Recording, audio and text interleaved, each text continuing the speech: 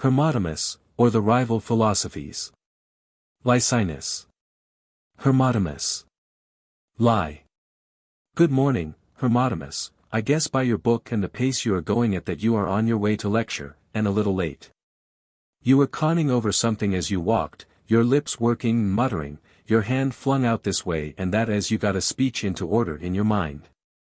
You were doubtless inventing one of your crooked questions, or pondering some tricky problem, never a vacant mind, even in the streets, always on the stretch and in earnest, bent on advancing in your studies. I admit the impeachment. I was running over the details of what he said in yesterday's lecture. One must lose no chance, you know, the Cone Dr. 29 spoke so truly, ars longa, vita brevis. And what be referred to was only physic, a simpler matter. As to philosophy, not only will you never attain it, however long you study, unless you are wide awake all the time, contemplating it with intense eager gaze. The stake is so tremendous, too, whether you shall rot miserably with the vulgar herd, or be counted among philosophers and reach happiness. Lie. A glorious prize, indeed. However, you cannot be far off it now, if one may judge by the time you have given to philosophy, and the extraordinary vigor of your long pursuit. For 20 years now, I should say, I have watched you perpetually going to your professors, generally bent over a book taking notes of past lectures, pale with thought and emaciated in body. I suspect you find no release even in your dreams, you are so wrapped up in the thing. With all this you must surely get hold of happiness soon, if indeed you have not found it long ago without telling us. Alas, Licinus, I am only just beginning to get an inkling of the right way. Very far off dwells virtue, as Hesiod says, and long and steep and rough is the way thither, and travellers must bedew it with sweat. Lie. And you have not yet sweated and travelled enough? Surely not, else should I have been on the summit, with nothing left between me and bliss, but I am only starting yet, Licinus. Lie. Ah, but Hesiod, your own authority, tells us, well begun is half done, so we may safely call you halfway by this time. Not even there yet, that would indeed have been much. Lie. Where shall we put you, then? Still on the lower slopes, just making an effort to get on, but it is slippery and rough, and needs a helping hand. Lie. Well, your master can give you that. From his station on the summit, like Zeus in Homer with his golden cord, he can let you down his discourse, and therewith haul and heave you up to himself and to the virtue which he has himself attained this long time. The very picture of what he is doing, if it depended on him alone, should have been hauled up long ago, it is my part that is still wanting. Lie. You must be of good cheer and keep a stout heart. Gaze at the end of your climb and the happiness at the top, and remember that he is working with you. What prospect does he hold out? When are you to be up? Does he think you will be on the top next year, by the great mysteries, or the Panathenea, say? Too soon, Licinus. Lie. By next Olympiad, then. All too short a time, even that, for habituation to virtue and attainment of happiness. Lie. Say 2 Olympiads, then, for an outside estimate. You may fairly be found guilty of laziness, if you cannot get it done by then. The time would allow you 3 return trips from the Pillars of Heracles to India, with a margin for exploring the tribes on the way instead of sailing straight and never stopping. How much higher and more slippery, pray, is the peak on which your virtue dwells than that hour-nose crag which Alexander stormed in a few days? There is no resemblance, Licinus. This is not a thing, as you conceive it, to be compassed and captured quickly, though 10,000 Alexanders were to assault it, in that case, the sealers would have been legion. As it is, a good number begin the climb with great confidence, and do make progress, some very little indeed, others more. But when they get halfway, they find endless difficulties and discomforts, lose heart, and turn back, panting, dripping, and exhausted. But those who endure to the end reach the top, to be blessed thenceforth with wondrous days, looking down from their height upon the ants which are the rest of mankind. Lie.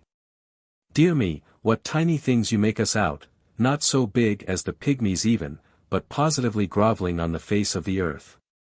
I quite understand it, your thoughts are up aloft already. And we, the common men that walk the earth, shall mingle you with the gods in our prayers, for you are translated above the clouds, and gone up whither you have so long striven. If but that ascent might be, Licinus. But it is far yet. Lie. But you have never told me how far, in terms of time. No, for I know not precisely myself. My guess is that it will not be more than 20 years, by that time I shall surely be on the summit. Lie. Mercy upon us, you take long views. Aye. But, as the toil, so is the reward. Lie. That may be, but about these 20 years, have you your master's promised that you will live so long? Is he prophet as well as philosopher? Or is it a soothsayer or Chaldean expert that you trust? Such things are known to them, I understand. You would never, of course, if there were any uncertainty of your life's lasting to the virtue point, slave and toil night and day like this. Why, just as you were close to the top, your fate might come upon you, lay hold of you by the heel, and lug you down with your hopes unfulfilled. God forbid. These are words of ill omen, Licinus. May life be granted me, that I may grow wise, and have if it be but one day of happiness. Lie. For all these toils will you be content with your one day? Content? Yes, or with the briefest moment of it. Lie. But is there indeed happiness up there, and worth all the pains? How can you tell? You have never been up yourself. I trust my master's word, and he knows well, is he not on the topmost height? Lie. Oh, do tell me what he says about it. What is happiness like?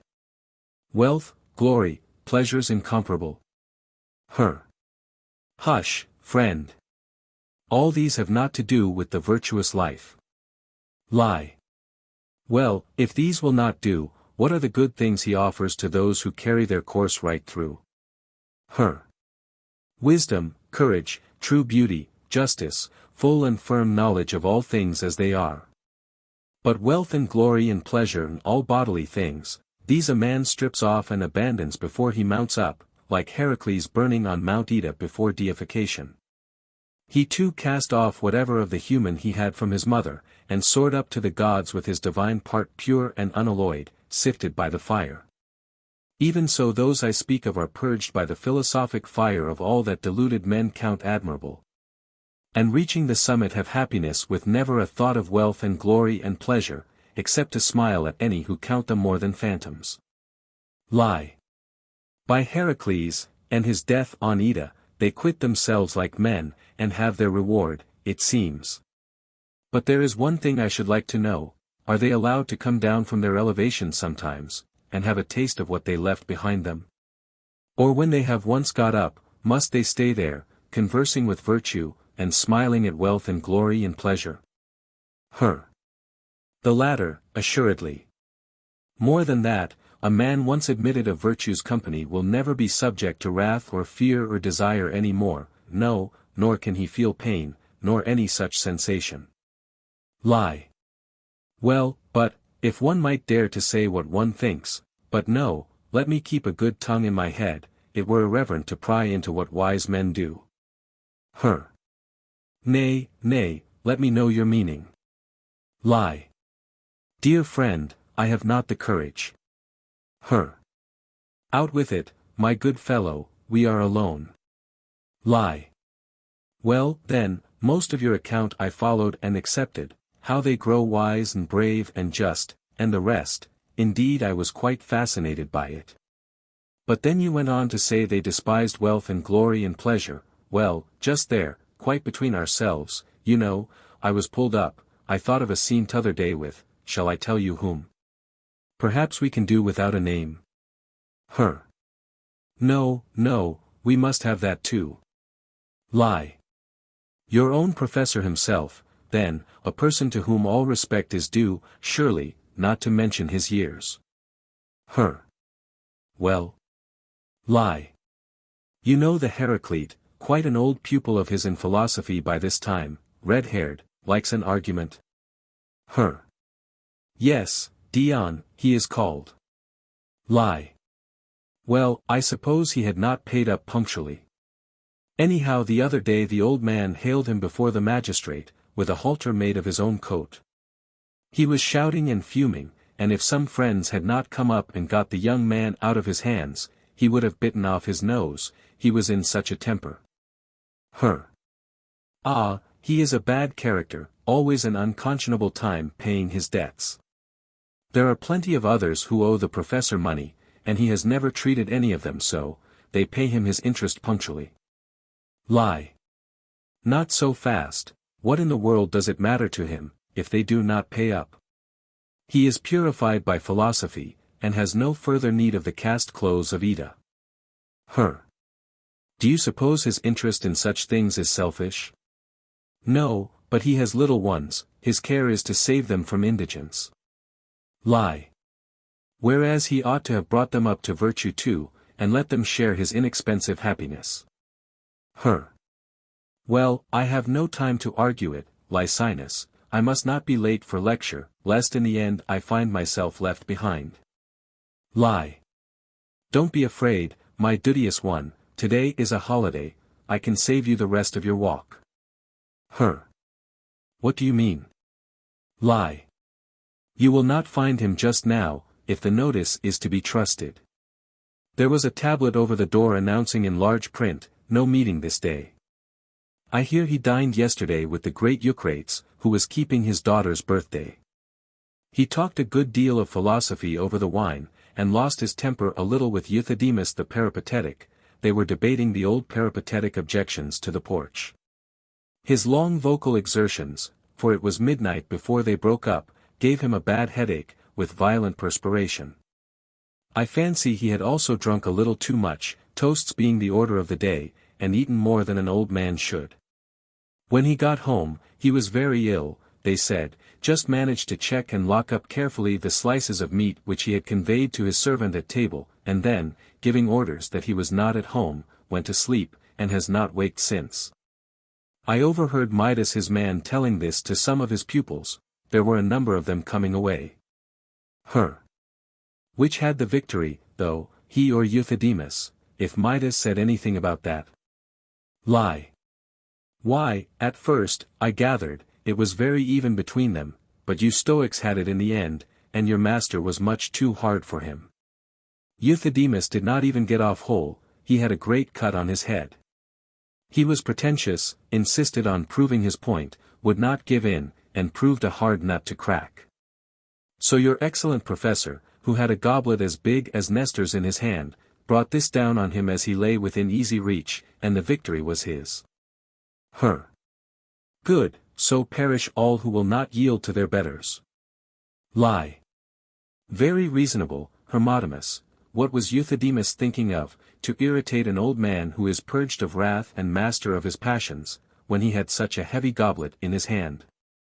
But we have time to spare, you might tell a friend like me the story of your start in philosophy, then I might perhaps, if it is not too late, begin now and join your school, you are my friends, you will not be exclusive?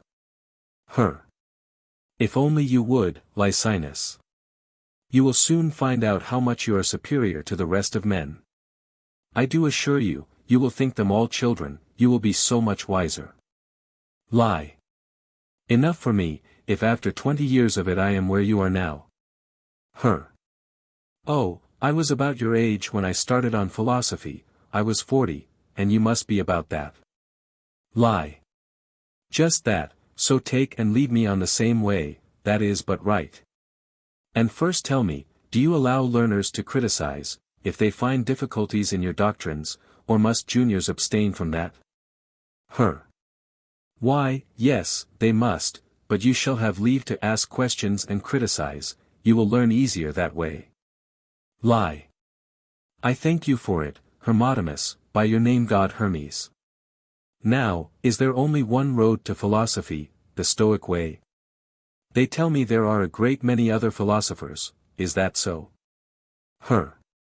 Certainly, Peripatetics, Epicureans, Platonists, followers of Diogenes, Antisthenes, Pythagoras, and more yet. Lie. Quite so, numbers of them. Now, are their doctrines the same, or different? Entirely different. Lie. But the truth, I presume, is bound to be in one of them, and not in all, as they differ. Certainly. Lie. Then, as you love me, answer this: when you first went in pursuit of philosophy, you found many gates wide open. What induced you to pass the others by, and go in at the Stoic gate? Why did you assume that that was the only true one, which would set you on the straight road to virtue, while the rest all opened on blind alleys? What was the test you applied then? Please abolish your present self, the self which is now instructed, or half instructed, and better able to distinguish between good and bad than we outsiders, and answer in your then character of a layman, with no advantage over me as I am now. I cannot tell what you are driving at. Lie. Oh, there is nothing recondite about it. There are a great many philosophers, let us say Plato, Aristotle, Antisthenes, and your spiritual fathers, Chrysippus, Zeno, and all the rest of them. What was it that induced you, leaving the rest alone, to pick out the school you did from among them all, and pin your philosophic faith to it? Were you favored like Chaerephon with a revelation from Apollo? Did he tell you the Stoics were the best of men, and send you to their school? I dare say he recommends different philosophers to different persons, according to their individual needs. Nothing of the kind, Lycinus. I never consulted him upon it. Lie. Why? Was it not a dignus vindice notice? Or were you confident in your own unaided discrimination? Why, yes, I was. Lie. Then this must be my first lesson from you, how one can decide out of hand which is the best and the true philosophy to be taken, and the others left. I will tell you, I observed that it attracted most disciples, and thence inferred that it was superior. Lie. Give me figures, how many more of them than of Epicureans, Platonists, Peripatetics? Of course you took a sort of show of hands. Well, no, I didn't count, I just guessed. Lie. Now. You are not teaching, but hoaxing me, judge by guesswork and impression, indeed, on a thing of this importance. You are hiding the truth. Well, that was not my only way. Every one told me the Epicureans were sensual and self-indulgent, the Peripatetics avaricious and contentious, the Platonists conceited and vain. About the Stoics, on the contrary, many said they had fortitude and an open mind. He who goes their way, I heard, was the true king and millionaire and wise man, alone and all in one. Lie. And, of course, it was other people who so described them, you would not have taken their own word for their excellences. Certainly not. It was others who said it. Lie. Not their rivals, I suppose. Oh, no. Lie. Layman, then. Just so. Lie. There you are again, cheating me with your irony. You take me for a blockhead, who will believe that an intelligent person like Hermotimus, at the age of 40, would accept the word of laymen about philosophy and philosophers, and make his own selection on the strength of what they said. But you see, Lycinus, I did not depend on their judgment entirely, but on my own too. I saw the Stoics going about with dignity, decently dressed and groomed, ever with a thoughtful air and a manly countenance, as far from effeminacy as from the utter repulsive negligence of the Cynics, bearing themselves, in fact, like moderate men. And every one admits that moderation is right. Lie. Did you ever see them behaving like your master, as I described him to you just now? Lending money and clamoring for payment, losing their tempers in philosophic debates, and making other exhibitions of themselves. Or perhaps these are trifles, so long as the dress is decent, the beard long, and the hair close-cropped. We are provided for the future, then, with an infallible rule and balance, guaranteed by Hermotimus. It is by appearance and walk and haircutting that the best men are to be distinguished. And whosoever has not these marks, and is not solemn and thoughtful, shall be condemned and rejected? Nay, do not play with me like this, you want to see whether I shall catch you at it. Why do you say that? Lie.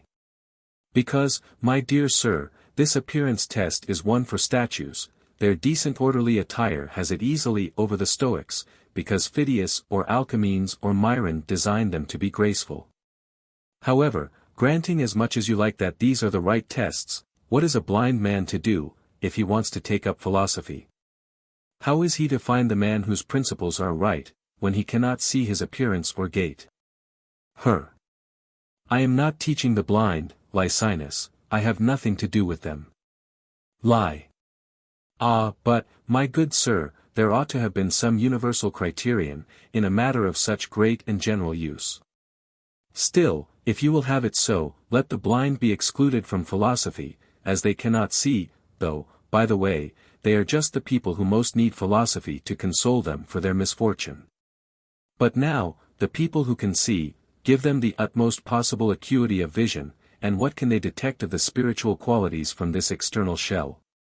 What I mean is this, was it not from admiration of their spirit that you joined them, expecting to have your own spirit purified? Assuredly. Lie. How could you possibly discern the true philosopher from the false, then, by the marks you mentioned? It is not the way of such qualities to come out like that, they are hidden and secret. They are revealed only under long and patient observation, in talk and debate and the conduct they inspire. You have probably heard of Momus's indictment of Hephaestus, if not, you shall have it now. According to the myth, Athene, Poseidon, and Hephaestus had a match in inventiveness. Poseidon made a bull, Athene planned a house, Hephaestus constructed a man. When they came before Momus, who was to judge, he examined their productions. I need not trouble you with his criticisms of the other two. But his objection to the man, and the fault he found with Hephaestus, was this: he should have made a window in his chest, so that, when it was opened, his thoughts and designs, his truth or falsehood, might have been apparent. Momus must have been blear-eyed, to have such ideas about men, but you have sharper eyes than Lynceus, and pierce through the chest to what is inside. All is patent to you, not merely any man's wishes and sentiments, but the comparative merits of any pair. You trifle, Lysinus. I made a pious choice, and do not repent it, that is enough for me. Lie. And will you yet make a mystery of it to your friend, and let him be lost with the vulgar herd? Why, you will not accept anything I say. Lie. On the contrary, my good sir, it is you who will not say anything I can accept. Well, as you refuse me your confidence, and are so jealous of my becoming a philosopher and your equal, I must even do my best to find out the infallible test and learn to choose safely for myself. And you may listen, if you like. That I will, Lysinus, you will very likely hit on some good idea. Lie. Then attend, and do not mock me, if my inquiry is quite unscientific, it is all I can do, as you, who know better, will not give me any clearer light. I conceive virtue, then, under the figure of a state whose citizens are happy, as your professor, who is one of them, phrases it, absolutely wise, all of them brave, just, and self-controlled, hardly distinguishable, in fact, from gods. All sorts of things that go on here, such as robbery, assault, unfair gain, you will never find attempted there, I believe, their relations are all peace and unity. And this is quite natural, seeing that none of the things which elsewhere occasion strife and rivalry, and prompt men to plot against their neighbors, so much as come in their way at all. Gold, pleasures, distinctions, they never regard as objects of dispute, they have banished them long ago as undesirable elements. Their life is serene and blissful, in the enjoyment of legality, equality, liberty, and all other good things. Well, Licinus? Must not all men yearn to belong to a state like that, and never count the toil of getting there, nor lose heart over the time it takes? Enough that one day they will arrive, and be naturalized, and given the franchise. Lie. In good truth, Hermotimus, we should devote all our efforts to this, and neglect everything else. We need pay little heed to any claims of our earthly country. We should steel our hearts against the clingings and cryings of children or parents. If we have them, it is well if we can induce them to go with us. But, if they will not or cannot, shake them off and march straight for the city of bliss, leaving your coat in their hands. If they lay hold of it to keep you back, in your hurry to get there, what matter for a coat? You will be admitted there without one. I remember hearing a description of it all once before from an old man, who urged me to go there with him. He would show me the way, enroll me when I got there, introduce me to his own circles, and promise me a share in the universal happiness. But I was stiff-necked, in my youthful folly. It was some 15 years ago. Else might I have been in the outskirts, nay, haply at the very gates, by now. Among the noteworthy things he told me, I seem to remember these: all the citizens are aliens and foreigners, not a native among them. They include numbers of barbarians, slaves, cripples, dwarfs, and poor. In fact, anyone is admitted, for their law does not associate the franchise with income, with shape, size, or beauty, with old or brilliant ancestry. These things are not considered at all. Anyone who would be a citizen needs only understanding, zeal for the right, energy, perseverance, fortitude and resolution in facing all the trials of the road. Whoever proves his possession of these by persisting till he reaches the city is ipso facto a full citizen, regardless of his antecedents. Such distinctions as superior and inferior, noble and common, bond and free, simply do not exist there, even in name. There, now, you see I am not wasting my pains on trifles. I yearn to be counted among the citizens of that fair and happy state. Lie. Why, your yearning is mine too. There is nothing I would sooner pray for. If the city had been near at hand and plain for all to see, be assured I would never have doubted, nor needed prompting. I would have gone thither and had my franchise long ago. But as you tell me, you and your bard Hesiod, that it is set exceeding far off, one must find out the way to it, and the best guide. You agree? Of course that is the only thing to do. Lie. Now, so far as promises and professions go, there is no lack of guides. There are numbers of them waiting about, all representing themselves as from there. But instead of one single road there seem to be many different and inconsistent ones.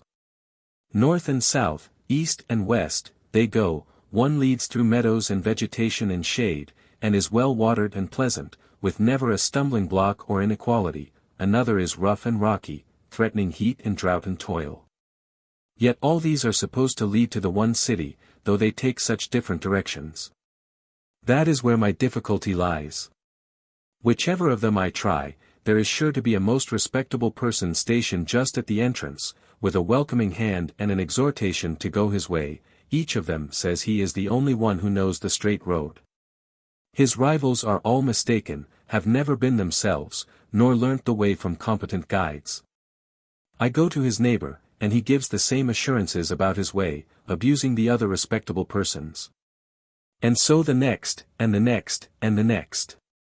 This multiplicity and dissimilarity of the roads gives me searchings of heart, and still more the assertiveness and self-satisfaction of the guides. I really cannot tell which turning or whose directions are most likely to bring me to the city. Oh, but I can solve that puzzle for you. You cannot go wrong, if you trust those who have been already. Lie. Which do you mean? Those who have been by which road, and under whose guidance? It is the old puzzle in a new form. You have only substituted men for measures. How do you mean? Lie. Why, the man who has taken Plato's road and travelled with him will recommend that road, so with Epicurus and the rest, and you will recommend your own. How else, Hermotimus? It must be so. Well, of course. Lie.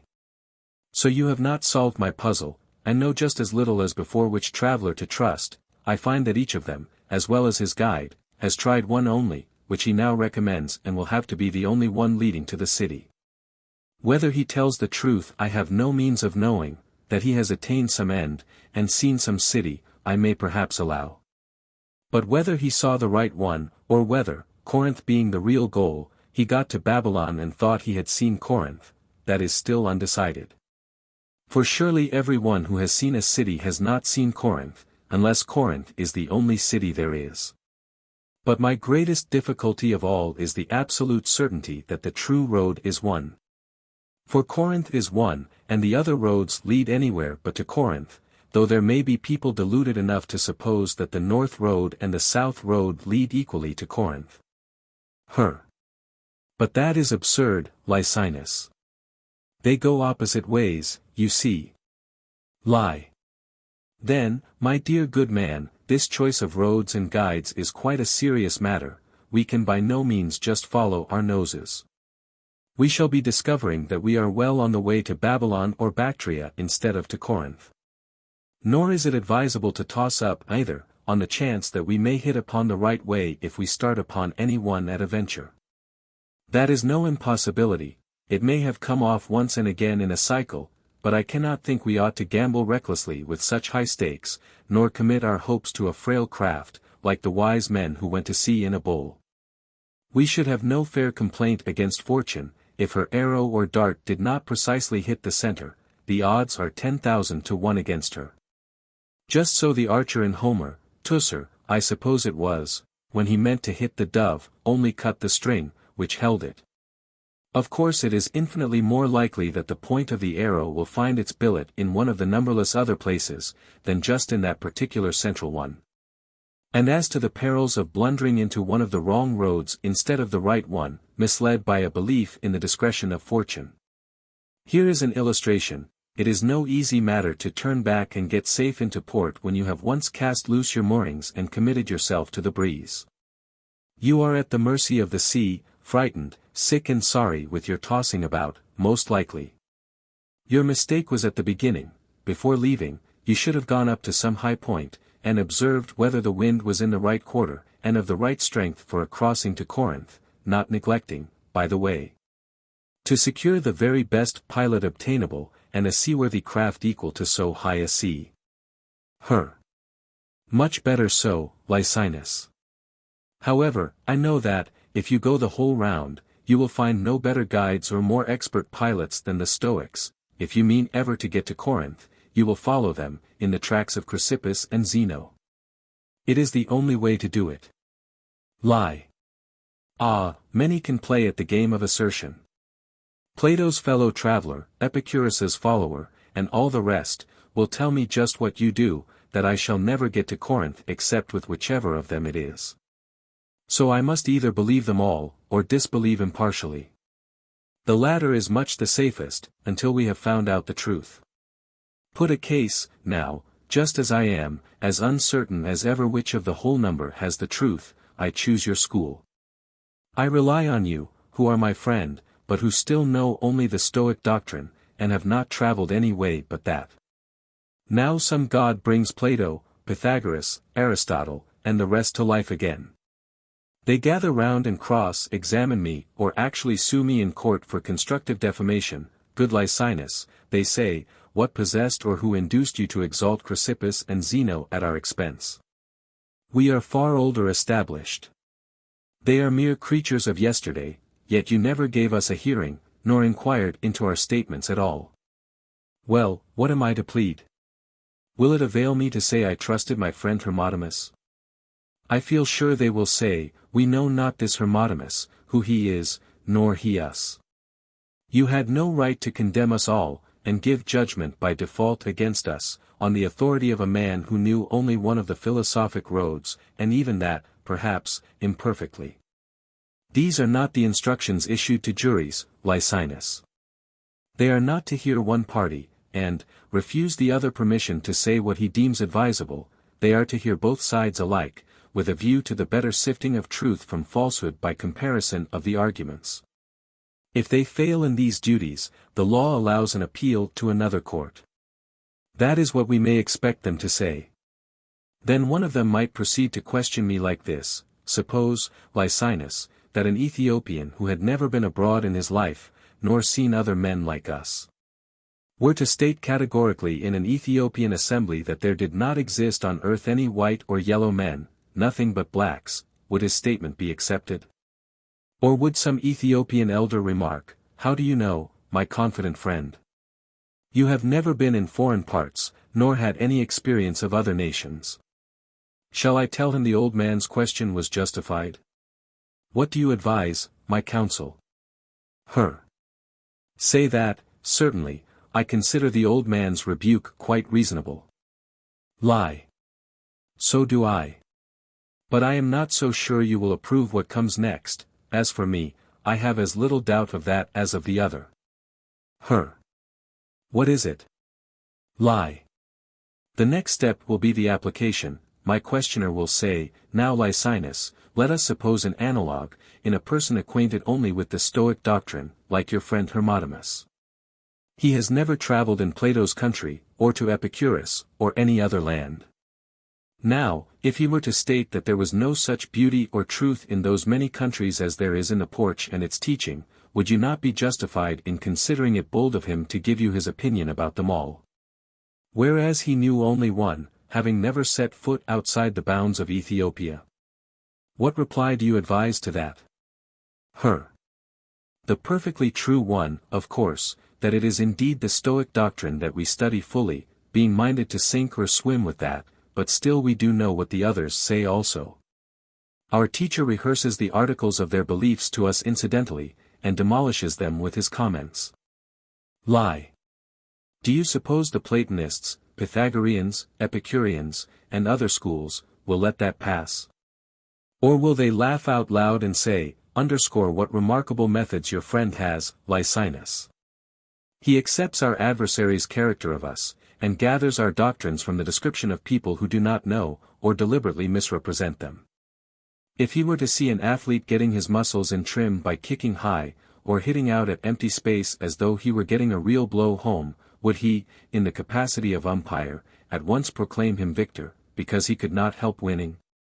No, he would reflect that these displays are easy and safe, when there is no defense to be reckoned with, and that the real decision must wait till he has beaten and mastered his opponent, and the latter has had enough. Well then, do not let Hermotimus suppose from his teacher's sparrings with our shadows, for we are not there, that they have the victory, or that our doctrines are so easily upset. Tell him the business is too like the sand houses which children, having built them weak, have no difficulty in overturning, or, to change the figure, like people practicing archery. They make a straw target, hang it to a post, plant it a little way off, and then let fly at it. If they hit and get through the straw, they burst into a shout, as if it were a great triumph to have driven through the dry stuff. That is not the way the Persians take, or those Scythian tribes which use the bow. Generally, when they shoot, in the first place they are themselves mounted and in motion, and secondly, they like the mark to be moving too. It is not to be stationary, waiting for the arrival of the arrow, but passing at full speed. They can usually kill beasts, and their marksmen hit birds. If it ever happens that they want to test the actual impact on a target, they set up one of stout wood, or a shield of raw hide, piercing that, they reckon that their shafts will go through armor too. So, Lycinus, tell Hermotimus from us that his teachers fear straw targets, and then say they have disposed of armed men, or paint up figures of us, spar at them, and, after a not surprising success, think they have beaten us. But we shall severally quote against them Achilles' words against Hector.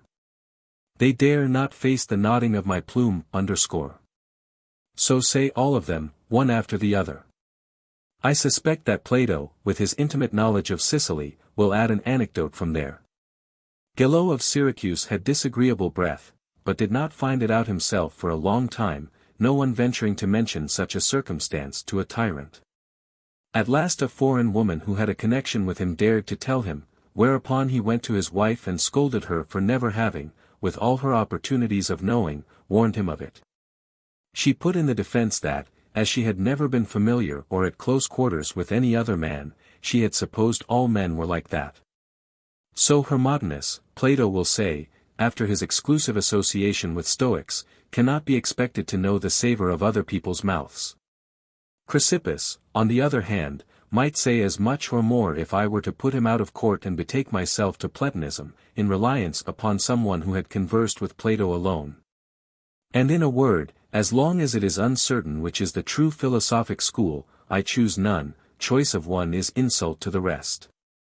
For heaven's sake, Lycinus, let us leave Plato, Aristotle, Epicurus, and the rest of them alone.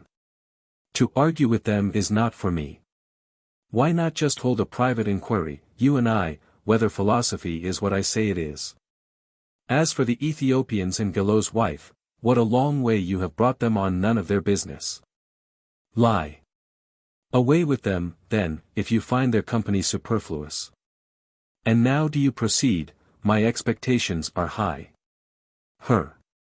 Well, it seems to me perfectly possible, Lycinus, after studying the Stoic doctrines alone, to get at the truth from them, without going through a course of all the others too. Look at it this way, if anyone tells you simply, twice 2 is 4, need you go round all the mathematicians to find out whether there is one who makes it 5, or 7, or would you know at once that the man was right? Lie. Certainly I should. Then why should you think it impossible for a man who finds, without going further, that the Stoics make true statements, to believe them and dispense with further witness? He knows that 4 can never be 5, though 10,000 Platos or Pythagorases said it was. Lie. Not to the point. You compare accepted with disputed facts, whereas they are completely different. Tell me, did you ever meet a man who said twice 2 was 7 or 11? Not I, anyone who did not make 4 of it must be mad. Lie. But on the other hand, try to tell the truth, I adjure you, did you ever meet a Stoic and an Epicurean who did not differ about principles or ends? No. Lie. You are an honest man. Now ask yourself whether you are trapping a friend with false logic.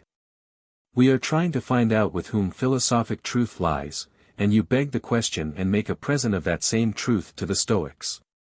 For you say, what is quite unproved, that they are the people who make twice 2 4, the Epicureans or Platonists would say that they bring out that result, whereas you get 5 or 7.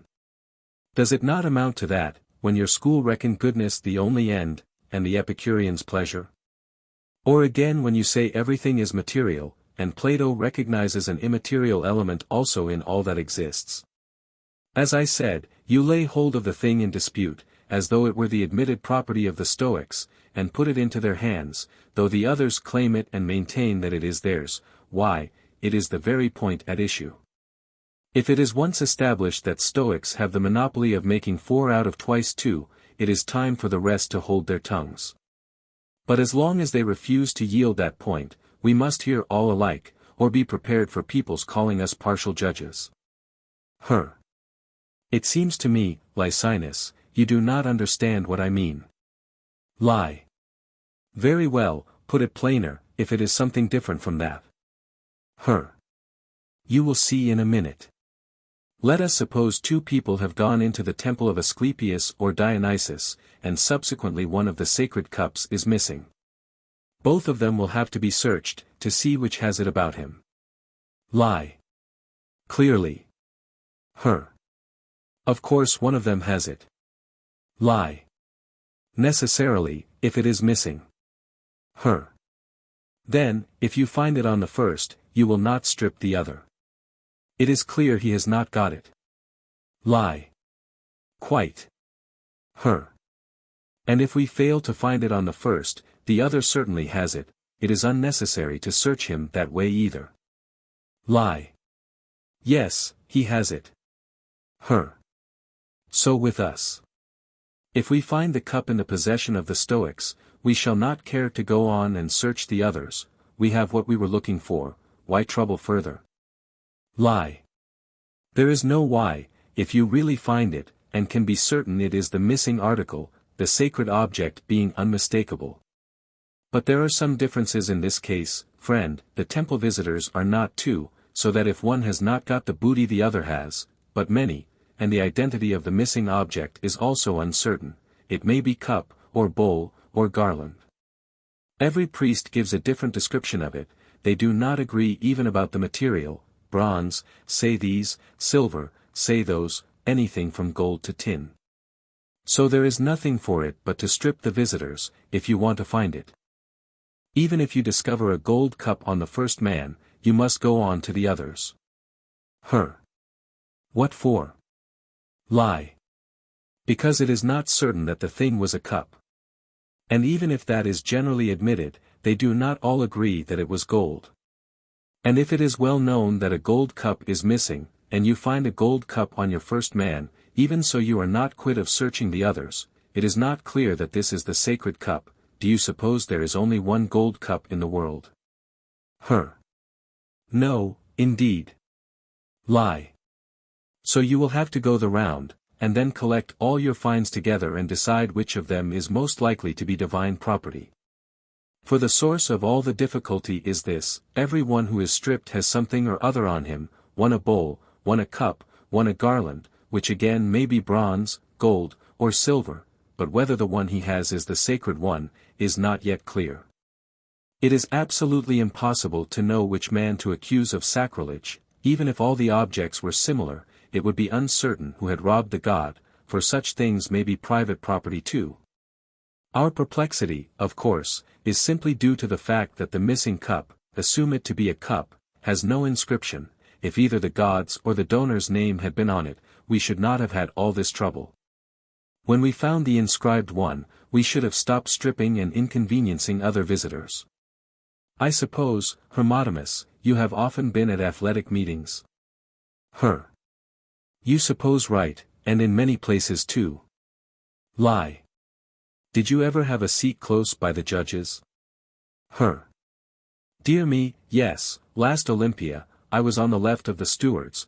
Euandridas of Elis had got me a place in the Aeolian enclosure. I particularly wanted to have a near view of how things are done there. Lie. So you know how they arrange ties for the wrestling or the pancratium? Yes. Lie. Then you will describe it better than I, as you have seen it so close. In old days, when Heracles presided, bay leaves. Lie. No old days, thank you. Tell me what you saw with your own eyes. A consecrated silver urn is produced, and into it are thrown little lots about the size of a bean, with letters on them. 2 are marked alpha 30, 2 beta, 2 more gamma, and so on. If the competitors run to more than that, 2 lots always to each letter. A competitor comes up, makes a prayer to Zeus, dips his hand into the urn, and pulls out 1 lot. Then another does the same. There is a policeman to each drawer, who holds his hand so that he cannot see what letter he has drawn. When all have drawn, the chief police officer, I think it is, or one of the stewards themselves, I cannot quite remember this detail, goes round and examines the lots while they stand in a circle, and puts together the 2 alphas for the wrestling or pancratium, and so for the 2 betas, and the rest. That is the procedure when the number of competitors is even, as 8, 4, or 12. If it is 5, 7, 9, or other odd number, an odd letter is marked on 1 lot, which is put in with the others, not having a duplicate. Whoever draws this is a bye, and waits till the rest have finished their ties. No duplicate turns up for him, you see, and it is a considerable advantage to an athlete, to know that he will come fresh against tired competitors. Lie. Stop there. That is just what I wanted. There are 9 of them, we will say, and they have all drawn, and the lots are in their hands. You go round, for I promote you from spectator to steward, examining the letters. And I suppose you will not know who is the bye till you have been to them all and paired them. How do you mean? Lie. It is impossible for you to hit straight upon the letter which indicates the bye. At least, you may hit upon the letter, but you will not know about the bye. it was not announced beforehand that kappa or mu or iota had the appointment in its gift. When you find alpha, you look for the holder of the other alpha, whom finding, you pair the two. Again finding beta, you inquire into the whereabouts of the second beta which matches it. And so all through, till there is no one left but the holder of the single unpaired letter. But suppose you come upon it first or second, what will you do then? Lie. Never mind me, I want to know what you will do, Mr. Steward. Will you say at once, here is the buy? Or will you have to go round to all, and see whether there is a duplicate to be found, it being impossible to know the buy till you have seen all the lots? Why, Licinus, I shall know quite easily. 9 being the number, if I find the epsilon first or second, I know the holder of it for the buy. Lie. But how? How? Why, 2 of them must have alpha, 2 beta, and of the next 2 pairs one has certainly drawn gammas and the other deltas, so that 4 letters have been used up over 8 competitors. Obviously, then, the next letter, which is epsilon, is the only one that can be odd, and the drawer of it is the buy. Lie. Shall I extol your intelligence, or would you rather I explain to you my own poor idea, which differs? The latter, of course, though I cannot conceive how you can reasonably differ. Lie. You have gone on the assumption that the letters are taken in alphabetical order, until at a particular one the number of competitors runs short. And I grant you it may be done so at Olympia. But suppose we were to pick out 5 letters at random, say chi, sigma, zeta, kappa, theta, and duplicate the other 4 on the lots for 8 competitors, but put a single zeta on the 9th. Which we meant to indicate the buy, what then would you do if you came on the zeta first? How can you tell that its holder is the buy till you have been all round and found no counterpart to it? For you could not tell by the alphabetical order, as at Olympia. A difficult question. Lie.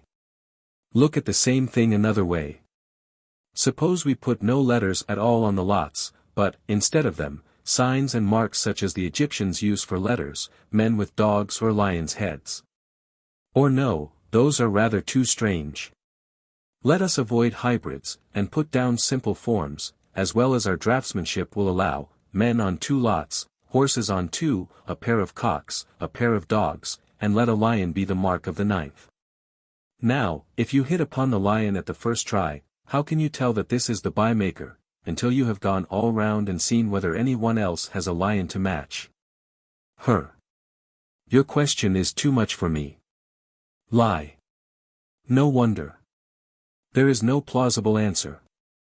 Consequently, if we mean to find either the man who has the sacred cup, or the buy, or our best guide to the famous city of Corinth, we must absolutely go to and examine them all, trying them carefully, stripping and comparing them. The truth will be hard enough to find, even so. If I am to take any one's advice upon the right philosophy to choose, I insist upon his knowing what they all say, every one else I disqualify. I will not trust him while there is one philosophy he is unacquainted with, that one may possibly be the best of all. If some one were to produce a handsome man, and state that he was the handsomest of mankind, we should not accept that, unless we knew he had seen all men. Very likely his man is handsome, but whether the handsomest, he has no means of knowing without seeing all. Now we are looking not simply for beauty, but for the greatest beauty, and if we miss that, we shall account ourselves no further than we were, we shall not be content with chancing upon some sort of beauty. We are in search of a definite thing, the supreme beauty, which must necessarily be one. True. Lie. Well then, can you name me a man who has tried every road in philosophy?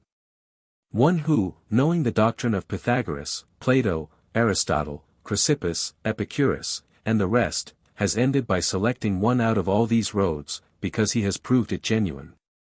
And had found it by experience to be the only one that led straight to happiness? If we can meet with such a man, we are at the end of our troubles. Alas, that is no easy matter. Lie. What shall we do, then? I do not think we ought to despair, in the momentary absence of such a guide. Perhaps the best and safest plan of all is to set to work oneself, go through every system, and carefully examine the various doctrines.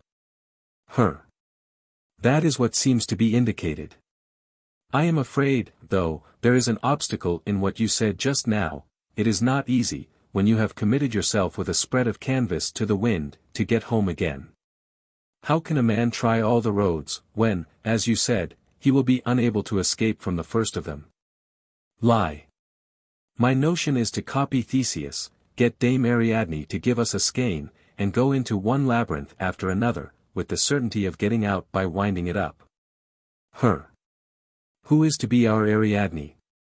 Where shall we find the skein? Lie. Never despair. I fancy I have found something to hold on to and escape. And what is that? Lie. It is not original, I borrow it from one of the wise men. Be sober and doubt all things, says he. If we do not believe everything we are told, but behave like jurymen who suspend judgment till they have heard the other side, we may have no difficulty in getting out of the labyrinths. A good plan, let us try it. Lie. Very well, which shall we start with? However, that will make no difference, we may begin with whomsoever we fancy. Pythagoras, say, how long shall we allow for learning the whole of Pythagoreanism? And do not omit the 5 years of silence. Including those, I suppose 30 altogether will do, or, if you do not like that, still we cannot put it lower than 20. Put it at that. Lie. Plato will come next with as many more, and then Aristotle cannot do with less. No. Lie. As to Chrysippus, I need not ask you, you have told me already that 40 is barely enough. That is so. Lie. And we have still Epicurus and the others. I am not taking high figures either, as you will see if you reflect upon the number of octogenarian Stoics, Epicureans, and Platonists who confess that they have not yet completely mastered their own systems. Or, if they did not confess it, at any rate Chrysippus, Aristotle, and Plato would for them, still more Socrates, who is as good as they. He used to proclaim to all comers that, so far from knowing all, he knew nothing whatever, except the one fact of his own ignorance. Well, let us add up. 20 years we gave Pythagoras, the same to Plato, and so to the others. What will the total come to, if we assume only 10 schools? Over 200 years. Lie. Shall we deduct a quarter of that, and say 150 will do? Or can we have it? You must decide about that. But I see that, at the best, it will be but few who will get through the course, though they begin philosophy and life together. Lie. In that case, what are we to do? Must we withdraw our previous admission, that no one can choose the best out of many without trying all? We thought selection without experiment a method of inquiry savoring more of divination than of judgment, did we not? Yes. Lie. Without such longevity, then, it is absolutely impossible for us to complete the series, experiment, selection, philosophy, happiness. Yet anything short of that is a mere game of blindmen's buff. Whatever we knock against and get hold of we shall be taking for the thing we want, because the truth is hidden from us. Even if a mere piece of luck brings us straight to it, we shall have no grounded conviction of our success. There are so many similar objects, all claiming to be the real thing. Ah, Licinus, your arguments seem to me more or less logical, but, to be frank with you, I hate to hear you going through them and wasting your acuteness. I suspect it was in an evil hour that I came out today and met you, my hopes were almost in my grasp, and now here are you plunging me into a slough of despond with your demonstrations. Truth is undiscoverable, if the search needs so many years. Lie. My dear friend, it would be much fairer to blame your parents, Menecrates, and whatever your mother's name may have been, or indeed to go still further back to human nature. Why did not they make you a Tithonus for years and durability? Instead of which, they limited you like other men to a century at the outside. As for me, I have only been helping you to deduce results. No, no, it is just your way, you want to crow over me. You detest philosophy, I cannot tell why, and poke fun at philosophers. Lie. Hermotimus, I cannot show what truth is, so well as wise people like you and your professor, but one thing I do know about it, and that it is not pleasant to the ear. Falsehood is far more esteemed, it is prettier, and therefore pleasanter, while truth, conscious of its purity, blurts out downright remarks, and offends people. Here is a case of it, even you are offended with me for having discovered, with your assistance, how this matter really stands, and shown that our common object is hard of attainment. Suppose you had been in love with a statue and hoped to win it, under the impression that it was human, and I had realized that it was only bronze or marble. And given you a friendly warning that your passion was hopeless, you might just as well have thought I was your enemy then, because I would not leave you a prey to extravagant and impracticable delusions. Well, well, are we to give up philosophy, then, and idle our lives away like the common herd? Lie. What have I said to justify that? My point is not that we are to give up philosophy, but this, whereas we are to pursue philosophy, and whereas there are many roads, each professing to lead to philosophy and virtue, and whereas it is uncertain which of these is the true road. Therefore the selection shall be made with care. Now we resolved that it was impossible out of many offers to choose the best, unless a man should try all in turn, and then the process of trial was found to be long. What do you propose? It is the old question again. To follow and join philosophic forces with whomsoever you first fall in with, and let him thank fortune for his proselyte. What is the good of answering your questions? You say no one can judge for himself, unless he can devote the life of a phoenix to going round experimenting, and on the other hand you refuse to trust either previous experience or the multitude of favorable testimony. Lie. Where is your multitude, with knowledge and experience of all?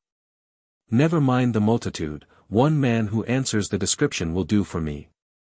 But if you mean the people who do not know, their mere numbers will never persuade me, as long as they pronounce upon all from knowledge of, at the most, one.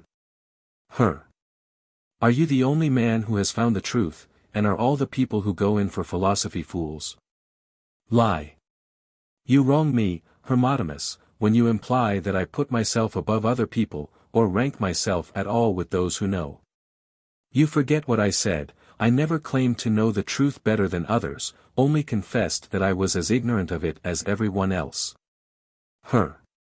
Well, but, Licinus, it may be all very well to insist on going the round, testing the various statements, and eschewing any other method of choice. But it is ridiculous to spend so many years on each experiment, as though there were no such thing as judging from samples. That device seems to me quite simple, and economical of time. There is a story that some sculptor, Phidias, I think, seeing a single claw, calculated from it the size of the lion, if it were modeled proportionally. So, if someone were to let you see a man's hand, keeping the rest of his body concealed, you would know at once that what was behind was a man, without seeing his whole body. Well, it is easy to find out in a few hours the essential points of the various doctrines, and, for selecting the best, these will suffice, without any of your scrupulous exacting investigation. Lie. Upon my word, how confident you are in your faculty of divining the whole from the parts. And yet I remember being told just the opposite, that knowledge of the whole includes that of the parts, but not vice versa. Well, but tell me.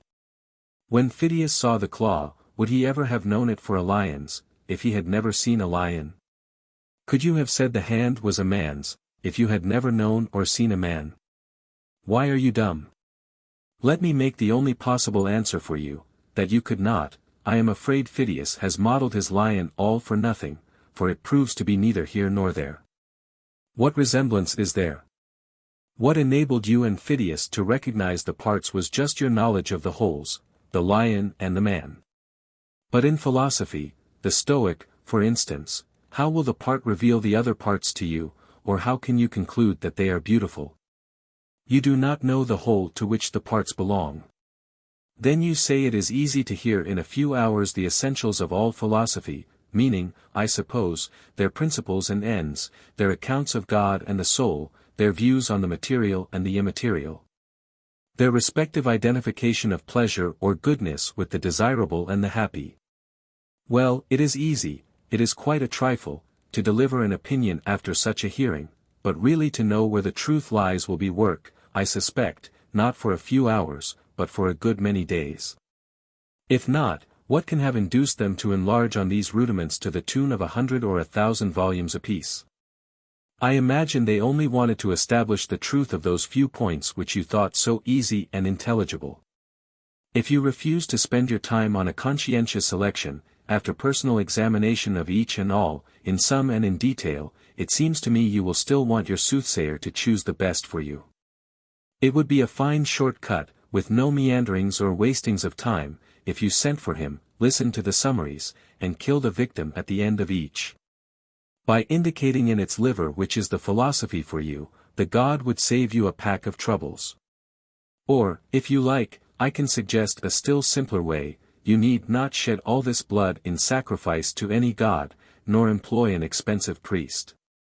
Put into an urn a set of tablets, each marked with a philosopher's name, and tell a boy, he must be quite young, and his parents both be living, to go to the urn and pick out whichever tablet his hand first touches. And live a philosopher ever after, of the school which then comes out triumphant. This is buffoonery, Licinus, I should not have expected it of you. Now tell me, did you ever buy wine? In person, I mean. Lie. Many a time. Well, did you go to every wine vault in town, one after another, tasting and comparing? Lie. Certainly not.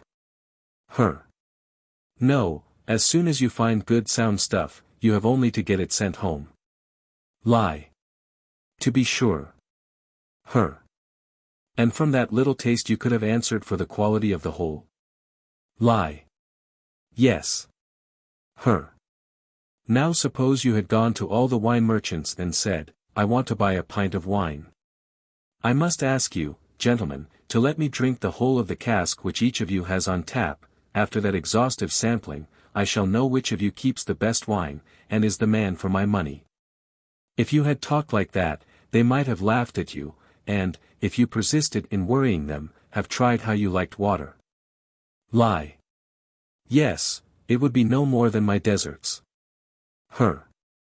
Apply this to philosophy.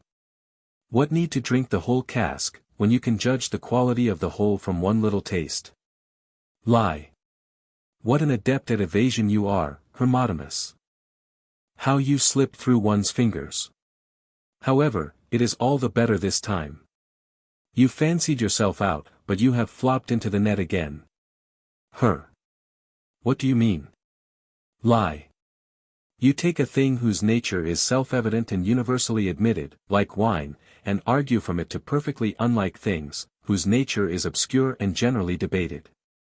In fact, I cannot tell what analogy you find between philosophy and wine.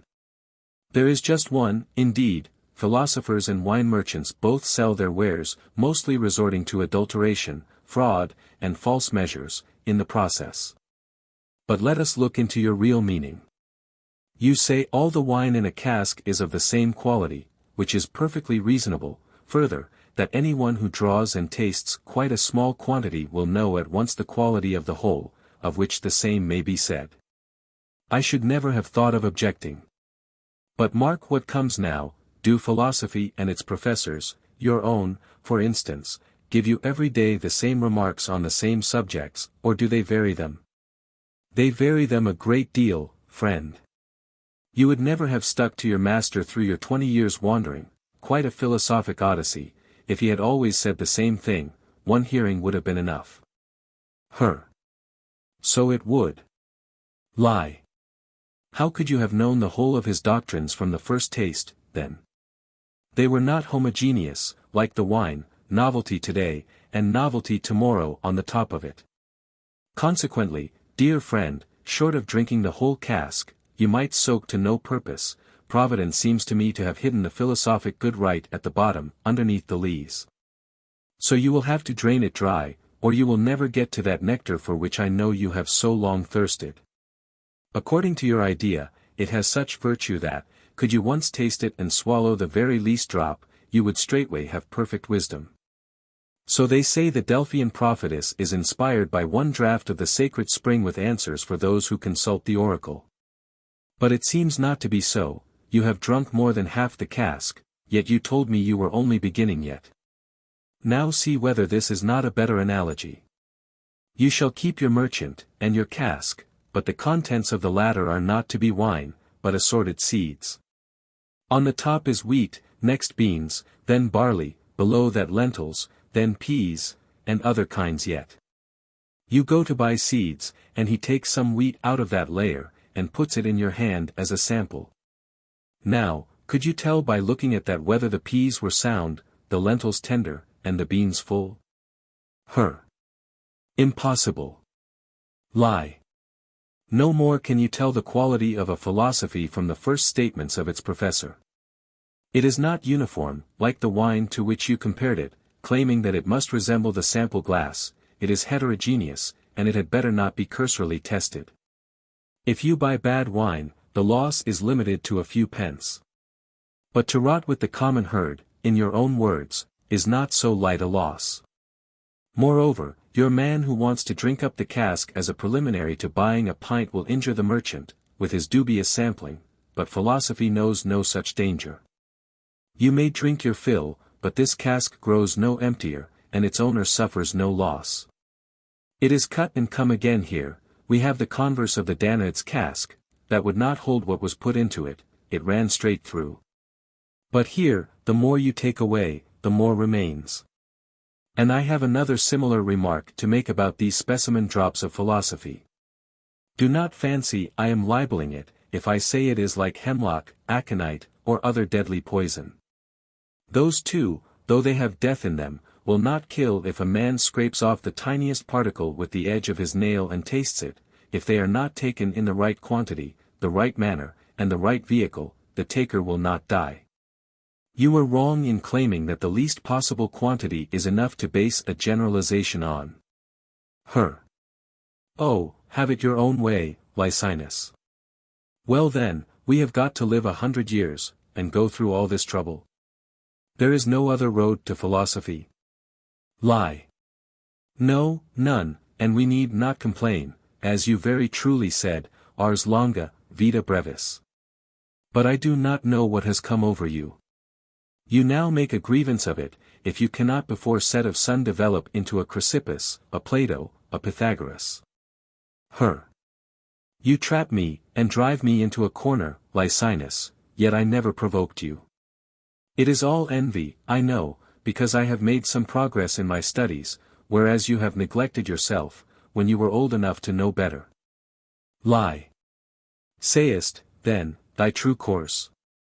Never mind me, but leave me as a lunatic to my follies, and you go on your way and accomplish what you have intended all this time. But you are so masterful, you will not let me make a choice, till I have proved all. Lie. Why, I confess, you will never get me to budge from that. But when you call me masterful, it seems to me you blame the blameless, as the poet says.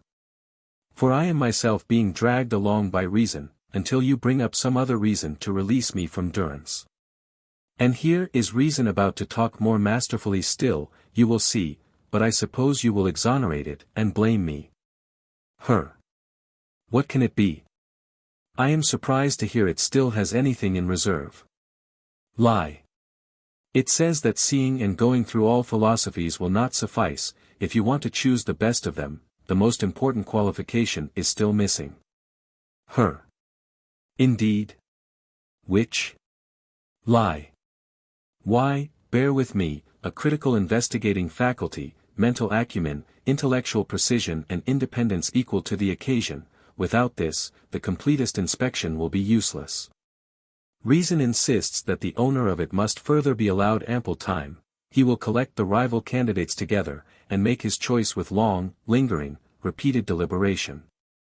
He will give no heed to the candidate's age, appearance, or repute for wisdom, but perform his functions like the Areopagites, who judge in the darkness of night, so that they must regard not the pleaders, but the pleadings. Then and not till then will you be able to make a sound choice and live a philosopher. Live. An afterlife, then. No mortal span will meet your demands. Let me see, go the whole round, examine each with care, on that examination form a judgment, on that judgment make a choice, on that choice be a philosopher, so and no otherwise you say the truth may be found. Lie. I hardly dare tell you, even that is not exhaustive, I am afraid, after all, the solid basis we thought we had found was imaginary. You know how fishermen often let down their nets, feel a weight, and pull them up expecting a great haul. When they have got them up with much toil, behold, a stone, or an old pot full of sand. I fear our catch is one of those. I don't know what this particular net may be, your nets are all round me, anyhow. Lie. Well, try and get through. Providentially, you are as good a swimmer as can be. Now, this is it, granted that we go all round experimenting, and get it done at last, too, I do not believe we shall have solved the elementary question, whether any of them has the much desired. Perhaps they are all wrong together. Oh, come now. Not one of them right either. Lie. I cannot tell. Do you think it impossible they may all be deluded, and the truth be something which none of them has yet found? How can it possibly be? Lie. This way, take a correct number, 20, suppose, a man has 20 beans in his closed hand, and asks 10 different persons to guess the number, they guess 7, 5, 30, 10, 15, various numbers, in short. It is possible, I suppose, that one may be right. Yes. Lie. It is not impossible, however, that they may all guess different incorrect numbers, and not one of them suggest 20 beans. What say you? It is not impossible. Lie. In the same way, all philosophers are investigating the nature of happiness, they get different answers, one pleasure, another goodness, and so through the list. It is probable that happiness is one of these. But it is also not improbable that it is something else altogether.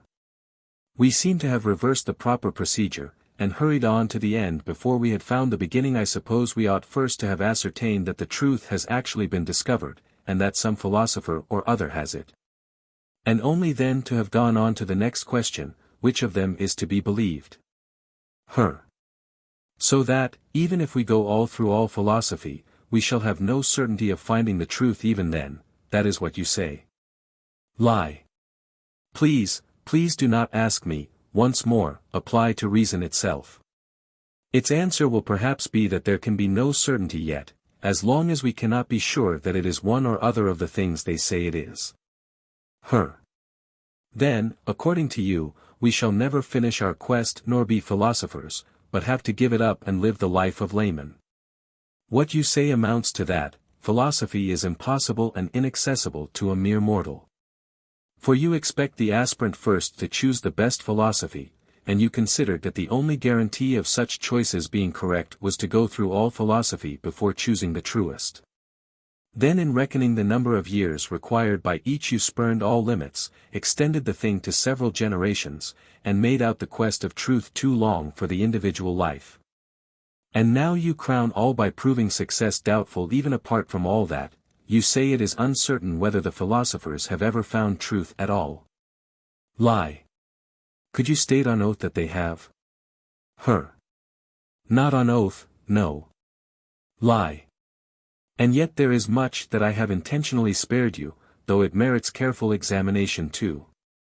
For instance. Lie. Is it not said that, among the professed Stoics, Platonists, and Epicureans, some do know their respective doctrines, and some do not, without prejudice to their general respectability? That is true. Lie. Well, don't you think it will be a troublesome business to distinguish the first, and know them from the ignorant professors? Very. Lie. So, if you are to recognize the best of the Stoics, you will have to go to most, if not all, of them, make trial, and appoint the best your teacher, first going through a course of training to provide you with the appropriate critical faculty. Otherwise you might mistakenly prefer the wrong one. Now reflect on the additional time this will mean. I purposely left it out of account, because I was afraid you might be angry. All the same, it is the most important and necessary thing of all in questions like this, so uncertain and dubious, I mean. For the discovery of truth, your one and only sure or well-founded hope is the possession of this power. You must be able to judge and sift truth from falsehood, you must have the assayer's sense for sound and true or forged coin. If you could have come to your examination of doctrines equipped with a technical skill like that, I should have nothing to say, but without it there is nothing to prevent their severally leading you by the nose. You will follow a dangled bunch of carrots like a donkey, or, better still, you will be water spilt on a table, trained whichever way one chooses with a fingertip. Or again, a reed growing on a river's bank, bending to every breath, however gentle the breeze that shakes it in its passage. If you could find a teacher, now, who understood demonstration and controversial method, and would impart his knowledge to you, you would be quit of your troubles. The best and the true would straightway be revealed to you, at the bidding of this art of demonstration, while falsehood would stand convicted, you would make your choice with confidence, judgment would be followed by philosophy. You would reach your long-desired happiness, and live in its company, which sums up all good things. Thank you, Licinus, that is a much better hearing, there is more than a glimpse of hope in that. We must surely look for a man of that sort, to give us discernment, judgment, and, above all, the power of demonstration, then all will be easy and clear, and not too long. I am grateful to you already for thinking of this short and excellent plan. Lie. Ah, no, I cannot fairly claim gratitude yet. I have not discovered or revealed anything that will bring you nearer your hope, on the contrary, we are further off than ever, it is a case of much cry and little wool. Bird of ill omen, pessimist, explain yourself. Lie. Why, my friend, even if we find someone who claims to know this art of demonstration, and is willing to impart it, we shall surely not take his word for it straight off. We shall look about for another man to resolve us whether the first is telling the truth. Finding number 2, we shall still be uncertain whether our guarantor really knows the difference between a good judge and a bad, and shall need a number 3 to guarantee number 2. For how can we possibly know ourselves how to select the best judge? You see how far this must go, the thing is unending, its nature does not allow us to draw the line and put a stop to it. For you will observe that all the demonstrations that can possibly be thought of are themselves unfounded and open to dispute, most of them struggle to establish their certainty by appealing to facts as questionable as themselves. And the rest produce certain truisms with which they compare, quite illegitimately, the most speculative theories, and then say they have demonstrated the latter. Our eyes tell us there are altars to the gods, therefore there must be gods. That is the sort of thing. How unkindly you treat me, Licinus, turning my treasure into ashes, I suppose all these years are to have been lost labor. Lie. At least your chagrin will be considerably lessened by the thought that you are not alone in your disappointment. Practically all who pursue philosophy do no more than disquiet themselves in vain. Who could conceivably go through all the stages I have rehearsed? You admit the impossibility yourself. As to your present mood, it is that of the man who cries and curses his luck because he cannot climb the sky, or plunge into the depths of the sea at Sicily and come up at Cyprus, or soar on wings and fly within the day from Greece to India. What is responsible for his discontent is his basing of hopes on a dream vision or his own wild fancy, without ever asking whether his aspirations were realizable or consistent with humanity. You too, my friend, have been having a long and marvelous dream, and now reason has stuck a pin into you and startled you out of your sleep. Your eyes are only half open yet, you are reluctant to shake off a sleep which has shown you such fair visions, and so you scold. It is just the condition of the daydreamer. He is rolling in gold, digging up treasure, sitting on his throne, or somehow at the summit of bliss. For Dame How I Wish is a lavish facile goddess, that will never turn a deaf ear to her votary, though he have a mind to fly, or change statures with Colossus, or strike a gold reef. Well, in the middle of all this, in comes his servant with some everyday question, wanting to know where he is to get bread, or what he shall say to the landlord, tired of waiting for his rent. And then he flies into a temper, as though the intrusive questioner had robbed him of all his bliss, and is ready to bite the poor fellow's nose off. As you love me, do not treat me like that. I see you digging up treasure, spreading your wings, nursing extravagant ideas, indulging impossible hopes, and I love you too well to leave you to the company of a lifelong dream, a pleasant one, if you will, but yet a dream. I beseech you to get up and take to some everyday business, such as may direct the rest of your life's course by common sense. Your acts and your thoughts up to now have been no more than centaurs, chimeras, gorgons, or what else is figured by dreams and poets and painters, chartered libertines all, who reek not of what has been or may be. Yet the common folk believe them, bewitched by tale and picture just because they are strange and monstrous. I fancy you hearing from some teller of tales how there is a certain lady of perfect beauty, beyond the graces themselves or the heavenly Aphrodite, and then, without ever an inquiry whether his tale is true, and such a person to be found on earth. Falling straight in love with her, like Medea in the story enamored of a dream Jason. And what most drew you on to love, you and the others who worshipped the same phantom, was, if I am not mistaken, the consistent way in which the inventor of the lady added to his picture, when once he had got your ear. That was the only thing you all looked to, with that he turned you about as he would, having got his first hold upon you, averring that he was leading you the straight way to your beloved. After the first step, you see, all was easy. None of you ever looked round when he came to the entrance, and inquired whether it was the right one, or whether he had accidentally taken the wrong. No, you all followed in your predecessor's footsteps, like sheep after the bellwether, whereas the right thing was to decide at the entrance whether you should go in. Perhaps an illustration will make my meaning clearer, when one of those audacious poets affirms that there was once a three-headed and six-handed man, if you accept that quietly without questioning its possibility. He will proceed to fill in the picture consistently, 6 eyes and ears, 3 voices talking at once, 3 mouths eating, and 30 fingers instead of our poor 10 all told. If he has to fight, 3 of his hands will have a buckler, wicker targe, or shield apiece, while of the other 3 one swings an axe, another hurls a spear, and the third wields a sword. It is too late to carp at these details, when they come. They are consistent with the beginning. It was about that the question ought to have been raised whether it was to be accepted and passed as true. Once grant that, and the rest comes flooding in, irresistible, hardly now susceptible of doubt, because it is consistent and accordant with your initial admissions. That is just your case. Your love-yearning would not allow you to look into the facts at each entrance, and so you are dragged on by consistency. It never occurs to you that a thing may be self-consistent and yet false. If a man says twice 5 is 7, and you take his word for it without checking the sum, he will naturally deduce that 4 times 5 is 14, and so on ad libitum. This is the way that weird geometry proceeds. It sets before beginners certain strange assumptions, and insists on their granting the existence of inconceivable things, such as points having no parts, lines without breadth, and so on. Builds on these rotten foundations a superstructure equally rotten, and pretends to go on to a demonstration which is true, though it starts from premises which are false. Just so you, when you have granted the principles of any school, believe in the deductions from them, and take their consistency, false as it is, for a guarantee of truth.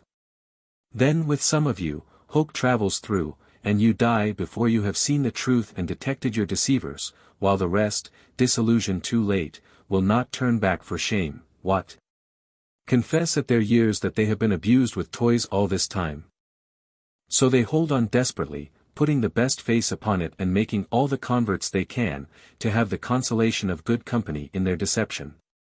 They are well aware that to speak out is to sacrifice the respect and superiority and honor they are accustomed to, so they will not do it if it may be helped, knowing the height from which they will fall to the common level.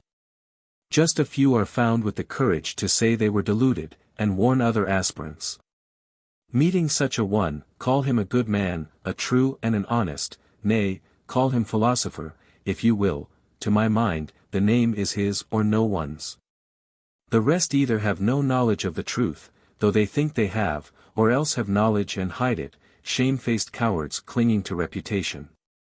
But now for goodness' sake let us drop all this, cover it up with an amnesty, and let it be as if it had not been said. Let us assume that the Stoic philosophy, and no other, is correct. Then we can examine whether it is practicable and possible, or its disciples wasting their pains. It makes wonderful promises, I am told, about the happiness in store for those who reach the summit. For none but they shall enter into full possession of the true good. The next point you must help me with, whether you have ever met such a Stoic, such a pattern of Stoicism, as to be unconscious of pain, untempted by pleasure, free from wrath, superior to envy, contemptuous of wealth, and, in one word, happy. Such should the example and model of the virtuous life be, for anyone who falls short in the slightest degree, even though he is better than other men at all points, is not complete, and in that case not yet happy. I never saw such a man. Lie. I am glad you do not palter with the truth. But what are your hopes in pursuing philosophy, then? You see that neither your own teacher, nor his again, and so on to the 10th generation, has been absolutely wise and so attained happiness. It will not serve you to say that it is enough to get near happiness, that is no good. A person on the doorstep is just as much outside and in the air as another a long way off, though with the difference that the former is tantalized by a nearer view. So it is to get into the neighborhood of happiness. I will grant you so much, that you toil like this, wearing yourself away, letting this great portion of your life slip from you, while you are sunk in dullness and wakeful weariness. And you are to go on with it for 20 more years at the least, you tell me, to take your place when you are 80, always assuming someone to assure you that length of days, in the ranks of the not yet happy. Or perhaps you reckon on being the exception. You are to crown your pursuit by attaining what many a good man before you, swifter far, has pursued and never overtaken. Well, overtake it, if that is your plan, grasp it and have it whole, this something, mysterious to me, of which the possession is sufficient reward for such toils. This something which I wonder how long you will have the enjoyment of, old man that you will be, past all pleasure, with one foot in the grave. Ah, but perhaps, like a brave soul, you are getting ready for another life, that you may spend it the better when you come to it.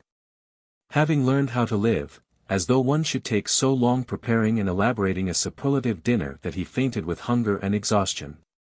However, there is another thing I do not think you have observed. Virtue is manifested, of course, in action, in doing what is just and wise and manly.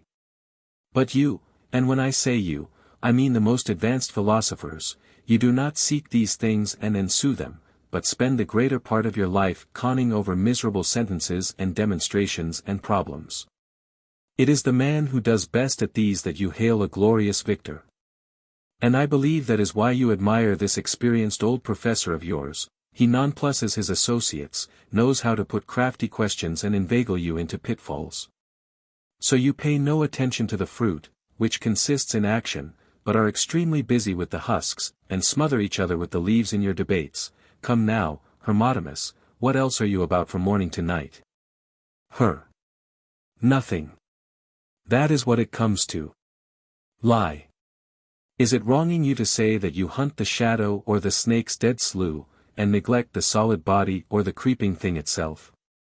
You are no better than a man pouring water into a mortar and braying it with an iron pestle. He thinks he is doing a necessary useful job, whereas, let him bray till all's blue, excuse the slang, the water is as much water as ever it was.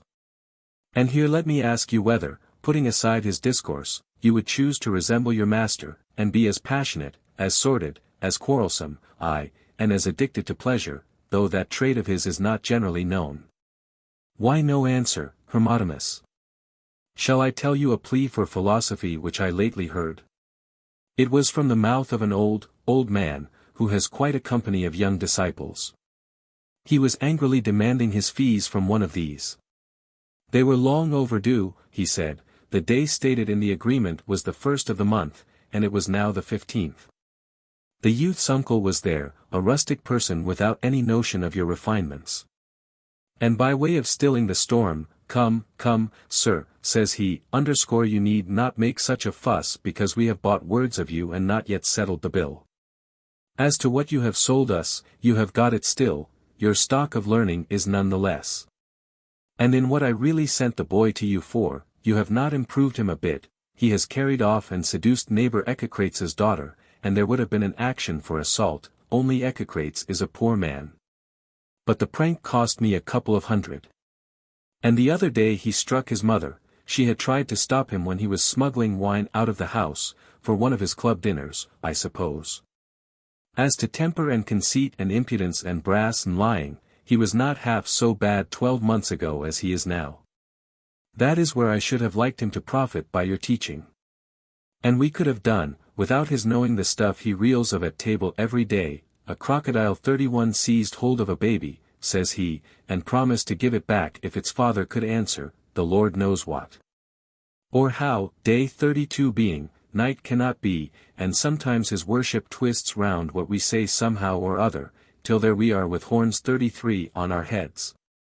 We just laugh at it, most of all when he stuffs up his ears and repeats to himself what he calls temperaments and conditions and conceptions and impressions, and a lot more like that. And he tells us God is not in heaven, but goes about in everything, wood and stone and animals, the meanest of them, too. And if his mother asks him why he talks such stuff, he laughs at her and says if once he gets the stuff pat off, there will be nothing to prevent him from being the only rich man, the only king, and counting everyone else slaves and offscourings. When he had finished, mark the reverend philosopher's answer. You should consider, he said, that if he had never come to me, he would have behaved far worse, very possibly have come to the gallows. As it is, philosophy and the respect he has for it have been a check upon him, so that you find he keeps within bounds and is not quite unbearable. The philosophic system and name tutor him with their presence, and the thought of disgracing them shames him. I should be quite justified in taking your money, if not for any positive improvement I have effected, yet for the abstentions due to his respect for philosophy. The very nurses will tell you as much. Children should go to school, because, even if they are not old enough to learn, they will at least be out of mischief there. My conscience is quite easy about him. If you like to select any of your friends who is acquainted with Stoicism and bring him here tomorrow, you shall see how the boy can question and answer, how much he has learnt, how many books he has read on axioms, syllogisms, conceptions, duty, and all sorts of subjects. As for his hitting his mother or seducing girls, what have I to do with that? Am I his keeper? A dignified defense of philosophy for an old man. Perhaps you will say too that it is a good enough reason for pursuing it, if it will keep us from worse employments. Were our original expectations from philosophy at all of a different nature, by the way? Did they contemplate anything beyond a more decent behavior than the average? Why this obstinate silence? Oh, why but that I could cry like a baby. It cuts me to the heart, it is all so true. It is too much for me, when I think of my wretched, wasted years, paying all that money for my own labor, too. I am sober again after a debauch, I see what the object of my maudlin affection is like, and what it has brought upon me. Lie. No need for tears, dear fellow, that is a very sensible fable of Aesop's. A man sat on the shore and counted the waves breaking, missing count, he was excessively annoyed. But the fox came up and said to him, Why vex yourself, good sir, over the past ones? You should let them go, and begin counting afresh. So you, since this is your mind, had better reconcile yourself now to living like an ordinary man. You will give up your extravagant haughty hopes and put yourself on a level with the commonalty. If you are sensible, you will not be ashamed to unlearn in your old age, and change your course for a better. Now I beg you not to fancy that I have said all this as an anti-Stoic, moved by any special dislike of your school. My arguments hold against all schools. I should have said just the same if you had chosen Plato or Aristotle, and condemned the others unheard. But, as Stoicism was your choice, the argument has seemed to be aimed at that, though it had no such special application. You are quite right.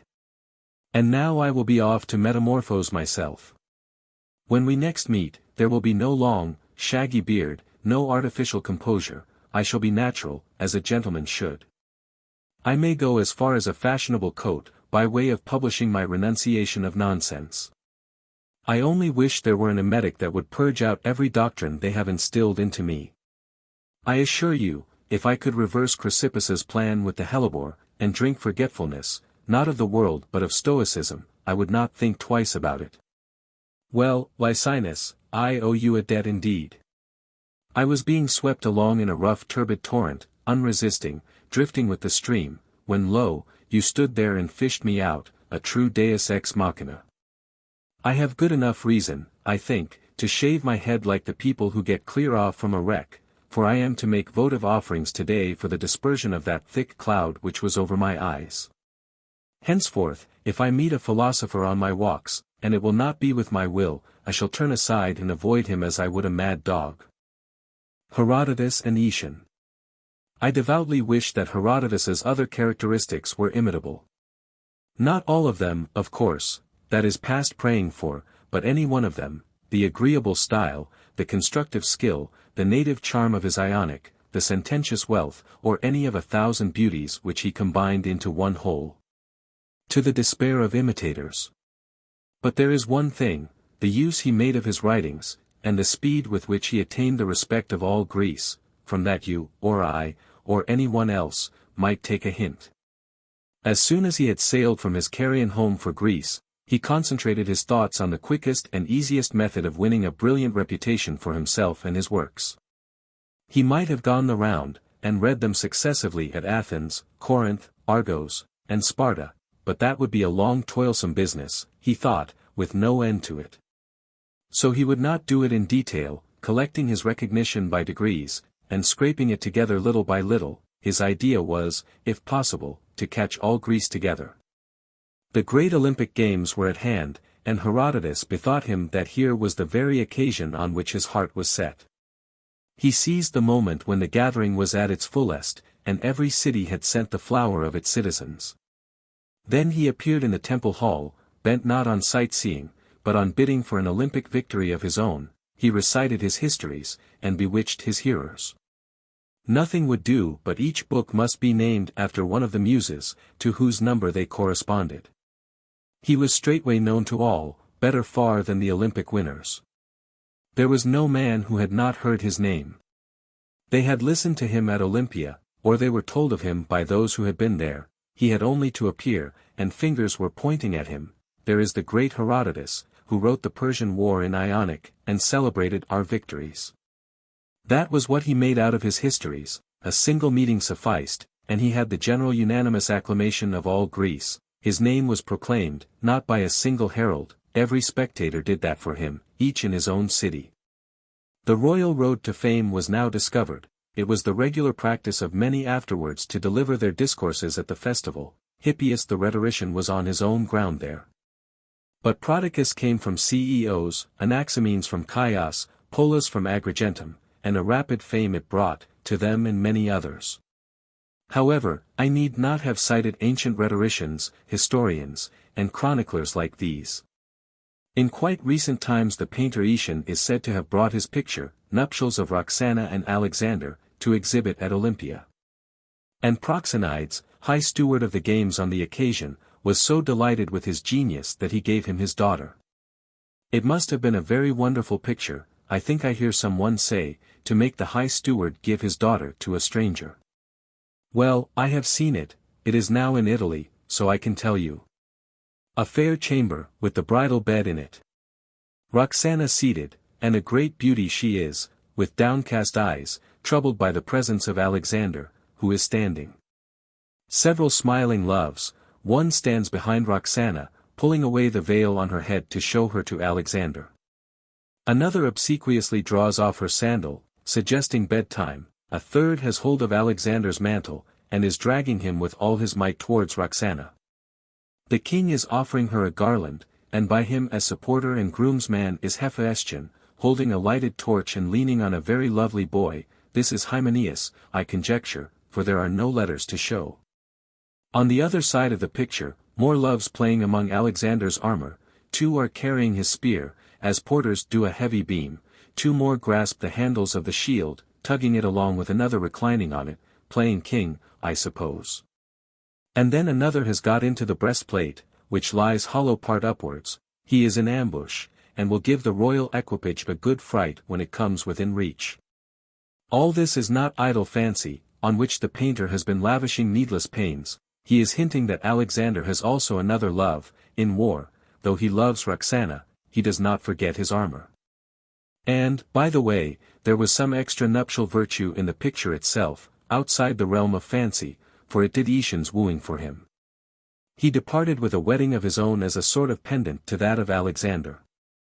His groomsman was the king, and the price of his marriage piece was a marriage. Herodotus, then, to return to him, thought that the Olympic festival would serve a second purpose very well, that of revealing to the Greeks a wonderful historian who had related their victories as he had done. As for me, and in heaven's name do not suppose me so beside myself as to intend any comparison between my works and his, I desire his favor too much for that, but one experience I have in common with him.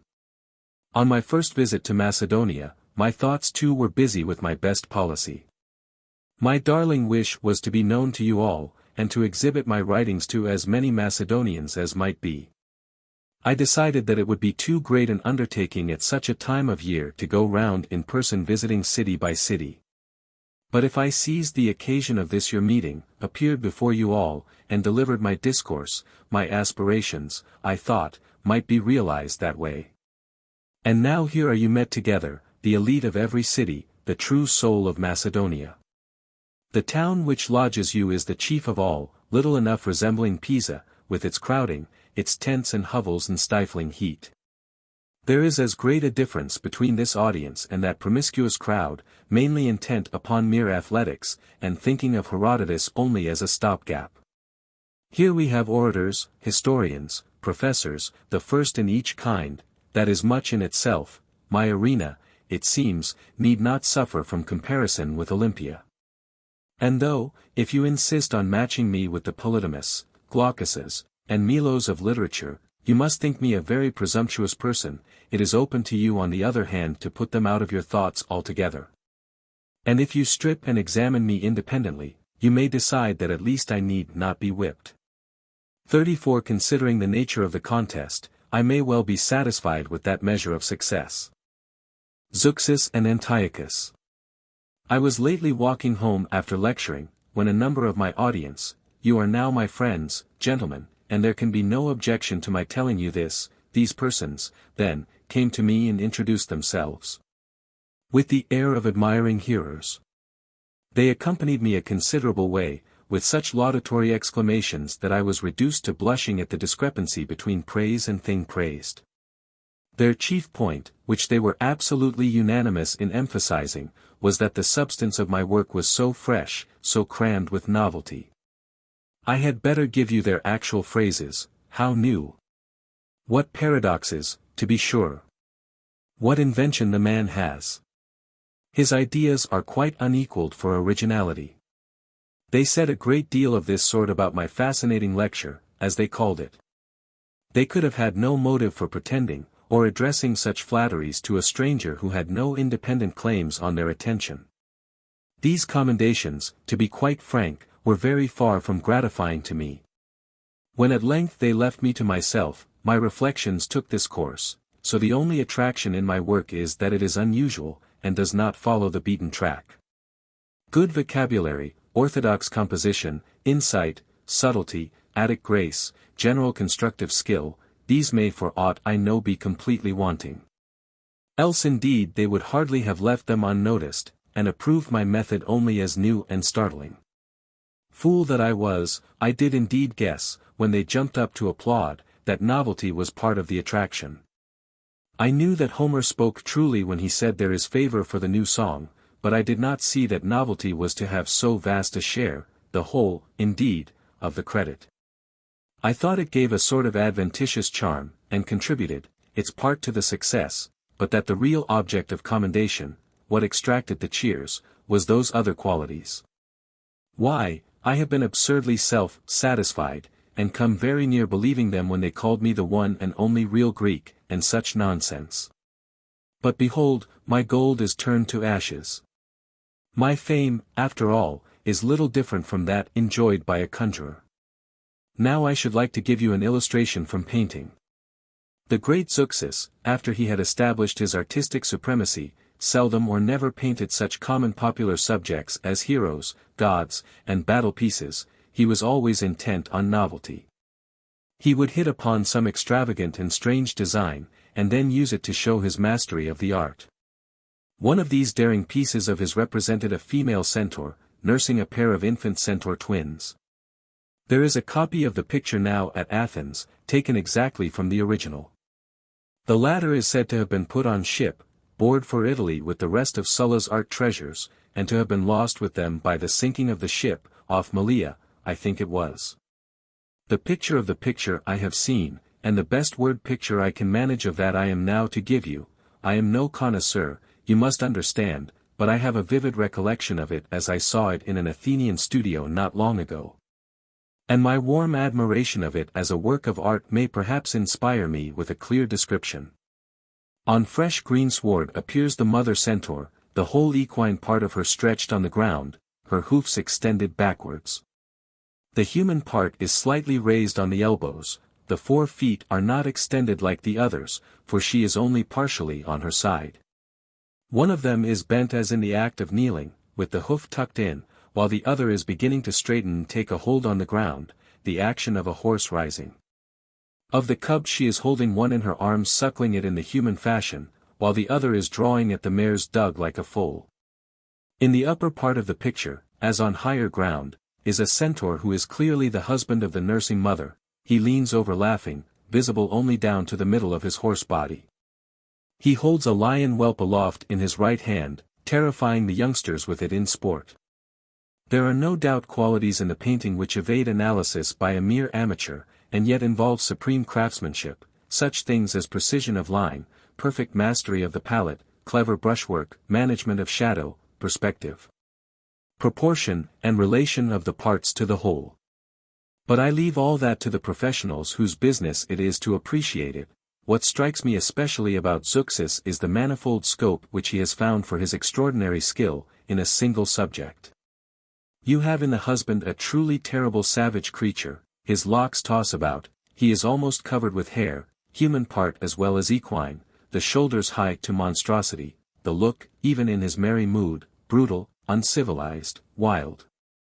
In contrast with him, the animal half of the female is lovely, a Thessalian filly, yet unbroken and unbacked, might come nearest, and the human upper half is also most beautiful, with the one exception of the ears, which are pointed as in a satyr.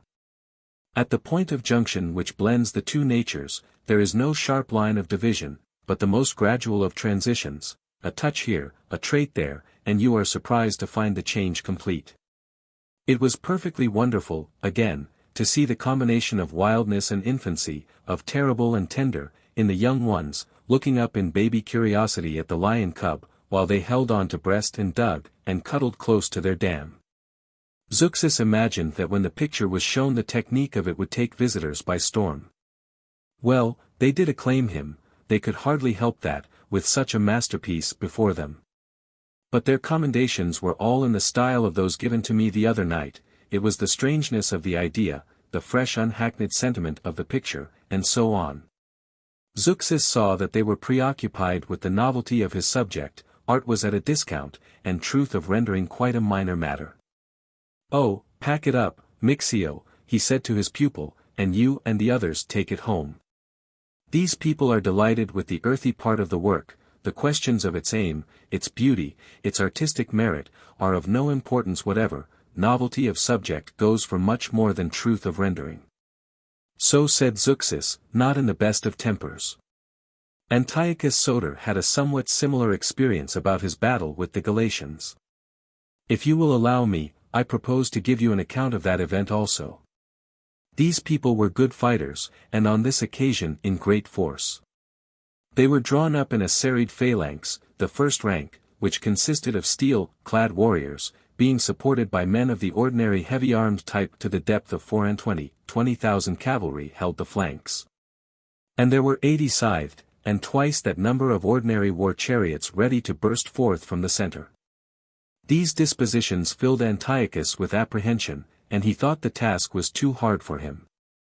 His own preparations had been hurried, on no great scale, and inadequate to the occasion. He had brought quite a small force, mostly of skirmishers and light-armed troops. More than half his men were without defensive armor. He was disposed to negotiate and find some honorable composition. Theodotus of Rhodes, however, a brave and skillful officer, put him in heart again.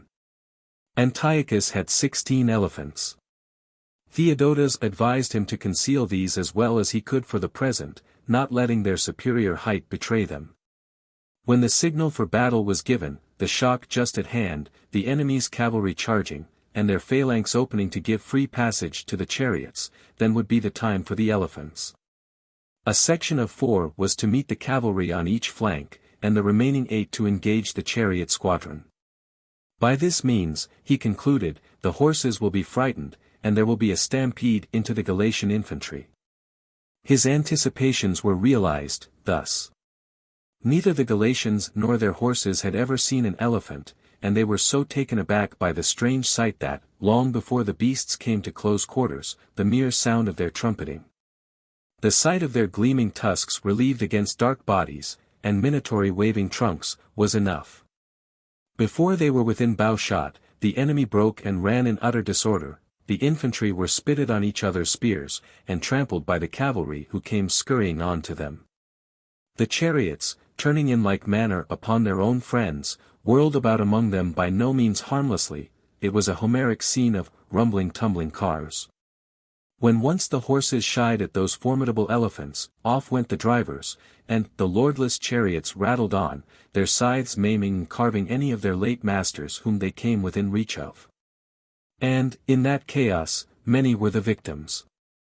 Next came the elephants, trampling, tossing, tearing, goring, and a very complete victory they had made of it for Antiochus. The carnage was great, and all the Galatians were either killed or captured, with the exception of a quite small band which got off to the mountains. Antiochus's Macedonians sang the paean, gathered round, and garlanded him with acclamations on the glorious victory. But the king, so the story goes, was in tears. My men, he said, we have more reason for shame, saved by those 16 brutes. If their strangeness had not produced the panic, where should we have been? And on the trophy he would have nothing carved except just an elephant.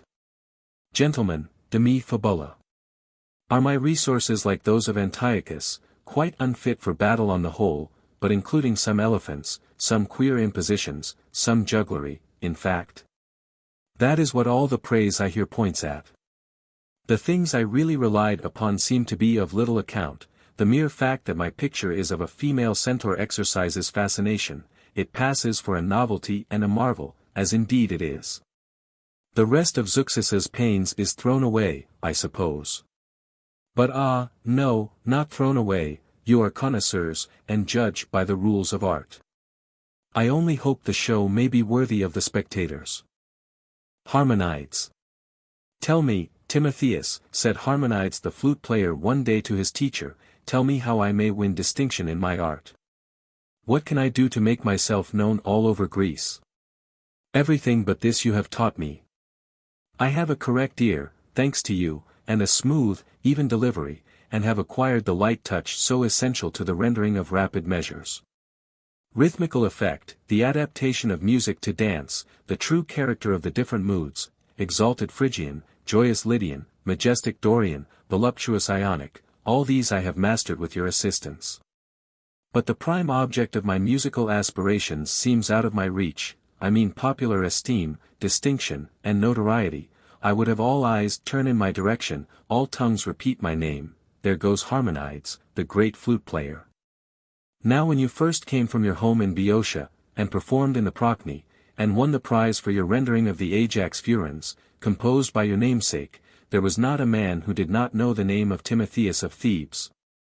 And in these days you have only to show yourself, and people flock together as birds do at the sight of an owl in daylight. It is for this that I sought to become a flute player, this was to be the reward of all my toil. The skill without the glory I would not take at a gift, not though I should prove to be a Marsyas or an Olympus in disguise. What is the use of a light that is to be hidden under a bushel? Show me then, Timotheus, how I may avail myself of my powers and of my art. I shall be doubly your debtor, not for my skill alone, but for the glory that skill confers. Why, really, says Timotheus, it is no such easy matter, Harmonides, to become a public character, or to gain the prestige and distinction to which you aspire. And if you propose to set about it by performing in public, you will find it a long business, and at the best will never achieve a universal reputation. Where will you find a theatre or circus large enough to admit the whole nation as your audience? But if you would attain your object and become known, take this hint. By all means perform occasionally in the theatres, but do not concern yourself with the public.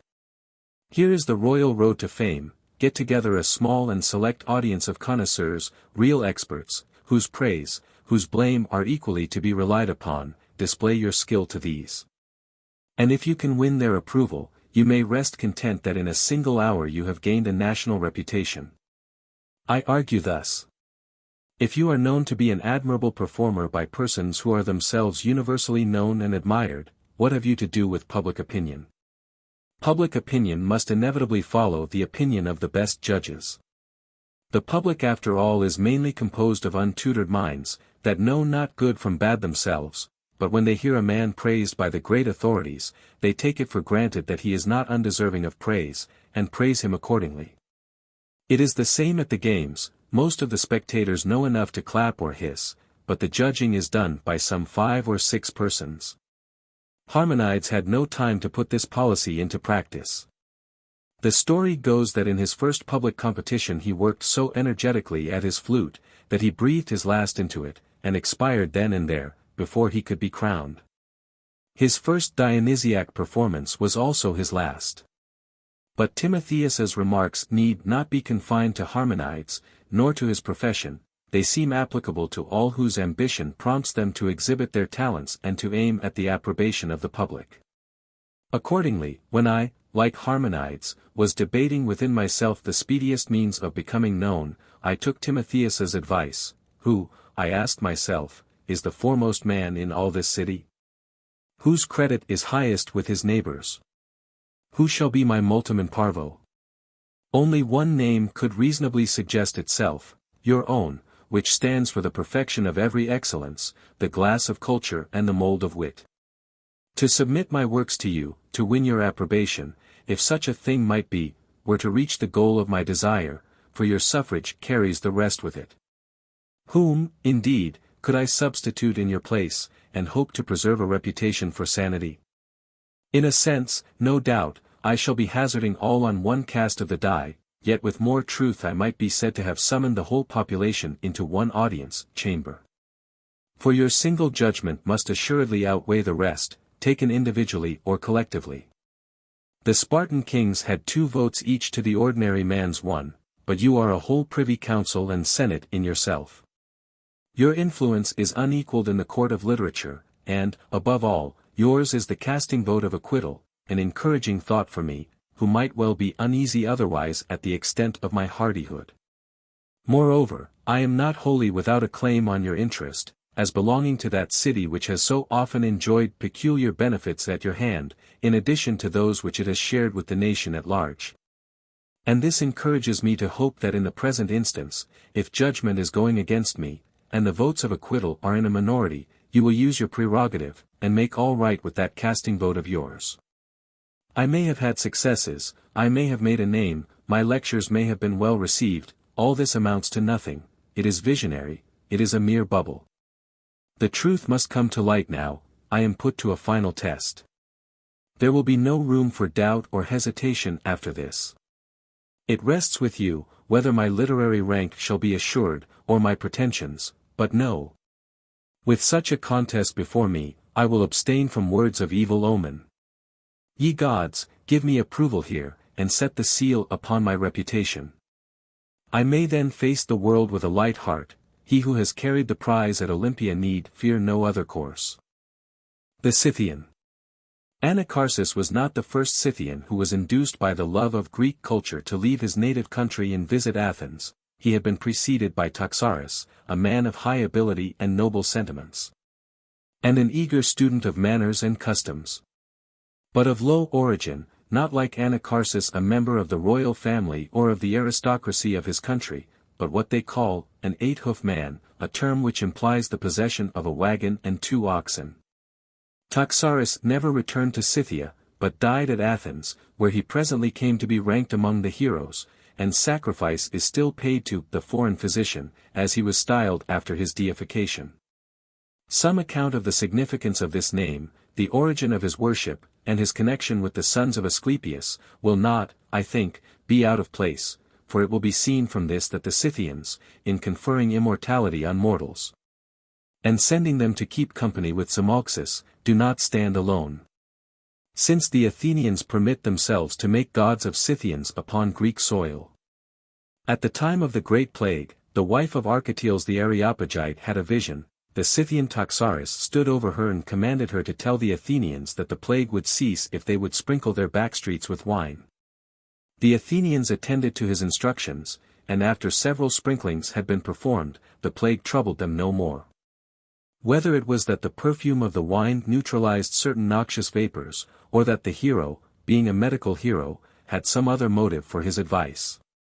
However that may be, he continues to this day to draw a fee for his professional services, in the shape of a white horse, which is sacrificed on his tomb.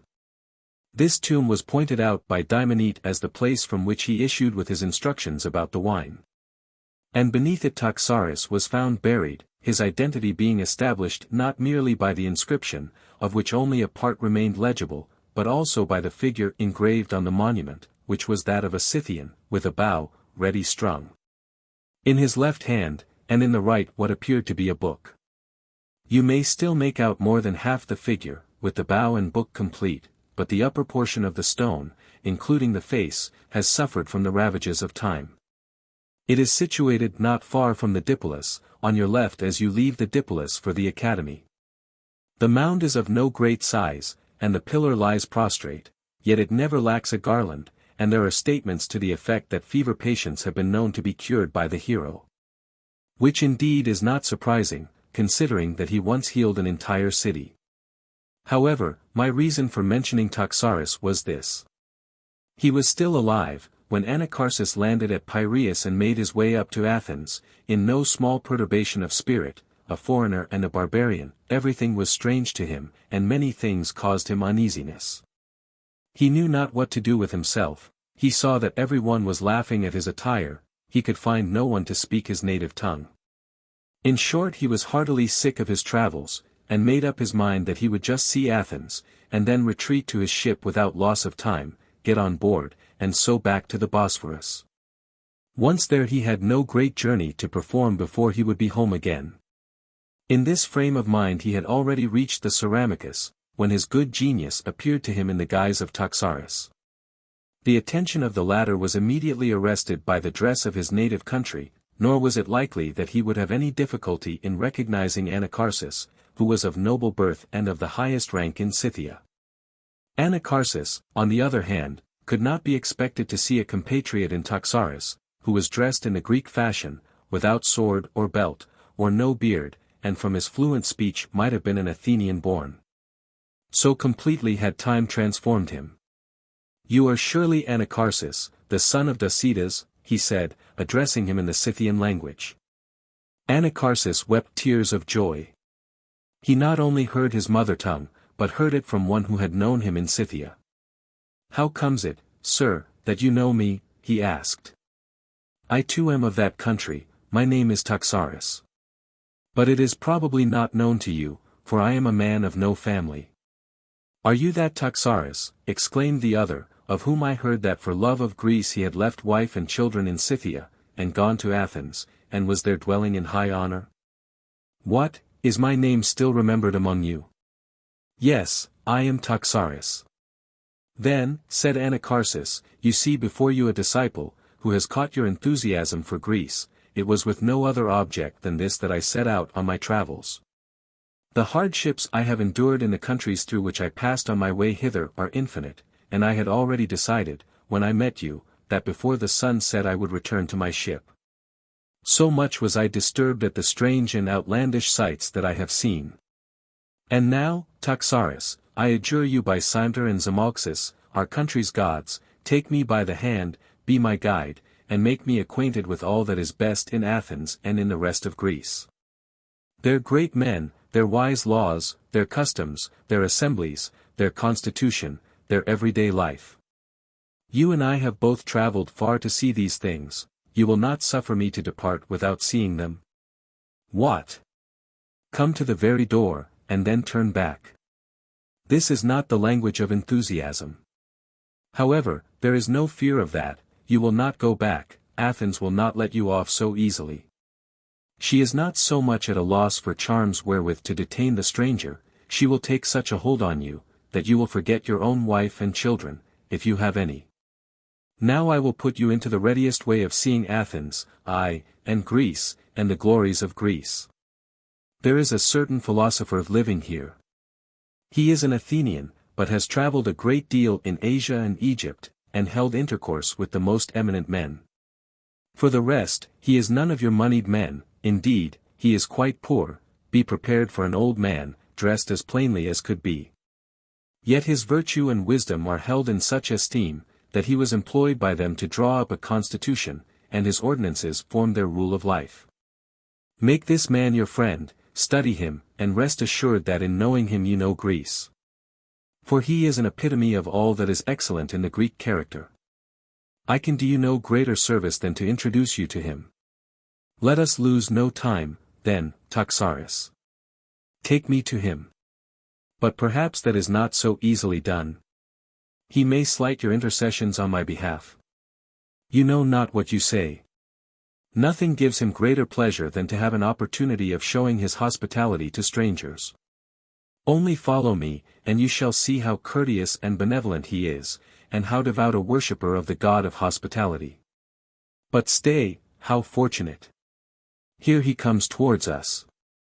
See, he is wrapped in thought, and mutters to himself. Solon, he cried. I bring you the best of gifts, a stranger who craves your friendship. He is a Scythian of noble family, but has left all and come here to enjoy the society of Greeks, and to view the wonders of their country. I have hit upon a simple expedient which will enable him to do both, to see all that is to be seen, and to form the most desirable acquaintances. In other words, I have brought him to Solon, who, if I know anything of his character, will not refuse to take him under his protection, and to make him a Greek among Greeks. It is as I told you, Anacharsis, having seen Solon, you have seen all. Behold Athens, behold Greece. You are a stranger no longer, all men know you, all men are your friends. This it is to possess the friendship of the venerable Solon. Conversing with him, you will forget Scythia and all that is in it. Your toils are rewarded, your desire is fulfilled. In him you have the mainspring of Greek civilization, in him the ideals of Athenian philosophers are realized. Happy man, if you know your happiness, to be the friend and intimate of Solon.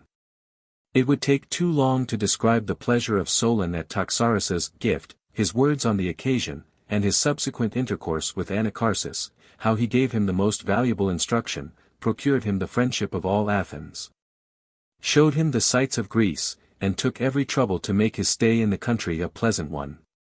And how Anacharsis for his part regarded the sage with such reverence, that he was never willingly absent from his side.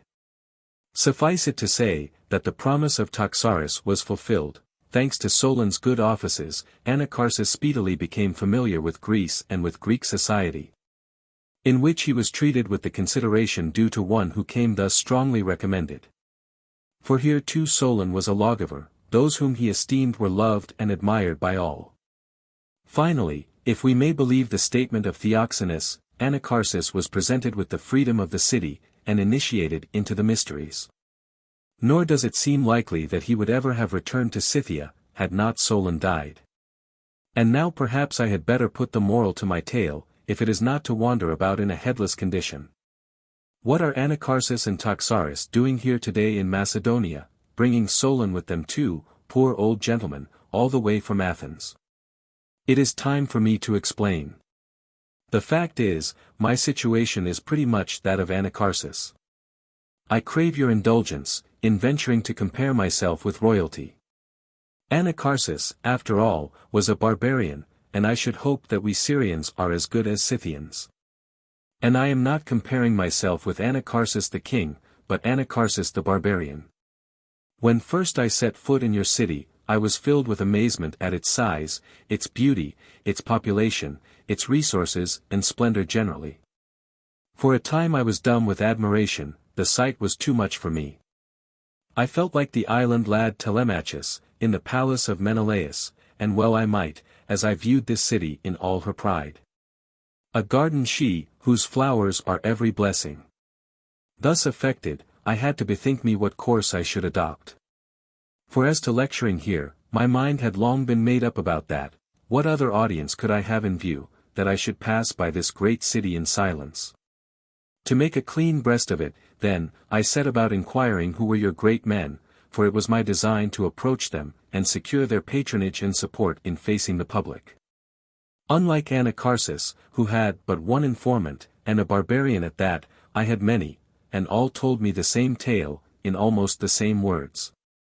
Sir, they said, we have many excellent and able men in this city, nowhere will you find more, but two there are who stand preeminent. Who in birth and in prestige are without a rival, and in learning and eloquence might be matched with the 10 orators of Athens. They are regarded by the public with feelings of absolute devotion, their will is law. For they will nothing but the highest interests of the city. Their courtesy, their hospitality toward strangers, their unassuming benevolence, their modesty in the midst of greatness, their gentleness, their affability, all these you will presently experience. And will have something to say on the subject yourself. But, wonder of wonders, these two are of one house, father and son. For the father, conceive to yourself a Solon, a Pericles, an Aristides. As to the son, his manly comeliness and noble stature will attract you at the first glance. And if he do but say 2 words, your ears will be taken captive by the charm that sits upon his tongue. When he speaks in public, the city listens like one man, open-mouthed, 'tis Athens listening to Alcibiades. Yet the Athenians presently repented of their infatuation for the son of Clinias, but here love grows to reverence, the welfare of this city, the happiness of her citizens, are all bound up in one man. Once let the father and son admit you to their friendship, and the city is yours, they have but to raise a finger, to put your success beyond a doubt. Such, by heaven, if heaven must be invoked for the purpose, such was the unvarying report I heard, and I now know from experience that it fell far short of the truth. Then up, nor waste thy days in indolent delays. As the scene poet cries, I must strain every nerve, work body and soul, to gain these friends. That once achieved, fair weather and calm seas are before me, and my haven is near at hand. The way to write history. My dear Philo, there is a story of a curious epidemic at Abdera, just after the accession of King Lysimachus. It began with the whole populations exhibiting feverish symptoms, strongly marked and unintermittent from the very first attack. About the 7th day, the fever was relieved, in some cases by a violent flow of blood from the nose, in others by perspiration not less violent. The mental effects, however, were most ridiculous. They were all stage-struck, mouthing blank verse and ranting at the top of their voices. Their favorite recitation was the Andromeda of Euripides, one after another would go through the great speech of Perseus. The whole place was full of pale ghosts, who were our 7th-day tragedians vociferating. O love, who lordst it over gods and men. And the rest of it. This continued for some time, till the coming of winter put an end to their madness with a sharp frost. I find the explanation of the form it took in this fact. Archelaus was then the great tragic actor, and in the middle of the summer, during some very hot weather, he had played the Andromeda there. Most of them took the fever in the theatre, and convalescence was followed by a relapse, into tragedy, the Andromeda haunting their memories, and Perseus hovering, Gorgon's head in hand, before the mind's eye. Well, to compare like with like, the majority of our educated class is now suffering from an Abderite epidemic. They are not stage-struck, indeed. That would have been a minor infatuation, to be possessed with other people's verses, not bad ones either, no. But from the beginning of the present excitements, the barbarian war, the Armenian disaster, the succession of victories, you cannot find a man but is writing history, nay, every one you meet is a Thucydides, a Herodotus, a Xenophon. The old saying must be true, and war be the father of all things 35, seeing what a litter of historians it has now teemed forth at a birth. Such sights and sounds, my Philo, brought into my head that old anecdote about the Sinopean. A report that Philip was marching on the town had thrown all Corinth into a bustle. One was furbishing his arms, another wheeling stones, a third patching the wall, a fourth strengthening a battlement, every one making himself useful somehow or other. Diogenes, having nothing to do, of course no one thought of giving him a job, was moved by the sight to gird up his philosopher's cloak and begin rolling his tub-dwelling energetically up and down the cranium. An acquaintance asked, and got, the explanation, "I do not want to be thought the only idler in such a busy multitude, I am rolling my tub to be like the rest. I too am reluctant to be the only dumb man at so vociferous a season. I do not like walking across the stage, like a super, in gaping silence, so I decided to roll my cask as best I could. I do not intend to write a history, or attempt actual narrative, I am not courageous enough for that. Have no apprehensions on my account, I realize the danger of rolling the thing over the rocks, especially if it is only a poor little jar of brittle earthenware like mine. I should very soon knock against some pebble and find myself picking up the pieces. Come, I will tell you my idea for campaigning in safety, and keeping well out of range.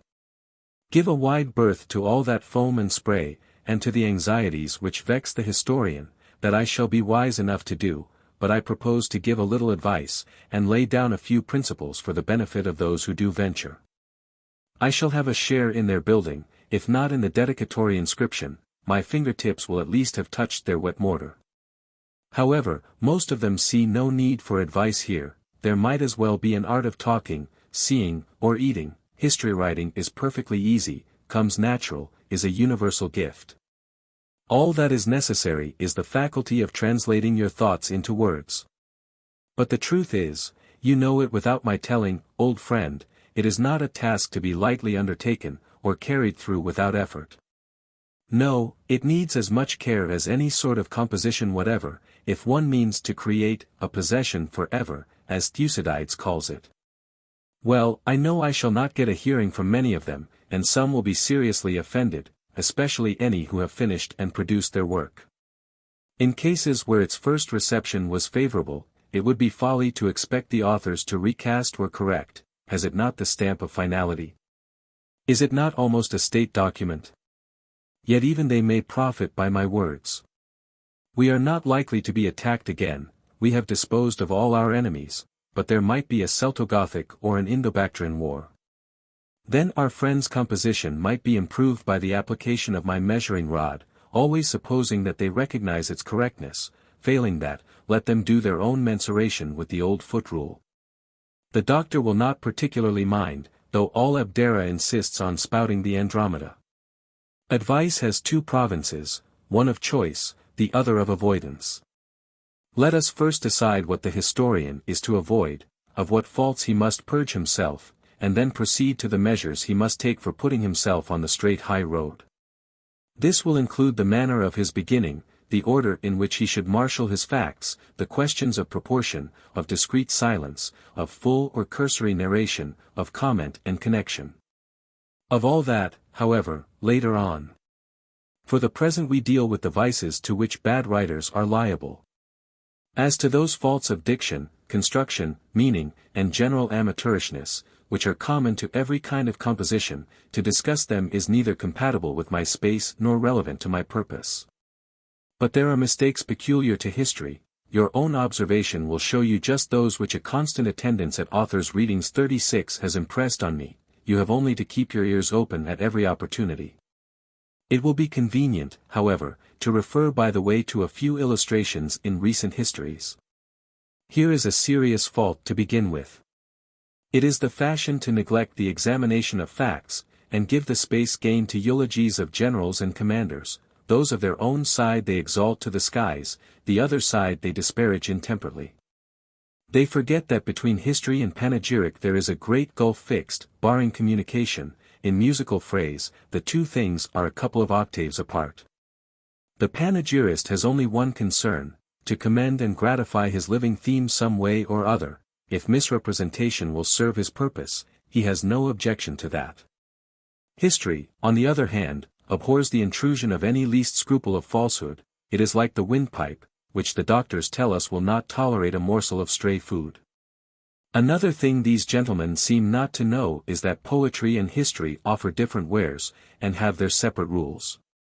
Poetry enjoys unrestricted freedom, it has but one law, the poet's fancy.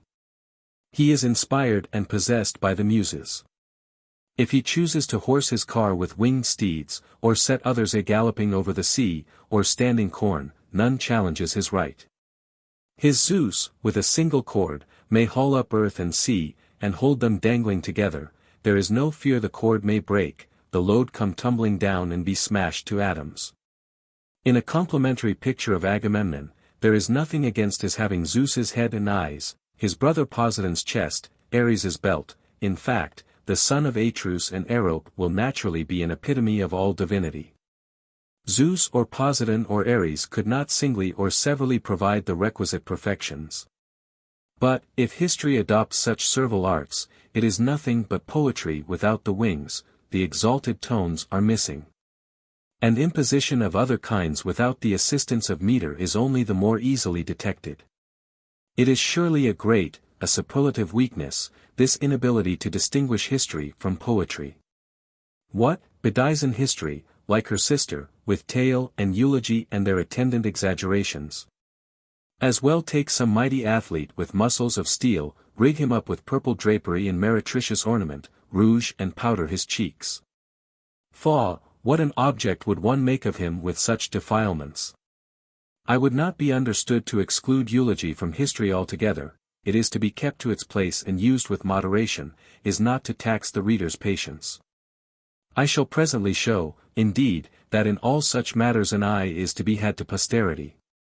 It is true, there is a school which makes a pretty division of history into the agreeable and the useful, and defends the introduction of panegyric on the ground that it is agreeable, and pleases the general reader.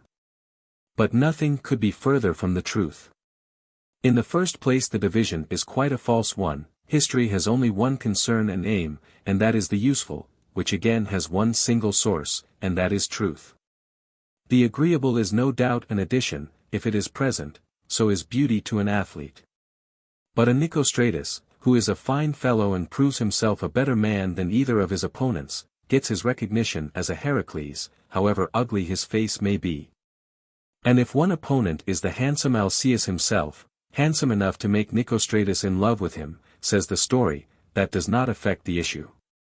History too, if it can deal incidentally in the agreeable, will attract a multitude of lovers, but so long as it does its proper business efficiently, and that is the establishment of truth, it may be indifferent to beauty. It is further to be remarked, that in history sheer extravagance has not even the merit of being agreeable, and the extravagance of eulogy is doubly repulsive, as extravagance, and as eulogy. At least it is only welcome to the vulgar majority, not to that critical, that perhaps hypercritical audience, whom no slip can escape, who are all eyes like Argus, but keener than he, who test every word as a money changer might his coins. Rejecting the false on the spot, but accepting the good and heavy and true. It is they that we should have in mind as we write history, and never heed the others, though they applaud till they crack their voices. If you neglect the critics, and indulge in the cloying sweetness of tales and eulogies and such baits, you will soon find your history a Heracles in Lydia. No doubt you have seen some picture of him. He is Omphale's slave, dressed up in an absurd costume, his lion, skin and club transferred to her, as though she were the true Heracles, while he, in saffron robe and purple jacket, is combing wool and wincing under Omphale's slipper. A degrading spectacle it is, the dress loose and flapping open, and all that was man in him turned to woman. The vulgar may very likely extend their favor to this. But the select, whose judgment you disregard, will get a good deal of entertainment out of your heterogeneous, disjointed, fragmentary stuff. There is nothing which has not a beauty of its own. But take it out of its proper sphere, and the misuse turns its beauty to ugliness. Eulogy, I need hardly say, may possibly please one person, the eulogized, but will disgust everyone else. This is particularly so with the monstrous exaggerations which are in fashion. The authors are so intent on the patron hunt that they cannot relinquish it without a full exhibition of servility. They have no idea of finesse, never mask their flattery, but blurt out their unconvincing bald tale anyhow.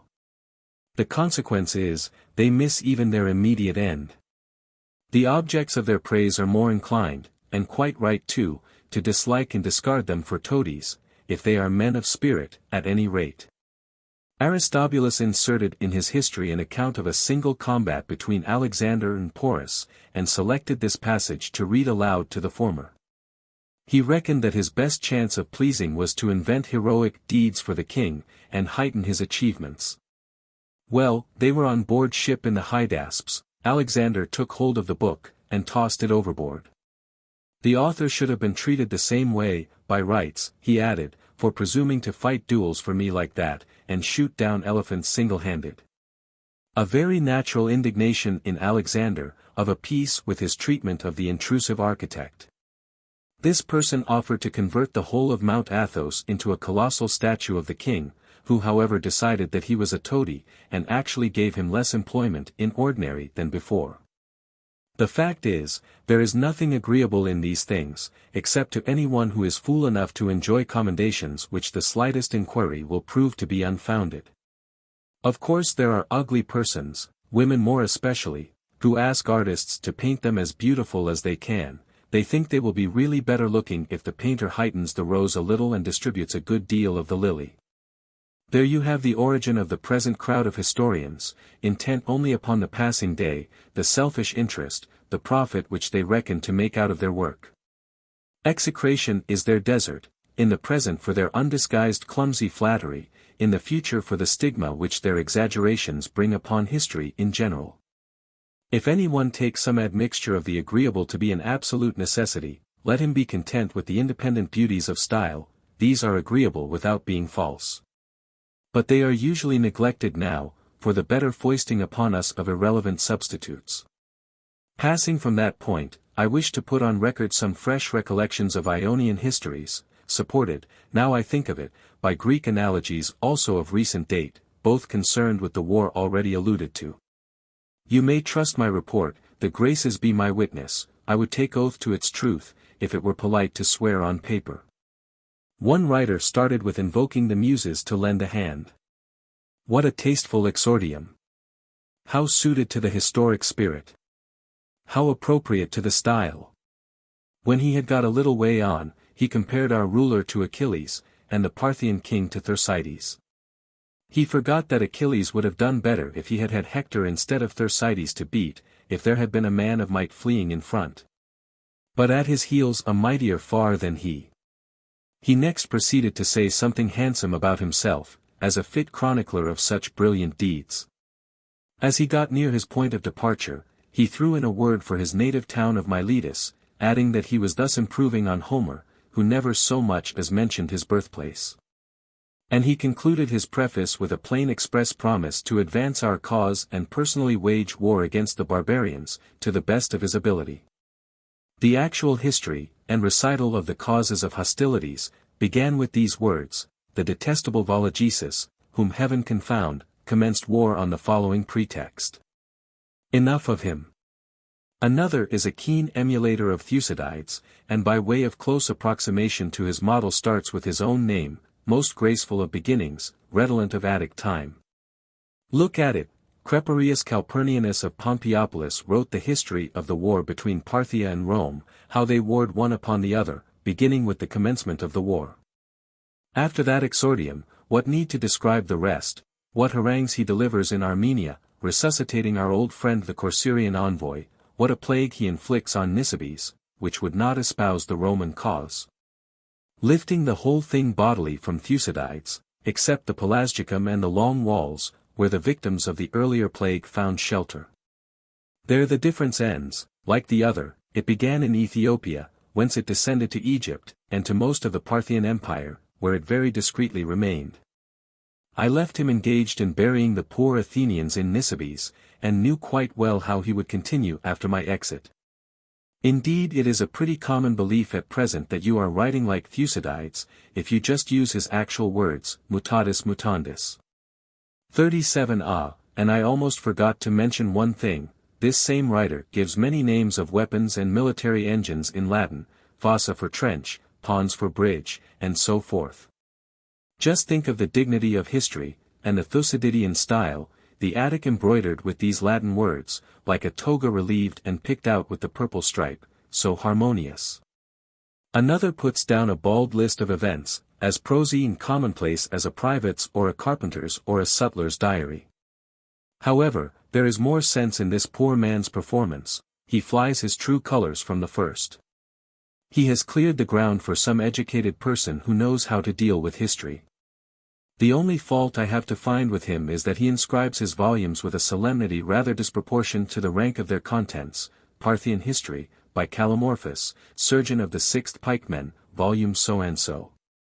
Ah, yes, and there is a lamentable preface, which closes with the remark that, since Asclepius is the son of Apollo, and Apollo director of the Muses and patron of all culture, it is very proper for a doctor to write history.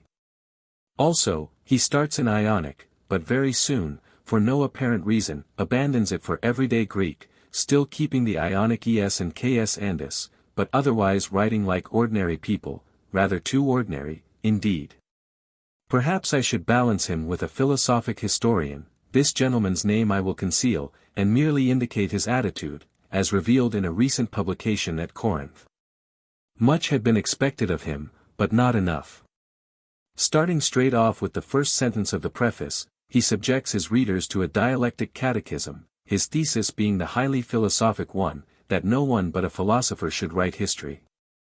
Very shortly there follows a second logical process, itself followed by a third, in fact the whole preface is one mass of dialectic figures. There is flattery, indeed, ad nauseam, eulogy vulgar to the point of farce. But never without the logical trimmings, always that dialectical catechism. I confess it strikes me as a vulgarity also, hardly worthy of a philosopher with so long and white a beard, when he gives it in his preface as our ruler's special good fortune that philosophers should consent to record his actions. He had better have left us to reach the conclusion for ourselves, if at all. Again, it would be a sinful neglect to omit the man who begins like this, I devise to tell of Romans and Persians. Then a little later, for 'twas heaven's decree that the Persians should suffer evils, and again, one Osros there was, whom Hellenes name Oxyros, and much more in that style. He corresponds, you see, to one of my previous examples. Only he is a second Herodotus, and the other a second Thucydides. There is another distinguished artist in words, again rather more Thucydidean than Thucydides, who gives, according to his own idea, the clearest, most convincing descriptions of every town, mountain, plain, or river. I wish my bitterest foe no worse fate than the reading of them. Frigid Caspian snows, Celtic ice, are warm in comparison. A whole book hardly suffices him for the emperor's shield, the Gorgon on its boss, with eyes of blue and white and black, rainbow girdle, and snakes twined and knotted. Why, Vologesus's breeches or his bridle, God bless me, they take up several thousand lines apiece. The same for the look of Osros's hair as he swims the Tigris, or what the cave was like that sheltered him, ivy and myrtle and bay clustered all together to shut out every ray of light. You observe how indispensable it all is to the history. Without the scene, how could we have comprehended the action? It is helplessness about the real essentials, or ignorance of what should be given, that makes them take refuge in word painting, landscapes, caves, and the like. And when they do come upon a series of important matters, they are just like a slave whose master has left him his money and made him a rich man. He does not know how to put on his clothes or take his food properly. Partridges or sweetbreads or hare are served, but he rushes in, and fills himself up with pea soup or salt fish, till he is fit to burst. Well, the man I spoke of gives the most unconvincing wounds and singular deaths. Someone has his big toe injured, and dies on the spot. The general Priscus calls out, and 27 of the enemy fall dead at the sound. As to the numbers killed, he actually falsifies dispatches. At Euripus he slaughters 70,236 of the enemy, while the Romans lose 2, and have 7 wounded. How any man of sense can tolerate such stuff, I do not know. Here is another point quite worth mention. This writer has such a passion for unadulterated Attic, and for refining speech to the last degree of purity, that he metamorphoses the Latin names and translates them into Greek. Saturninus figures as Cronius, Fronto must be Frontis, Titianus Titanius, with queerer transmogrifications yet. Further, on the subject of Severian's death, he accuses all other writers of a blunder in putting him to the sword. He is really to have starved himself to death, as the most painless method. The fact, however, is that it was all over in 3 days, whereas 7 days is the regular time for starvation. Are we perhaps to conceive an Osroes waiting about for Severian to complete the process, and putting off his assault till after the 7th day? Then, Philo, how shall we class the historians who indulge in poetical phraseology? The catapult rocked responsive, they say, loud thundered the breach. Or, somewhere else in this delectable history, thus Edessa was girdled with clash of arms, and all was din and turmoil, or, the general pondered in his heart how to attack the wall. Only he fills up the interstices with such wretched common lower-class phrases as, the military prefect wrote his majesty, the troops were procuring the needful, they got a wash 38 and put in an appearance, and so on.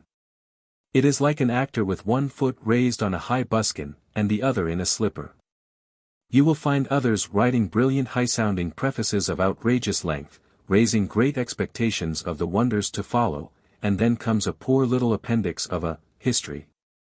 It is like nothing in the world but a child, say the Eros you must have seen in a picture playing in an enormous mask of Heracles or a Titan, Parturient Montes, cries the audience, very naturally. That is not the way to do things. The whole should be homogeneous and uniform, and the body in proportion to the head, not a helmet of gold, a ridiculous breastplate patched up out of rags or rotten leather, shield of wicker, and pigskin greaves. You will find plenty of historians prepared to set the Rhodian Colossus's head on the body of a dwarf, others on the contrary show us headless bodies, and plunge into the facts without exordium. These plead the example of Xenophon, who starts with, Darius and Pursidas had 2 children, if they only knew it, there is such a thing as a virtual exordium, not realized as such by everybody, but of that hereafter. However, any mistake in mere expression or arrangement is excusable, but when you come to fancy geography, differing from the other not by miles or leagues, but by whole days' journeys, where is the classical model for that? One writer has taken so little trouble with his facts, never met a Syrian, I suppose, nor listened to the stray information you may pick up at the barber's, that he thus locates Euripus. Euripus lies in Mesopotamia. 2 days' journey from the Euphrates, and is a colony from Edessa. Not content with that, this enterprising person has in the same book taken up my native Samosata and shifted it, citadel, walls, and all, into Mesopotamia, giving it the 2 rivers for boundaries, and making them shave past it. All but touching the walls on either side. I suspect you would laugh at me, Philo, if I were to set about convincing you that I am neither Parthian nor Mesopotamian, as this whimsical colony planter makes me. By the way, he has also a very attractive tale of Severian, learnt, he assures us on oath, from one of the actual fugitives. According to this, he would not die by the sword, the rope, or poison, but contrived a death which should be tragic and impressive. He was the owner of some large goblets of the most precious glass. Having made up his mind to die, he broke the largest of these, and used a splinter of it for the purpose, cutting his throat with the glass. A dagger or a lancet, good enough instruments for a manly and heroic death, he could not come at, forsooth. Then, as Thucydides composed a funeral oration over the first victims of that old war, our author feels it incumbent on him to do the same for Severian. They all challenge Thucydides, you see, little as he can be held responsible for the Armenian troubles. So he buries Severian, and then solemnly ushers up to the grave, as Pericles' rival, one Afranius Silo, a centurion. The flood of rhetoric which follows is so copious and remarkable that it drew tears from me, ye graces, tears of laughter. Most of all where the eloquent Afranius, drawing to a close, makes mention, with weeping and distressful moans, of all those costly dinners and toasts. But he is a very Ajax in his conclusion. He draws his sword, gallantly as an Afranius should, and in sight of all cuts his throat over the grave, and God knows it was high time for an execution, if oratory can be felony. The historian states that all the spectators admired and lauded Afranius. As for me, I was inclined to condemn him on general grounds. He had all but given a catalogue of sauces and dishes, and shed tears over the memory of departed cakes. But his capital offence was that he had not cut the historian tragedian's throat before he left this life himself. I assure you, my friend, I could largely increase my list of such offenders, but one or two more will suffice, before proceeding to the second part of my undertaking, the suggestions for improvement. There are some, then, who leave alone, or deal very cursorily with, all that is great and memorable, amateurs and not artists, they have no selective faculty, and loiter over copious labored descriptions of the various trifles. It is as if a visitor to Olympia, instead of examining, commending or describing to his stay-at-home friends the general greatness and beauty of the Zeus, were to be struck with the exact symmetry and polish of its footstool, or the proportions of its shoe, and give all his attention to these minor points. For instance, I have known a man get through the battle of Euripus in less than 7 whole lines, and then spend 20 mortal hours on a dull and perfectly irrelevant tale about a Moorish trooper. The trooper's name was Mousakas.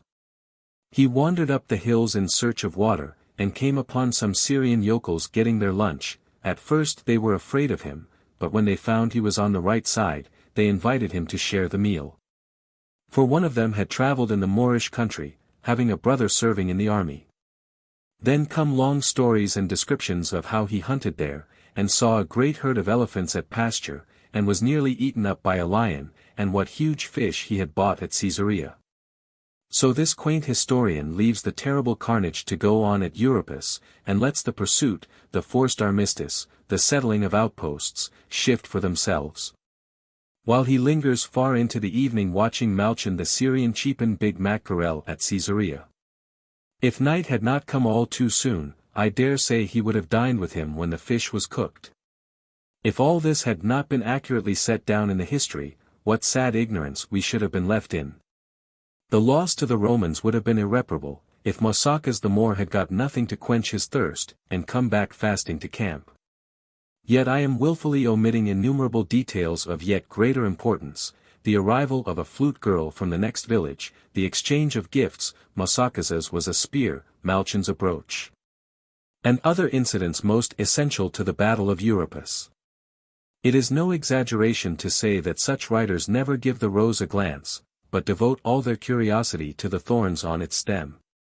Another entertaining person, who has never set foot outside Corinth, nor travelled as far as its harbour, not to mention seeing Syria or Armenia, starts with words which impress themselves on my memory: seeing is believing, I therefore write what I have seen, not what I have been told.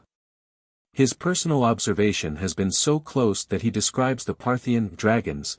They use this ensign as a numerical formula: 1,000 men to the dragon. I believe they are huge live dragons, he says, breeding in Persian territory beyond Iberia. These are first fastened to great poles and hoisted up aloft, striking terror at a distance while the advance is going on. Then, when the battle begins, they are released and set on the enemy. Numbers of our men, it seems, were actually swallowed by them, and others strangled or crushed in their coils, of all this he was an eyewitness, taking his observations, however, from a safe perch up a tree. Thank goodness he did not come to close quarters with the brutes. We should have lost a very remarkable historian, and one who did doughty deeds in this war with his own right hand. For he had many adventures, and was wounded at Sura, in the course of a stroll from the Cranium to Lerna, apparently. All this he used to read to a Corinthian audience, which was perfectly aware that he had never so much as seen a battle picture. Why, he did not know one weapon or engine from another, the names of maneuvers and formations had no meaning for him, flank or front, line or column, it was all one. Then there is a splendid fellow, who has boiled down into the compass of 500 lines, or less, to be accurate, the whole business from beginning to end, campaigns in Armenia, in Syria, in Mesopotamia, on the Tigris, and in Media. And having done it, he calls it a history. His title very narrowly misses being longer than his book, an account of the late campaigns of the Romans in Armenia, Mesopotamia, and Media, by Antiochus, victor at the festival of Apollo. He had probably won some junior flat race. I have known one writer compile a history of the future, including the capture of Vologesus, the execution of Osros, he is to be thrown to the lions, and, crowning all, our long-deferred triumph. In this prophetic vein, he sweeps hastily on to the end of his work, yet he finds time for the foundation in Mesopotamia of a city, greatest of the great, and fairest of the fair. He is still debating, however, whether the most appropriate name will be Victoria, Concord, or Peacetown, that is yet unsettled. We must leave the fair city unnamed for the present. But it is already thickly populated, with empty dreams and literary drivellings. He has also pledged himself to an account of coming events in India, and a circumnavigation of the Atlantic, nay, the pledge is half redeemed. The preface to the India is complete, the Third Legion, the Celtic contingent, and a small Moorish division, have crossed the Indus in full force under Cassius. Our most original historian will soon be posting us up in their doings, their method of receiving elephants, for instance, in letters dated Mesiris or Oxydrake. These people's uneducated antics are infinite. They have no eyes for the noteworthy, nor, if they had eyes, any adequate faculty of expression. Invention and fiction provide their matter, and belief in the first word that comes their style. They pride themselves on the number of books they run to, and yet more on their titles, for these again are quite absurd. So-and-so's so many books of Parthian victories, the Parthes, Book I, the Parthes, Book II, quite a rival to the Athos, eh? Another does it, I have read the book, still more neatly, the Parthenocy of Demetrius of Sagalassus.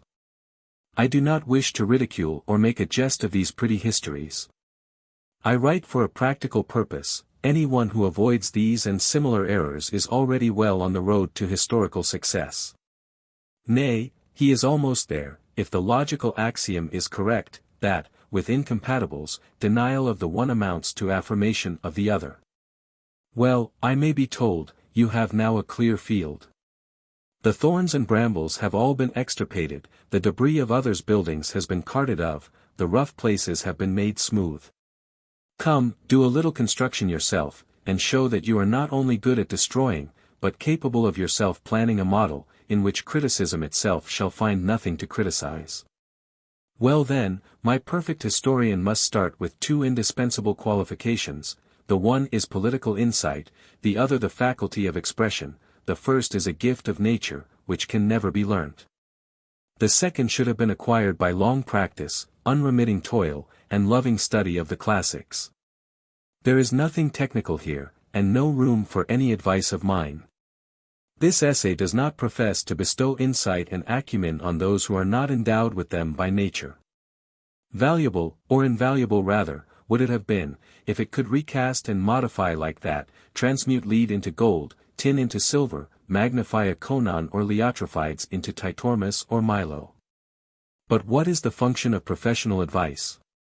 Not the creation of qualities which should be already there, but the indication of their proper use. No trainer, of course, let him be Iccus, Herodotus, Theon, or who he may, will suggest that he can take a Perdiccas 39 and make an Olympic victor of him, fit to face Diogenes of Thassos or Polydamas of Scotussa. What he will tell you is that, given a constitution that will stand training, his system will considerably improve it. So with us, we are not to have every failure cast in our teeth, if we claim to have invented a system for so great and difficult a subject. We do not offer to take the first comber and make a historian of him, only to point out to any one who has natural insight and acquired literary skill certain straight roads, they may or may not be so in reality, which will bring him with less waste of time and effort to his goal. I do not suppose you will object that the man with insight has no need of system and instruction upon the things he is ignorant of. In that case he might have played the harp or flute untaught, and in fact have been omniscient.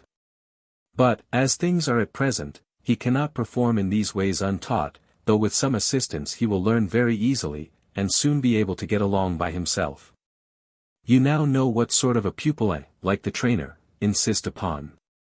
He must not be weak either at understanding or at making himself understood, but a man of penetration, a capable administrator, potentially, that is, with a soldierly spirit, which does not however exclude the civil spirit. And some military experience. At the least he must have been in camp, seen troops drilled or maneuvered, know a little about weapons and military engines, the differences between line and column, cavalry and infantry tactics, with the reasons for them. Frontal and flank attacks. In a word, none of your armchair strategists relying wholly on hearsay. But first and foremost, let him be a man of independent spirit, with nothing to fear or hope from anybody, else he will be a corrupt judge open to undue influences.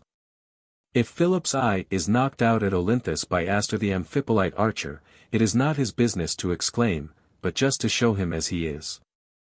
He is not to think whether Alexander will be annoyed by a circumstantial account of the cruel murder of Clitus at table. If a Cleon has the ear of the assembly, and a monopoly of the tribune, he will not shrink on that account from describing him as a pestilent madman. All Athens will not stop him from dwelling on the Sicilian disaster, the capture of Demosthenes, the death of Nicias, the thirst, the foul water, and the shooting down of the drinkers. He will consider very rightly that no man of sense will blame him for recounting the effects of misfortune or folly in their entirety. He is not the author, but only the reporter of them. If a fleet is destroyed, it is not he who sinks it. If there is a rout, he is not in pursuit, unless perhaps he ought to have prayed for better things, and omitted to do so. Of course, if silence or contradiction would have put matters right, Thucydides might with a stroke of the pen have knocked down the counterwall on Epipolae, sent Hermocrates' trireme to the bottom. Let daylight through the accursed Gylippus before he had done blocking the roads with wall and trench, and, finally, have cast the Syracusans into their own quarries and sent the Athenians cruising round Sicily and Italy with Alcibiades's first high hopes still on board. Alas, not fate itself may undo the work of fate. The historian's one task is to tell the thing as it happened. This he cannot do, if he is Artaxerxes' physician 40 trembling before him, or hoping to get a purple cloak, a golden chain, a horse of the Nicaean breed, in payment for his laudations. A fair historian, a Xenophon, a Thucydides, will not accept that position. He may nurse some private dislikes, but he will attach far more importance to the public good, and set the truth high above his hate. He may have his favorites, but he will not spare their errors. For history, I say again, has this and this only for its own. If a man will start upon it, he must sacrifice to no God but truth, he must neglect all else. His sole rule and unerring guide is this, to think not of those who are listening to him now, but of the yet unborn who shall seek his converse. Any one who is intent only upon the immediate effect may reasonably be classed among the flatterers. And history has long ago realized that flattery is as little congenial to her as the arts of personal adornment to an athlete's training. An anecdote of Alexander is to the point. "Ah, Oni Socrates," said he, "how I should like to come to life again for a little while, and see how your stuff strikes people by that time. At present they have good enough reason to praise and welcome it. That is their way of angling for a share of my favor. On the same principle some people actually accept Homer's history of Achilles, full of exaggerations as it is. The one great guarantee which they recognize of his truth is the fact that his subject was not living, that leaves him no motive for lying. There stands my model, then, fearless, incorruptible, independent, a believer in frankness and veracity. One that will call a spade, make no concession to likes and dislikes, nor spare any man for pity or respect or propriety, an impartial judge, kind to all, but too kind to none. A literary cosmopolite with neither suzerain nor king, never heeding what this or that man may think, but setting down the thing that befell. Thucydides is our noble legislator. He marked the admiration that met Herodotus and gave the Muses names to his 9 books, and thereupon he drew the line which parts a good historian from a bad. Our work is to be a possession for ever, not a bid for present reputation. We are not to seize upon the sensational, but bequeath the truth to them that come after. He applies the test of use, and defines the end which a wise historian will set before himself. It is that, should history ever repeat itself, the records of the past may give present guidance. Such are to be my historian's principles. As for diction and style, he is not to set about his work armed to the teeth from the rhetorician's arsenal of impetuosity and incisiveness, rolling periods, close-packed arguments, and the rest, for him a serener mood. His matter should be homogeneous and compact, his vocabulary fit to be understanded of the people, for the clearest possible setting forth of his subject. For to those marks which we set up for the historic spirit, frankness and truth, corresponds one at which the historic style should first of all aim, namely, a lucidity which leaves nothing obscure. Impartially avoiding abstruse out-of-the-way expressions, and the illiberal jargon of the market. We wish the vulgar to comprehend, the cultivated to commend us. Ornament should be unobtrusive, and never smack of elaboration, if it is not to remind us of over-seasoned dishes. The historian's spirit should not be without a touch of the poetical. It needs, like poetry, to employ impressive and exalted tones, especially when it finds itself in the midst of battle array and conflicts by land or sea. It is then that the poetic gale must blow to speed the vessel on, and help her ride the waves in majesty. But the diction is to be content with terra firma, rising a little to assimilate itself to the beauty and grandeur of the subject, but never startling the hearer, nor forgetting a due restraint. There is great risk at such times of its running wild and falling into poetic frenzy, and then it is that writers should hold themselves in with bit and bridle, with them as with horses an uncontrollable temper means disaster. At these times it is best for the spirit to go a horseback, and the expression to run beside on foot, holding on to the saddle so as not to be outstripped. As to the marshalling of your words, a moderate compromise is desirable between the harshness which results from separating what belongs together, and the jingling concatenations, one may almost call them, which are so common. One extreme is a definite vice, and the other repellent. Facts are not to be collected at haphazard, but with careful, laborious, repeated investigation. When possible, a man should have been present and seen for himself. Failing that, he should prefer the disinterested account, selecting the informants least likely to diminish or magnify from partiality. And here comes the occasion for exercising the judgment in weighing probabilities. The material once complete, or nearly so, an abstract should be made of it, and a rough draft of the whole work put down, not yet distributed into its parts. The detailed arrangement should then be introduced, after which adornment may be added, the diction receive its color, the phrasing and rhythm be perfected. The historian's position should now be precisely that of Zeus in Homer, surveying now the Mysians, now the Thracian horseman's land. Even so he will survey now his own party, telling us what we looked like to him from his post of vantage, now the Persians, and yet again both at once, if they come to blows. And when they are face to face, his eyes are not to be on one division, nor yet on one man, mounted or afoot, unless it be a Brasidas leading the forlorn hope, or a Demosthenes repelling it. His attention should be for the generals first of all. Their exhortations should be recorded, the dispositions they make, and the motives and plans that prompted them. When the engagement has begun, he should give us a bird's-eye view of it, show the scales oscillating, and accompany pursuers and pursued alike. All this, however, with moderation. A subject is not to be ridden to death. No neglect of proportion, no childish engrossment, but easy transitions. He should call a halt here, while he crosses over to another set of operations which demands attention. That settled up, he can return to the first set, now ripe for him. He must pass swiftly to each in turn, keeping his different lines of advance as nearly as possible level, fly from Armenia to Media, then swoop straight upon Iberia, and then take wing for Italy, everywhere present at the nick of time.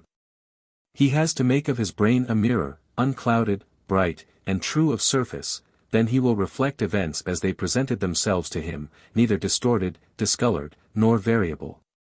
Historians are not writing fancy school essays. What they have to say is before them, and will get itself said somehow, being solid fact. Their task is to arrange and put it into words. They have not to consider what to say, but how to say it. The historian, we may say, should be like Phidias, Praxiteles, Alcamenes, or any great sculptor. They similarly did not create the gold, silver, ivory, or other material they used. It was ready to their hands, provided by Athens, Elis, or Argos. They only made the model, sawed, polished, cemented, proportioned the ivory, and plated it with gold. That was what their art consisted in, the right arrangement of their material. The historian's business is similar, to superinduce upon events the charm of order, and set them forth in the most lucid fashion he can manage. When subsequently a hearer feels as though he were looking at what is being told him, and expresses his approval, then our historical Phidias's work has reached perfection, and received its appropriate reward. When all is ready, a writer will sometimes start without formal preface, if there is no pressing occasion to clear away preliminaries by that means, though even then his explanation of what he is to say constitutes a virtual preface.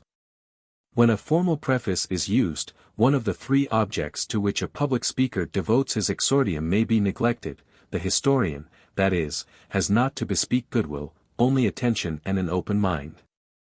The way to secure the reader's attention is to show that the affairs to be narrated are great in themselves, throw light on destiny, or come home to his business and bosom. And as to the open mind, the lucidity in the body of the work, which is to secure that, will be facilitated by a preliminary view of the causes in operation and a precise summary of events.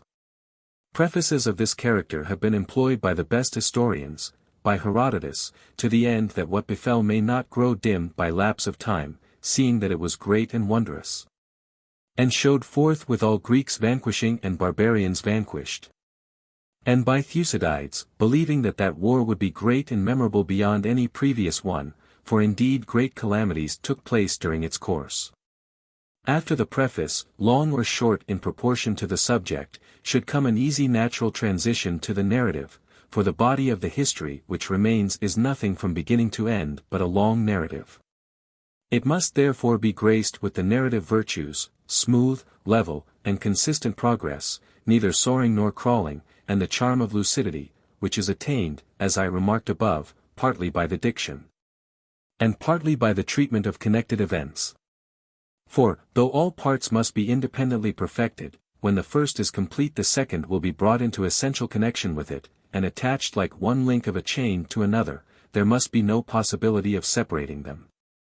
No mere bundle of parallel threads, the first is not simply to be next to the second, but part of it, their extremities intermingling. Brevity is always desirable, and especially where matter is abundant.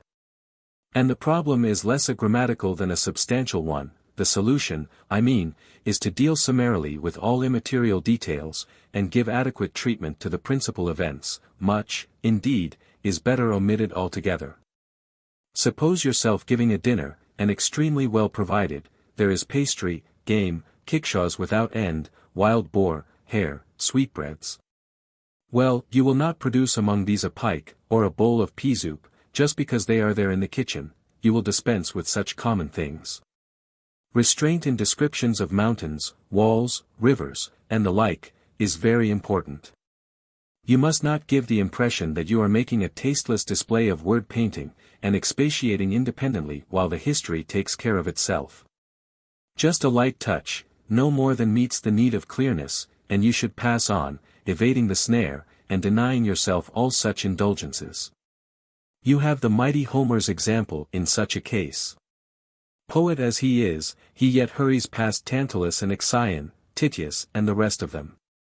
If Parthenius, Euphorion, or Callimachus had been in his place, how many lines do you suppose it would have taken to get the water to Tantalus's lip? How many more to set Ixion spinning? Better still, mark how Thucydides, a very sparing dealer in description, leaves the subject at once, as soon as he has given an idea, very necessary and useful, too, of an engine or a siege operation, of the conformation of Epipolae, or the Syracusan harbor. It may occur to you that his account of the plague is long, but you must allow for the subject, then you will appreciate his brevity. He is hastening on, it is only that the weight of matter holds him back in spite of himself. When it comes in your way to introduce a speech, the first requirement is that it should suit the character both of the speaker and of the occasion, the second is, once more, lucidity. But in these cases you have the counsel's right of showing your eloquence. Not so with praise or censure, these should be sparing, cautious, avoiding hypercriticism and producing proofs, always brief, and never intrusive. Historical characters are not prisoners on trial. Without these precautions you will share the ill name of Theopompus, who delights in flinging accusations broadcast, makes a business of the thing in fact, and of himself rather a public prosecutor than a historian. It may occasionally happen that some extraordinary story has to be introduced, it should be simply narrated, without guarantee of its truth, thrown down for anyone to make what he can of it. The writer takes no risks and shows no preference. But the general principle I would have remembered, it will ever be on my lips, is this: do not write merely with an eye to the present, that those now living may commend and honor you. Aim at eternity, compose for posterity, and from it ask your reward, and that reward, that it be said of you, this was a man indeed, free and free-spoken, flattery and servility were not in him, he was truth all through. It is a name which a man of judgment might well prefer to all the fleeting hopes of the present. Do you know the story of the great Cnidian architect? He was the builder of that incomparable work, whether for size or beauty, the fairest tower. Its light was to warn ships far out at sea, and save them from running on the Periatonia, a spot so fatal to all who get among its reefs that escape is said to be hopeless. When the building was done, he inscribed on the actual masonry his own name, but covered this up with plaster, on which he then added the name of the reigning king. He knew that, as happened later, letters and plaster would fall off together, and reveal the words: Sostratus son of Dexiphanes of Cnidus on behalf of all mariners to the Saviour gods.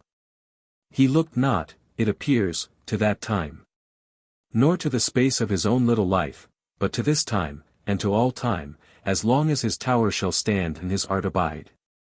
So too should the historian write, consorting with truth and not with flattery, looking to the future hope, not to the gratification of the flattered. There is your measuring line for just history. If any one be found to use it, well. I have not written in vain; if none, yet have I rolled my tub on the cranium. The True History. Introduction. Athletes and physical trainers do not limit their attention to the questions of perfect condition and exercise. They say there is a time for relaxation also, which indeed they represent as the most important element in training. I hold it equally true for literary men that after severe study they should unbend the intellect, if it is to come perfectly efficient to its next task. The rest they want will best be found in a course of literature which does not offer entertainment pure and simple, depending on mere wit or felicity, but is also capable of stirring an educated curiosity, in a way which I hope will be exemplified in the following pages. They are intended to have an attraction independent of any originality of subject, any happiness of general design, any verisimilitude in the piling up of fictions. This attraction is in the veiled reference underlying all the details of my narrative. They parody the cock-and-bull stories of ancient poets, historians, and philosophers. I have only refrained from adding a key because I could rely upon you to recognize as you read. Ctesias, son of Ctesiachus of Cnidus, in his work on India and its characteristics, gives details for which he had neither the evidence of his eyes nor of hearsay. Iambulus's Oceanica is full of marvels. The whole thing is a manifest fiction, but at the same time pleasant reading. Many other writers have adopted the same plan, professing to relate their own travels, and describing monstrous beasts, savages, and strange ways of life. The fount and inspiration of their humor is the Homeric Odysseus, entertaining Alcinous's court with his prison winds, his men one-eyed or wild or cannibal, his beasts with many heads, and his metamorphosed comrades. The Phaeacians were simple folk, and he fooled them to the top of their bent. When I come across a writer of this sort, I do not much mind his lying, the practice is much too well established for that, even with professed philosophers. I am only surprised at his expecting to escape detection. Now I am myself vain enough to cherish the hope of bequeathing something to posterity, I see no reason for resigning my right to that inventive freedom which others enjoy. And, as I have no truth to put on record, having lived a very humdrum life, I fall back on falsehood, but falsehood of a more consistent variety, for I now make the only true statement you are to expect, that I am a liar. This confession is, I consider, a full defense against all imputations. My subject is, then, what I have neither seen, experienced, nor been told, what neither exists nor could conceivably do so. I humbly solicit my readers' incredulity. Book I. Starting on a certain date from the Pillars of Heracles, I sailed with a fair wind into the Atlantic.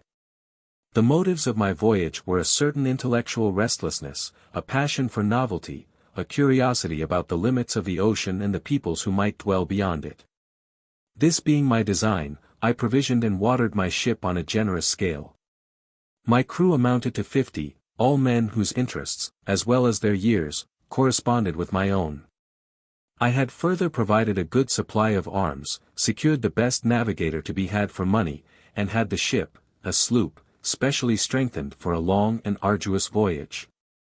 For a day and a night we were carried quietly along by the breeze, with land still in sight.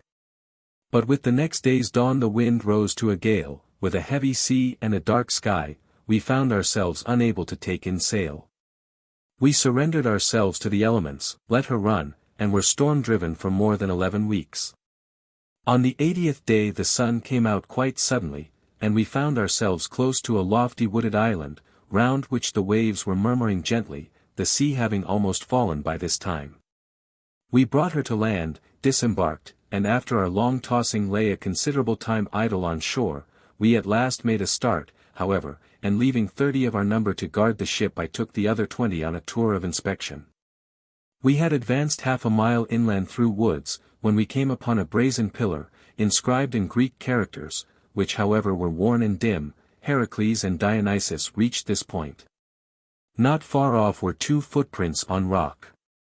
One might have been an acre in area, the other being smaller, and I conjecture that the latter was Dionysus's, and the other Heracles's. We did obeisance, and proceeded. Before we had gone far, we found ourselves on a river which ran wine. It was very like Chian, the stream full and copious, even navigable in parts. This evidence of Dionysus's sojourn was enough to convince us that the inscription on the pillar was authentic. Resolving to find the source, I followed the river up, and discovered, instead of a fountain, a number of huge vines covered with grapes. From the root of each there issued a trickle of perfectly clear wine, the joining of which made the river. It was well stocked with great fish, resembling wine both in color and taste. Catching and eating some, we at once found ourselves intoxicated, and indeed when opened the fish were full of wine lees. Presently it occurred to us to mix them with ordinary water fish, thus diluting the strength of our spirituous food. We now crossed the river by a ford, and came to some vines of a most extraordinary kind. Out of the ground came a thick well-grown stem, but the upper part was a woman, complete from the loins upward. They were like our painters' representations of Daphne in the act of turning into a tree just as Apollo overtakes her. From the fingertips sprang vine twigs, all loaded with grapes. The hair of their heads was tendrils, leaves, and grape clusters. They greeted us and welcomed our approach, talking Lydian, Indian, and Greek, most of them the last. They went so far as to kiss us on the mouth, and whoever was kissed staggered like a drunken man. But they would not permit us to pluck their fruit, meeting the attempt with cries of pain. Some of them made further amorous advances. And two of my comrades who yielded to these solicitations found it impossible to extricate themselves again from their embraces. The man became one plant with the vine, striking root beside it. His fingers turned to vine twigs, the tendrils were all round him, and embryo grape clusters were already visible on him. We left them there and hurried back to the ship, where we told our tale, including our friend's experiment in viticulture. Then after taking some casks ashore and filling them with wine and water we bivouacked near the beach, and next morning set sail before a gentle breeze.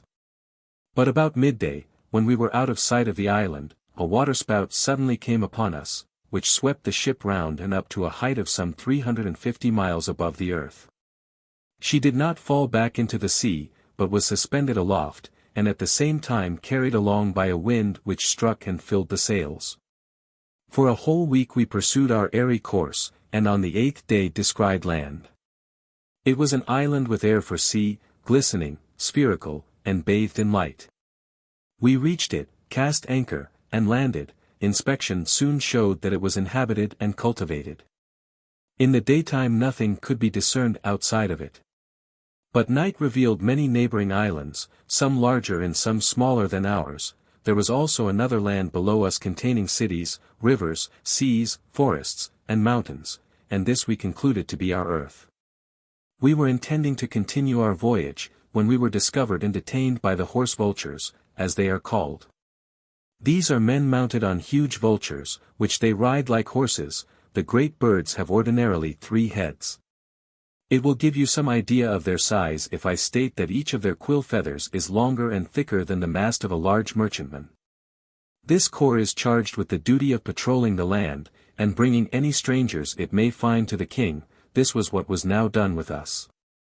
The king surveyed us, and, forming his conclusions from our dress, strangers, said he, "You are Greeks, are you not?" We assented. "And how did you traverse this vast space of air?" In answer we gave a full account of ourselves, to which he at once replied with his own history. It seemed he too was a mortal, named Endymion, who had been conveyed up from our earth in his sleep, and after his arrival had become king of the country. This was, he told us, what we knew on our earth as the moon. He bade us be of good cheer and entertain no apprehensions, all our needs should be supplied. And if I am victorious, he added, in the campaign which I am now commencing against the inhabitants of the sun, I promise you an extremely pleasant life at my court. We asked about the enemy, and the quarrel. Phaeton, he replied, king of the sun, which is inhabited, like the moon, has long been at war with us. The occasion was this: I wished at one time to collect the poorest of my subjects and send them as a colony to Lucifer, which is uninhabited. Phaeton took umbrage at this, met the emigrants halfway with a troop of horse ants, and forbade them to proceed. On that occasion, being in inferior force, we were worsted and had to retreat. But I now intend to take the offensive and send my colony. I shall be glad if you will participate. I will provide your equipment and mount you on vultures from the royal coops. The expedition starts tomorrow. I expressed our readiness to do his pleasure. That day we were entertained by the king. In the morning we took our place in the ranks as soon as we were up, our scouts having announced the approach of the enemy. Our army numbered 100,000, exclusive of camp, followers, engineers, infantry, and allies, the horse vultures amounting to 80,000, and the remaining 20,000 being mounted on salad wings. These latter are also enormous birds, fledged with various herbs, and with quill feathers resembling lettuce leaves. Next these were the millet throwers and the garlic men.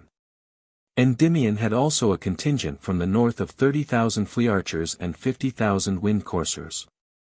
The former have their name from the great fleas, each of the bulk of a dozen elephants, which they ride. The wind coursers are infantry, moving through the air without wings. They effect this by so girding their shirts, which reach to the ankle, that they hold the wind like a sail and propel their wearers ship fashion. These troops are usually employed as skirmishers. 70,000 ostrich slingers and 50,000 horse cranes were said to be on their way from the stars over Cappadocia. But as they failed to arrive I did not actually see them. And a description from hearsay I am not prepared to give, as the marvels related of them put some strain on belief. Such was Endymion's force. They were all armed alike, their helmets were made of beans, which grow there of great size and hardness. The breastplates were of overlapping lupin husks sewn together, these husks being as tough as horn. As to shields and swords, they were of the Greek type. When the time came, the array was as follows: on the right were the horse vultures, and the king with the elite of his forces, including ourselves. The salad wings held the left, and in the center were the various allies. The infantry were in round numbers 60 million, they were enabled to fall in thus: there are in the moon great numbers of gigantic spiders, considerably larger than an average Aegean island. These were instructed to stretch webs across from the moon to Lucifer.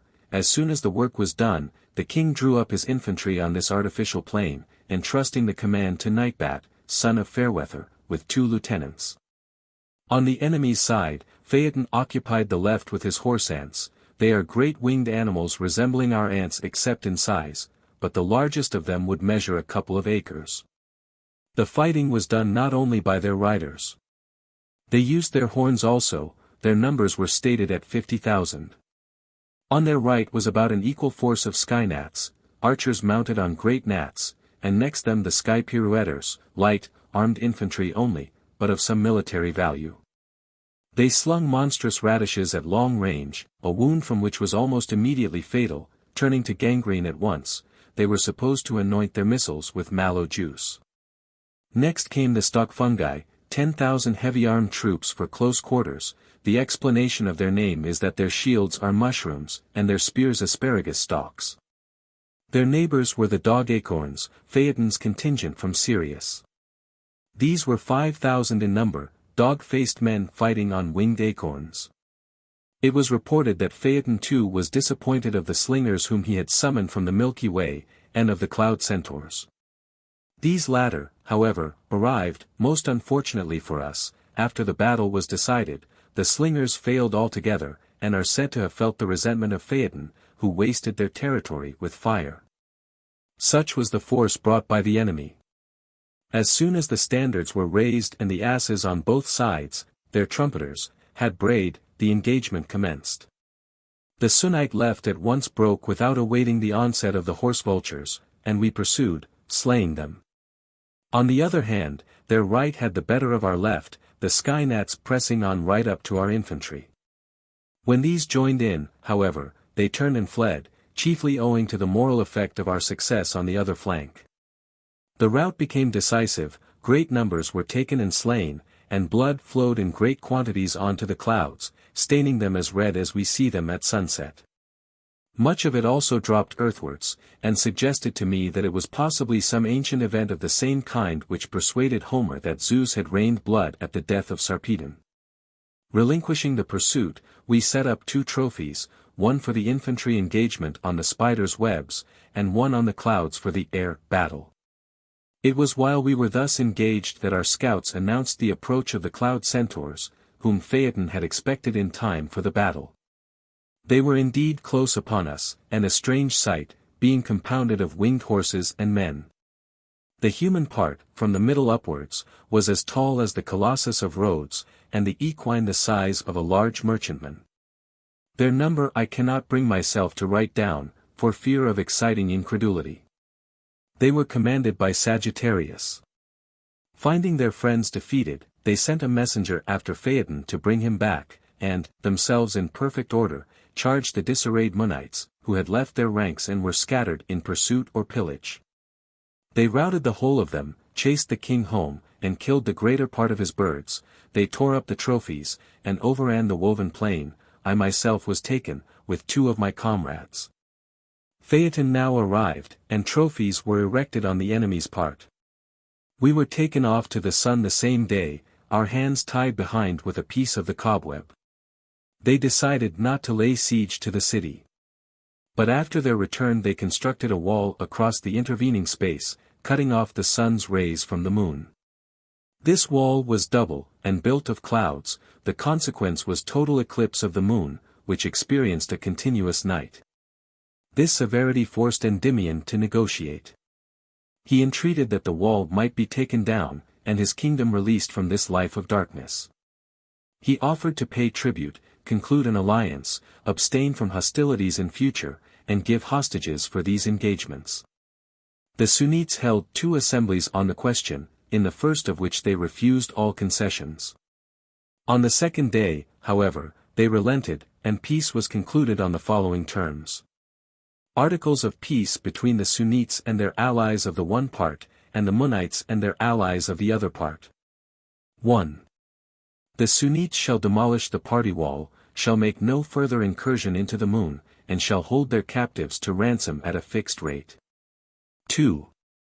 The Munites shall restore to the other stars their autonomy, shall not bear arms against the Sunnites, and shall conclude with them a mutual defensive alliance. 3. The king of the Munites shall pay to the king of the Sunnites, annually, a tribute of 10,000 jars of dew, and give 10,000 hostages of his subjects. 4. The high contracting parties shall found a colony of Lucifer in common, and shall permit persons of any other nationality to join the same. 5. These articles shall be engraved on a pillar of electrum, which shall be set up on the border in mid-air. Sworn to on behalf of the sun by Firebrace, Heaton, and Flashman, and on behalf of the moon by Nightwell, Monday, and Shimmer. Peace concluded, the removal of the wall and restoration of captives at once followed. As we reached the moon, we were met and welcomed by our comrades and King Endymion, all weeping for joy. The king wished us to remain and take part in founding the colony, and, women not existing in the moon, offered me his son in marriage. I refused, asking that we might be sent down to the sea again. And finding that he could not prevail, he entertained us for a week, and then sent us on our way. I am now to put on record the novelties and singularities which attracted my notice during our stay in the moon. When a man becomes old, he does not die, but dissolves in smoke into the air. There is one universal diet, they light a fire, and in the embers roast frogs, great numbers of which are always flying in the air. They then sit round as at table, snuffing up the fumes which rise and serve them for food. Their drink is air compressed in a cup till it gives off a moisture resembling dew. Beauty with them consists in a bald head and hairless body. A good crop of hair is an abomination. On the comets, as I was told by some of their inhabitants who were there on a visit, this is reversed. They have beards, however, just above the knee, no toenails, and but one toe on each foot. They are all tailed, the tail being a large cabbage of an evergreen kind, which does not break if they fall upon it. Their mucus is a pungent honey. And after hard work or exercise they sweat milk all over, which a drop or two of the honey curdles into cheese. The oil which they make from onions is very rich, and as fragrant as balsam. They have an abundance of water-producing vines, the stones of which resemble hailstones, and my own belief is that it is the shaking of these vines by hurricanes, and the consequent bursting of the grapes, that results in our hailstorms. They use the belly as a pouch in which to keep necessaries, being able to open and shut it. It contains no intestines or liver, only a soft hairy lining. Their young, indeed, creep into it for protection from cold. The clothing of the wealthy is soft glass, and of the poor, woven brass. The land is very rich in brass, which they work like wool after steeping it in water. It is with some hesitation that I describe their eyes, the thing being incredible enough to bring doubt upon my veracity. But the fact is that these organs are removable, any one can take out his eyes and do without till he wants them. Then he has merely to put them in. I have known many cases of people losing their own and borrowing at need, and some, the rich, naturally, keep a large stock. Their ears are plain leaves, except with the breed raised from acorns. Theirs being of wood. Another marvel I saw in the palace. There is a large mirror suspended over a well of no great depth, any one going down the well can hear every word spoken on our earth. And if he looks at the mirror, he sees every city and nation as plainly as though he were standing close above each. The time I was there, I surveyed my own people and the whole of my native country. Whether they saw me also, I cannot say for certain. Any one who doubts the truth of this statement has only to go there himself, to be assured of my veracity. When the time came, we took our leave of king and court, got on board, and weighed anchor. Endymion's parting gifts to me were 2 glass shirts, 5 of brass, and a suit of lupin armor, all of which, however, I afterwards left in the whale's belly. He also sent, as our escort for the first 50 miles, 1,000 of his horse vultures. We passed on our way many countries, and actually landed on Lucifer, now in process of settlement, to water. We then entered the zodiac and passed the sun on the left, coasting close by it. My crew were very desirous of landing, but the wind would not allow of this. We had a good view of the country, however, and found it covered with vegetation, rich, well watered, and full of all good things. The cloud centaurs, now in Phaeton's pay, espied us and pounced upon the ship, but left us alone when they learned that we were parties to the treaty. By this time our escort had gone home. We now took a downward course, and 24 hours sailing brought us to Lambton.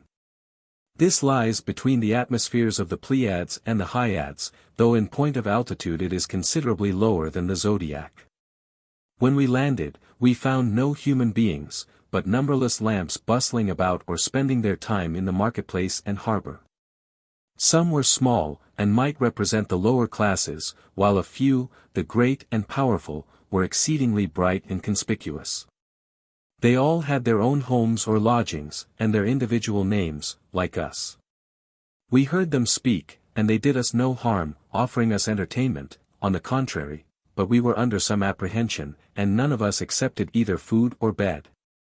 There is a government house in the middle of the city, where the governor sits all night long calling the roll call. Any one not answering to his name is capitally punished as a deserter, that is to say, he is extinguished. We were present and witnessed the proceedings, and heard lamps defending their conduct and advancing reasons for their lateness. I there recognized our own house lamp, accosted him, and asked for news of my friends, in which he satisfied me. We stayed there that night, set sail next morning, and found ourselves sailing, now, nearly as low as the clouds. Here we were surprised to find Cloud Cuckoo Land. We were prevented from landing by the direction of the wind, but learned that the king's name was Crookbeak, son of Fitzuzzel. I bethought me of Aristophanes, the learned and veracious poet whose statements had met with unmerited incredulity. 3 days more, and we had a distinct view of the ocean, though there was no land visible except the islands suspended in air, and these had now assumed a brilliant fiery hue. About noon on the 4th day the wind slackened and fell, and we were deposited upon the sea. The joy and delight with which the touch of water affected us is indescribable. Transported at our good fortune, we flung ourselves overboard and swam, the weather being calm and the sea smooth. Alas, how often is a change for the better no more than the beginning of disaster. We had but 2 days' delightful sail, and by the rising sun of the 3rd we beheld a crowd of whales and marine monsters, and among them one far larger than the rest, some 200 miles in length. It came on open-mouthed, agitating the sea far in front, bathed in foam, and exhibiting teeth whose length much surpassed the height of our great phallic images, all pointed like sharp stakes and white as elephants' tusks. We gave each other a last greeting, took a last embrace, and so awaited our doom. The monster was upon us, it sucked us in, it swallowed ship and crew entire. We escaped being ground by its teeth, the ship gliding in through the interstices. Inside, all was darkness at first, in which we could distinguish nothing, but when it next opened its mouth, an enormous cavern was revealed, of great extent and height. A city of 10,000 inhabitants might have had room in it. Strewn about were small fish, the disjecta membra of many kinds of animal, ships' masts and anchors, human bones, and merchandise. In the center was land with hillocks upon it, the alluvial deposit, I supposed, from what the whale swallowed. This was wooded with trees of all kinds, and vegetables were growing with all the appearance of cultivation. The coast might have measured 30 miles round. Sea birds, such as gulls and halcyons, nested on the trees. We spent some time weeping, but at last got our men up and had the ship made fast, while we rubbed wood to get a fire and prepared a meal out of the plentiful materials around us. There were fragments of various fish, and the water we had taken in at Lucifer was unexhausted. Upon getting up next day, we caught glimpses, as often as the whale opened his mouth, of land, of mountains, it might be of the sky alone, or often of islands, we realized that he was dashing at a great rate to every part of the sea.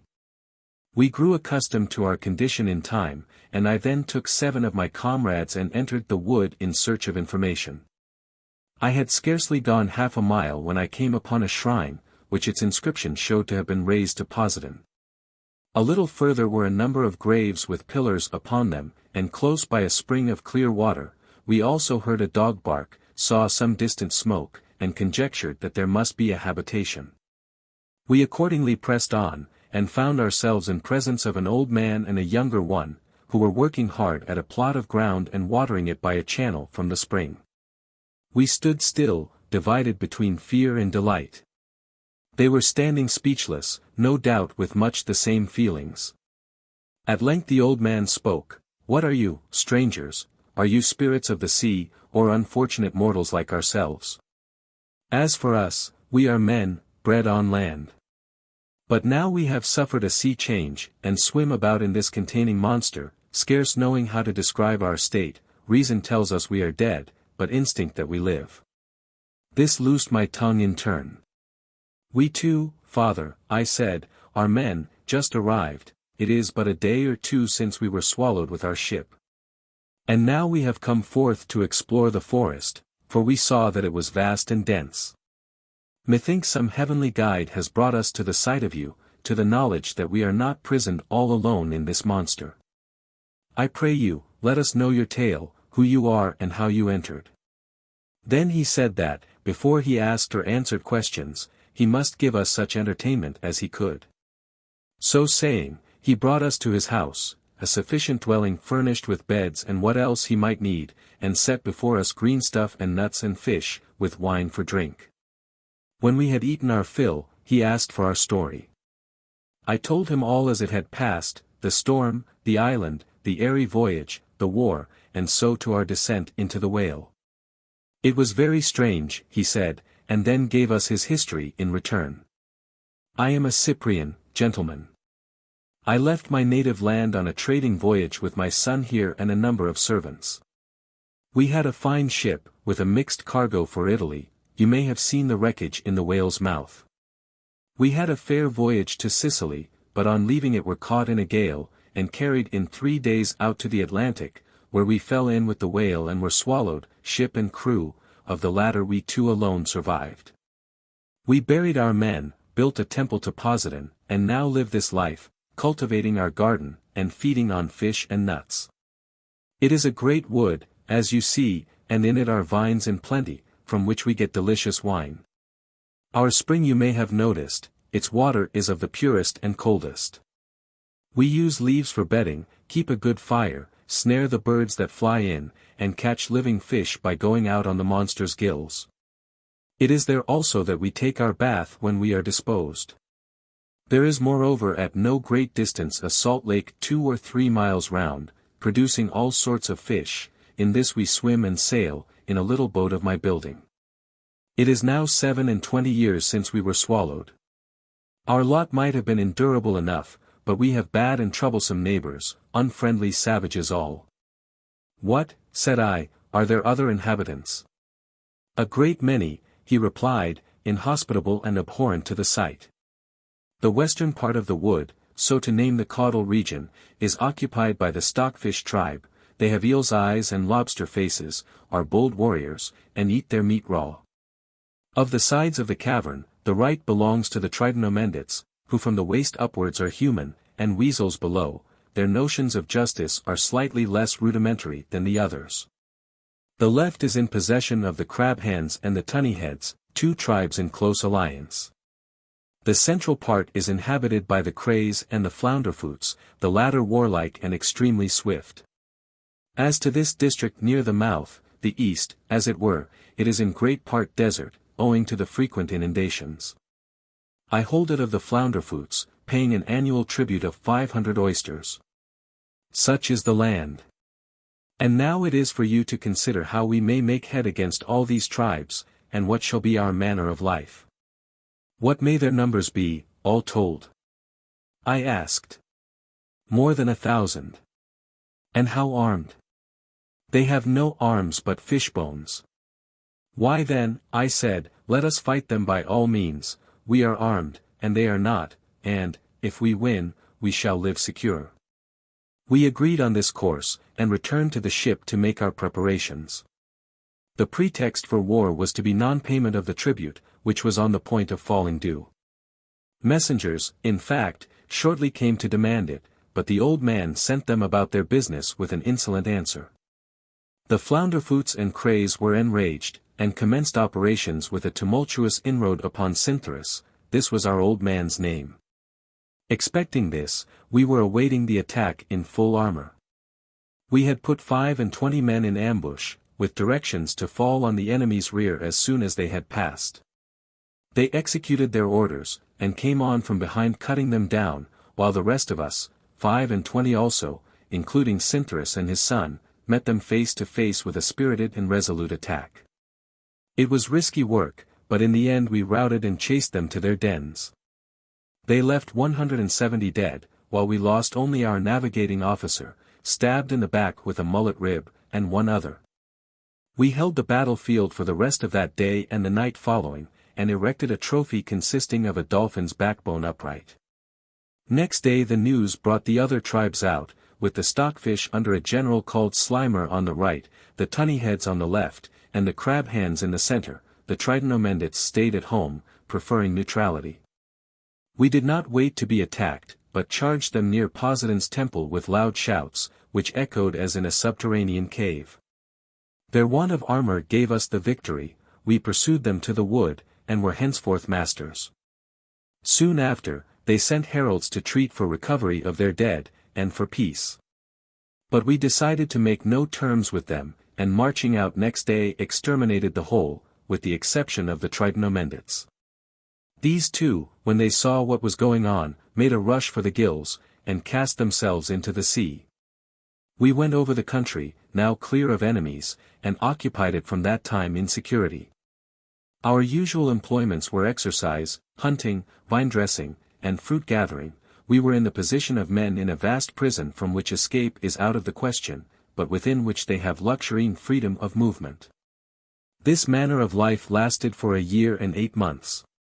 It was on the 5th of the next month, about the second gape, the whale, I should say, gaped regularly once an hour, and we reckoned time that way, about the second gape, then, a sudden shouting and tumult became audible.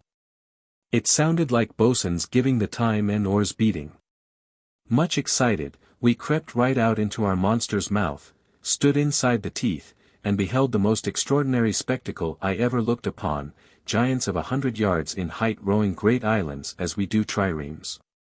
I am aware that what I am to relate must sound improbable, but I cannot help it. Very long islands they were, but of no great height, the circumference of each would be about 11 miles, and its complement of giants was some 120. Of these some sat along each side of the island, rowing with big cypresses, from which the branches and leaves were not stripped.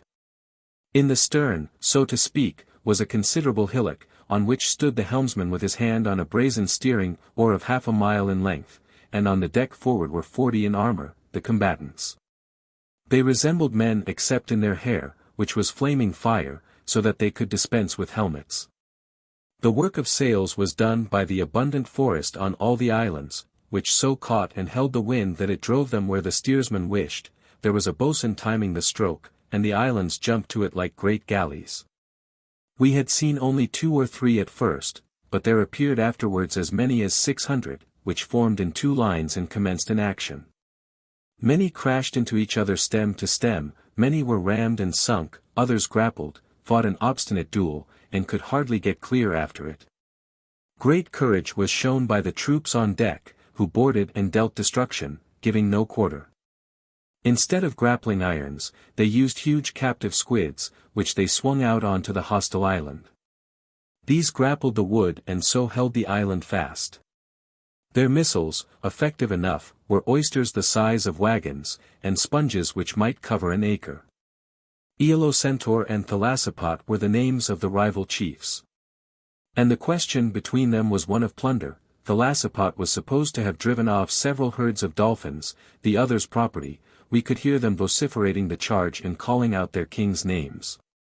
Aeolocentaur's fleet finally won, sinking 150 of the enemy's islands and capturing 3 with their crews. The remainder backed away, turned and fled. The victors pursued some way, but, as it was now evening, returned to the disabled ones, secured most of the enemies, and recovered their own, of which as many as 80 had been sunk. As a trophy of victory they slung one of the enemy's islands to a stake which they planted in our whale's head.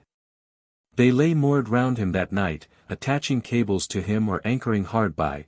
They had vast glass anchors, very strong. Next morning they sacrificed on the whale's back, buried their dead there, and sailed off rejoicing, with something corresponding to our paean. So ended the Battle of the Islands. Book 2. I now began to find life in the whale unendurable. I was tired to death of it, and concentrated my thoughts on plans of escape. Our first idea was to excavate a passage through the beast's right side, and go out through it. We actually began boring, but gave it up when we had penetrated half a mile without getting through. We then determined to set fire to the forest, our object being the death of the whale, which would remove all difficulties. We started burning from the tail end, but for a whole week he made no sign. On the 8th and 9th days it was apparent that he was unwell, his jaws opened only languidly, and each time closed again very soon. On the 10th and 11th days mortification had set in, evidenced by a horrible stench. On the 12th, it occurred to us, just in time, that we must take the next occasion of the mouths being open to insert props between the upper and lower molars, and so prevent his closing it. Else we should be imprisoned and perish in the dead body. We successfully used great beams for the purpose, and then got the ship ready with all the water and provisions we could manage. Cynthris was to navigate her. Next day the whale was dead. We hauled the vessel up, brought her through one of the gaps, slung her to the teeth, and so let her gently down to the water. We then ascended the back, where we sacrificed to Poseidon by the side of the trophy, and, as there was no wind, encamped there for 3 days. On the 4th day we were able to start. We found and came into contact with many corpses, the relics of the sea fight, and our wonder was heightened when we measured them. For some days we enjoyed a moderate breeze, after which a violent north wind rose, bringing hard frost. The whole sea was frozen, not merely crusted over, but solidified to 400 fathoms depth. We got out and walked about. The continuance of the wind making life intolerable, we adopted the plan, suggested by Cynthris, of hewing an extensive cavern in the ice, in which we stayed a month, lighting fires and feeding on fish. We had only to dig these out. In the end, however, provisions ran short, and we came out. The ship was frozen in, but we got her free. We then hoisted sail, and were carried along as well as if we had been afloat, gliding smoothly and easily over the ice. After 5 days more the temperature rose, a thaw set in, and all was water again. A stretch of 35 miles brought us to a small desert isle, where we got water, of which we were now in want, and shot 2 wild bulls before we departed. These animals had their horns not on the top of the head, but, as Momus recommended, below the eyes. Not long after this, we entered a sea of milk, in which we observed an island, white in color, and full of vines. The island was one great cheese, quite firm, as we afterwards ascertained by eating it, and 3 miles round. The vines were covered with fruit, but the drink we squeezed from it was milk instead of wine. In the center of the island was a temple to Galatea the Nereid, as the inscription informed us. During our stay there, the ground itself served us for bread and meat, and the vine milk for drink. We learned that the queen of these regions was Tyro, daughter of Simonius, on whom Poseidon had conferred this dignity at her decease. After spending 5 days there we started again with a gentle breeze and a rippling sea. A few days later, when we had emerged from the milk into blue salt water, we saw numbers of men walking on the sea. They were like ourselves in shape and stature, with the one exception of the feet, which were of cork.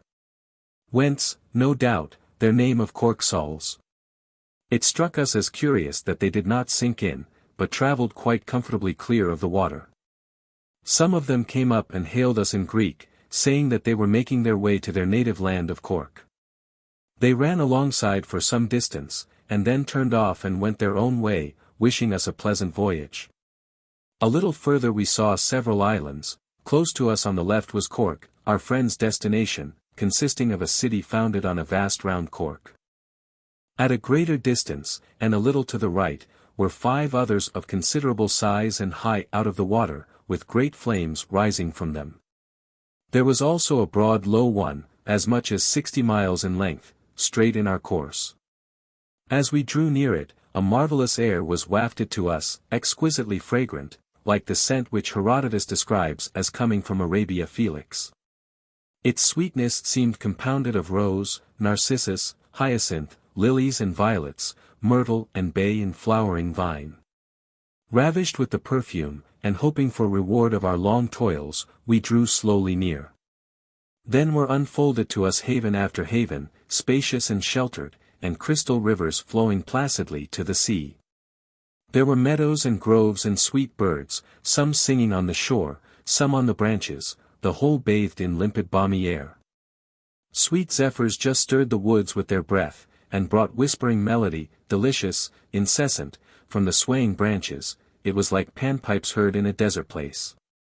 And with it all there mingled a volume of human sound, a sound not of tumult, but rather of revels where some flute, and some praised the fluting, and some clapped their hands commending flute or harp.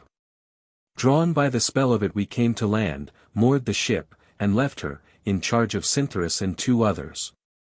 Taking our way through flowery meadows we came upon the guardians of the peace, who bound us with rose garlands, their strongest fetters, and brought us to the governor. As we went they told us this was the island called of the Blessed, and its governor the Cretan Rhadamanthus. When we reached the court, we found there were 3 cases to be taken before our turn would come. The first was that of Ajax, son of Telamon, and the question was whether he was to be admitted to the company of heroes. It was objected that he had been mad and taken his own life.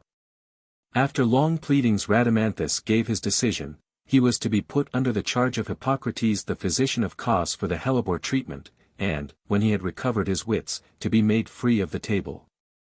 The second was a matrimonial case, the parties Theseus and Menelaus, and the issue possession of Helen.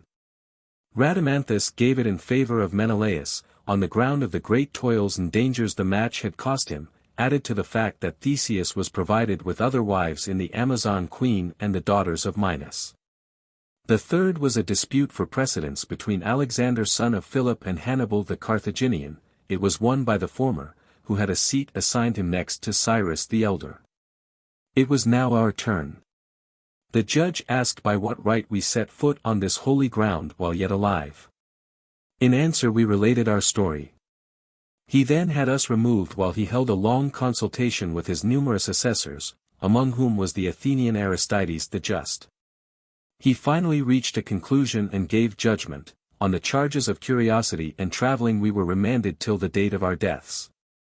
For the present we were to stay in the island, with admission to the heroic society, for a fixed term, after which we must depart.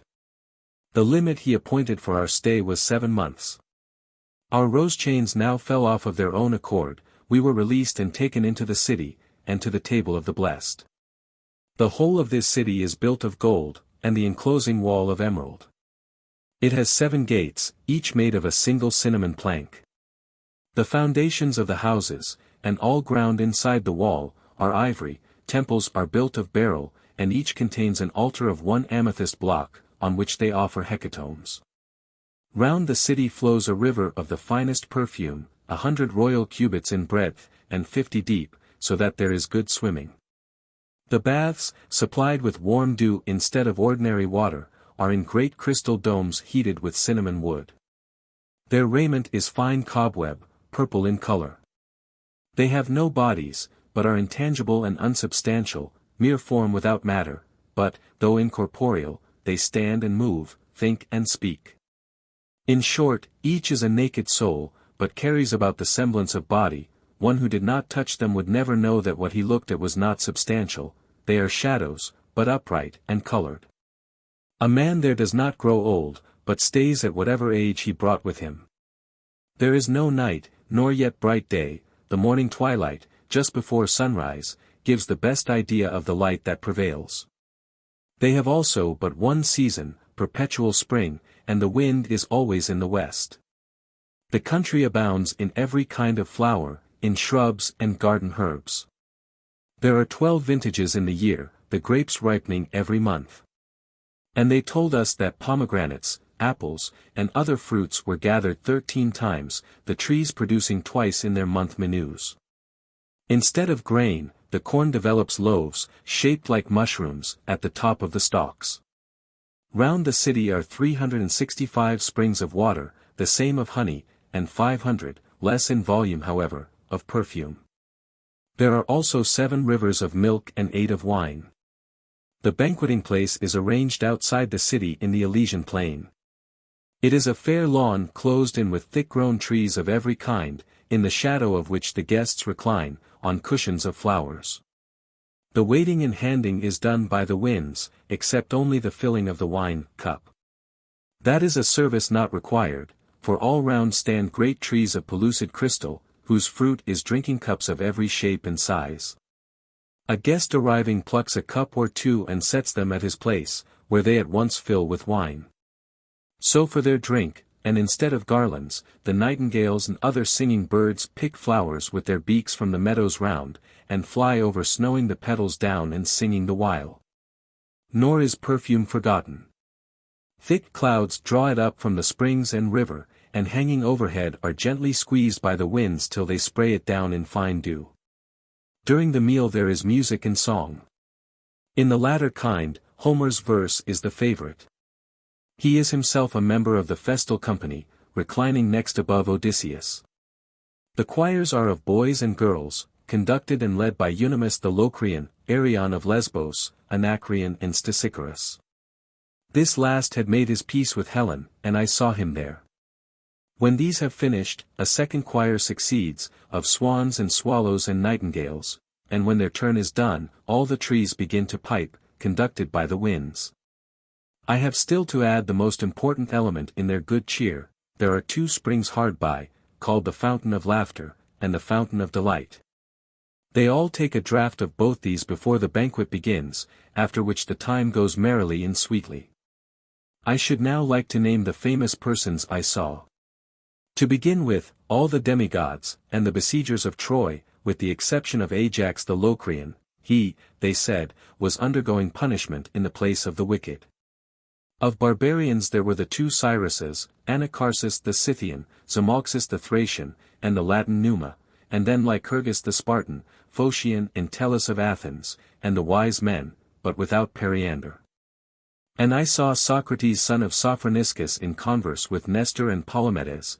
Clustered round him were Hyacinth the Spartan, Narcissus of Thespii, Hylas, and many another comely boy. With Hyacinth I suspected that he was in love. At least he was forever poking questions at him. I heard that Rhadamanthus was dissatisfied with Socrates, and had several times threatened him with expulsion, if he insisted on talking nonsense, and would not drop his irony and enjoy himself. Plato was the only one I missed, but I was told that he was living in his own utopia, working the constitution and laws which he had drawn up. For popularity, Aristippus and Epicurus bore the palm, in virtue of their kindliness, sociability, and good fellowship.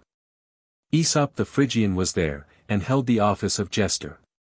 Diogenes of Sinope was much changed.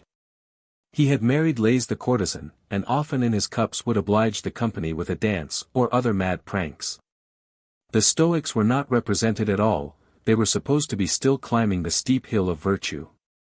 And as to Chrysippus himself, we were told that he was not to set foot on the island till he had taken a 4th course of hellebore. The academics contemplated coming, but were taking time for consideration. They could not yet regard it as a certainty that any such island existed. There was probably the added difficulty that they were not comfortable about the judgment of Rhadamanthus, having themselves disputed the possibility of judgment. It was stated that many of them had started to follow persons traveling to the island, but, their energy failing, had abandoned the journey halfway and gone back. I have mentioned the most noteworthy of the company, and add that the most highly respected among them are, First Achilles, and Second Theseus. Before many days had passed, I accosted the poet Homer, when we were both disengaged, and asked him, among other things, where he came from. It was still a burning question with us, I explained. He said he was aware that some brought him from Chios, others from Smyrna, and others again from Colophon. The fact was, he was a Babylonian, generally known not as Homer, but as Tigranes. But when later in life he was given as a Homer or hostage to the Greeks, that name clung to him. Another of my questions was about the so-called spurious lines, had he written them, or not? He said they were all genuine. So I now knew what to think of the critics Herodotus and Aristarchus, and all their lucubrations. Having got a categorical answer on that point, I tried him next on his reason for starting the Iliad at the wrath of Achilles. He said he had no exquisite reason, it had just come into his head that way. Another thing I wanted to know was whether he had composed the Odyssey before the Iliad, as generally believed. He said this was not so. As to his reported blindness, I did not need to ask, he had his sight, so there was an end of that. It became a habit of mine, whenever I saw him at leisure, to go up and ask him things, and he answered quite readily, especially after his acquittal. A libel suit had been brought against him by Thersites, on the ground of the ridicule to which he is subjected in the poem. Homer had briefed Odysseus, and been acquitted. It was during our sojourn that Pythagoras arrived. He had undergone 7 transmigrations, lived the lives of that number of animals, and completed his psychic travels. It was the entire right half of him that was gold. He was at once given the franchise, but the question was still pending whether he was to be known as Pythagoras or Euphorbus. Empedocles also came, scorched all over and baked right through, but not all his entreaties could gain him admittance. The progress of time brought round the games of the dead. The umpires were Achilles, holding that office for the 5th, and Theseus for the 7th time. A full report would take too long, but I will summarize the events. The wrestling went to Charis the Heraclid, who won the garland from Odysseus. The boxing resulted in a tie, the pair being the Egyptian Arius, whose grave is in Corinth, and Epius. For mixed boxing and wrestling they have no prize. Who won the flat race, I have forgotten. In poetry, Homer really did much the best, but the award was for Hesiod. All prizes were plated wreaths of peacock feathers. Just after the games were over, news came that the damned had broken their fetters, overpowered their guard, and were on the point of invading the island, the ringleaders being Phalaris of Agrigentum, Busiris the Egyptian, Diomedes the Thracian, Sciron, and Pityocampus. Rhadamanthus at once drew up the heroes on the beach, giving the command to Theseus, Achilles, and Ajax Telamonius, now in his right senses. The battle was fought, and won by the heroes, thanks especially to Achilles. Socrates, who was in the right wing, distinguished himself still more than in his lifetime at Delium, standing firm and showing no sign of trepidation as the enemy came on. He was afterwards given as a reward of valor a large and beautiful park in the outskirts, to which he invited his friends for conversation, naming it the Postmortem Academy. The defeated party were seized, refettered, and sent back for severe torments. Homer added to his poems a description of this battle, and at my departure handed me the MS to bring back to the living world. But it was unfortunately lost with our other property. It began with the line, "Tell now, my muse, how fought the mighty dead." According to their custom after successful war, they boiled beans, held the feast of victory, and kept high holiday. From this Pythagoras alone held aloof, fasting and sitting far off, in sign of his abhorrence of bean-eating. We were in the middle of our 7th month, when an incident happened. Cynthirus's son, Cinyras, a fine figure of a man, had fallen in love with Helen some time before, and it was obvious that she was very much taken with the young fellow. There used to be nods and becks and takings of wine between them at table, and they would go off by themselves for strolls in the wood. At last love and despair inspired Cinyras with the idea of an elopement. Helen consented, and they were to fly to one of the neighboring islands, Cork or Cheese Island. They had taken 3 of the boldest of my crew into their confidence. Cinyras said not a word to his father, knowing that he would put a stop to it. The plan was carried out, under cover of night, and in my absence. I had fallen asleep at table. They got Helen away unobserved and rode off as hard as they could. About midnight Menelaus woke up, and finding his wife's place empty raised an alarm, and got his brother to go with him to King Rhadamanthus. Just before dawn the lookouts announced that they could make out the boat, far out at sea.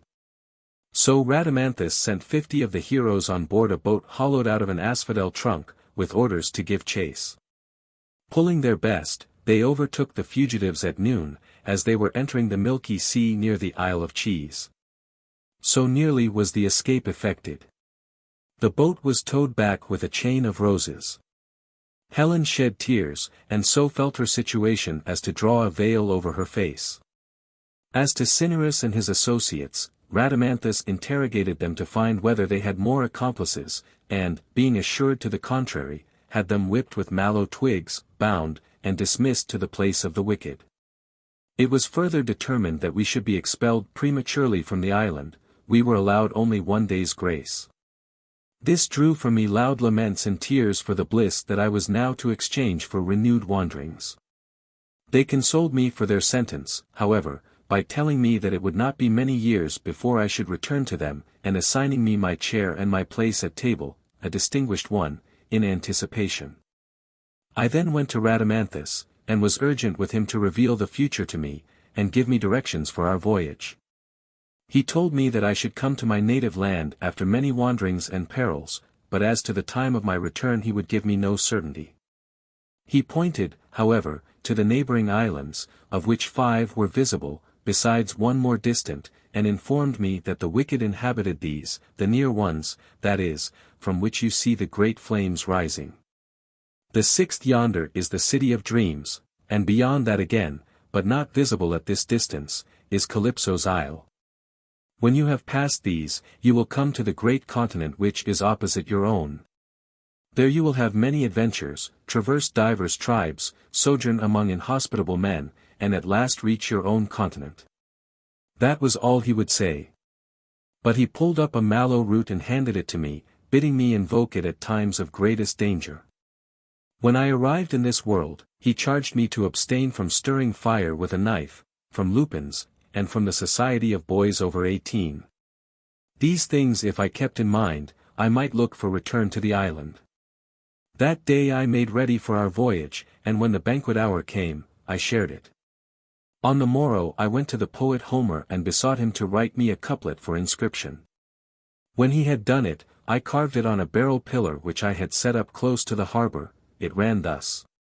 This island, ere he took his homeward way, the blissful gods gave Lucian to survey. I stayed out that day too, and next morning started, the heroes attending to see me off. Odysseus took the opportunity to come unobserved by Penelope and give me a letter for Calypso in the Isle Ogygia. Rhadamanthus sent on board with me the ferryman Nauplius, who, in case we were driven on to the islands, might secure us from seizure by guaranteeing that our destination was different. As soon as our progress brought us out of the scented air, it was succeeded by a horrible smell as of bitumen, brimstone, and pitch all burning together. Mingled with this were the disgusting and intolerable fumes of roasting human flesh. The air was dark and thick, distilling a pitchy dew upon us. We could also hear the crack of whips and the yelling of many voices. We only touched at one island, on which we also landed. It was completely surrounded by precipitous cliffs, arid, stony, rugged, treeless, unwatered. We contrived to clamber up the rocks, and advanced along a track beset with thorns and snags, a hideous scene. When we reached the prison in the place of punishment, what first drew our wonder was the character of the whole. The very ground stood thick with a crop of knife, blades and pointed stakes. And it was ringed round with rivers, one of slime, a second of blood, and the innermost of flame. This last was very broad and quite impassable. The flame flowed like water, swelled like the sea, and teemed with fish, some resembling firebrands, and others, the small ones, live coals. These were called lamplets.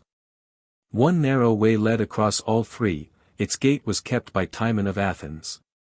Nauplius secured us admission, however, and then we saw the chastisement of many kings, and many common men, some were known to us, indeed there hung Cinyras, swinging in eddies of smoke. Our guides described the life and guilt of each culprit. The severest torments were reserved for those who in life had been liars and written false history. The class was numerous, and included Ctesias of Cnidus, and Herodotus. The fact was an encouragement to me, knowing that I had never told a lie. I soon found the sight more than I could bear, and returning to the ship bade farewell to Nauplius and resumed the voyage. Very soon we seemed quite close to the Isle of Dreams, though there was a certain dimness and vagueness about its outline. But it had something dreamlike in its very nature, for as we approached it receded, and seemed to get further and further off. At last we reached it and sailed into slumber, the port, close to the ivory gates where stands the Temple of the Cock. It was evening when we landed, and upon proceeding to the city we saw many strange dreams. But I intend first to describe the city, as it has not been done before. Homer indeed mentions it, but gives no detailed description. The whole place is embowered in wood, of which the trees are poppy mandragora, all thronged with bats. This is the only winged thing that exists there. A river, called the Somnambule, flows close by, and there are 2 springs at the gates, one called Wake Not, and the other Nightlong. The rampart is lofty and of many colors, in the rainbow style. The gates are not 2, as Homer says, but 4, of which 2 look on to the plain stupor, one of them is of iron, the other of pottery, and we were told that these are used by the grim, the murderous, and the cruel. The other pair face the sea and port, and are of horn. It was by this that we had entered, and of ivory. On the right as you enter the city stands the Temple of Night, which deity divides with the cock their chief allegiance. The temple of the latter is close to the port. On the left is the Palace of Sleep. He is the governor, with 2 lieutenants, Nightmare, son of Whimsy, and Flittergold, son of Fantasy. A well in the middle of the marketplace goes by the name of Heavyhead, beside which are the temples of Deceit and Truth. In the market also is the shrine in which oracles are given, the priest and prophet, by special appointment from Sleep, being Antiphon the dream interpreter. The dreams themselves differed widely in character and appearance. Some were well-grown, smooth-skinned, shapely, handsome fellows, others rough, short, and ugly, some apparently made of gold, others of common cheap stuff. Among them some were found with wings, and other strange variations. Others again were like the mummers in a pageant, tricked out as kings or gods or what not.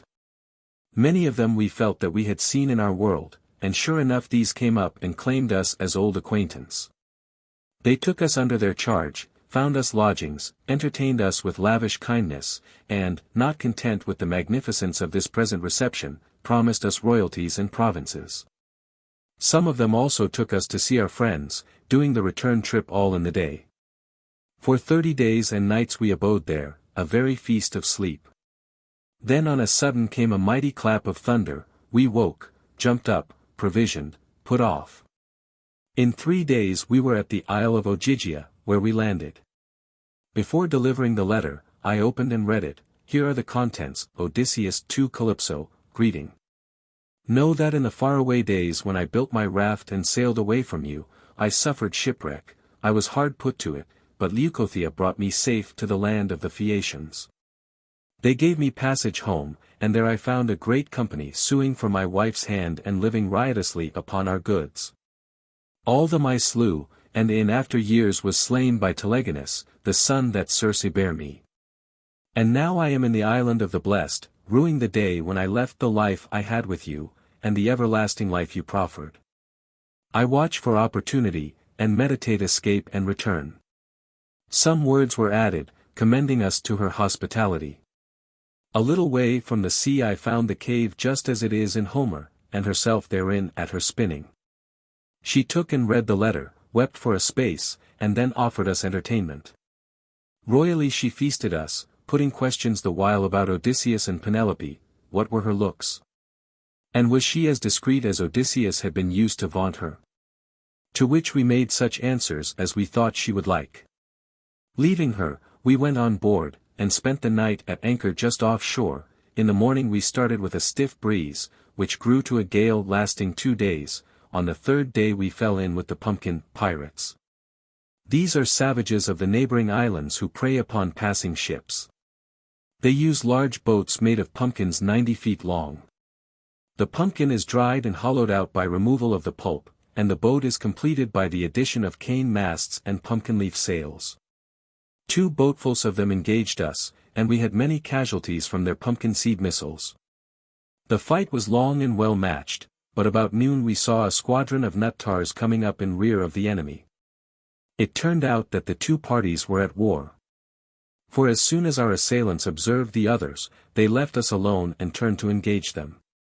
Meanwhile we hoisted sail and made the best of our way off, leaving them to fight it out. It was clear that the nut-tars must win, as they had both superior numbers.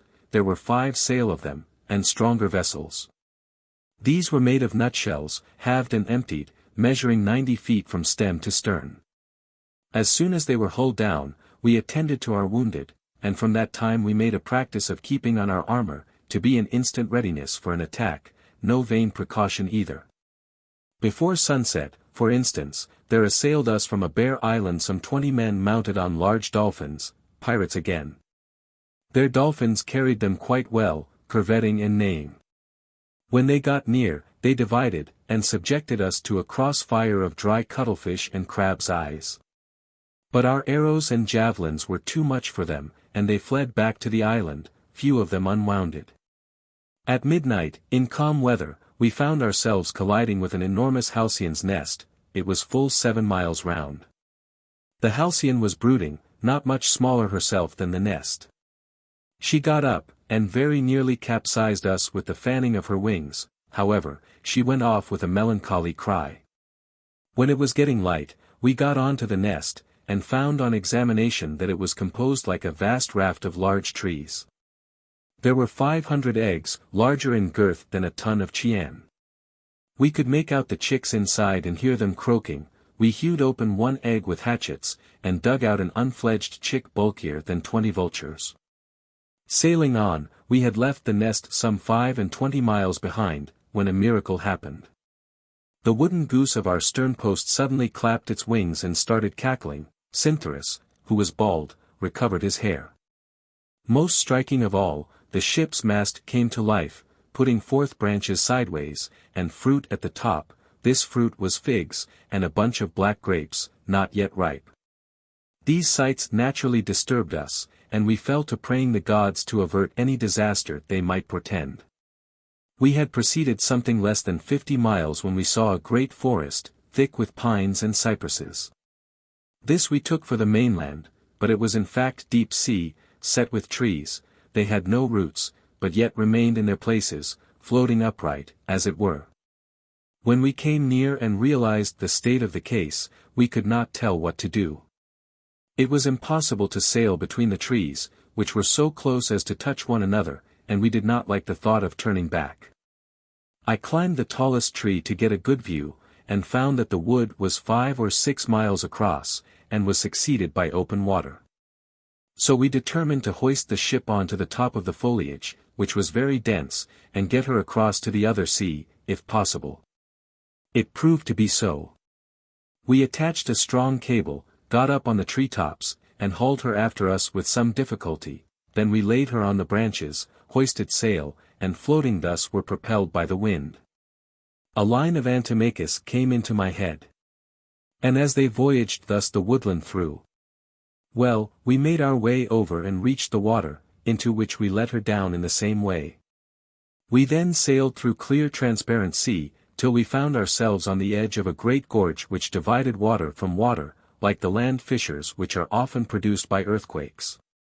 We got the sails down and brought her to just in time to escape making the plunge. We could bend over and see an awful mysterious gulf perhaps 100 miles deep, the water standing wall against wall. A glance round showed us not far off to the right a water bridge which spanned the chasm, and gave a moving surface crossing from one sea to the other. We got out the sweeps, pulled her to the bridge, and with great exertions effected that astonishing passage. There followed a sail through smooth water, and then a small island, easy of approach, and inhabited. Its occupants were the ox heads, savage men with horns, after the fashion of our poet's Minotaur. We landed and went in search of water and provisions, of which we were now in want. The water we found easily, but nothing else. We heard, however, not far off, a numerous lowing. Supposing it to indicate a herd of cows, we went a little way towards it, and came upon these men. They gave chase as soon as they saw us, and seized 3 of my comrades, the rest of us getting off to sea. We then armed, for we would not leave our friends unavenged, and in full force fell on the ox heads as they were dividing our slaughtered men's flesh. Our combined shout put them to flight, and in the pursuit we killed about 50, took 2 alive, and returned with our captives. We had found nothing to eat, the general opinion was for slaughtering the prisoners. But I refused to accede to this, and kept them in bonds till an embassy came from the ox heads to ransom them, so we understood the motions they made, and their tearful supplicatory lowings. The ransom consisted of a quantity of cheese, dried fish, onions, and 4 deer, these were 3-footed, the 2 forefeet being joined into one. In exchange for all this we restored the prisoners, and after 1 day's further stay departed. By this time we were beginning to observe fish, birds on the wing, and other signs of land not far off, and we shortly saw men, practicing a mode of navigation new to us, for they were boat and crew in one. The method was this: they float on their backs, erect a sail, and then, holding the sheets with their hands, catch the wind. These were succeeded by others who sat on corks, to which were harnessed pairs of dolphins, driven with reins. They neither attacked nor avoided us, but drove along in all confidence and peace, admiring the shape of our craft and examining it all round. That evening we touched at an island of no great size. It was occupied by what we took for women, talking Greek. They came and greeted us with kisses, were attired like courtesans, all young and fair, and with long robes sweeping the ground. Cabalussa was the name of the island, and Hydramardia the cities. These women paired off with us and led the way to their separate homes. I myself tarried a little, under the influence of some presentiment, and looking more closely observed quantities of human bones and skulls lying about. I did not care to raise an alarm, gather my men, and resort to arms. Instead, I drew out my mallow, and prayed earnestly to it for escape from our perilous position. Shortly after, as my hostess was serving me, I saw that in place of human feet she had ass's hoofs. Whereupon I drew my sword, seized, bound, and closely questioned her.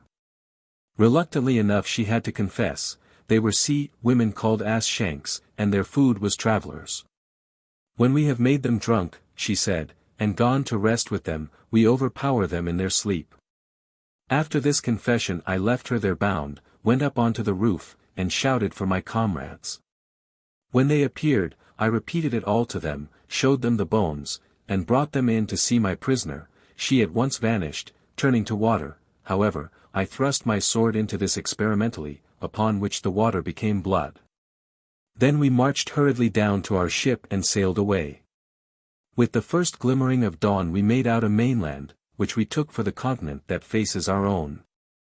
We reverently saluted it, made prayer, and held counsel upon our best course. Some were for merely landing and turning back at once, others for leaving the ship, and going into the interior to make trial of the inhabitants. But while we were deliberating, a great storm arose, which dashed us, a complete wreck, on the shore. We managed to swim to land, each snatching up his arms and anything else he could. Such are the adventures that befell me up to our arrival at that other continent, our sea voyage, our cruise among the islands and in the air. Then our experiences in and after the whale, with the heroes, with the dreams, and finally with the ox heads and the ass shanks. Our fortunes on the continent will be the subject of the following books. The Tyrannicide. A man forces his way into the stronghold of a tyrant, with the intention of killing him. Not finding the tyrant himself, he kills his son, and leaves the sword sticking in his body. The tyrant, coming, and finding his son dead, slays himself with the same sword. The assailant now claims that the killing of the son entitles him to the reward of tyrannicide. 2 tyrants, a father advanced in years, a son in the prime of life, waiting only to step into his nefarious heritage, have fallen by my hand on a single day.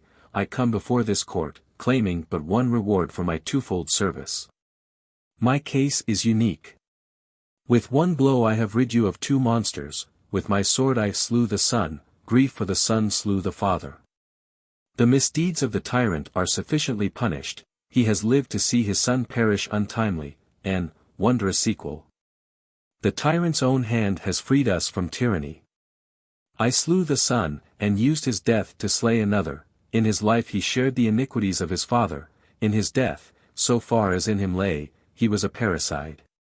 Mine is the hand that freed you, mine the sword that accomplished all. As to the order and manner of procedure, there, indeed, I have deviated from the common practice of tyrannicides. I slew the son, who had strength to resist me, and left my sword to deal with the aged father. In acting thus, I had thought to increase your obligation to me. A twofold deliverance, I had supposed, would entitle me to a twofold reward. For I have freed you not from tyranny alone, but from the fear of tyranny, and by removing the heir of iniquity have made your salvation sure. And now it seems that my services are to go for nothing. I, the preserver of the constitution, am to forego the recompense prescribed by its laws. It is surely from no patriotic motive, as he asserts, that my adversary disputes my claim. Rather it is from grief at the loss of the tyrants, and a desire to avenge their death. Bear with me, gentlemen, for a little, while I dwell in some detail upon those evils of tyranny with which you are only too familiar. I shall thus enable you to realize the extent of my services, and to enjoy the contemplation of sufferings from which you have escaped. Ours was not the common experience, we had not one tyranny, one servitude to endure, we were not subjected to the caprice of a single master. Other cities have had their tyrant, it was reserved for us to have 2 tyrants at once, to groan beneath a double oppression. That of the old man was light by comparison, his anger mildness, his resentment long-suffering. Age had blunted his passions, checked their headlong impetus, and curbed the lust of pleasure. His crimes, so it is said, were involuntary, resulting from no tyrannical disposition in himself, but from the instigations of his son. For in him paternal affection had too clearly become a mania, his son was all in all to him, he did his bidding, committed every crime at his pleasure, dealt out punishment at his command, was subservient to him in all things. The minister of a tyrant's caprice, and that tyrant his son. The young man left him in possession of the name and semblance of rule, so much he conceded to his years, but in all essentials he was the real tyrant. By him the power of the tyrant was upheld, by him and by him alone the fruits of tyranny were gathered. He it was who maintained the garrison, intimidated the victims of oppression, and butchered those who meditated resistance. Who laid violent hands on boys and maidens, and trampled on the sanctity of marriage. Murder, banishment, confiscation, torture, brutality, all bespeak the wantonness of youth.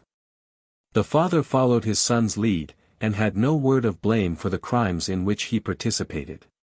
Our situation became unbearable, for when the promptings of passion draw support from the authority of rule, then iniquity knows no further bounds. We knew moreover, and here was the bitterest thought of all, that our servitude must endure forever, that our city was doomed to pass in unending succession from master to master, to be the heritage of the oppressor. To others it is no small consolation that they may count the days, and say in their hearts, the end will be soon, he will die, and we shall be free. We had no such hope, there stood the heir of tyranny before our eyes. There were others, men of spirit, who cherished like designs with myself, yet all lacked resolution to strike the blow. Freedom was despaired of, to contend against a succession of tyrants seemed a hopeless task. Yet I was not deterred. I had reckoned the difficulties of my undertaking, and shrank not back, but faced the danger. Alone, I issued forth to cope with tyranny in all its might. Alone, did I say? Nay, not alone. I had my sword for company, my ally and partner in tyrannicide. I saw what the end was like to be, and, seeing it, resolved to purchase your freedom with my blood. I grappled with the outer watch, with difficulty routed the guards, slew all I met, broke down all resistance, and so to the fountain-head, the wellspring of tyranny, the source of all our calamities. Within his stronghold I found him, and there slew him with many wounds, fighting valiantly for his life. From that moment, my end was gained, tyranny was destroyed, we were free men. There remained the aged father, alone, unarmed, desolate. His guards scattered, his strong protector slain, no adversary this for a brave man. And now I debated within myself, my work is done, my aim achieved, all is as I would have it. And how shall this remnant of tyranny be punished? He is unworthy of the hand that shed that other blood, the glory of a noble enterprise shall not be so denied. No, let some other executioner be found. It were too much happiness for him to die, and never know the worst. Let him see all, for his punishment, and let the sword be ready to his hand, to that sword I leave the rest. In this design I withdrew, and the sword, as I had foreseen, did its office, slew the tyrant, and put the finishing touch to my work. And now I come to you, bringing democracy with me, and call upon all men to take heart, and hear the glad tidings of liberty. Enjoy the work of my hands. You see the citadel cleared of the oppressors, you are under no man's orders. The law holds its course, honors are awarded, judgments given, pleadings heard. And all springs from one bold stroke, from the slaying of that son whom his father might not survive. I claim from you the recompense that is my due. And that in no paltry, grasping spirit, it was not for a wage's sake that I sought to serve my country, but I would have my deed confirmed by your award. I would not be disparaged by slanderous tongues, as one who attempted and failed, and was deemed unworthy of honor. My adversary tells me that I am unreasonable in asking for reward and distinction. I did not slay the tyrant. I have not fulfilled the requirements of the statute, there is a flaw in my claim. And what more does he want of me? Say, did I flinch? Did I not ascend into the citadel? Did I not slay? Are we not free men? Have we a master? Do we hear a tyrant's threats? Did any of the evildoers escape me? No, all is peace, the laws are in force, freedom is assured, democracy is established, our wives, our daughters are unmolested, our sons are safe. The city keeps festival in the general joy. And who is the cause of it all? Who has wrought the change? Has any man a prior claim? Then I withdraw, be his the honor and the reward. But if not, if mine was the deed, mine the risk, mine the courage to ascend and smite and punish, dealing vengeance on the Father through the Son, then why depreciate my services? Why seek to deprive me of a people's gratitude? But you did not kill the tyrant, the law assigns the reward to him who kills the tyrant. And pray what is the difference between killing him and causing his death? I see none. The lawgiver had but one end in view, freedom, equality, deliverance from oppression. This was the signal service that he deemed worthy of recompense, and this service you cannot deny that I have rendered. In slaying one whom the tyrant could not survive, I myself wrought the tyrant's death. His was the hand, the deed was mine. Let us not chop logic as to the manner and circumstances of his death, but rather ask, has he ceased to exist, and am I the cause? Your scruples might go further, and object to some future deliverer of his country, that he struck not with the sword, but with a stick or a stone or the like. Had I blockaded the tyrant, and brought about his death by starvation, you would still, I suppose, have objected that it was not the work of my own hand. Again there would have been a flaw in my claim. The increased bitterness of such a death would have counted for nothing with you. Confine your attention to this one question, does any of our oppressors survive? Is there any ground for anxiety, any vestige of our past misery? If not, if all is peace, then none but an envious detractor would attempt to deprive me of the reward of my labors by inquiring into the means employed. Moreover, it is laid down in our laws, unless after all these years of servitude my memory plays me false, that blood guiltiness is of two kinds. A man may slay another with his own hand, or, without slaying him, He may put death unavoidably in his way, in the latter case the penalty is the same as in the former. And rightly, it being the intention of the law that the cause should rank with the act itself, the manner in which death is brought about is not the question. You would not acquit a man who in this sense had slain another. You would punish him as a murderer. How then can you refuse to reward as a benefactor the man who, by parody of reasoning, has shown himself to be the liberator of his country? Nor again can it be objected that all I did was to strike the blow, and that the resulting benefits were accidental, and formed no part of my design. What had I to fear, when once the stronger of our oppressors was slain? And why did I leave my sword in the wound, if not because I foresaw the very thing that would happen? Are you prepared to deny that the death so occasioned was that of a tyrant both in name and in fact, or that his death was an event for which the state would gladly pay an abundant reward? I think not. If then the tyrant is slain, how can you withhold the reward from him who occasioned his death? What scrupulousness is this, to concern yourself with the manner of his end, while you are enjoying the freedom that results from it? Democracy is restored, what more can you demand from him who restored it? You refer us to the terms of the law. Well, the law looks only at the end, of the means it says nothing, it has no concern with them. Has not the reward of tyrannicide been paid before now to him who merely expelled a tyrant? And rightly so, for he too has made free men of slaves. But I have done more. Banishment may be followed by restitution, but here the family of tyrants is utterly annihilated and destroyed, the evil thing is exterminated, root and branch. I implore you, gentlemen, to review my conduct from beginning to end, and see whether there has been any such omission on my part as to make my act appear less than tyrannicide in the eye of the law.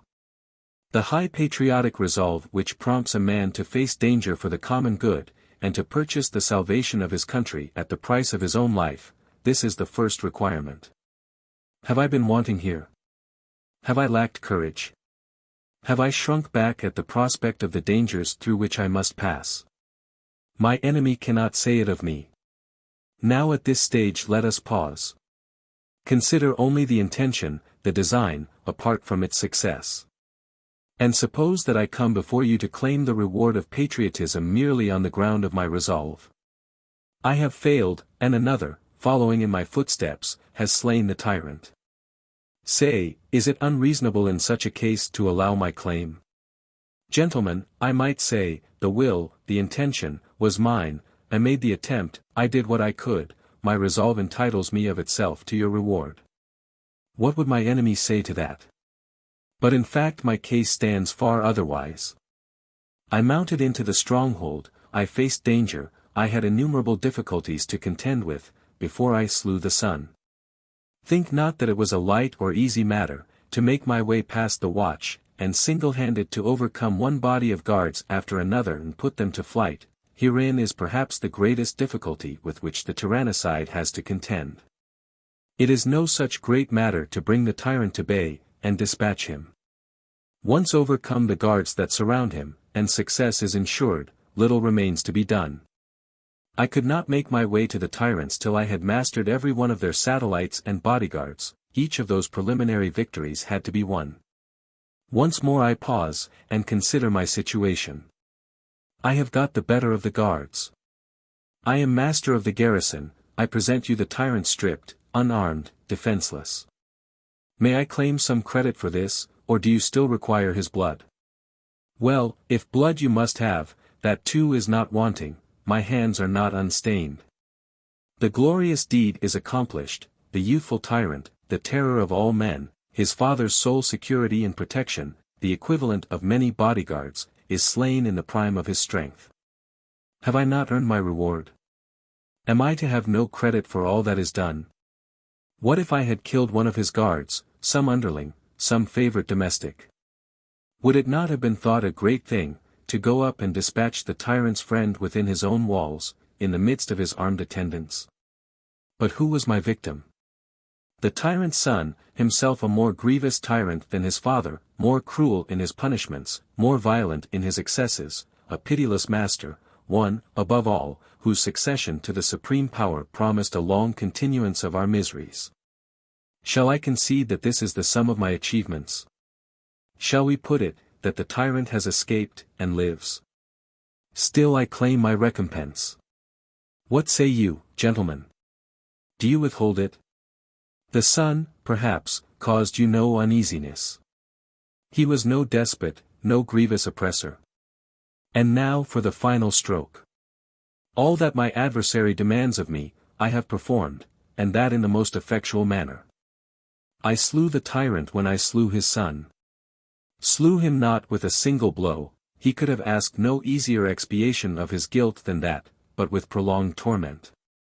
I showed him his beloved lying in the dust, in pitiable case, weltering in blood. And what if he were a villain? He was still his son, still the old man's likeness in the pride of youth. These are the wounds that fathers feel, this the tyrannicide sword of justice, this the death, the vengeance, that befits cruelty and oppression. The tyrant who dies in a moment, and knows not his loss, and sees not such sights as these, dies unpunished.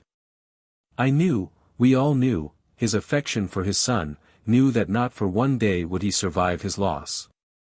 Other fathers may be devoted to their sons, his devotion was something more than theirs.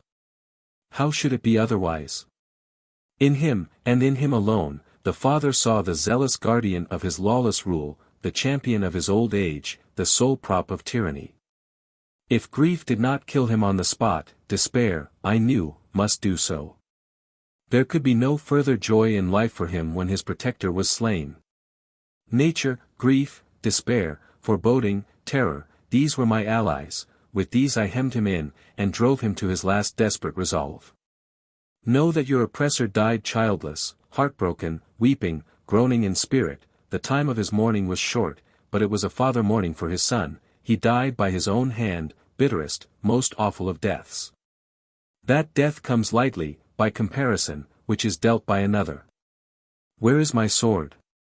Does anyone else know anything of this sword? Does anyone claim it?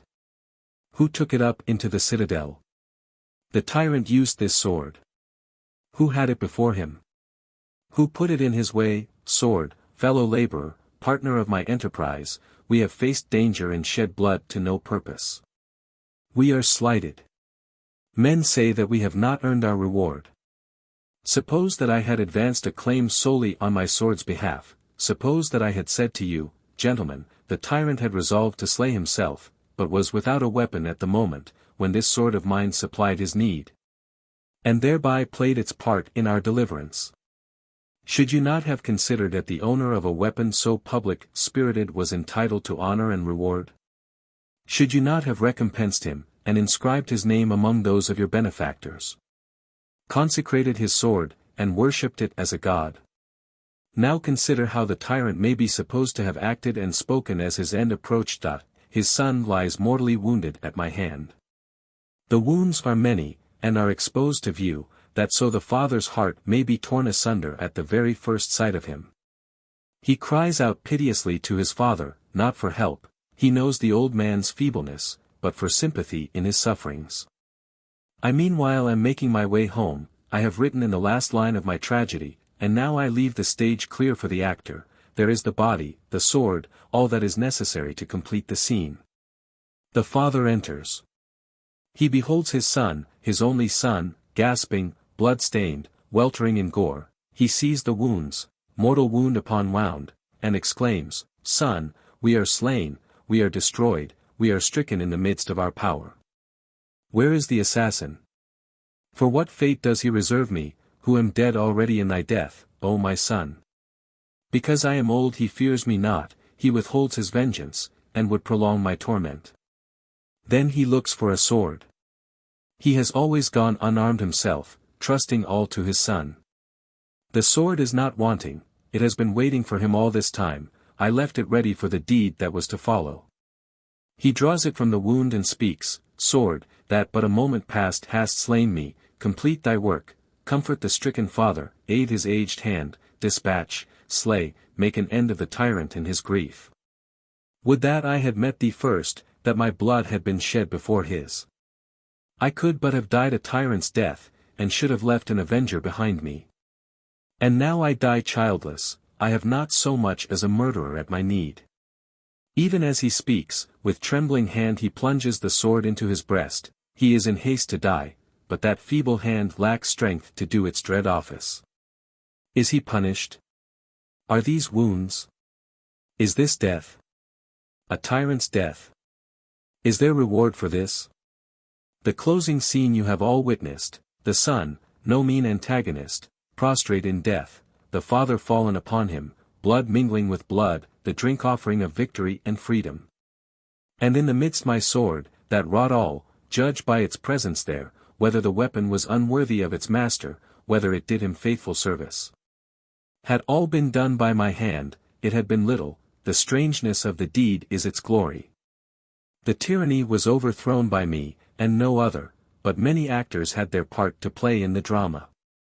The first part was mine, the second was the son's, the third the tyrant's, and my sword was never absent from the stage. The disinherited. A disinherited son adopts the medical profession. His father going mad, and being given up by the other physicians, he treats him successfully, and is then reinstated in his rights. Subsequently his stepmother also goes mad. He is bidden to cure her, and, declaring his inability to do so, is once more disinherited. There is neither novelty nor strangeness, gentlemen of the jury, in my father's present proceedings.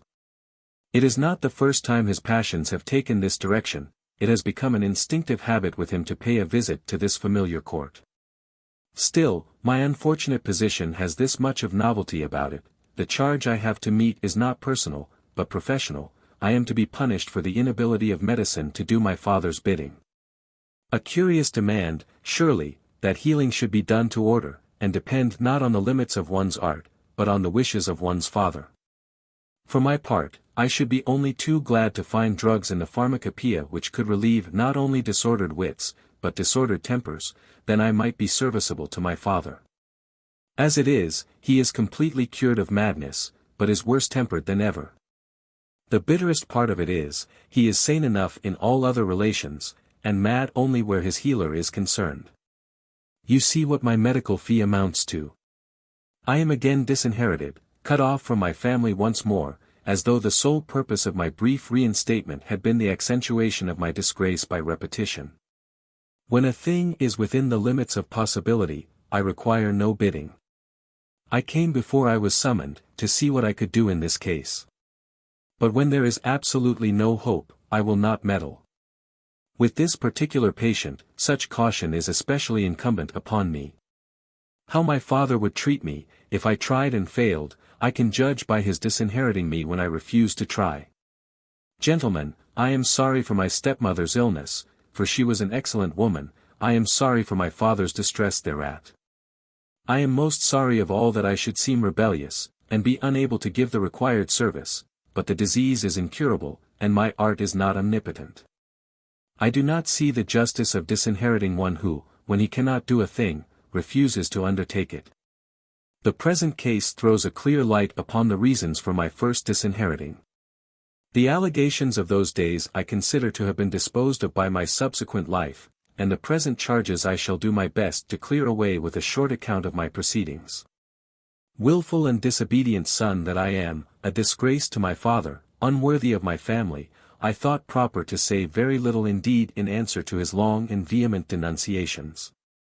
Banished from my home, I reflected that I should find my most convincing plea, my best acquittal, in the life I then led, in practically illustrating the difference between my father's picture and the reality. In devotion to the worthiest pursuits and association with the most reputable company. But I had also a presentiment of what actually happened. It occurred to me even then that a perfectly sane father does not rage causelessly at his son, nor trump up false accusations against him. Persons were not wanting who detected incipient madness. It was the warning and precursor of a stroke which would fall before long, this unreasoning dislike, this harsh conduct, this fluent abuse, this malignant prosecution, all this violence, passion, and general ill temper. Yes, gentlemen, I saw that the time might come when medicine would serve me well. I went abroad, attended lectures by the most famous foreign physicians, and by hard work and perseverance mastered my craft. Upon my return, I found that my father's madness had developed, and that he had been given up by the local doctors, who are not distinguished for insight, and are much to seek in accurate diagnosis. I did no more than a son's duty when I forgot and forgave the disinheritance, and visited him without waiting to be called in. I had in fact nothing to complain of that was properly his act. His errors were not his, but, as I have implied, those of his illness. I came unsummoned, then. But I did not treat him at once, that is not our custom, nor what our art enjoins upon us. What we are taught to do is first of all to ascertain whether the disease is curable or incurable, has it passed beyond our control. After that, if it is susceptible of treatment, we treat it, and do our very best to relieve the sufferer. But if we realize that the complaint has got the entire mastery, we have nothing to do with it at all. That is the tradition that has come down to us from the fathers of our art, who direct us not to attempt hopeless cases. Well, I found that there was yet hope for my father. The complaint had not gone too far. I watched him for a long time, formed my conclusions with scrupulous care. Then, I commenced operations and exhibited my drugs without hesitation, though many of his friends were suspicious of my prescription, impugned the treatment, and took notes to be used against me. My stepmother was present, distressed and doubtful, the result not of any dislike to me, but of pure anxiety, based on her full knowledge of his sad condition. No one but her, who had lived with and nursed him, knew the worst. However, I never faltered. The symptoms would not lie to me, nor my art fail me. When the right moment came, I applied the treatment, in spite of the timidity of some of my friends, who were afraid of the scandal that might result from a failure. It would be said that the medicine was my vengeful retort to the disinheritance. To make a long story short, it was at once apparent that he had taken no harm. He was in his senses again, and aware of all that went on. The company were amazed. My stepmother thanked me, and every one could see that she was delighted both at my triumph and at her husband's recovery. He himself, to give credit where it is due, did not take time to consider, nor to ask advice, but, as soon as he heard the story, undid what he had done, made me his son again, hailed me as his preserver and benefactor. Confessed that I had now given my proofs, and withdrew his previous charges. All this was delightful to the better, who were many, among his friends, but distasteful to the persons who enjoy a quarrel more than a reconciliation. I observed at the time that all were not equally pleased. There were changes of color, uneasy glances, signs of mortification, in one quarter at least, which told of envy and hatred. With us, who had recovered each other, all was naturally affection and rejoicing. Quite a short time after, my stepmother's disorder commenced, a very terrible and unaccountable one, gentlemen of the jury. I observed it from its very beginning. It was no slight superficial case, this. It was a long-established but hitherto latent mental disease, which now burst out and forced its way into notice. There are many signs by which we know that madness is incurable, among them a strange one which I noticed in this case.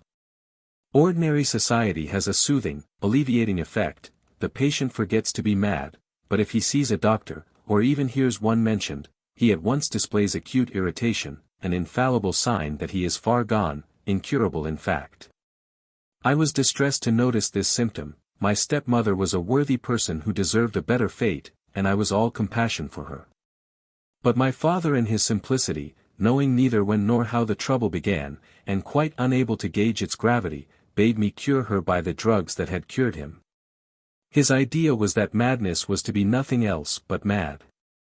The disease was the same, its effects the same, and it must admit of the same treatment. When I told him, as was perfectly true, that his wife was incurable, and confessed that the case was beyond me, he thought it an outrage, said I was refusing because I chose to, and treating the poor woman shamefully, in short. Visited upon me the limitations of my art. Such ebullitions are common enough in distress. We all lose our tempers then with the people who tell us the truth. I must nevertheless defend myself and my profession, as well as I can, against his strictures. I will begin with some remarks upon the law under which I am to be disinherited. My father will please to observe that it is not quite so much now as before a matter for his absolute discretion. You will find, sir, that the author of the law has not conferred the right of disinheritance upon any father against any son upon any pretext. It is true he has armed fathers with this weapon, but he has also protected sons against its illegitimate use. That is the meaning of his insisting that the procedure shall not be irresponsible and uncontrolled, but come under the legal cognizance of inspectors whose decision will be uninfluenced by passion or misrepresentation. He knew how often irritation is unreasonable, and what can be effected by a lying tale, a trusted slave, or a spiteful woman. He would not have the deed done without form of law. Sons were not to be condemned unheard and out of hand. They are to have the ear of the court for so long by the clock, and there is to be adequate inquiry into the facts. My father's competence, then, being confined to preferring his complaints, and the decision whether they are reasonable or not resting with you. I shall be within my rights in requesting you to defer consideration of the grievance on which he bases the present suit, until you have determined whether a second disinheritance is admissible in the abstract. He has cast me off, has exercised his legal rights, enforced his parental powers to the full, and then restored me to my position as his son. Now it is iniquitous, I maintain, that fathers should have these unlimited penal powers, that disgrace should be multiplied, apprehension made perpetual, the law now chastise, now relent, now resume its severity. And justice be the shuttlecock of our fathers' caprices.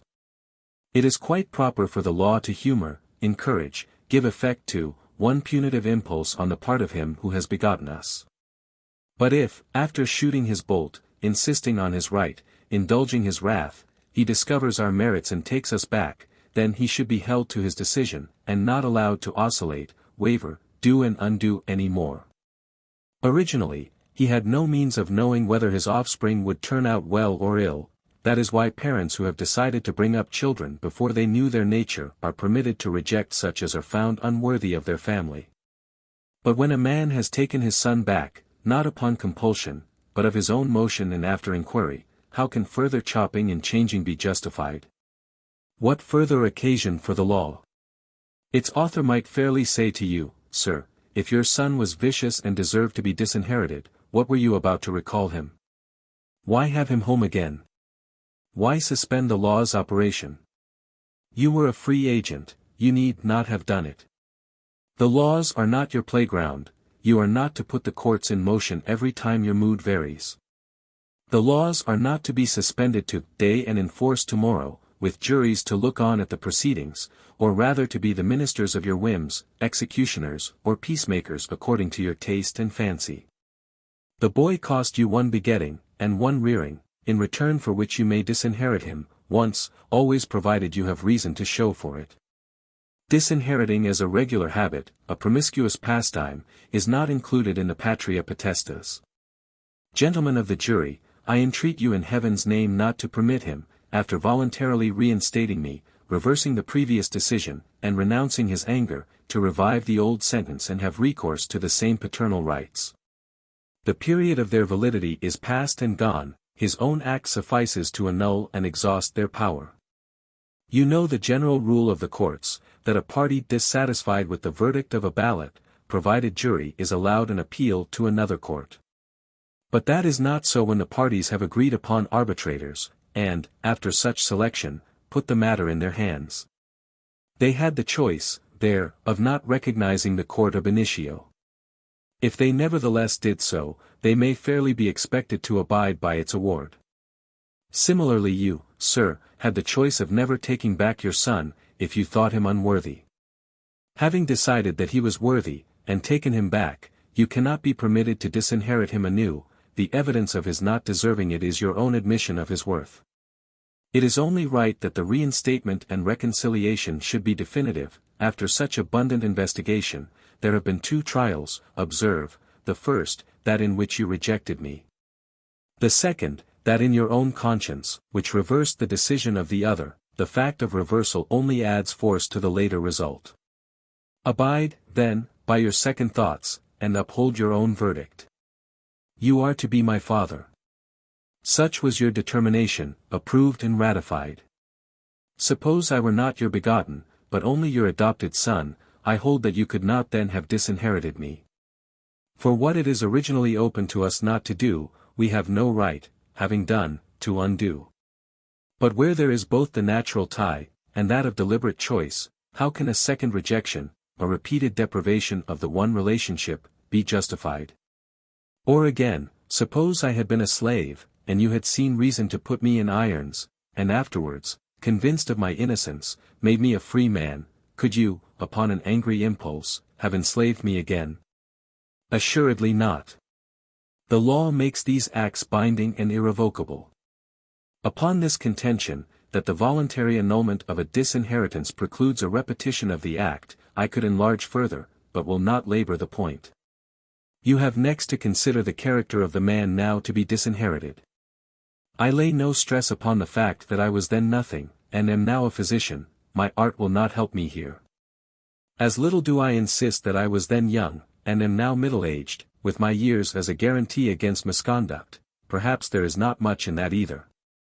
But, gentlemen, at the time of my previous expulsion, if I had never done my father any harm, as I should maintain, neither had I done him any good, whereas now I have recently been his preserver and benefactor. Could there be worse ingratitude than so, and so soon, to requite me for saving him from that terrible fate? My care of him goes for nothing. It is lightly forgotten, and I am driven forth desolate, I, whose wrongs might have excused my rejoicing at his troubles, but who, so far from bearing malice, saved him and restored him to his senses. For, gentlemen, it is no ordinary slight kindness that he is choosing this way of repaying. You all know, though he may not realize, what he was capable of doing, what he had to endure, what his state was, in fact, during those bad days. The doctors had given him up, his relations had cleared away and dared not come near him, but I undertook his case and restored him to the power of, accusing me and going to law. Let me help your imagination, sir. You were very nearly in the state in which your wife now is, when I gave you back your understanding. It is surely not right that my reward for that should be this, that your understanding should be used against me alone. That it is no trifling kindness I have done you is apparent from the very nature of your accusation. The ground of your hatred is that she whom I do not cure is in extremities, is terribly afflicted.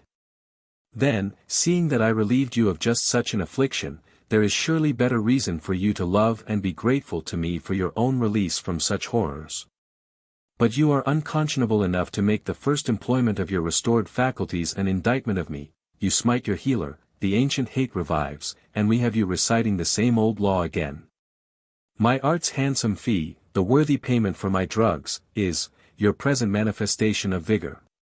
But you, gentlemen of the jury, will you allow him to punish his benefactor, drive away his preserver, pay for his wits with hatred, and for his recovery with chastisement?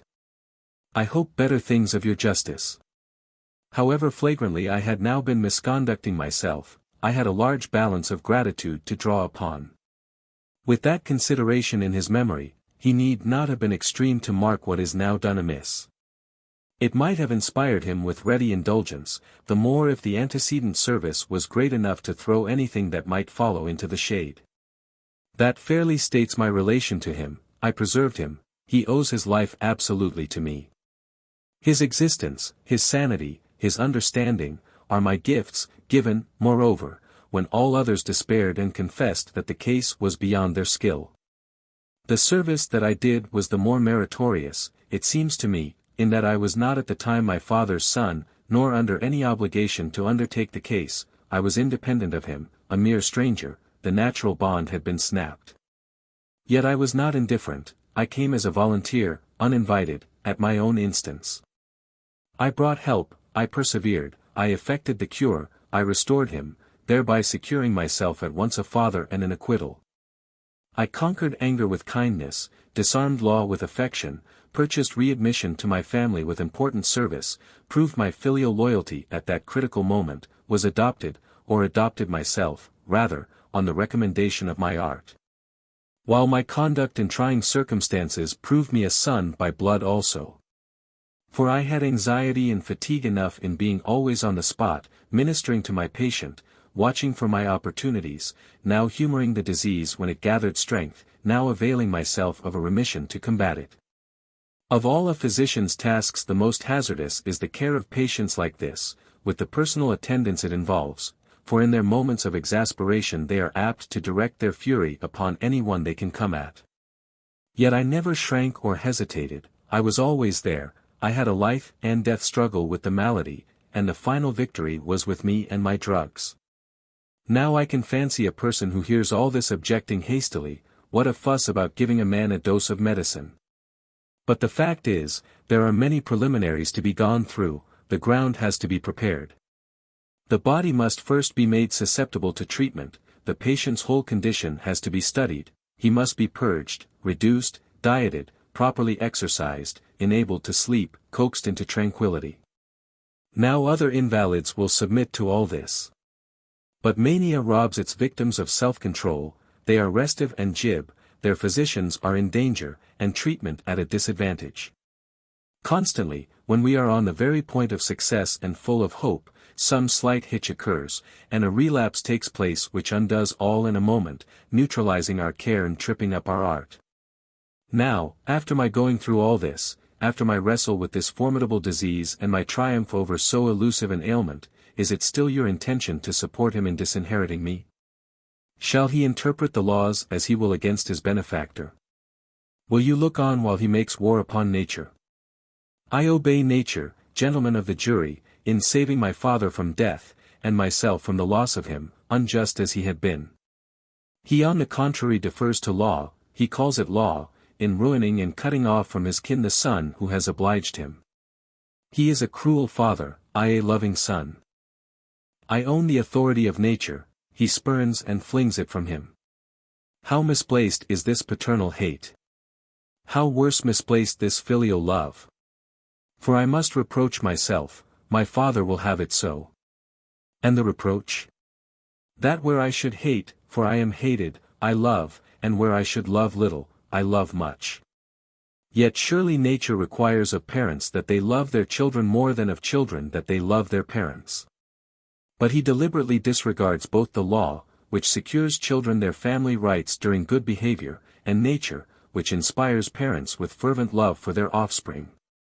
Having greater incentives to affection, you might suppose that he would confer the fruits of it upon me in larger measure, or at the least reciprocate and emulate my love. Alas, far from it. He returns hate for love, persecution for devotion, wrong for service, disinheritance for respect, the laws which guard, he converts into means of assailing, the rights of children. Ah, my father, how do you force law into your service in this battle against nature? The facts, believe me, are not as you would have them. You are a bad exponent, sir, of good laws. In this matter of affection there is no war between law and nature, they hunt in couples, they work together for the remedying of wrongs. When you evil entreat your benefactor, you are wronging nature. Now I ask, do you wrong the laws as well as nature? You do, it is their intention to be fair and just and give sons their rights, but you will not allow it, you hound them on again and again upon one child as though he were many. You keep them ever busy punishing, when their own desire is peace and goodwill between father and son. I need hardly add that, as against the innocent, they may be said to have no existence. But let me tell you, ingratitude also is an offense known to the law, an action will lie against a person who fails to recompense his benefactor. If he adds to such failure an attempt to punish, he has surely reached the uttermost limits of wrong in this sort.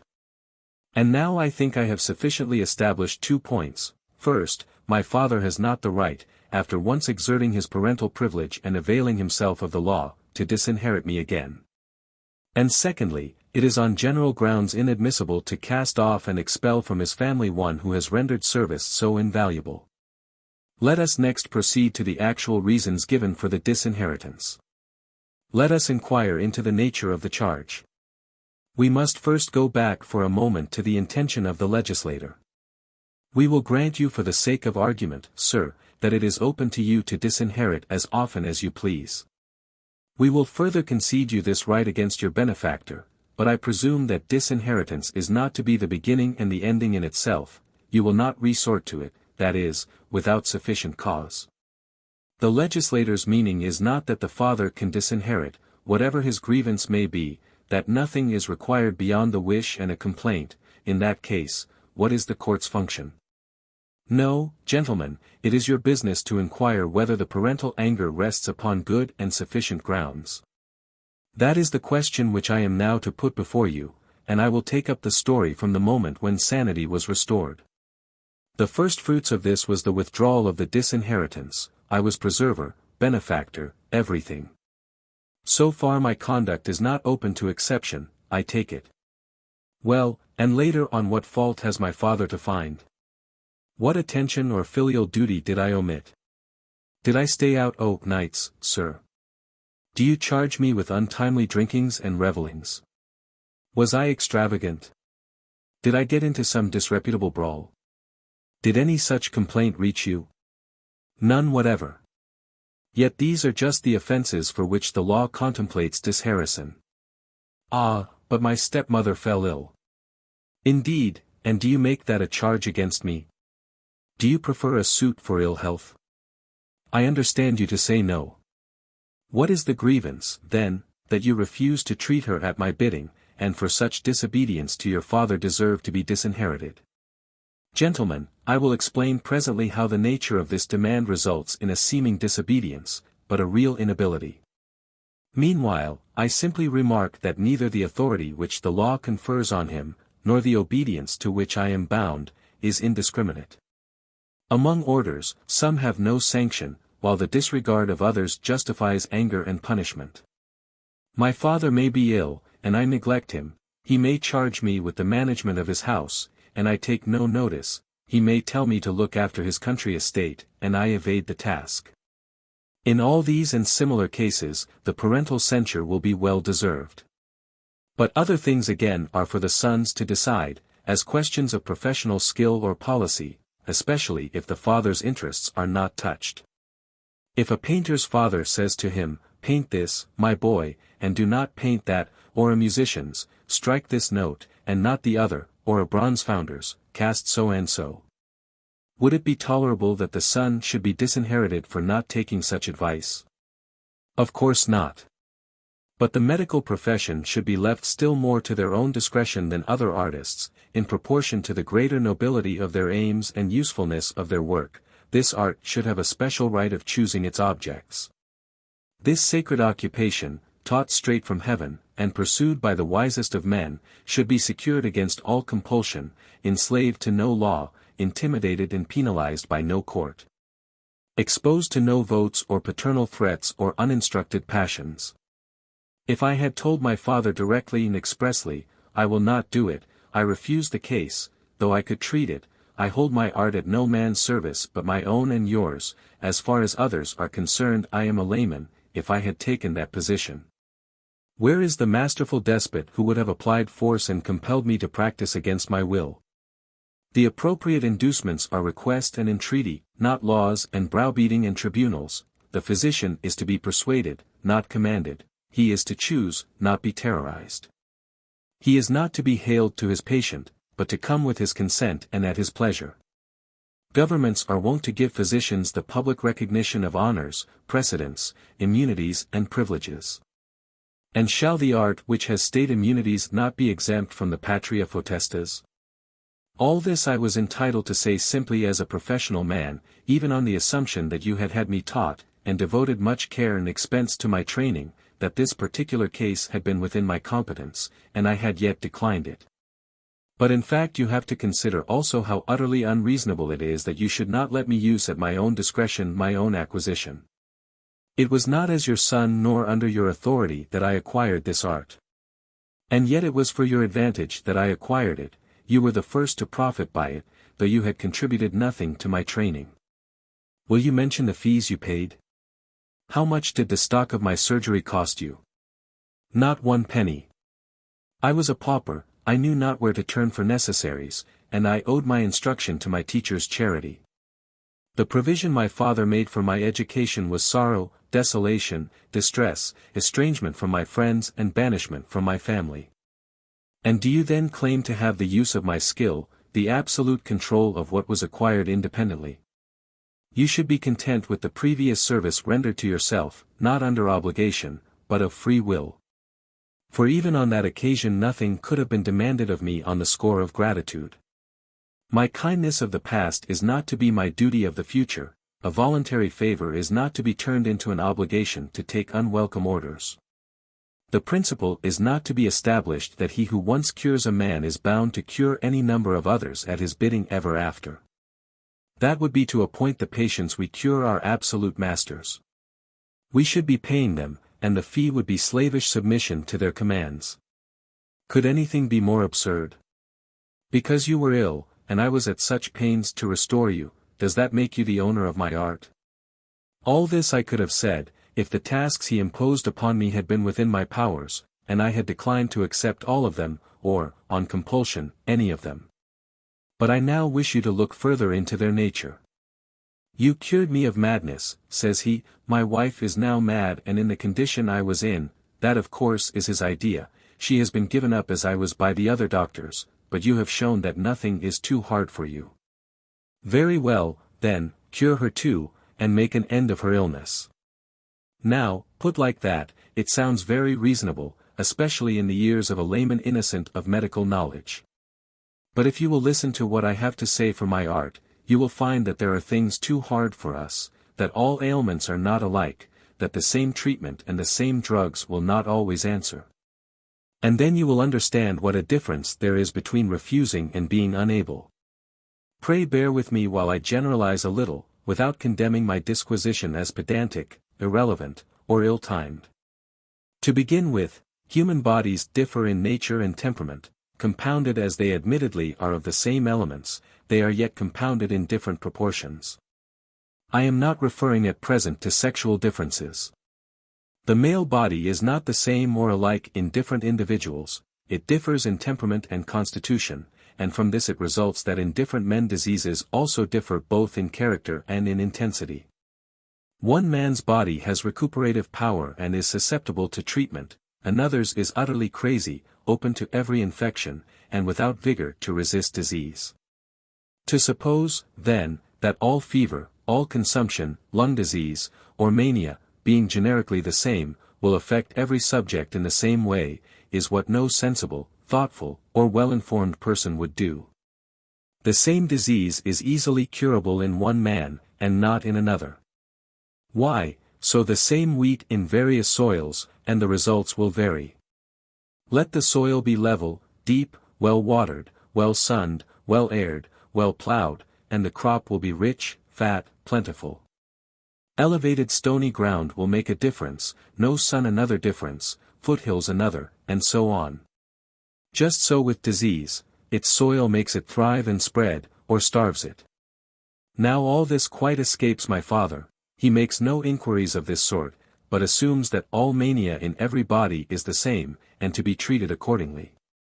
Besides such differences between males, it is obvious that the female body differs widely from the male both in the diseases it is subject to and in its capacity or non-capacity of recovery. The bracing effect of toil, exercise, and open air gives firmness and tone to the male, the female is soft and unstrung from its sheltered existence, and pale with anemia, deficient caloric and excess of moisture. It is consequently, as compared with the male, open to infection, exposed to disease, unequal to vigorous treatment, and, in particular, liable to mania. With their emotional, mobile, excitable tendencies on the one hand, and their defective bodily strength on the other, women fall an easy prey to this affliction. It is quite unfair, then, to expect the physician to cure both sexes indifferently. We must recognize how far apart they are, their whole lives, pursuits, and habits, having been distinct from infancy. Do not talk of a mad person, then, but specify the sex. Do not confound distinctions and force all cases under the supposed identical title of madness, keep separate what nature separates, and then examine the respective possibilities. I began this exposition with stating that the first thing we doctors look to is the nature and temperament of our patient's body, which of the humors predominates in it, is it full-blooded or the reverse, at, or past, its prime, big or little, fat or lean. When a man has satisfied himself upon these and other such points, his opinion, favorable or adverse, upon the prospects of recovery may be implicitly relied upon. It must be remembered too that madness itself has 1,000 forms, numberless causes, and even some distinct names. Delusion, infatuation, frenzy, lunacy, these are not the same, they all express different degrees of the affection. Again, the causes are not only different in men and women, but, in men, they are different for the old and for the young. For instance, in young men some redundant humor is the usual cause. Whereas with the old a shrewdly timed slander, or very likely a fancied domestic slight, will get hold of them, first cloud their understanding, and finally drive them distracted.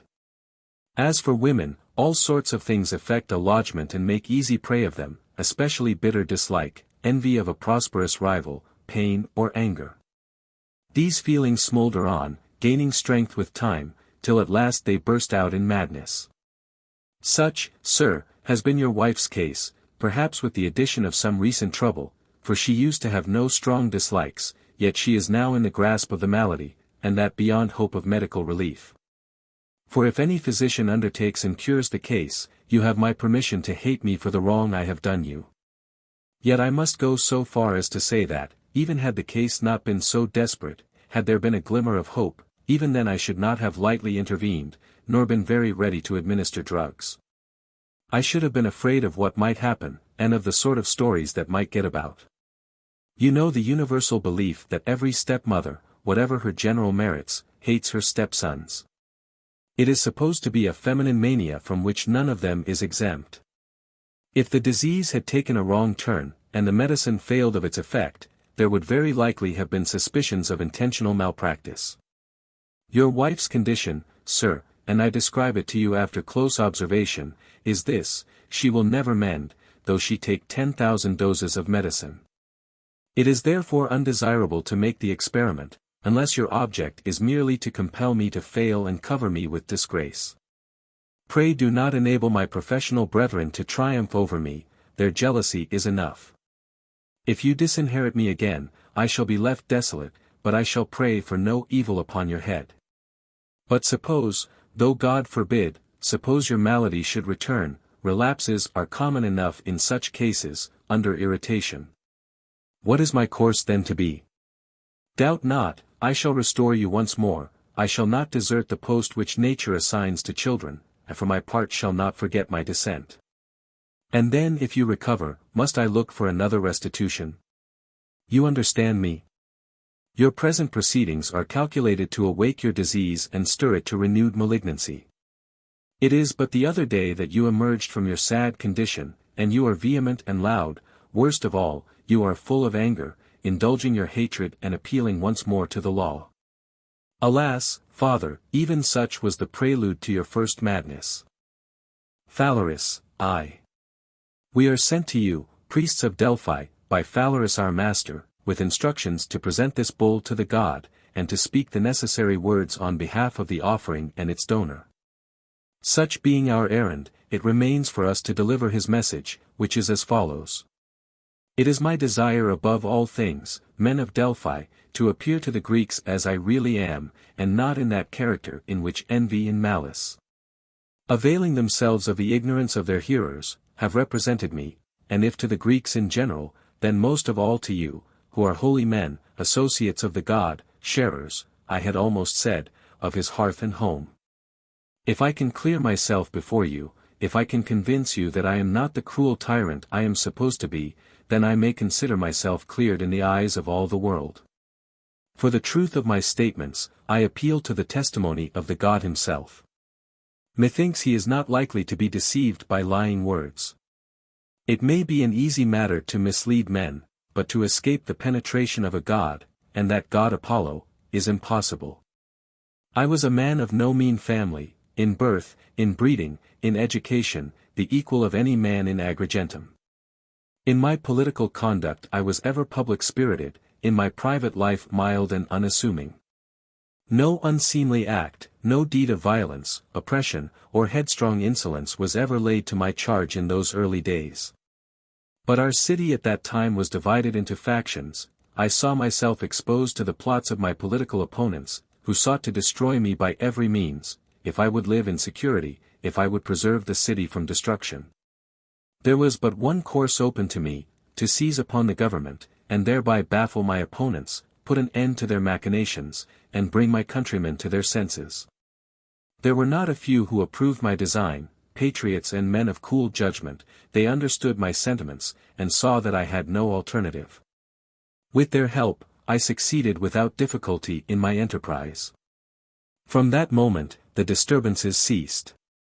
My opponents became my subjects, I their ruler, and the city was freed from dissension. From executions and banishments and confiscations I abstained, even in the case of those who had plotted against my life. Such strong measures are indeed never more necessary than at the commencement of a new rule, but I was sanguine. I proposed to treat them as my equals, and to win their allegiance by clemency, mildness, and humanity. My first act was to reconcile myself with my enemies, most of whom I invited to my table and took into my confidence. I found the city in a ruinous condition, owing to the neglect of the magistrates, who had commonly been guilty of embezzlement, if not of wholesale plunder. I repaired the evil by means of aqueducts, beautified the city with noble buildings, and surrounded it with walls. The public revenues were easily increased by proper attention on the part of the fiscal authorities. I provided for the education of the young and the maintenance of the old, and for the general public I had games and spectacles, banquets and doles. As for rape and seduction, tyrannical violence or intimidation, I abhorred the very name of such things. I now began to think of laying down my power, and how to do so with safety was my only concern. The cares of government and public business had begun to weigh upon me. I found my position as burdensome as it was invidious. But it was still a question, how to render the city independent of such assistance for the future. And whilst I, honest man, was busied with such thoughts, my enemies were even then combining against me, and debating the ways and means of rebellion. Conspiracies were forming, arms and money were being collected, neighbor states were invited to assist, embassies were on their way to Sparta and Athens. The torments that were in store for me, had I fallen into their hands, I afterwards learnt from their public confession under torture, from which it appeared that they had vowed to tear me limb from limb with their own hands. For my escape from such a fate, I have to thank the gods, who unmasked the conspiracy, and, in particular, the god of Delphi, who sent dreams to warn me, and dispatched messengers with detailed information. And now, men of Delphi, I would ask your advice. Imagine yourselves today in the perilous situation in which I then stood, and tell me what was my proper course. I had almost fallen unawares into the hands of my enemies, and was casting about for means of safety. Leave Delphi for a while, and transport yourselves in spirit to Agrigentum. Behold the preparations of my enemies, listen to their threats. And say, what is your counsel? Shall I sit quietly on the brink of destruction, exercising clemency and long-suffering as heretofore? Bare my throat to the sword? See my nearest and dearest slaughtered before my eyes? What would this be but sheer imbecility? Shall I not rather bear myself like a man of spirit, give the rein to my rational indignation, avenge my injuries upon the conspirators, and use my present power with a view to my future security? This, I know, would have been your advice. Now observe my procedure. I sent for the guilty persons, heard their defense, produced my evidence, established every point beyond a doubt. And when they themselves admitted the truth of the accusation, I punished them, for I took it ill, not that they had plotted against my life, but that on their account I was compelled to abandon my original policy. From that day to this, I have consulted my own safety by punishing conspiracy as often as it has shown itself. And men call me cruel. They do not stop to ask who was the aggressor. They condemn what they think the cruelty of my vengeance, but pass lightly over the provocation, and the nature of the crime.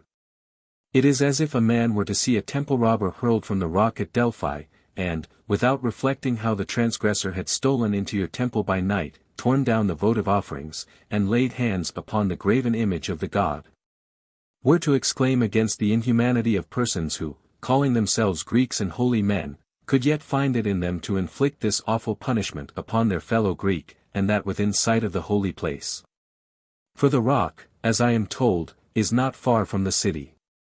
Surely you would laugh to scorn such an accusation as this, and your cruel treatment of the impious would be universally applauded. But so it is, the public does not inquire into the character of a ruler, into the justice or injustice of his conduct. The mere name of tyranny ensures men's hatred.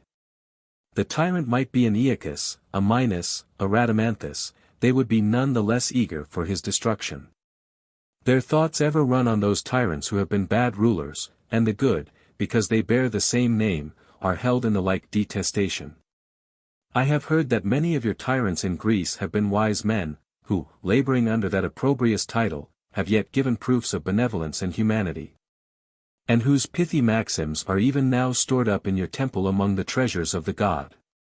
Observe, moreover, the prominence given to punishment by all constitutional legislators. They know that when the fear of punishment is wanting, nothing else is of avail.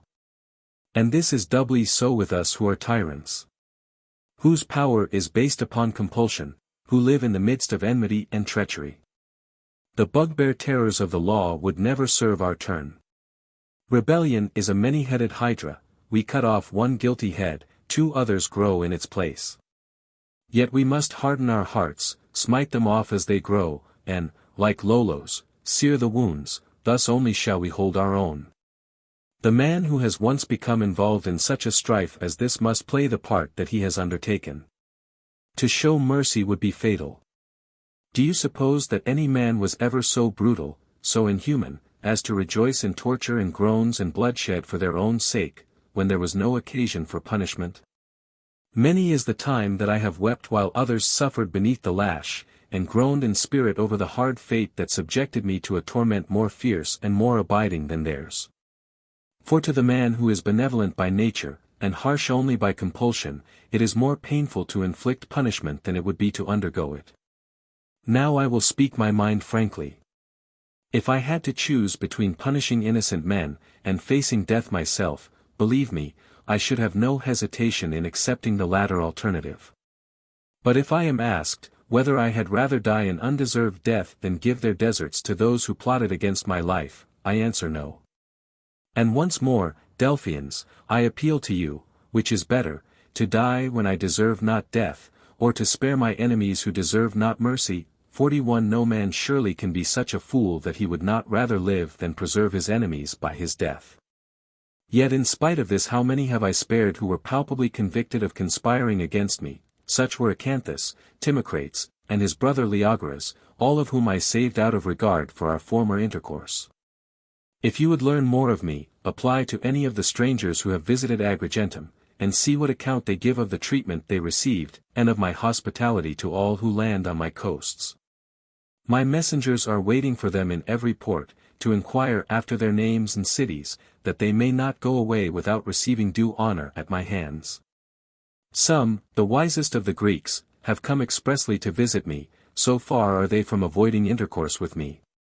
It was but lately that I received a visit from the sage Pythagoras. The account that he had heard of me was belied by his experience.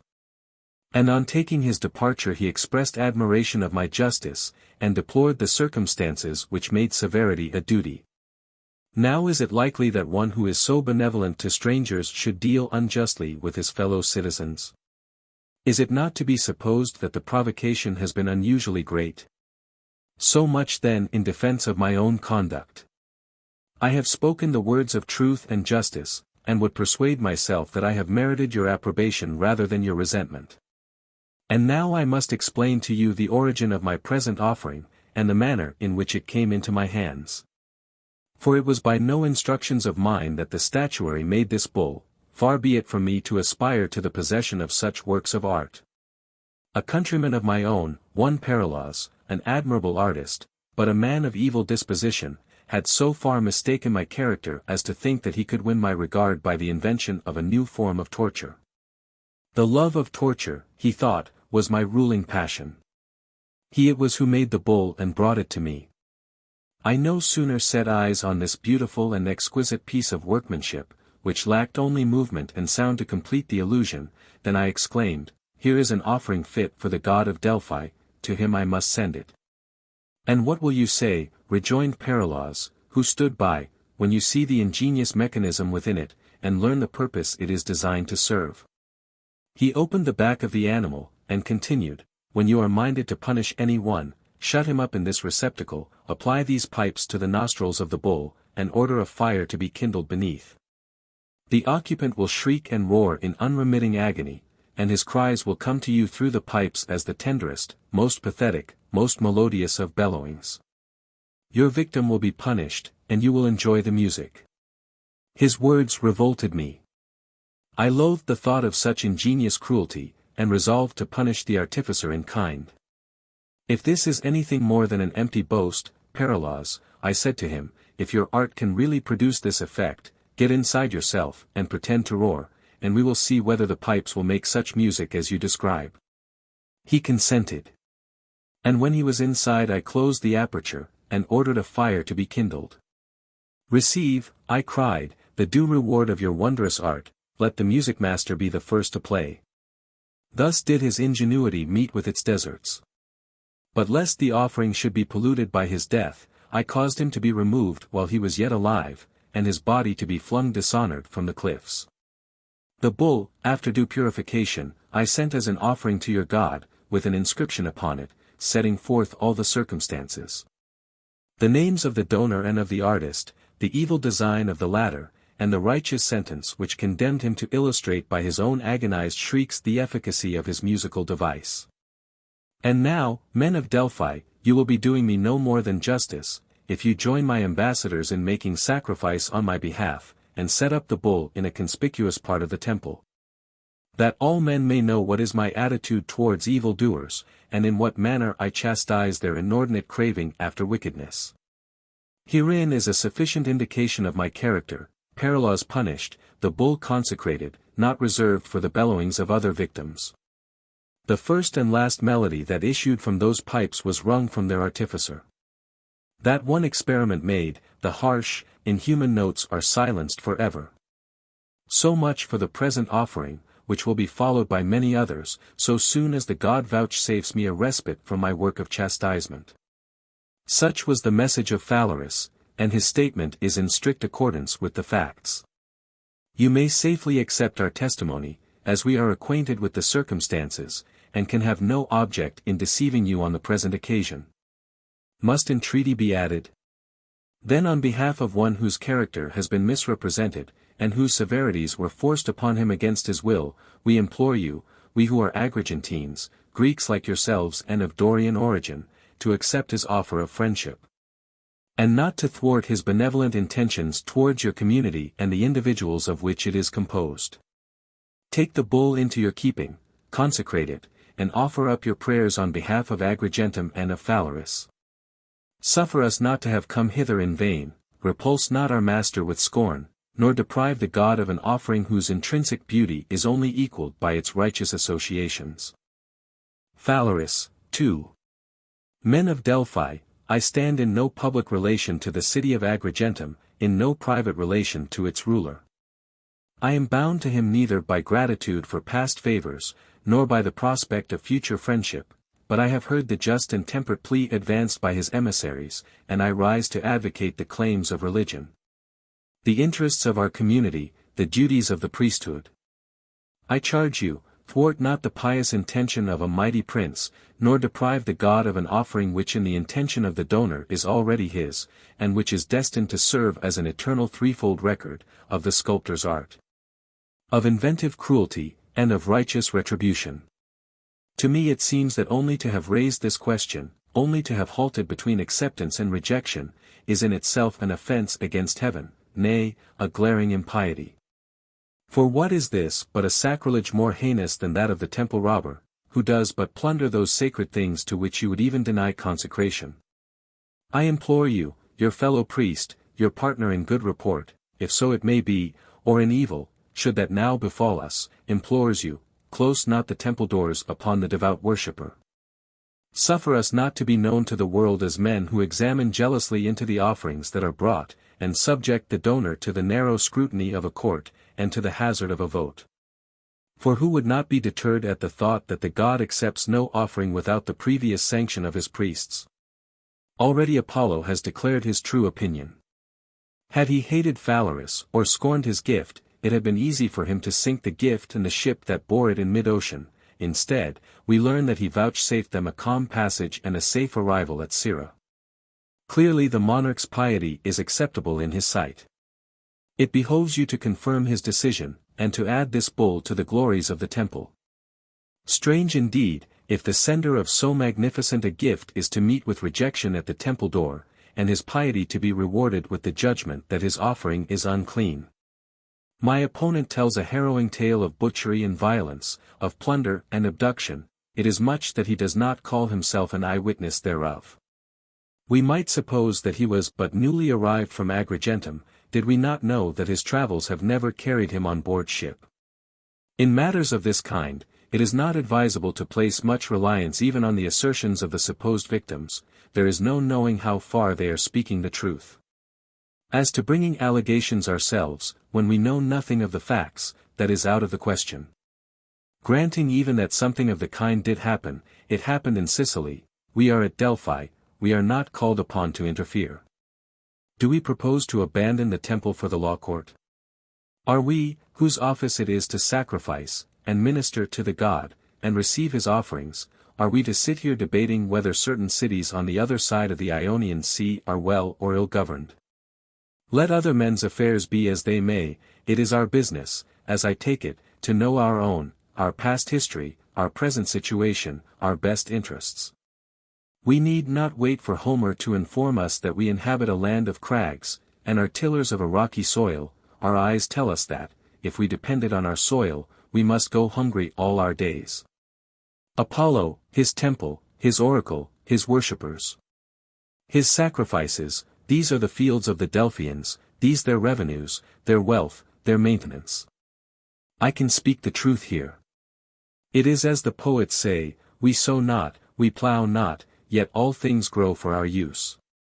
For a god is our husbandman, and gives us not the good things of Greece only, all that Phrygia, all that Lydia, all that Persia, Assyria, Phoenicia, Italy, and the far north can yield, all comes to Delphi. We live in prosperity and plenty. In the esteem of mankind we are second to none but the God himself. So it was in the beginning, so it is now, and so may it ever be. But who has ever heard before of our putting an offering to the vote, or hindering men from paying sacrifice? No one, and herein, as I maintain, is the secret of our temple's greatness, and of the abundant wealth of its offerings. Then let us have no innovations now, no newfangled institutions, no inquiries into the origin and nature and nationality and pedigree of a gift. Let us take what is brought to us, and set it in the store-chamber without more ado. In this way we shall best serve both the god and his worshippers. I think it would be well if, before you deliberate further on the question before you, you would consider how great and how various are the issues involved. There is the god, his temple, his sacrifices and offerings, the ancient customs and ordinances, the reputation of the oracle, again, our city as a whole, our common interests, and those of every individual Delphian among us. Lastly, and I know not what consideration could seem of more vital importance to a well-judging mind, our own credit or discredit with the world at large.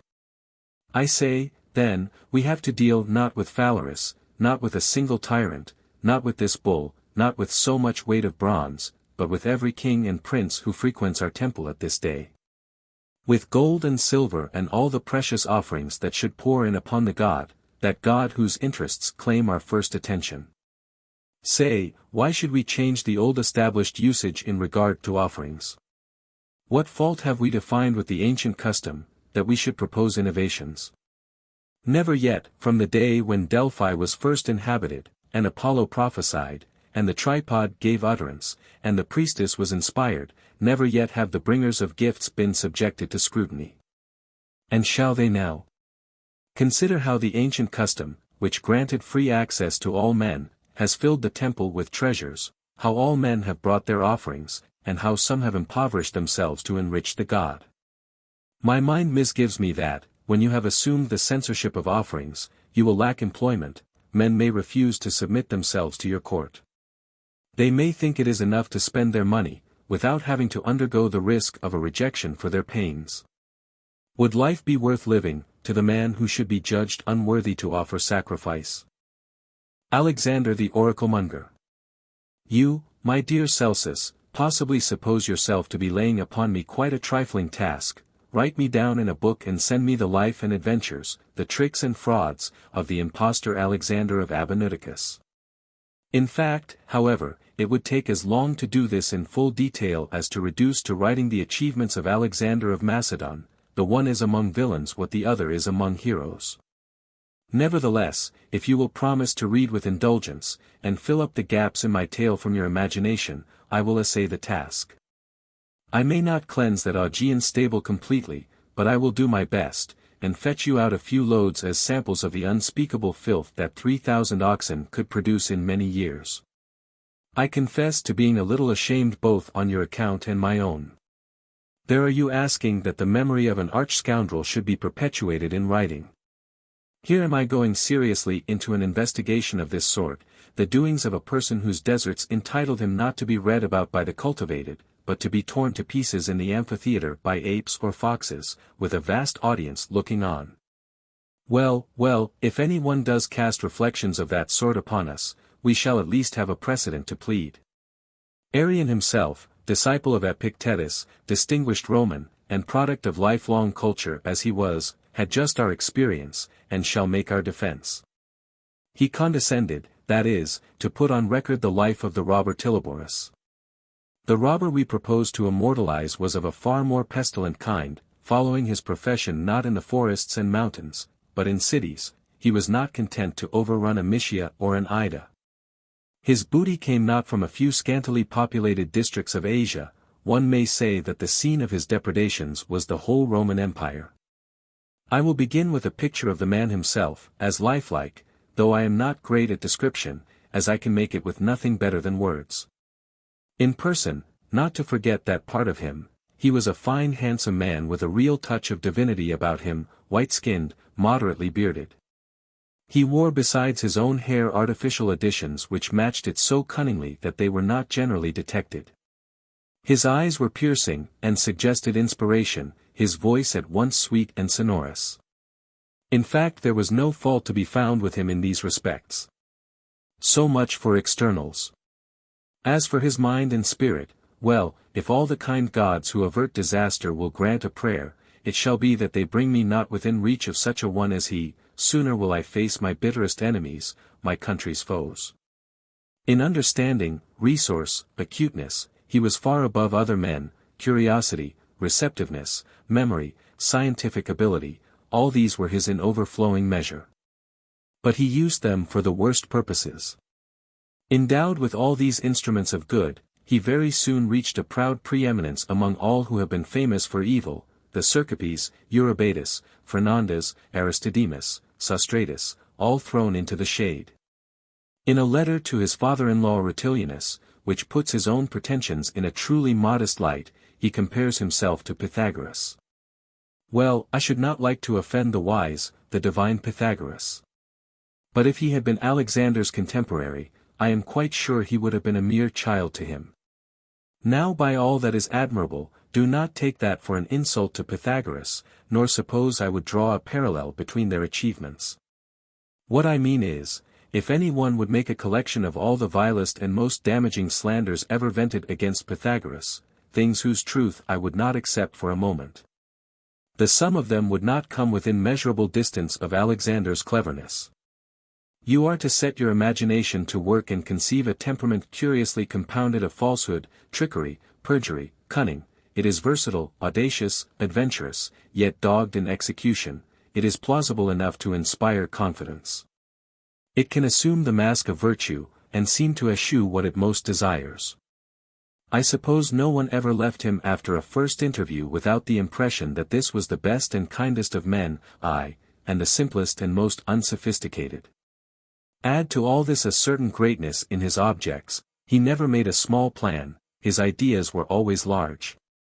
While in the bloom of his youthful beauty, which we may assume to have been great both from its later remains and from the report of those who saw it, he traded quite shamelessly upon it.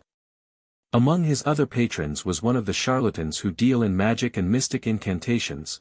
They will smooth your course of love, confound your enemies, find you treasure, or secure you an inheritance. This person was struck with the lad's natural qualifications for apprenticeship to his trade, and finding him as much attracted by rascality as attractive in appearance, gave him a regular training as accomplice, satellite, and attendant. His own ostensible profession was medicine, and his knowledge included, like that of Thun the Egyptian's wife, many a virtuous herb, and many a bane. To all which inheritance our friend succeeded. This teacher and lover of his was a native of Tyana, an associate of the great Apollonius, and acquainted with all his heroics. And now you know the atmosphere in which Alexander lived.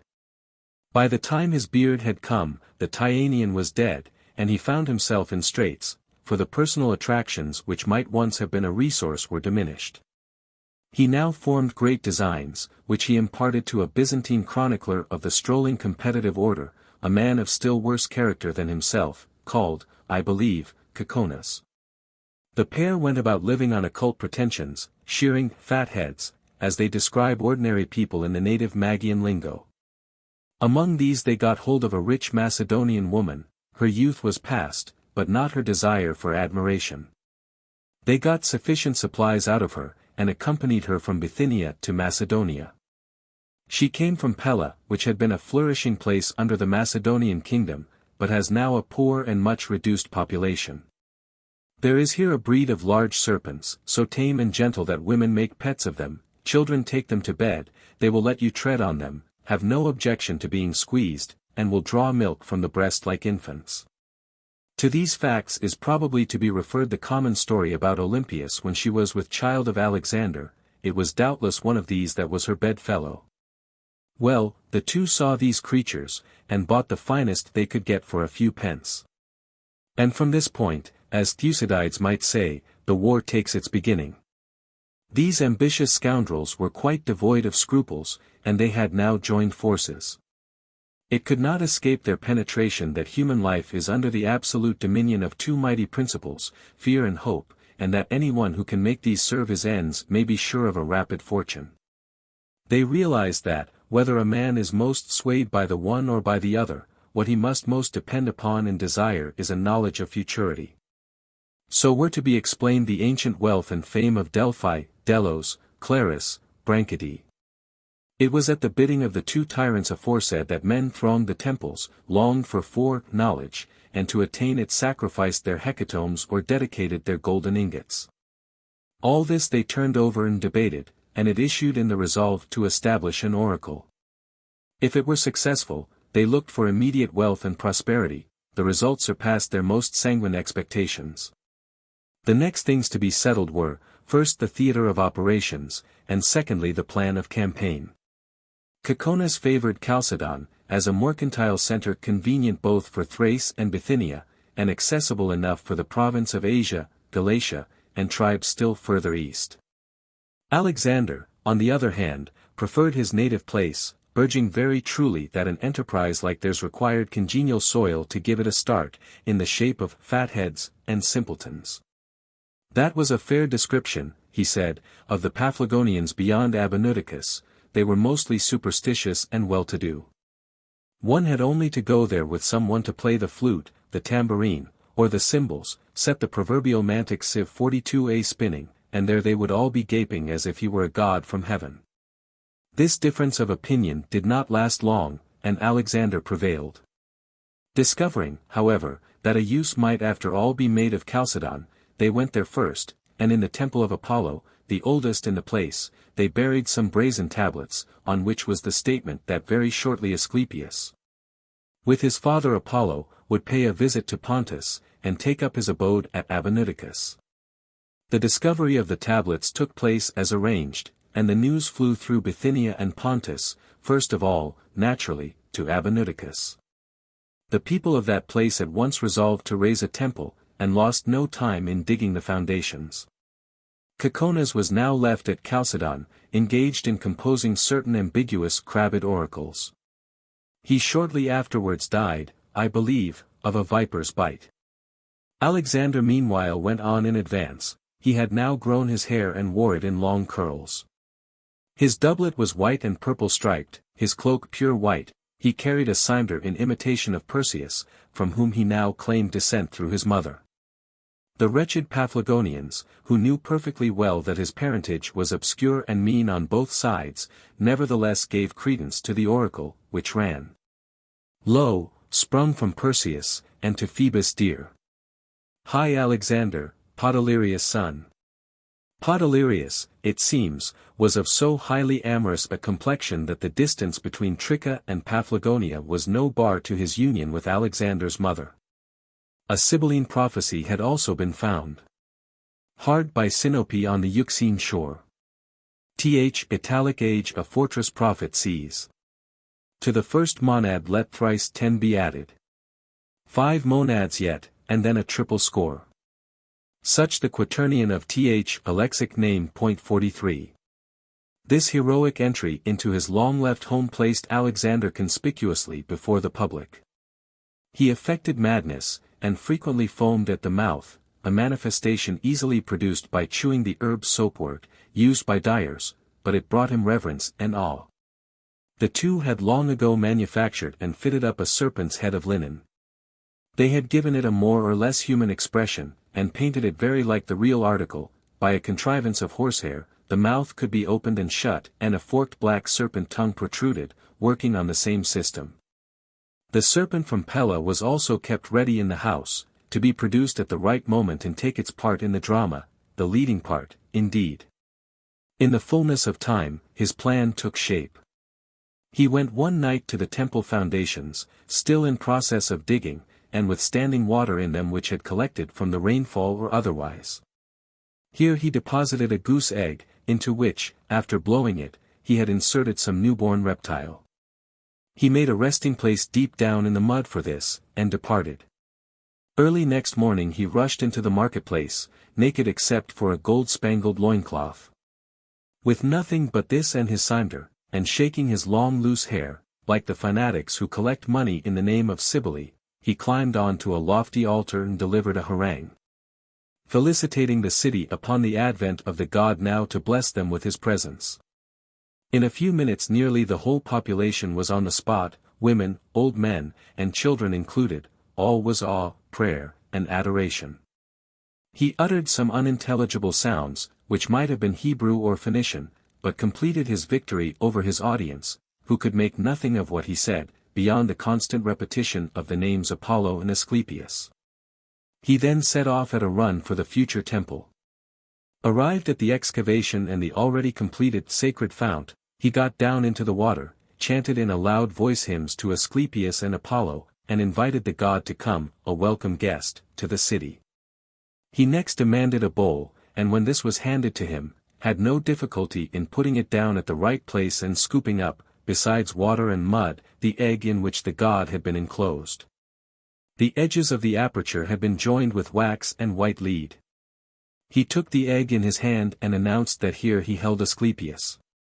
The people, who had been sufficiently astonished by the discovery of the egg in the water, were now all eyes for what was to come. He broke it, and received in his hollowed palm the hardly developed reptile. The crowd could see it stirring and winding about his fingers. They raised a shout, hailed the god, blessed the city, and every mouth was full of prayers, for treasure and wealth and health and all the other good things that he might give. Our hero now departed homewards, still running, with the newborn Asclepius in his hands, the twice-born, too, whereas ordinary men can be born but once, and born moreover not of Caronis 44 nor even of her namesake the crow, but of a goose. After him streamed the whole people, in all the madness of fanatic hopes. He now kept the house for some days, in hopes that the Paphlagonians would soon be drawn in crowds by the news. He was not disappointed.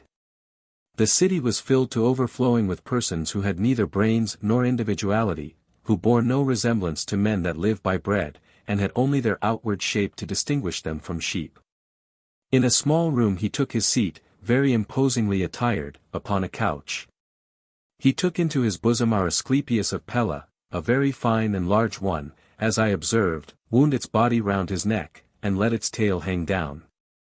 There was enough of this not only to fill his lap, but to trail on the ground also. The patient creature's head he kept hidden in his armpit, showing the linen head on one side of his beard exactly as if it belonged to the visible body. Picture to yourself a little chamber into which no very brilliant light was admitted, with a crowd of people from all quarters, excited, carefully worked up, all a-flutter with expectation. As they came in, they might naturally find a miracle in the development of that little crawling thing of a few days ago into this great, tame, human-looking serpent. Then they had to get on at once towards the exit, being pressed forward by the new arrivals before they could have a good look. An exit had been specially made just opposite the entrance, for all the world like the Macedonian device at Babylon when Alexander was ill. He was in extremis, you remember, and the crowd round the palace were eager to take their last look and give their last greeting. Our scoundrel's exhibition, though, is said to have been given not once, but many times, especially for the benefit of any wealthy newcomers. And at this point, my dear Celsus, we may, if we will be candid, make some allowance for these Paphlagonians and Pontics. The poor uneducated fatheads might well be taken in when they handled the serpent, a privilege conceded to all who choose, and saw in that dim light its head with the mouth that opened and shut. It was an occasion for a Democritus, nay, for an Epicurus or a Metrodorus, perhaps, a man whose intelligence was steeled against such assaults by skepticism and insight, one who, if he could not detect the precise imposture, would at any rate have been perfectly certain that, though this escaped him, the whole thing was a lie and an impossibility. By degrees Bithynia, Galatia, Thrace, came flocking in, every one who had been present doubtless reporting that he had beheld the birth of the god, and had touched him after his marvelous development in size and in expression. Next came pictures and models, bronze or silver images, and the god acquired a name. By divine command, metrically expressed, he was to be known as Glykon. For Alexander had delivered the line. Glykon my name, man's light, son to Zeus. And now at last the object to which all this had led up, the giving of oracular answers to all applicants, could be attained. The cue was taken from Amphilochus in Cilicia. After the death and disappearance at Thebes of his father Amphieros, Amphilochus, driven from his home, made his way to Cilicia, and there did not at all badly by prophesying to the Cilicians at the rate of threepence an oracle. After this precedent, Alexander proclaimed that on a stated day the god would give answers to all comers. Each person was to write down his wish and the object of his curiosity, fasten the packet with thread, and seal it with wax, clay, or other such substance. He would receive these, and enter the holy place. By this time the temple was complete, and the scene all ready, whither the givers should be summoned in order by a herald and an acolyte. He would learn the god's mind upon each, and return the packets with their seals intact and the answers attached, the god being ready to give a definite answer to any question that might be put. The trick here was one which would be seen through easily enough by a person of your intelligence, or, if I may say so without violating modesty, of my own. But which to the ordinary imbecile would have the persuasiveness of what is marvelous and incredible. He contrived various methods of undoing the seals, read the questions, answered them as seemed good, and then folded, sealed, and returned them, to the great astonishment of the recipients. And then it was, how could he possibly know what I gave him carefully secured under a seal that defies imitation, unless he were a true god, with a god's omniscience? Perhaps you will ask what these contrivances were. Well, then, the information may be useful another time. One of them was this.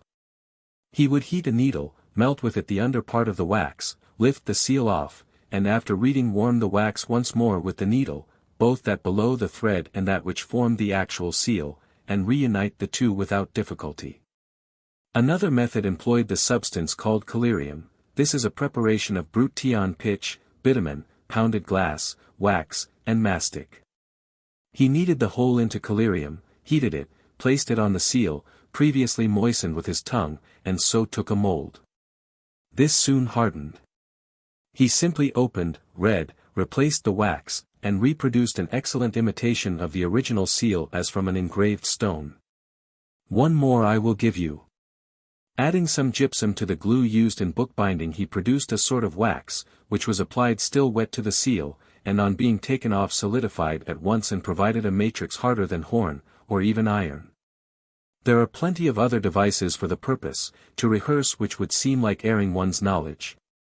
Moreover, in your excellent pamphlets against the Magians, most useful and instructive reading they are, you have yourself collected enough of them, many more than those I have mentioned. So oracles and divine utterances were the order of the day, and much shrewdness he displayed, eking out mechanical ingenuity with obscurity, his answers to some being crabbed and ambiguous, and to others absolutely unintelligible. He did however distribute warning and encouragement according to his lights, and recommend treatments and diets, for he had, as I originally stated, a wide and serviceable acquaintance with drugs. He was particularly given to prescribing sitmides, which were a salve prepared from goat's fat, the name being of his own invention. For the realization of ambitions, advancement, or successions, he took care never to assign early dates. The formula was, all this shall come to pass when it is my will, and when my prophet Alexander shall make prayer and entreaty on your behalf. There was a fixed charge of £1 the oracle. And, my friend, do not suppose that this would not come to much. He made something like L3000 per annum, people were insatiable, would take from 10 to 15 oracles at a time. What he got he did not keep to himself, nor put it by for the future. What with accomplices, attendants, inquiry agents, oracle writers and keepers, amanuenses, seal forgers, and interpreters, he had now a host of claimants to satisfy. He had begun sending emissaries abroad to make the shrine known in foreign lands. His prophecies, discovery of runaways, conviction of thieves and robbers, revelations of hidden treasure, cures of the sick, restoration of the dead to life, all these were to be advertised. This brought them running and crowding from all points of the compass, victims bled, gifts were presented, and the prophet and disciple came off better than the god, for had not the oracle spoken? Give what ye give to my attendant priest. My care is not for gifts, but for my priest. A time came when a number of sensible people began to shake off their intoxication and combine against him, chief among them the numerous Epicureans. In the cities, the imposture with all its theatrical accessories began to be seen through. It was now that he resorted to a measure of intimidation. He proclaimed that Pontus was overrun with atheists and Christians, who presumed to spread the most scandalous reports concerning him. He exhorted Pontus, as it valued the gods' favor, to stone these men. Touching Epicurus, he gave the following response. An inquirer had asked how Epicurus fared in Hades, and was told. Of slime is his bed, and his fetters of lead. The prosperity of the oracle is perhaps not so wonderful, when one learns what sensible, intelligent questions were in fashion with its votaries. Well, it was war to the knife between him and Epicurus, and no wonder. What fitter enemy for a charlatan who patronized miracles and hated truth, than the thinker who had grasped the nature of things and was in solitary possession of that truth? As for the Platonists, Stoics, Pythagoreans, they were his good friends. He had no quarrel with them. But the unmitigated Epicurus, as he used to call him, could not but be hateful to him, treating all such pretensions as absurd and puerile. Alexander consequently loathed Damascus beyond all the cities of Pontus, knowing what a number of Lapiths' friends and others like-minded it contained. He would not give oracles to Amastrians. When he once did, to a senator's brother, he made himself ridiculous, neither hitting upon a presentable oracle for himself, nor finding a deputy equal to the occasion. The man had complained of colic, and what he meant to prescribe was pig's foot dressed with mallow. The shape it took was in basin hallowed, be pigments mallowed. I have mentioned that the serpent was often exhibited by request. He was not completely visible, but the tail and body were exposed, while the head was concealed under the prophet's dress. By way of impressing the people still more, he announced that he would induce the god to speak, and give his responses without an intermediary. His simple device to this end was a tube of crane's windpipes, which he passed, with due regard to its matching, through the artificial head, and, having an assistant speaking into the end outside, whose voice issued through the linen Asclepius. Thus answered questions. These oracles were called autophones, and were not vouchsafed casually to any one, but reserved for officials, the rich, and the lavish. It was an autophone which was given to Severian regarding the invasion of Armenia. He encouraged him with these lines. Armenia, Parthia, cowed by thy fierce spear. To Rome, and Tiber's shining waves, thou comest. Thy brow with leaves and radiant gold encircled.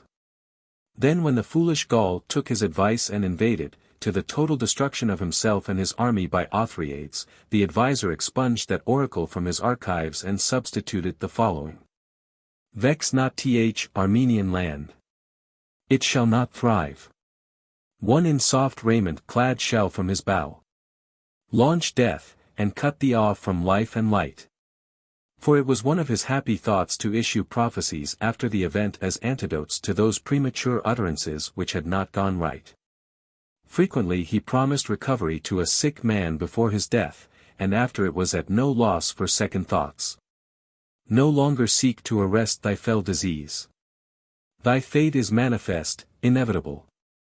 Knowing the fame of Clarus, Didymus, and Malus for soothsaying much like his own, he struck up an alliance with them, sending on many of his clients to those places.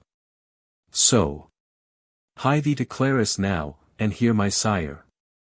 And again, draw near to Branchidae in counsel take.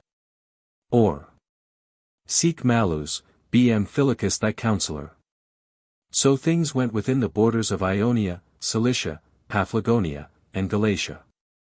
When the fame of the oracle traveled to Italy and entered Rome, the only question was, who should be first? Those who did not come in person sent messages, the powerful and respected being the keenest of all.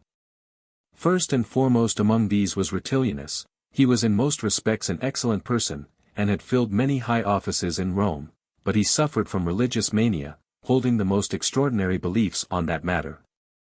Show him a bit of stone smeared with unguents or crowned with flowers, and he would incontinently fall down and worship, and linger about it praying and asking for blessings.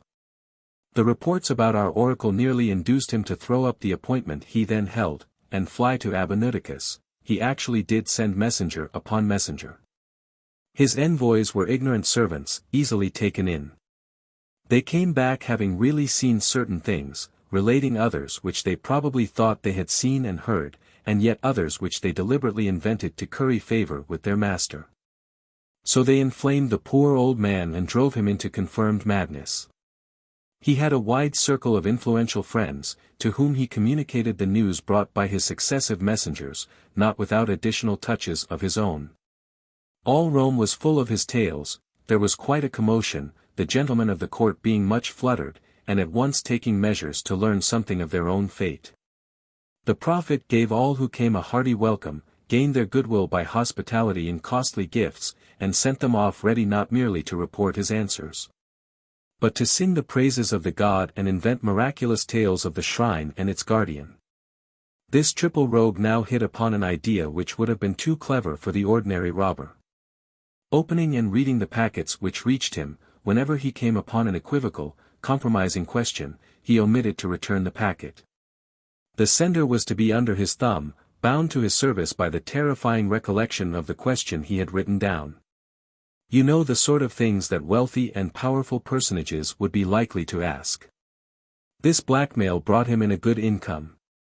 I should like to quote you one or two of the answers given to Rutilianus. He had a son by a former wife, just old enough for advanced teaching. The father asked who should be his tutor, and was told, Pythagoras, and the mighty battle bard. When the child died a few days after, the prophet was abashed, and quite unable to account for this summary confutation.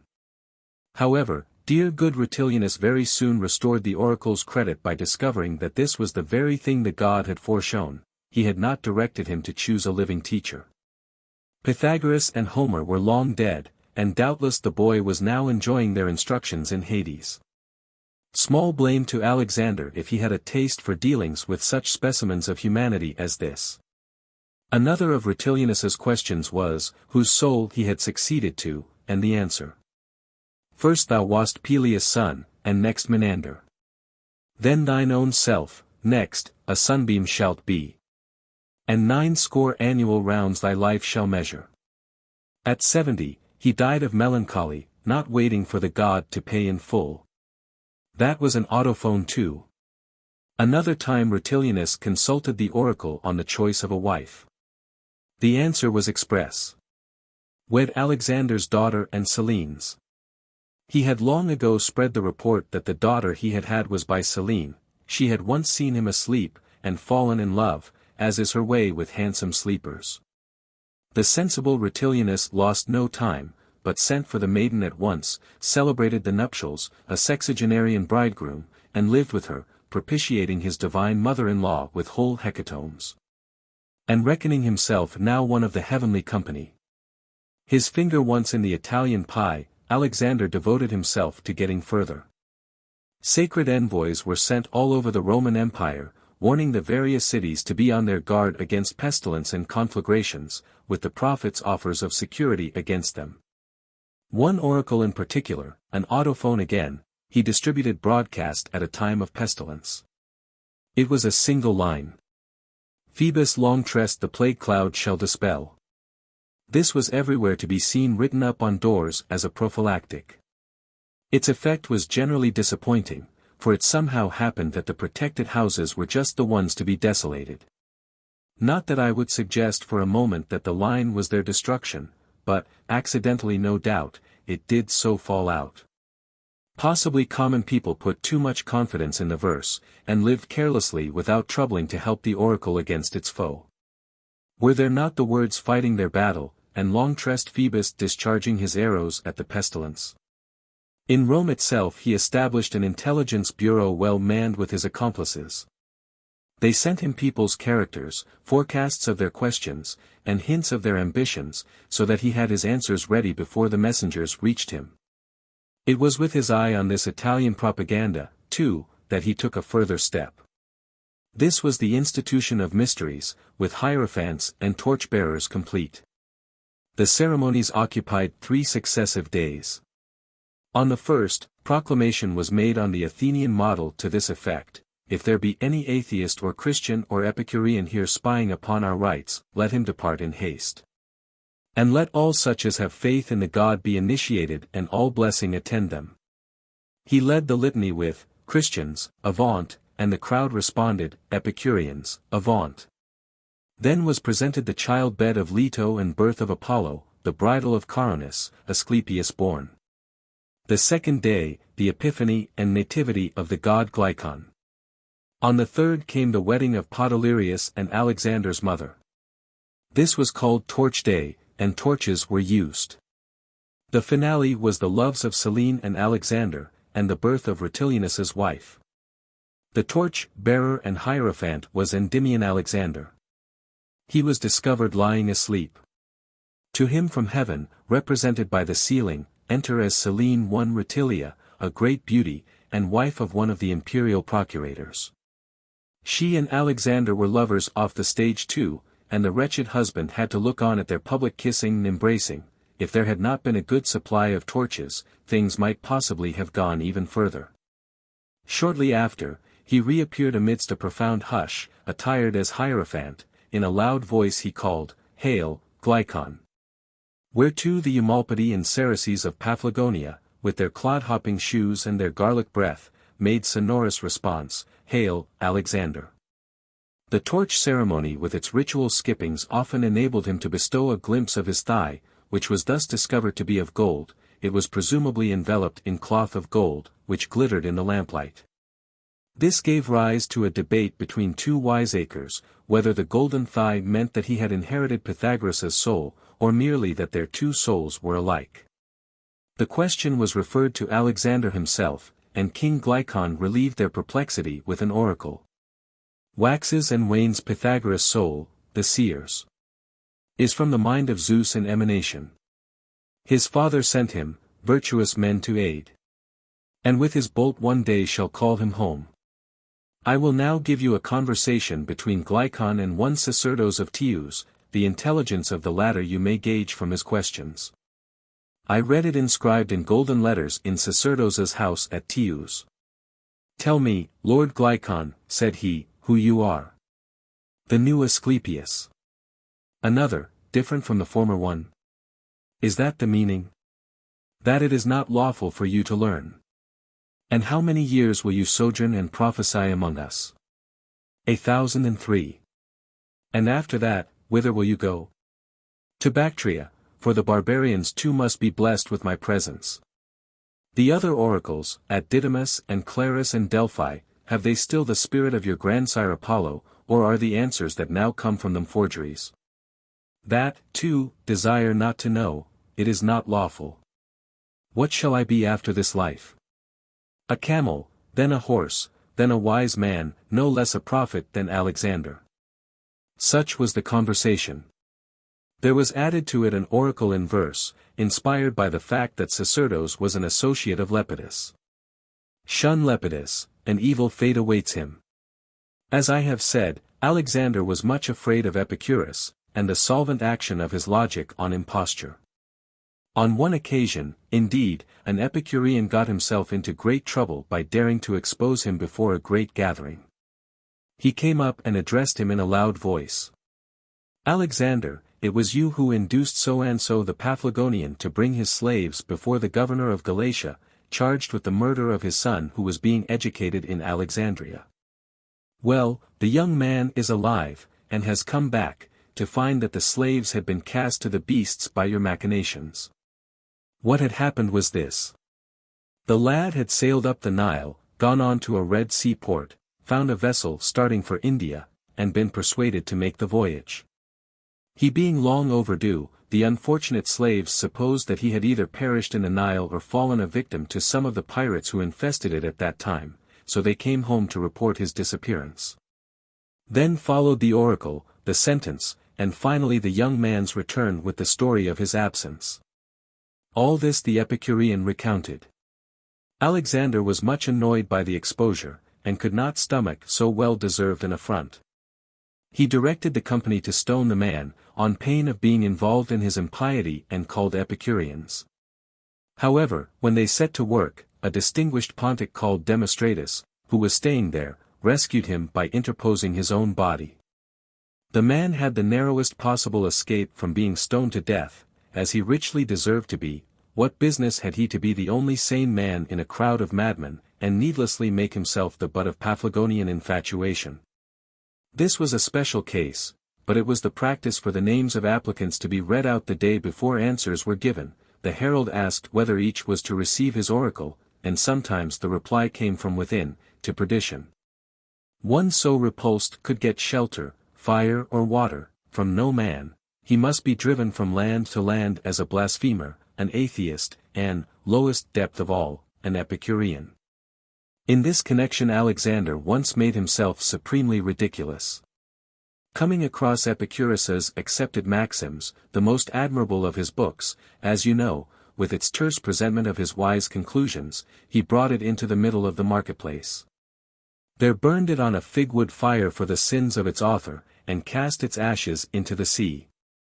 He issued an oracle on the occasion. The dotard's maxims to the flames be given. The fellow had no conception of the blessings conferred by that book upon its readers, of the peace, tranquility, and independence of mind it produces, of the protection it gives against terrors, phantoms, and marvels. Vain hopes and inordinate desires, of the judgment and candor that it fosters, or of its true purging of the spirit, not with torches and squills and such rubbish, but with right reason, truth, and frankness. Perhaps the greatest example of our rogue's audacity is what I now come to. Having easy access to palace and court by Rutilianus's influence, he sent an oracle just at the crisis of the German war, when M. Aurelius was on the point of engaging the Marcomanni and Quadi. The oracle required that 2 lions should be flung alive into the Danube, with quantities of sacred herbs and magnificent sacrifices. I had better give the words. To rolling Ister, swoln with heaven's rain. Of Cybelian thralls, those mountain beasts. Fling ye a pair, there with all flowers and herbs. Of savour sweet that Indian air doth breed. Hence victory, and fame, and lovely peace. These directions were precisely followed. The lions swam across to the enemy's bank, where they were clubbed to death by the barbarians, who took them for dogs or a new kind of wolves. And our forces immediately after met with a severe defeat, losing some 20,000 men in one engagement. This was followed by the Aquileian incident, in the course of which that city was nearly lost. In view of these results, Alexander warmed up that stale Delphian defense of the Croesus oracle. The god had foretold a victory, forsooth, but had not stated whether Romans or barbarians should have it.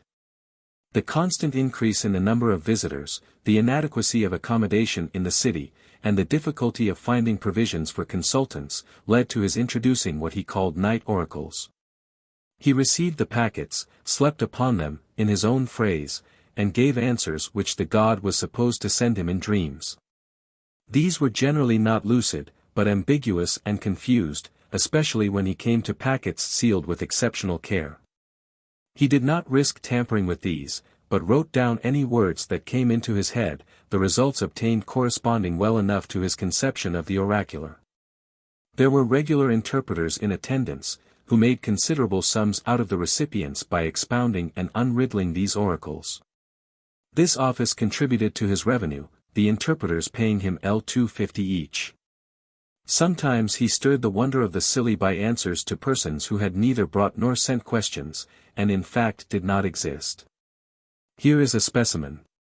Who is't, thou ask'st, that with Calogenia all secretly defile thy nuptial bed?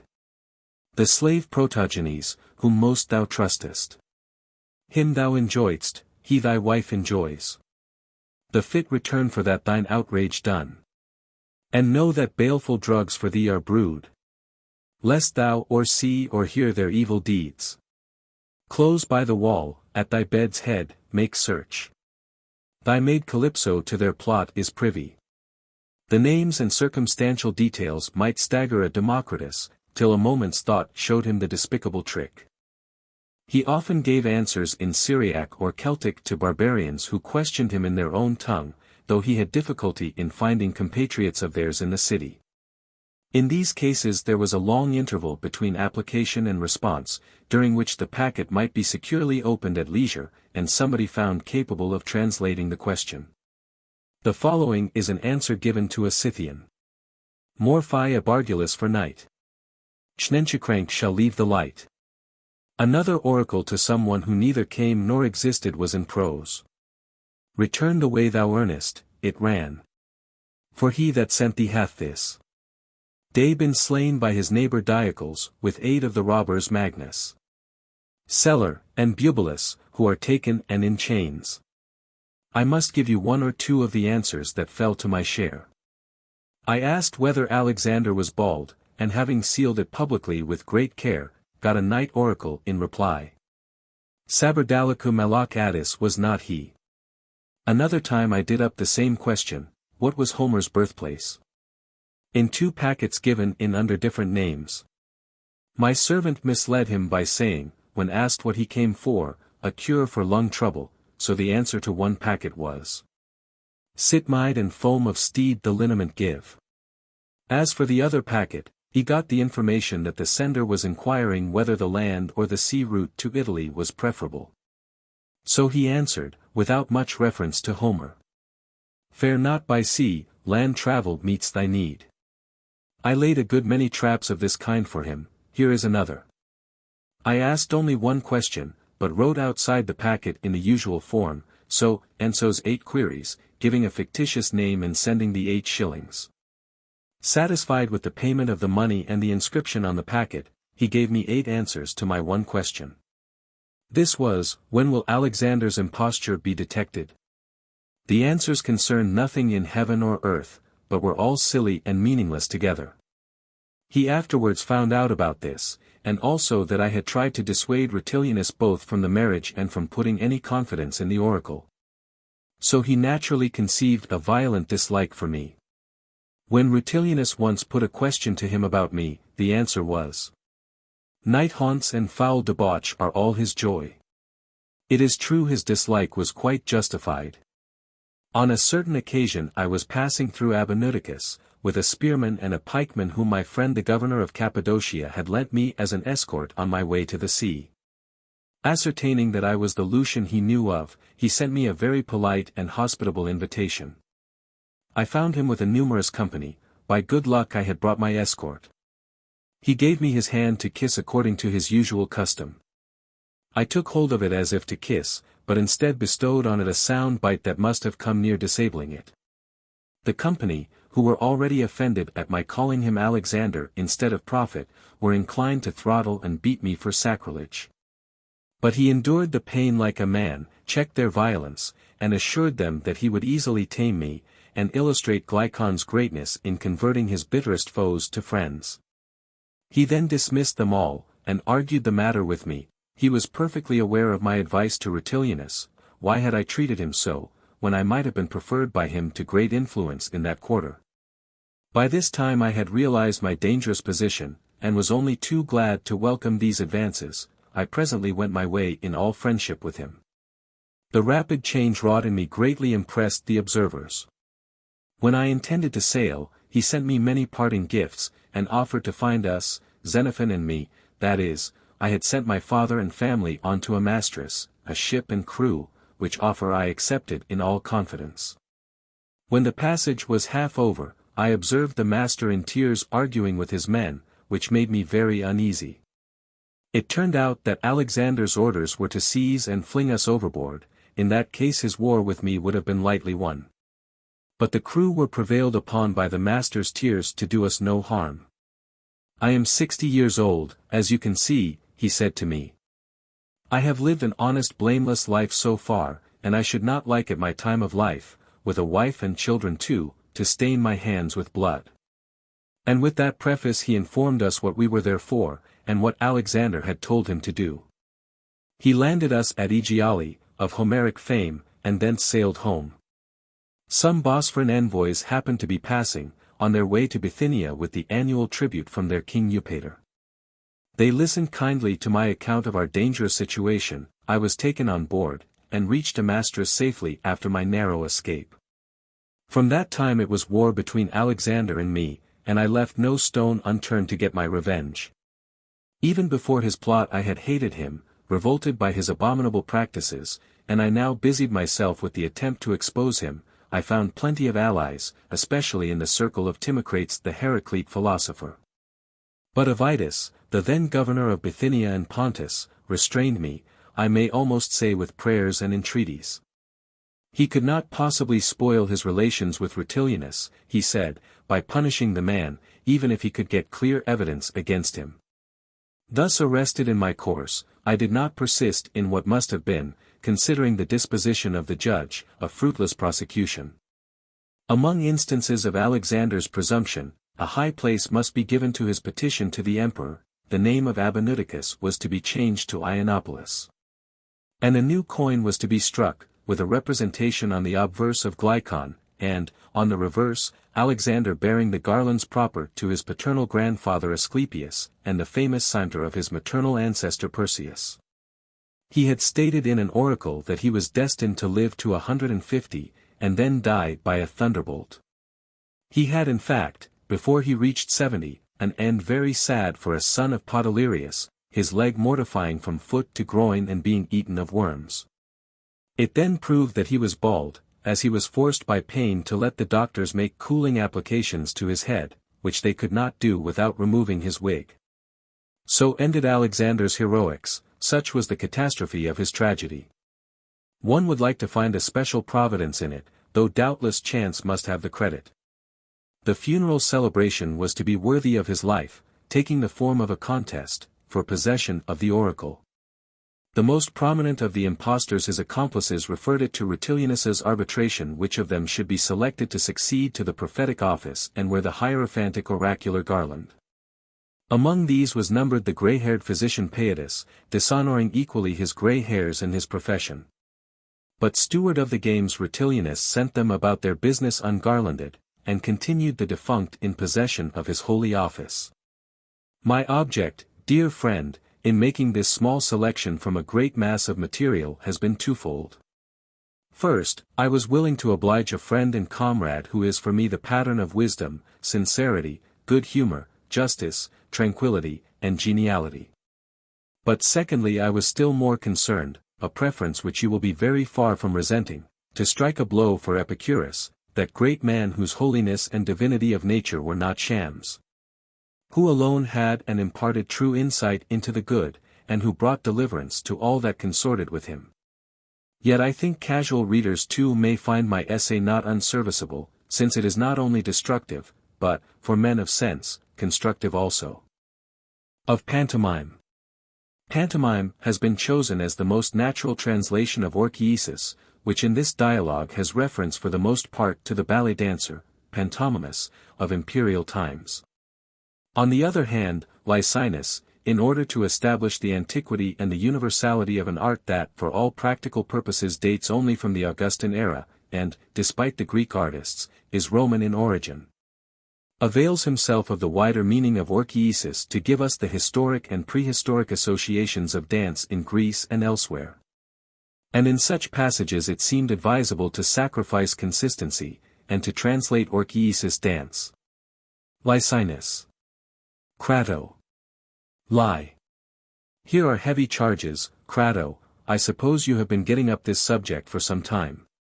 You are not content with attacking the whole pantomimic art, practical and theoretic. We too, the pleased spectators thereof, come in for our share. We have been lavishing our admiration, it seems, on effeminate triflers.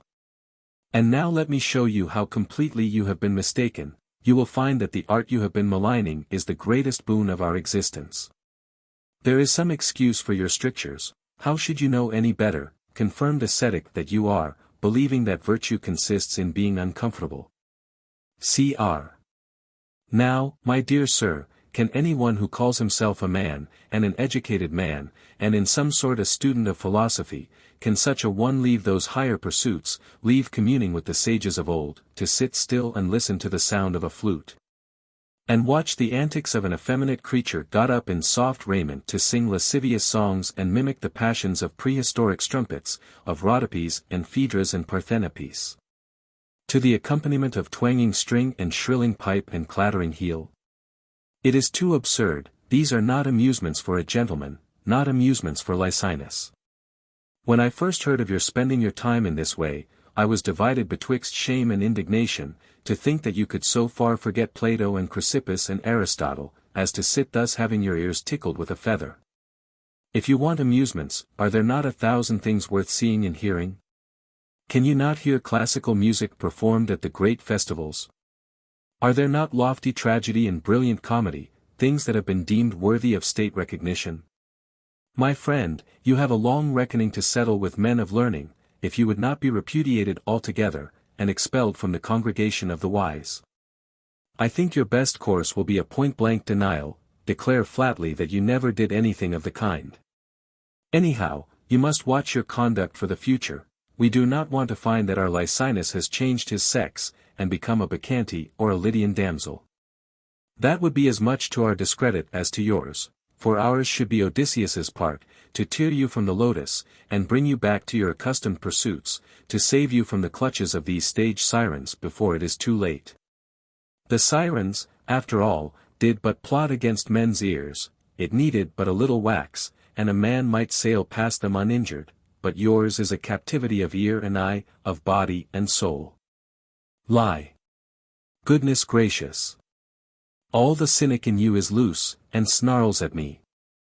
At the same time, I think your lotus and siren simile is rather off the point. You see, the people who ate the lotus and listened to the sirens paid for the gratification of ear and palate with their lives, whereas I not only have a great deal more enjoyment than they had, but am all the better for it.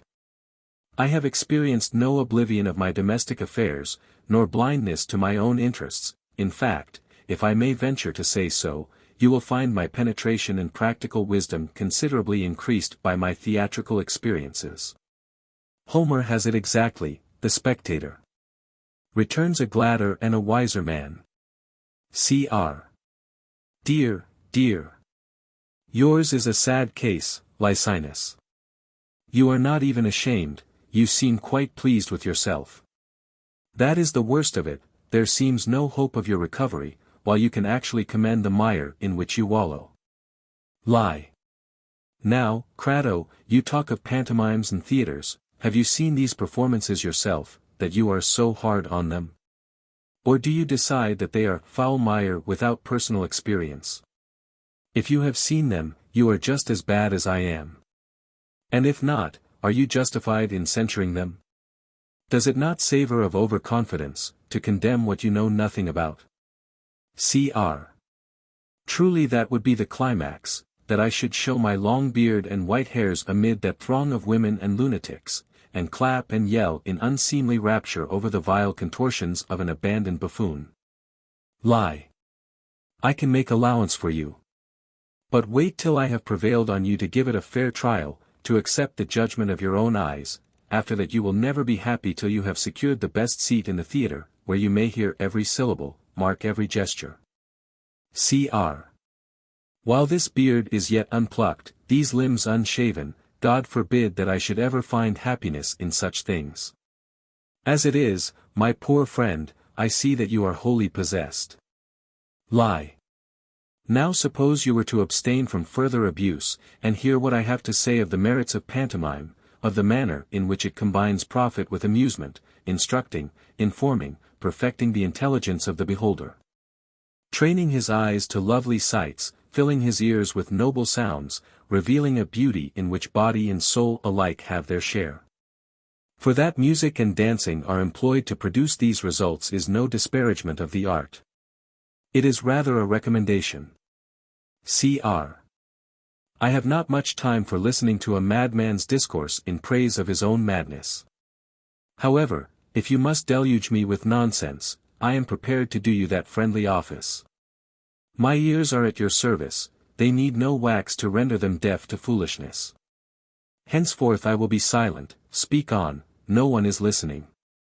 Lie. Thank you, Crado, just what I wanted. As to foolishness, that remains to be seen. Now, to begin with, you seem to be quite ignorant of the antiquity of the pantomimic art. It is not a new thing, it does not date from today or yesterday, not, that is to say, from our grandfathers' times, nor from their grandfathers' times. The best antiquarians, let me tell you, trace dancing back to the creation of the universe. It is coeval with that Eros who was the beginning of all things. In the dance of the heavenly bodies, in the complex involutions whereby the planets are brought into harmonious intercourse with the fixed stars, you have an example of that art in its infancy, which, by gradual development, by continual improvements and additions, seems at length to have reached its climax in the subtle harmonious versatility of modern pantomime. The first step, we learn, was taken by Rhea, who was so pleased with the art that she introduced it among the Caribants in Phrygia and the Curides in Crete. She was richly rewarded, for by their dancing they saved her child Zeus, who owes it to them, nor can he with decency deny it, that he escaped the paternal teeth. The dancing was performed in full armor. Sword clashed against shield, and inspired heels beat martial time upon the ground. The art was presently taken up by the leading men in Crete, who by dint of practice became admirable dancers. And this applies not only to private persons, but to men of the first eminence, and of royal blood. Thus Homer, when he calls Marius a dancer, is not disparaging him, but paying him a compliment. His dancing fame, it seems, had spread not only throughout the Greek world, but even into the camp of his enemies, the Trojans, who would observe, no doubt, on the field of battle that agility and grace of movement which he had acquired as a dancer. The passage runs as follows. Marians, great dancer though thou be, my spear had stopped thy dancings.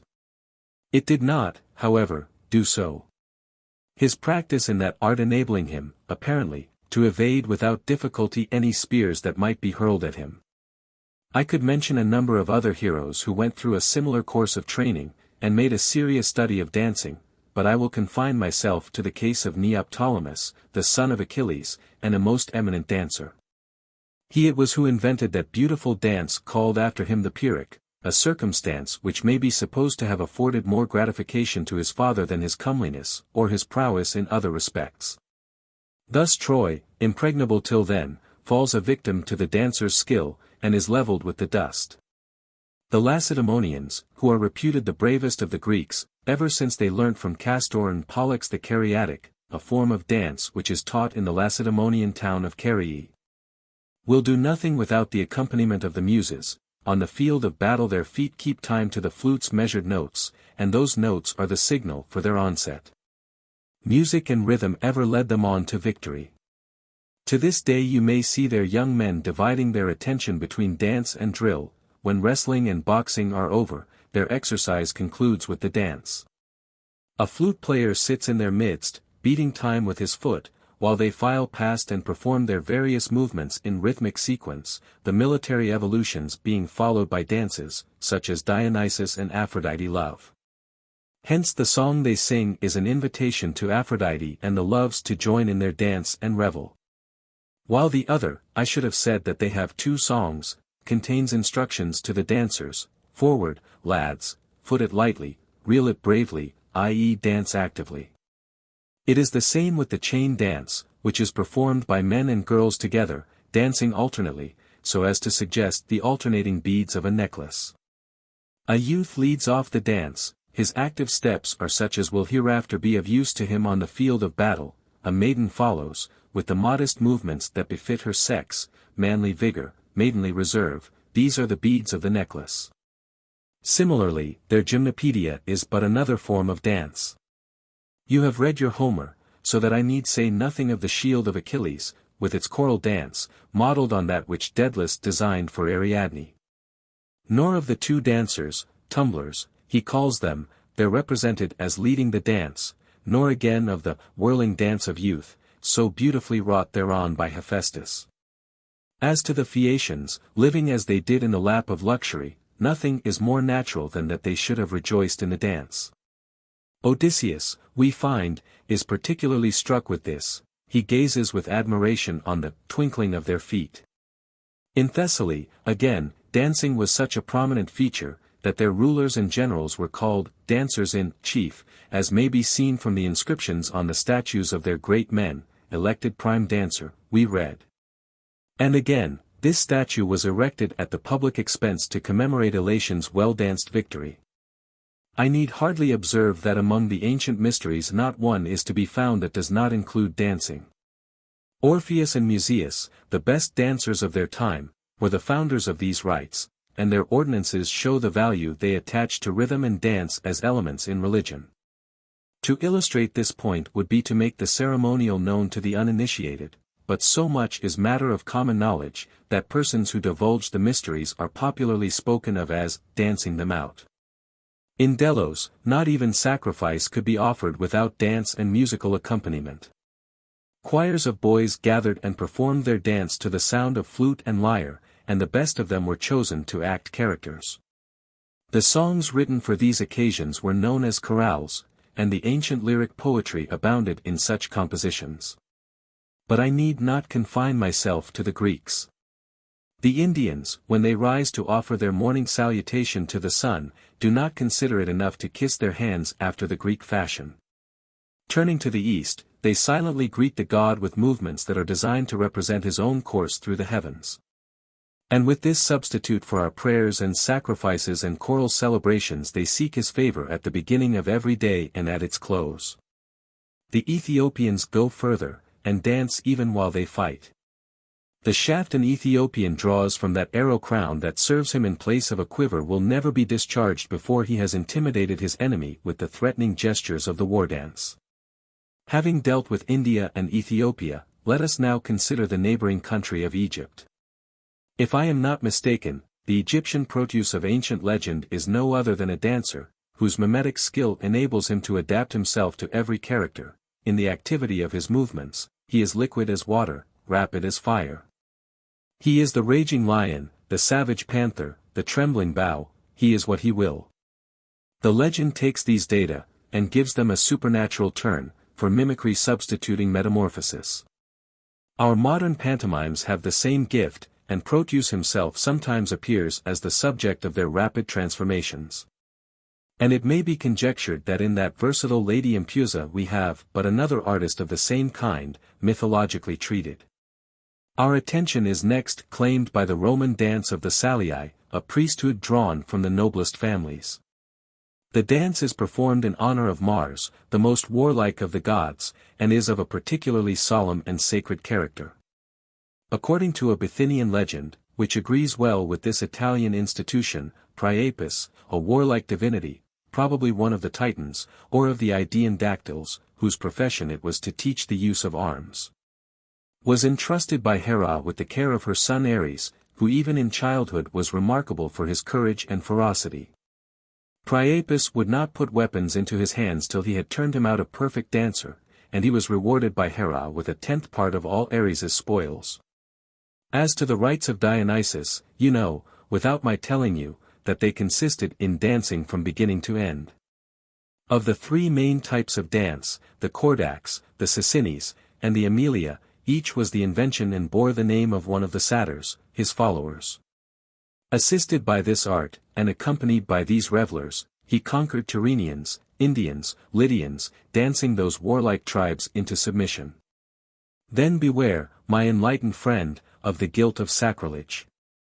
Will you attack the holy mystic art in which so many gods delight, by which their worshippers do them honor, which affords so much pleasure, so much useful instruction?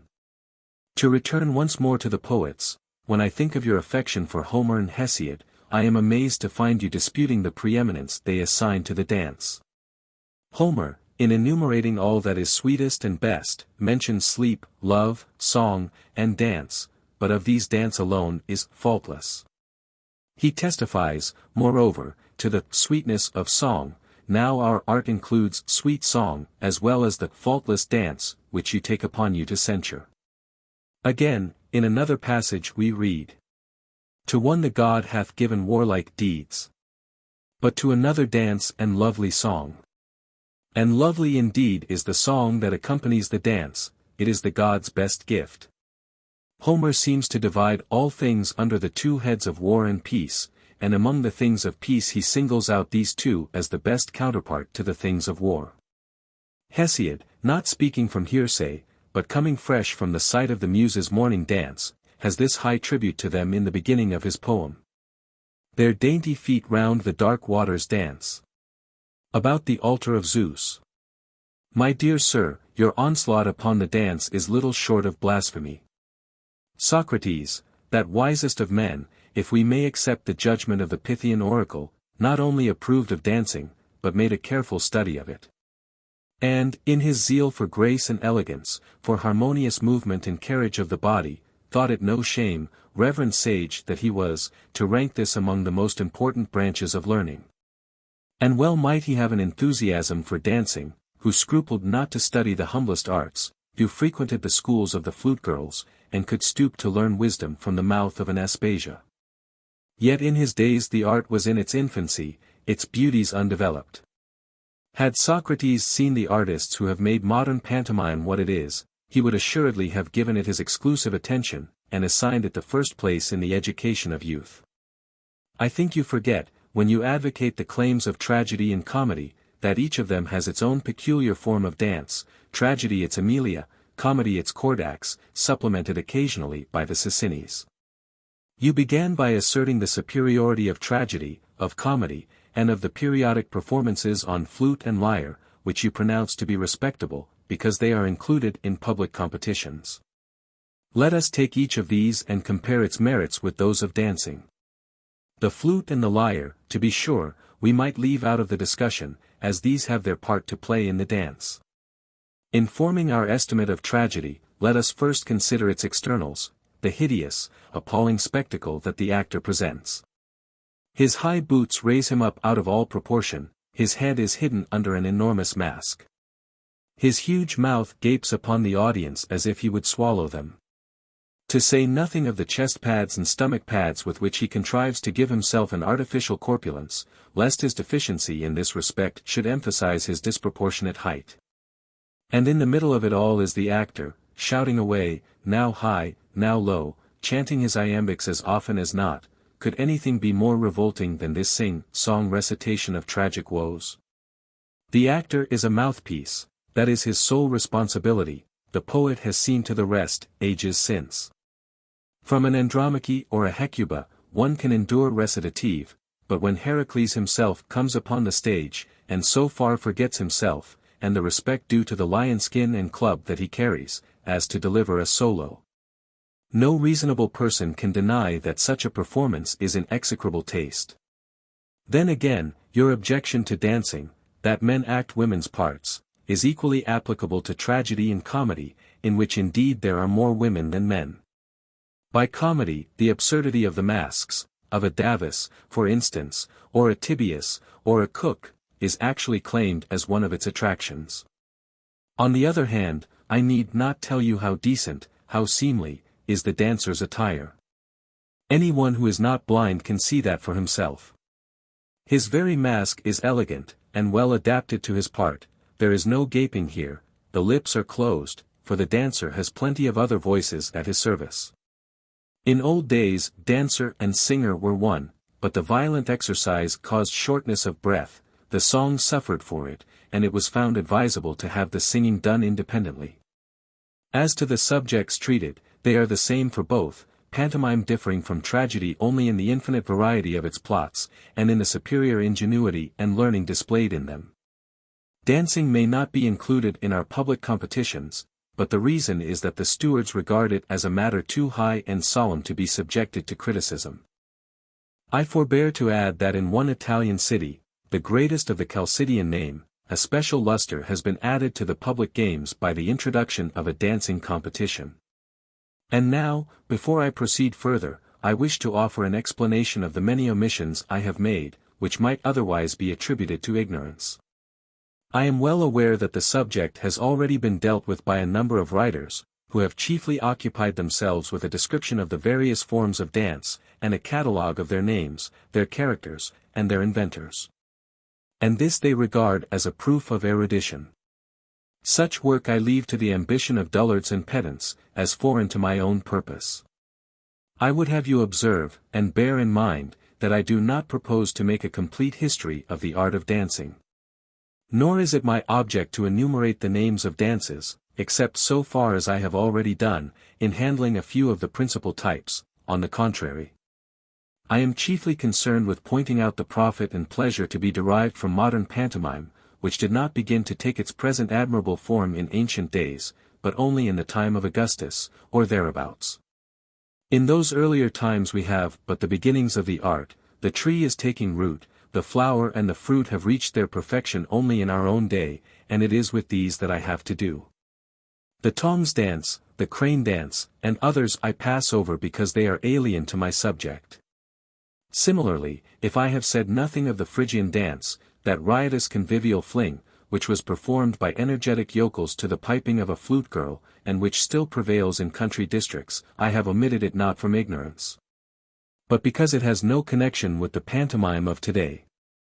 I have the authority of Plato, in his Laws, for approving some forms of dance and rejecting others.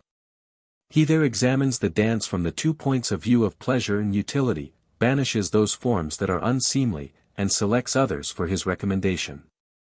Of dancing then, in the strict sense of the word, I have said enough. To enlarge further upon its history would be pedantic. And now I come to the pantomime. What must be his qualifications? What his previous training? What his studies? What his subsidiary accomplishments? You will find that his is no easy profession, nor lightly to be undertaken.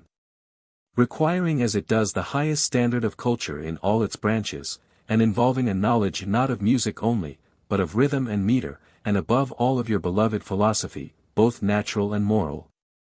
The subtleties of dialectic alone being rejected as serving no useful purpose.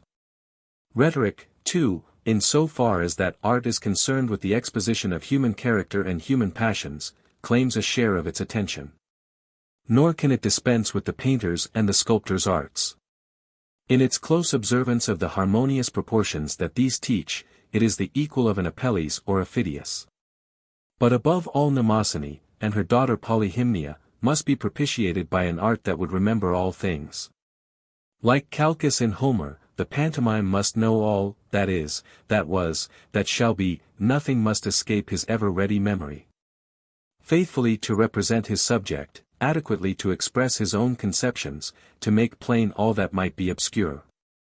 These are the first essentials for the pantomime, to whom no higher compliment could be paid than Thucydides' tribute to Pericles, who, he says, could not only conceive a wise policy, but render it intelligible to his hearers. The intelligibility, in the present case, depending on clearness of gesticulation. For his materials, he must draw continually, as I have said, upon his unfailing memory of ancient story, and memory must be backed by taste and judgment. He must know the history of the world, from the time when it first emerged from chaos down to the days of Egyptian Cleopatra. These limitations we will concede to the pantomime's wide field of knowledge. But within them he must be familiar with every detail, the mutilation of Uranus, the origin of Aphrodite, the battle of Titans, the birth of Zeus, Rhea's deception, her substitution of a stone for her child, the binding of Cronus. The partition of the world between the three brothers. Again, the revolt of the giants, Prometheus's theft of fire, his creation of mankind, and the punishment that followed. The might of Eros and of Antaros, the wanderings of the island Delos, the travail of Leto, the Python's destruction, the evil design of Tityus, the flight of eagles, whereby the earth's center was discovered. He must know of Deucalion, in whose days the whole world suffered shipwreck, of that single chest wherein were preserved the remnants of the human race, of the new generation born of stones. Of the rending of Iacchus, the guile of Hera, the fiery death of Semele, the double birth of Dionysus. Of Athene and Hephaestus and Erichthonius, of the strife for the possession of Athens, of Halirrhothius and that first trial on the Areopagus, and all the legendary lore of Attica. Above all, the wanderings of Demeter, the finding of Persephone, the hospitality of Celeus, Triptolemus's plough, Icarius' vineyard, and the sad end of Erigone, the tale of Boreas and Orythia, of Theseus, and of Aegeus. Of Medea in Greece, and of her flight thereafter into Persia, and of Erechteus' daughters and Pandians, and all that they did and suffered in Thrace. Acamas, and Phyllis, and that first rape of Helen, and the expedition of Castor and Pollux against Athens, and the fate of Hippolytus, and the return of the Heraclids, all these may fairly be included in the Athenian mythology. From the vast bulk of which I select only these few examples.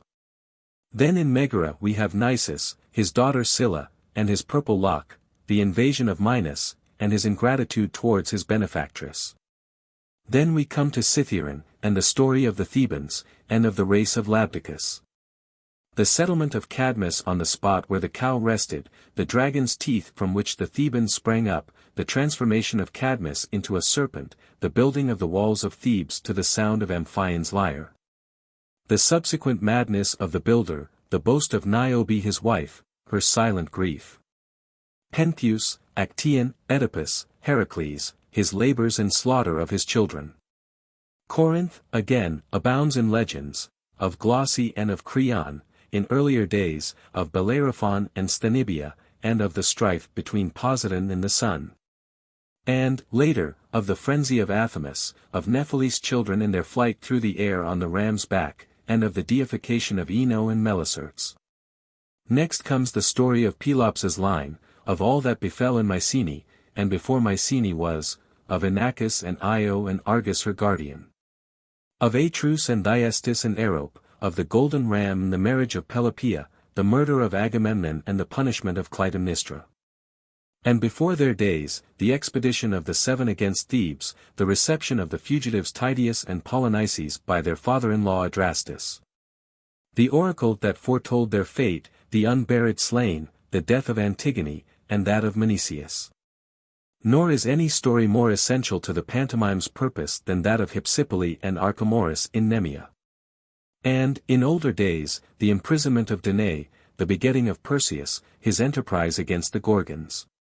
And connected therewith is the Ethiopian narrative of Cassiopeia, and Cepheus, and Andromeda, all of whom the belief of later generations has placed among the stars. To these must be added the ancient legend of Aegyptus and Danaus, and of that guilty wedding night.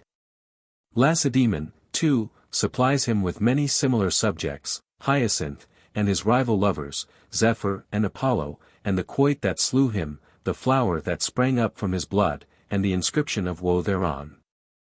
The raising of Tyndareus from the dead, and the consequent wrath of Zeus against Asclepius, again, the reception of Paris by Menelaus, and the rape of Helen, the sequel to his award of the golden apple. For the Spartan mythology must be held to include that of Troy, in all its abundance and variety. Of all who fell at Troy, not one but supplies a subject for the stage. And all, from the rape of Helen to the return of the Greeks, must ever be borne in mind, the wanderings of Aeneas, the love of Dido, and side by side with this the story of Orestes, and his daring deeds in Scythia. And there are earlier episodes which will not be out of place. They are all connected with the tale of Troy, such are the seclusion of Achilles in Cyrus, the madness of Odysseus, the solitude of Philoctetes, with the whole story of Odysseus's wanderings, of Circe and Telegonus, of Aeolus, controller of the winds, down to the vengeance wreaked upon the suitors of Penelope. And, earlier, Odysseus's plot against Palamedes, the resentment of Nauplius, the frenzy of the one Ajax, the destruction of the other on the rocks. Ellis, too, affords many subjects for the intending pantomime, Oenomaus, Myrtilus, Cronus, Zeus, and that first Olympian contest. Arcadia, no less rich in legendary lore, gives him the flight of Daphne, the transformation of Callisto into a bear, the drunken riot of the centaurs, the birth of Pan, the love of Alpheus, and his submarine wanderings. Extending our view, we find that Crete, too, may be laid under contribution, Europa's bull, Pasiphae, the labyrinth, Ariadne, Phaedra, Androgeos, Daedalus and Icarus, Glaucus, and the prophecy of Polyides, and Talos, the island's brazen sentinel. It is the same with Aetolia, there you will find Althea, Meleager, Atlanta, and the fatal brand. The strife of Achilles with Heracles, the birth of the Sirens, the origin of the Echinides, those islands on which Alcmaeon dwelt after his frenzy was past. And, following these, the story of Nessus, and of Diana's jealousy, which brought Heracles to the pyre upon Ida.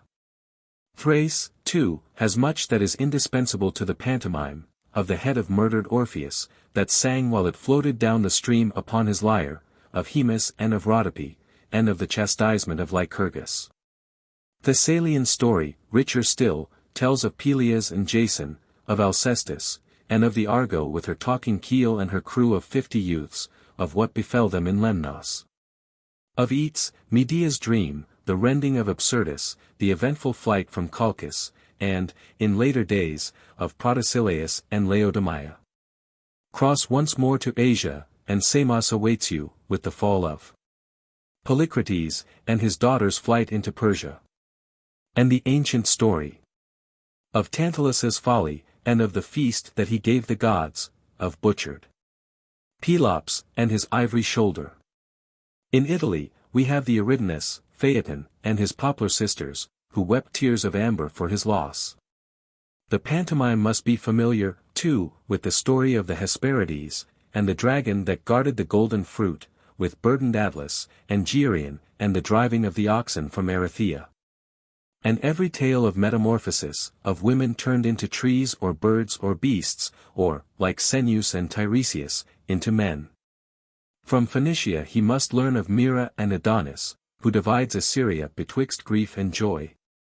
And in more modern times of all that Antipater 45 and Seleucus suffered for the love of Stratonus. The Egyptian mythology is another matter, it cannot be omitted, but on account of its mysterious character it calls for a more symbolical exposition. The legend of Epiphus, for instance, and that of Osiris, and the conversion of the gods into animals, and, in particular, their love adventures, including those of Zeus himself, with his various transformations. Hades still remains to be added, with all its tragic tale of guilt and the punishment of guilt, and the loyal friendship that brought Theseus thither with Pirithous. In a word, all that Homer and Hesiod and our best poets, especially the tragedians, have sung, all must be known to the pantomime. From the vast, nay infinite, mass of mythology, I have made this trifling selection of the more prominent legends. Leaving the rest for poets to celebrate, for pantomimes to exhibit, and for your imagination to supply from the hints already given, and all this the artist must have stored up in his memory, ready to be produced when occasion demands. Since it is his profession to imitate, and to show forth his subject by means of gesticulation, he, like the orators, must acquire lucidity. Every scene must be intelligible without the aid of an interpreter. To borrow the expression of the Pythian oracle, dumb though he be, and speechless, he is heard by the spectator. According to the story, this was precisely the experience of the Cynic Demetrius. He had inveighed against pantomime in just your own terms. The pantomime, he said, was a mere appendage to flute and pipe and beating feet. He added nothing to the action, his gesticulations were aimless nonsense, there was no meaning in them. People were hoodwinked by the silken robes and handsome mask, by the fluting and piping and the fine voices, which served to set off what in itself was nothing. The leading pantomime of the day, this was in Nero's reign, was apparently a man of no mean intelligence, unsurpassed, in fact, in wideness of range and in grace of execution. Nothing, I think, could be more reasonable than the request he made of Demetrius, which was, to reserve his decision till he had witnessed his performance, which he undertook to go through without the assistance of flute or song. He was as good as his word. The time-beaters, the flutes, even the chorus, were ordered to preserve a strict silence. And the pantomime, left to his own resources, represented the loves of Ares and Aphrodite, the telltale sun, the craft of Hephaestus, his capture of the two lovers in the net, the surrounding gods, each in his turn, the blushes of Aphrodite, the embarrassment of Ares, his entreaties, in fact the whole story. Demetrius was ravished at the spectacle, nor could there be higher praise than that with which he rewarded the performer. Man, he shrieked at the top of his voice, this is not seeing, but hearing and seeing, both, 'tis as if your hands were tongues. And before we leave Nero's times, I must tell you of the high tribute paid to the art by a foreigner of the royal family of Pontus, who was visiting the emperor on business, and had been among the spectators of this same pantomime. So convincing were the artist's gestures, as to render the subject intelligible even to one who, being half a Greek, could not follow the vocal accompaniment. When he was about to return to his country, Nero, in taking leave of him, bade him choose what present he would have, assuring him that his request should not be refused. "Give me," said the Pontian, "your great pantomime. No gift could delight me more." "And of what use can he be to you in Pontus?" asked the emperor. "I have foreign neighbors, who do not speak our language, and it is not easy to procure interpreters. Your pantomime could discharge that office perfectly, as often as required, by means of his gesticulations." So profoundly had he been impressed with the extraordinary clearness of pantomimic representation. The pantomime is above all things an actor, that is his first aim, in the pursuit of which, as I have observed, he resembles the orator, and especially the composer of declamations, whose success, as the pantomime knows, depends like his own upon verisimilitude, upon the adaptation of language to character. Prince or tyrannicide, pauper or farmer, each must be shown with the peculiarities that belong to him. I must give you the comment of another foreigner on this subject. Seeing 5 masks laid ready, that being the number of parts in the piece, and only one pantomime, he asked who were going to play the other parts. He was informed that the whole piece would be performed by a single actor. "Your humble servant, sir," cries our foreigner to the artist, "I observe that you have but one body, it had escaped me, that you possessed several souls." The term pantomime, which was introduced by the Italian Greeks, is an apt one, and scarcely exaggerates the artist's versatility. "Oh boy," cries the poet, in a beautiful passage, "as that sea beast, whose hue with each new rock doth suffer change, so let thy mind free range through every land, shaping herself anew." Most necessary advice, this, for the pantomime, whose task it is to identify himself with his subject, and make himself part and parcel of the scene that he enacts. It is his profession to show forth human character and passion in all their variety, to depict love and anger, frenzy and grief, each in its due measure. Wondrous art, on the same day, he is mad Athamas and shrinking Eno. He is Atrus, and again he is Thyestes, and next Aegisthus or Arope, all one man's work. Other entertainments of eye or ear are but manifestations of a single art, 'tis flute or lyre or song, 'tis moving tragedy or laughable comedy. The pantomime is all-embracing in the variety of his equipment, flute and pipe, beating foot and clashing cymbal, melodious recitative, choral harmony. Other arts call out only one half of a man's powers, the bodily or the mental, the pantomime combines the two.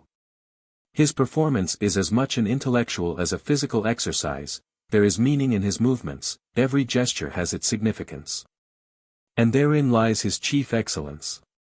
The enlightened Lesbinacs of Mytilene called pantomimes manual philosophers, and used to frequent the theatre, in the conviction that he came out of it a better man than he went in. And Timocrates, his teacher, after accidentally witnessing a pantomimic performance, exclaimed, "How much have I lost by my scrupulous devotion to philosophy! I know not what truth there may be in Plato's analysis of the soul into the three elements of spirit, appetite, and reason, but each of the three is admirably illustrated by the pantomime. He shows us the angry man, he shows us the lover, and he shows us every passion under the control of reason, this last, like touch among the senses, is all-pervading."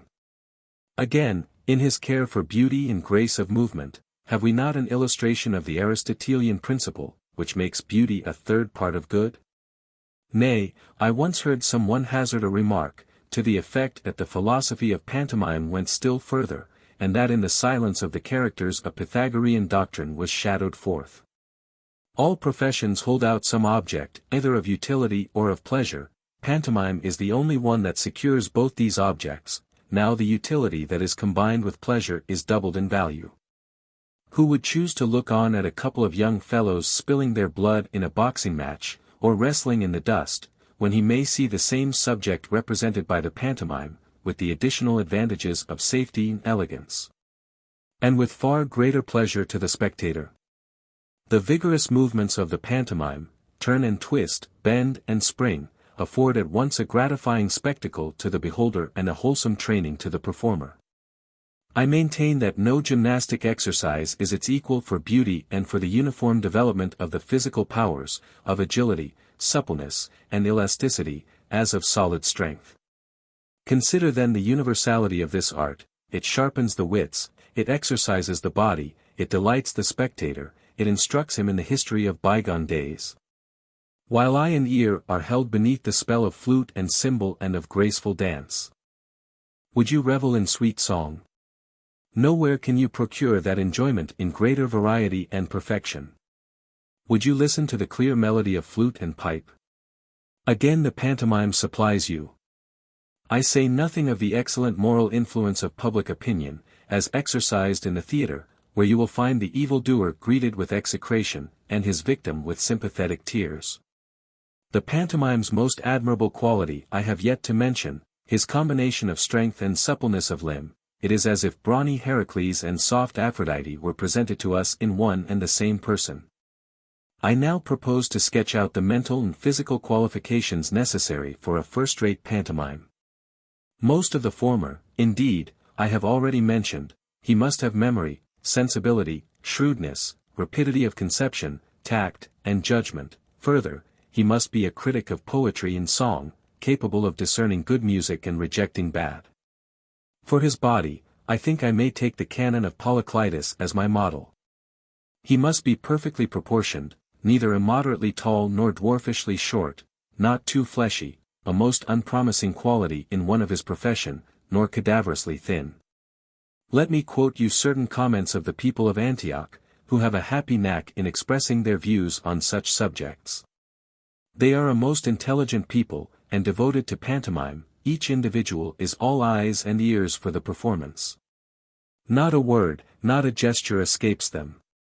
Well, when a small man came on in the character of Hector, they cried out with one voice, "Here is Astyanax, and where is Hector?" On another occasion, an exceedingly tall man was taking the part of Capaneus scaling the walls of Thebes. "Step over," suggested the audience, "you need no ladder."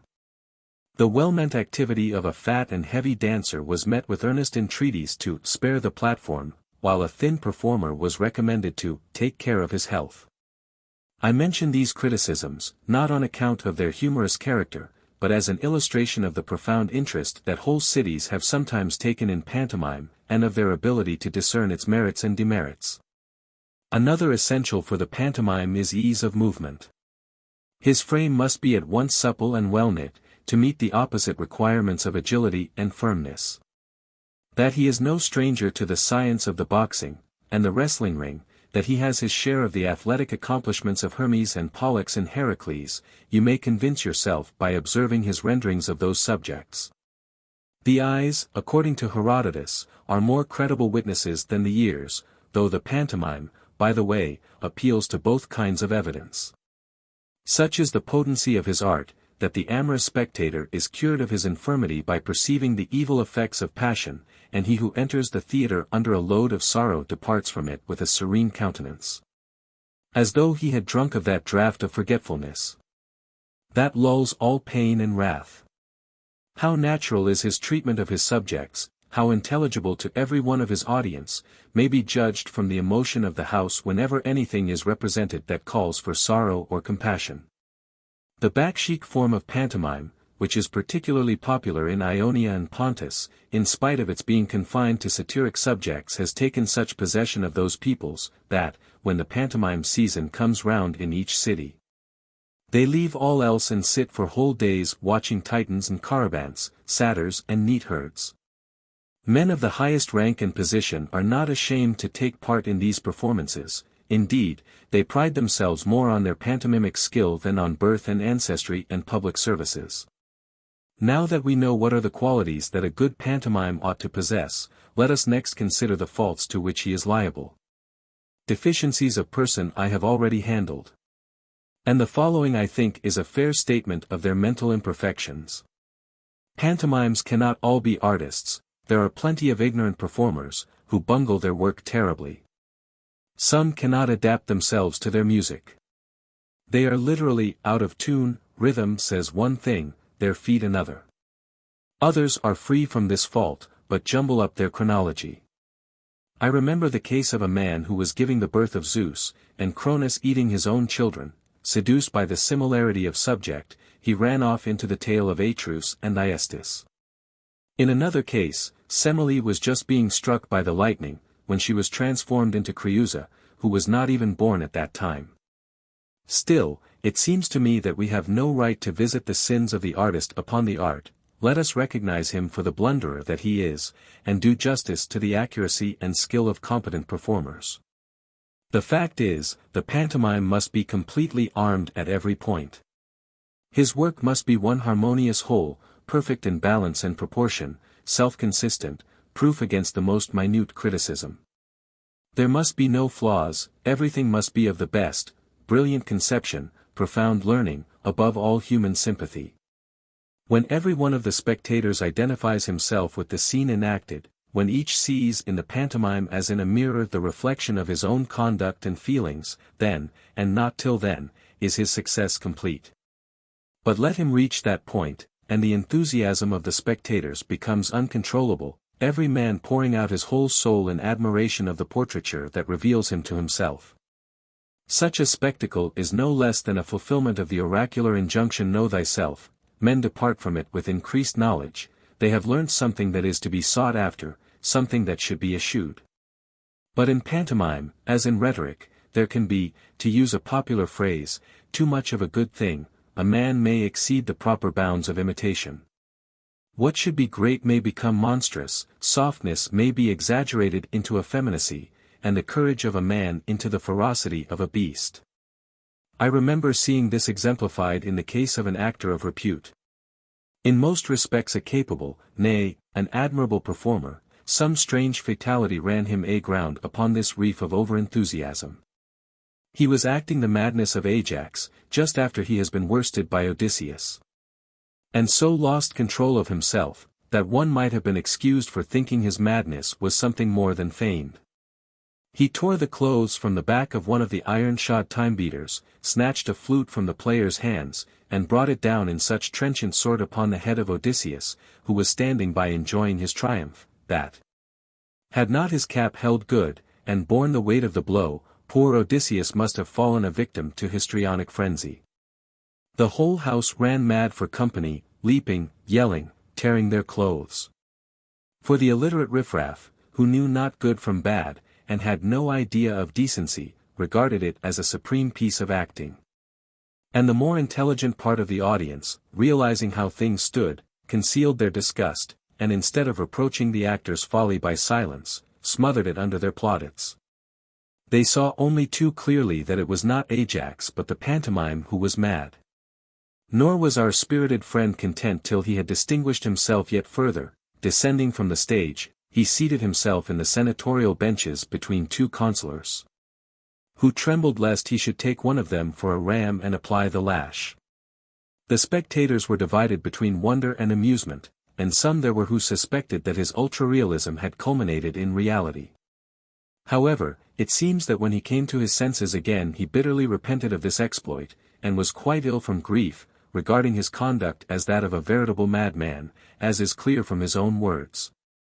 For when his partisans begged him to repeat the performance, he recommended another actor for the part of Ajax, saying that it was enough for him to have been mad once.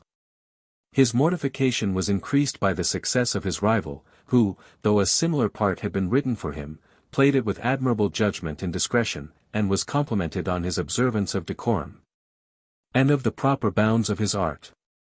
I hope, my dear Crado, that this cursory description of the pantomime may mitigate your wrath against its devoted admirer. If you can bring yourself to bear me company to the theatre, you will be captivated, you will run pantomime mad. I shall have no occasion to exclaim, with Circe, "Strange, that my drugs have wrought no change in thee." The change will come, but will not involve an ass's head, nor a pig's heart, but only an improved understanding. In your delight at the potion, you will drain it off, and leave not a drop for any one else. Homer says, of the golden wand of Hermes, that with it he charms the eyes of men, when so he will, and rouses them that sleep. So it is with pantomime. It charms the eyes to wakefulness, and quickens the mental faculties at every turn. Enough, Licinus, behold your convert. My eyes and ears are opened. When next you go to the theatre, remember to take a seat for me next your own. I too would issue from those doors a wiser man. Lexiphanes. Licinus. Lexiphanes. Sopoles. Lie. What, our exquisite with his essay? Lex. Ah, Licinus, 'tis but a fledgling of mine, 'tis all incondite. Lie. Oh ho, conduits, that is your subject, is it?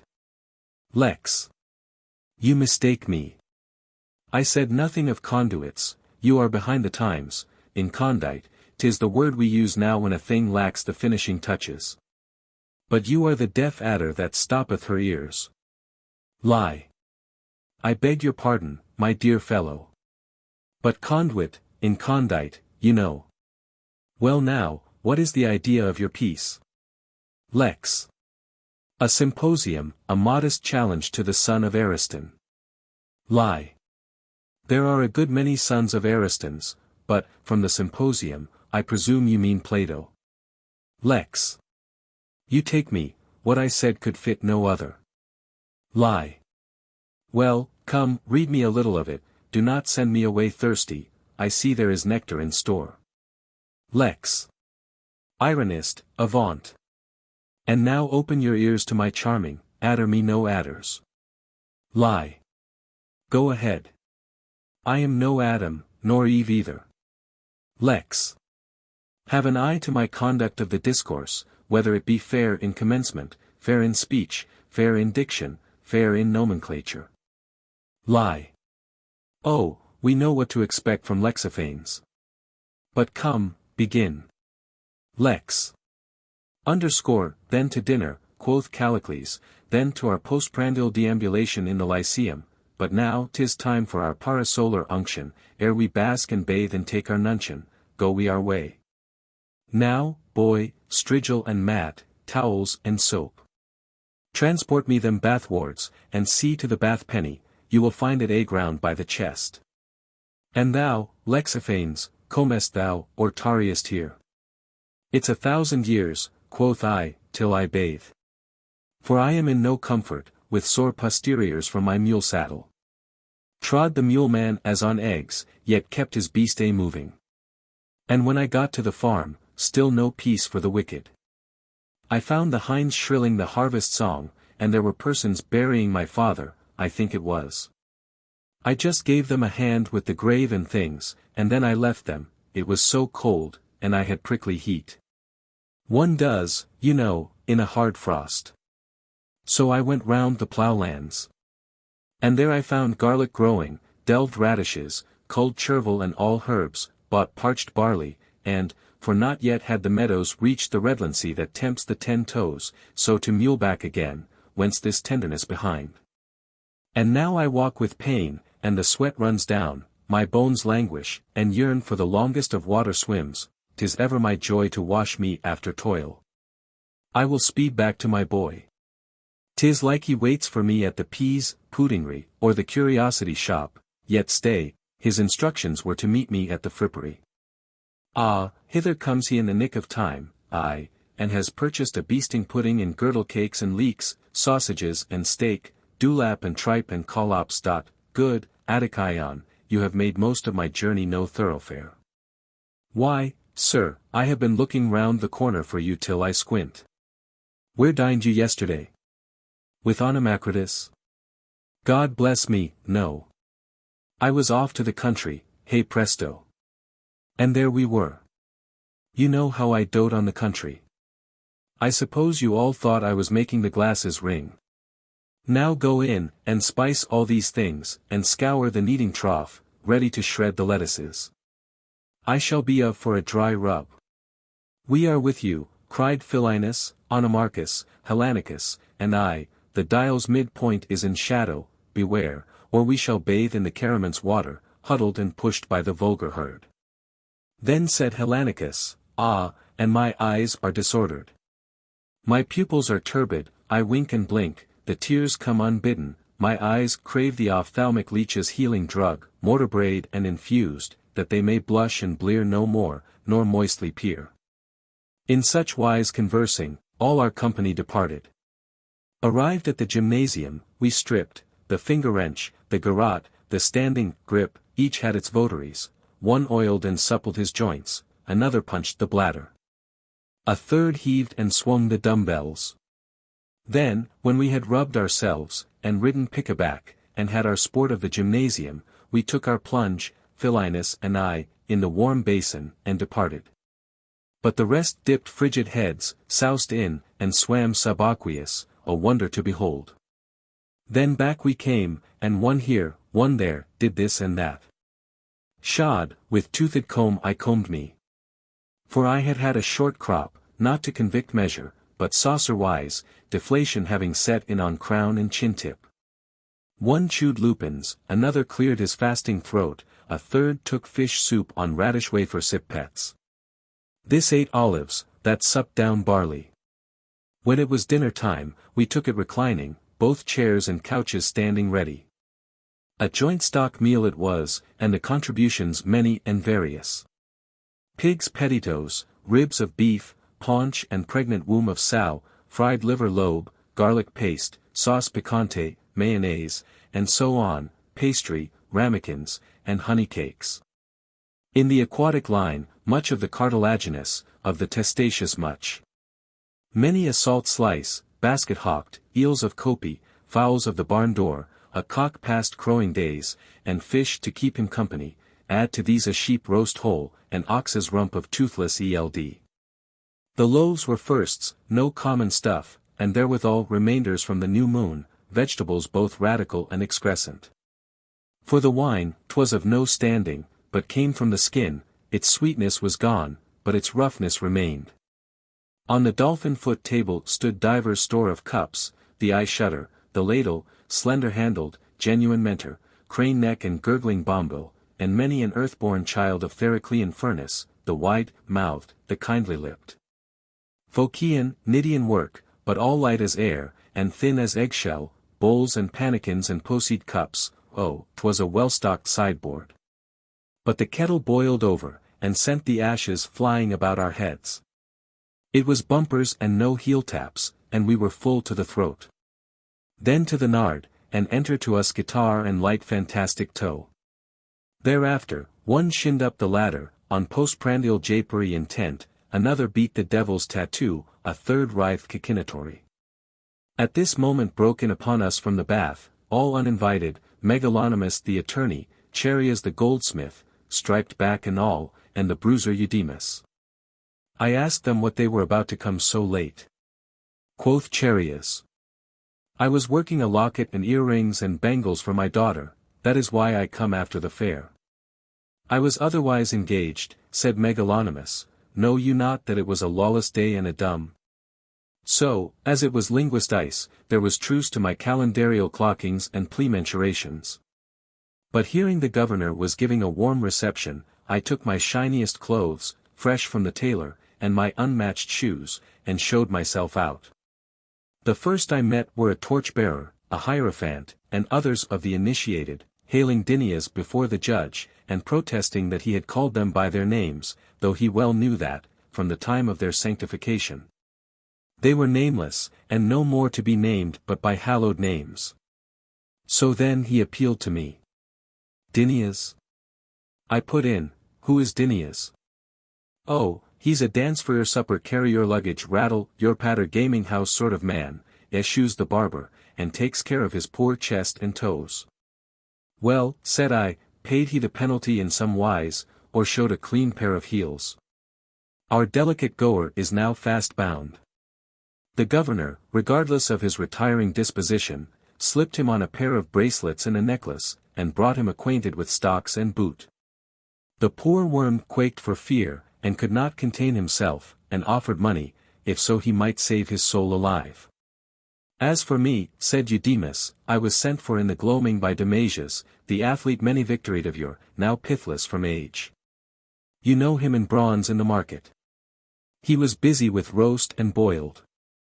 He was this day to exdomesticate his daughter, and was decking her out for her husband, when a baleful incident occurred, which cleft the feast in twain. For Dion his son, on grievance unknown, if it were not rather the hostility of heaven, hanged himself, and be sure he was a dead man, had I not been there, and dislocated and loosed him from his implication. Long time I squatted a knee, pricking and rocking, and sounding him, to see whether his throat was still whole. What profited most was compressure of the extremities with both my hands. What, Dion the effeminate, the libertine, the debauchee, the mastic, chewer, the too susceptible to amorous sights? Yes, the lecher and whoremaster. Well, Damasus fell down and worshipped the goddess, they have an Artemis by Scopas in the middle of the court, he and his old white-headed wife, and implored her compassion. The goddess straightway nodded assent, and he was well. And now he is their Theodorus, or indeed their manifest Artemidorus. So they made offerings to her, among them darts and bows and arrows, for these are acceptable in her sight. Bow, woman she, Fardartris, telepolemic. Let us drink, then, said Megalonymus. Here have I brought you a flagon of antiquated wine, with cream cheese and windfall olives, I keep them under seal, and the seals are worm-eaten, and others brine-steeped, and these fictal cups, thin-edged, firm-based, that we might drink therefrom. And a pasty of tripe rolled like a topknot. Now, you sir, pour me in some more water, if my head begins to ache, I shall be sending for your master to talk to you. You know, gentlemen, what megrims I get, and what a numbskull mine is. After drinking, we will chirp a little as is our wont. 'Tis not amiss to prate in one's cups. So be it, quoth I, we are the very pink and perfection of the true Attic done with you. Says Callicles, frequent quizzings are a whetstone of conversation for my part, cries Eudemus, it grows chill, I like my liquor stronger, and more of it, I am deathly cold. If I could get some warmth into me, I had rather listen to these light-fingered gentry of flute and lyre. What is this you say, Eudemus, says I, you would exact mutation from us? Are we so hard-mouthed, so untongued? For my tongue, 'tis Garaturient. I was just getting under way, and making ready to hail you with a fine old Attic shower. 'Tis as if a three-master were sailing before the breeze, with staysails wind-bellied, scudding along wave-skimming, and you should throw out two-tongued anchorage and iron stoppers and ship fetters, and block her foaming course, in envy of her fair-windedness. Why then, if you will, splash and dash and crash through the waves. And I upsoaring, and drinking the while, will watch like Homer's Zeus from some bald-crowned hill or from heaven top, while you and your ship are swept along with the wind behind you. Lie. Thanks, Lexiphanes, enough of drink and reading. I assure you I am full beyond my capacity as it is. If I do not succeed in quickly unloading my stomach of what you have put into it, there is not a doubt I shall go raving mad under the intoxication of your exuberant verbosity. At first I was inclined to be amused, but there is such a lot of it, and all just alike. I pity you now, poor misguided one, trapped in your endless maze, sick unto death, a prey to melancholia. Where in the world can you have raked up all this rubbish from? How long has it taken you? Or what sort of a hive could ever keep together such a swarm of lopsided monstrosities? Of some you are the proud creator, the rest you have dug up from dark lurking places, till 'tis. Curse on you, piling woe on mortal woe. How have you gathered all the minor sewers into one cloaca maxima, and discharged the whole upon my innocent head? Have you never a friend or relation or well-wisher? Did you never meet a plain dealer to give you a dose of candor? That would have cured you. You are dropsical, man, you are like to burst with it, and you take it for muscular healthy stoutness. You are congratulated only by the fools who do not see what is the matter. The instructed cannot help being sorry for you. But here in good time comes Sophocles. We will put you in the good doctor's hands, tell him all about it, and see if anything can be done for you. He is a clever man. He has taken many a helpless semi-lunatic like you in hand and dosed him into sanity. Good day, Sophocles. Lexiphanes here is a friend of mine, you know. Now I want you to undertake his case. He is afflicted with a delirious affection of the vocal organs, and I fear a complete breakdown. Pray take measures to cure him. Lex. Heal him, not me, Sophocles, he is manifestly moonstruck. Persons duly piamotered he accounts beside their 5 wits, he might come from Samos and call Nisarchus father, for he enjoins silence and linguinanity. But by the unabashed Athene, by Heracles the beast-killer, no jot or tittle of notice shall he have from me. 'Tis my foreboding that I fall not in with him again. For his censures, I void my room upon them. Sop. What is the matter with him, Lycinus? Lie. Why, this is the matter, don't you hear? He leaves us his contemporaries, and goes 1,000 years off to talk to us, which he does by aid of these tongue gymnastics and extraordinary compounds, prides himself upon it, too, as if it were a great thing to disguise yourself. And mutilate the conversational currency. Sop. Well, to be sure, this is a serious case, we must do all we can for him. Providentially, here is an emetic I had just mixed for a bilious patient, here, Lexiphanes, drink it off, the other man can wait. Let us purge you of this vocal derangement, and get you a clean bill of health. Come along, down with it, you will feel much easier. Lex. I know not what you would be at, you and Lycinus, with your drenches. I fear me you are more like to end than mend my speech. Lie. Drink, quick, it will make a man of you in thought and word. Lex. Well, if I must. Lord, what is this? How it rumbles. I must have swallowed a ventriloquist. Sop. Now, let it come. Look, look. Here comes in sooth, anon follows, close upon them quoth he, withal, sirrah, I trow, and a general sprinkling of sundry. But try again, tickle your throat, that will help. Hard, by has not come up yet, nor a weary, nor rehearse, nor quandary. Oh, there are lots of them lurking yet, a whole stomachful. It would be well to get rid of some of them by purging. There should be an impressive explosion when orotundity makes its windy exit. However, he is pretty well cleaned out, except for what may be left in the lower bowels. Licinus, I shall now leave him in your charge. Teach him better ways, and tell him what are the right words to use. Lie. I will, Sopoles, and thank you for clearing the way. Now, Lexiphanes, listen to me. If you want sincere commendations upon your style, and success with popular audiences, give a wide berth to that sort of stuff. Make a beginning with the great poets, read them with someone to help you, then go on to the orators, and when you have assimilated their vocabulary, proceed in due time to Thucydides and Plato. Not forgetting a thorough course also of pleasant comedy and grave tragedy. When you have culled the best that all these can show, you may reckon that you have a style. You have not realized it, but at present you are like the toyman's dolls, all gaudy coloring outside, and inside, fragile clay. If you will take this advice, put up for a little while with being called uneducated, and not be ashamed to mend your ways, you may face an audience without a tremor, you will not then be a laughingstock any more. The cultivated will no longer exercise their irony upon you and nickname you the Hellene and the Attic just because you are less intelligible than many barbarians. But above all things, do bear in mind not to ape the worst tricks of the last generation's professors. You are always nibbling at their wares, put your foot upon them once for all, and take the ancients for your model. And no dallying with unsubstantial flowers of speech, accustom yourself, like the athletes, to solid food.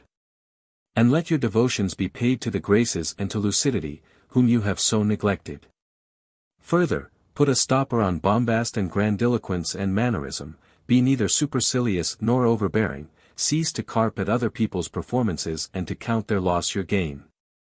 And then, perhaps the greatest of all your errors is this: instead of arranging your matter first, and then elaborating the diction, you find some out-of-the-way word, or are captivated by one of your own invention. And try to build up your meaning round it.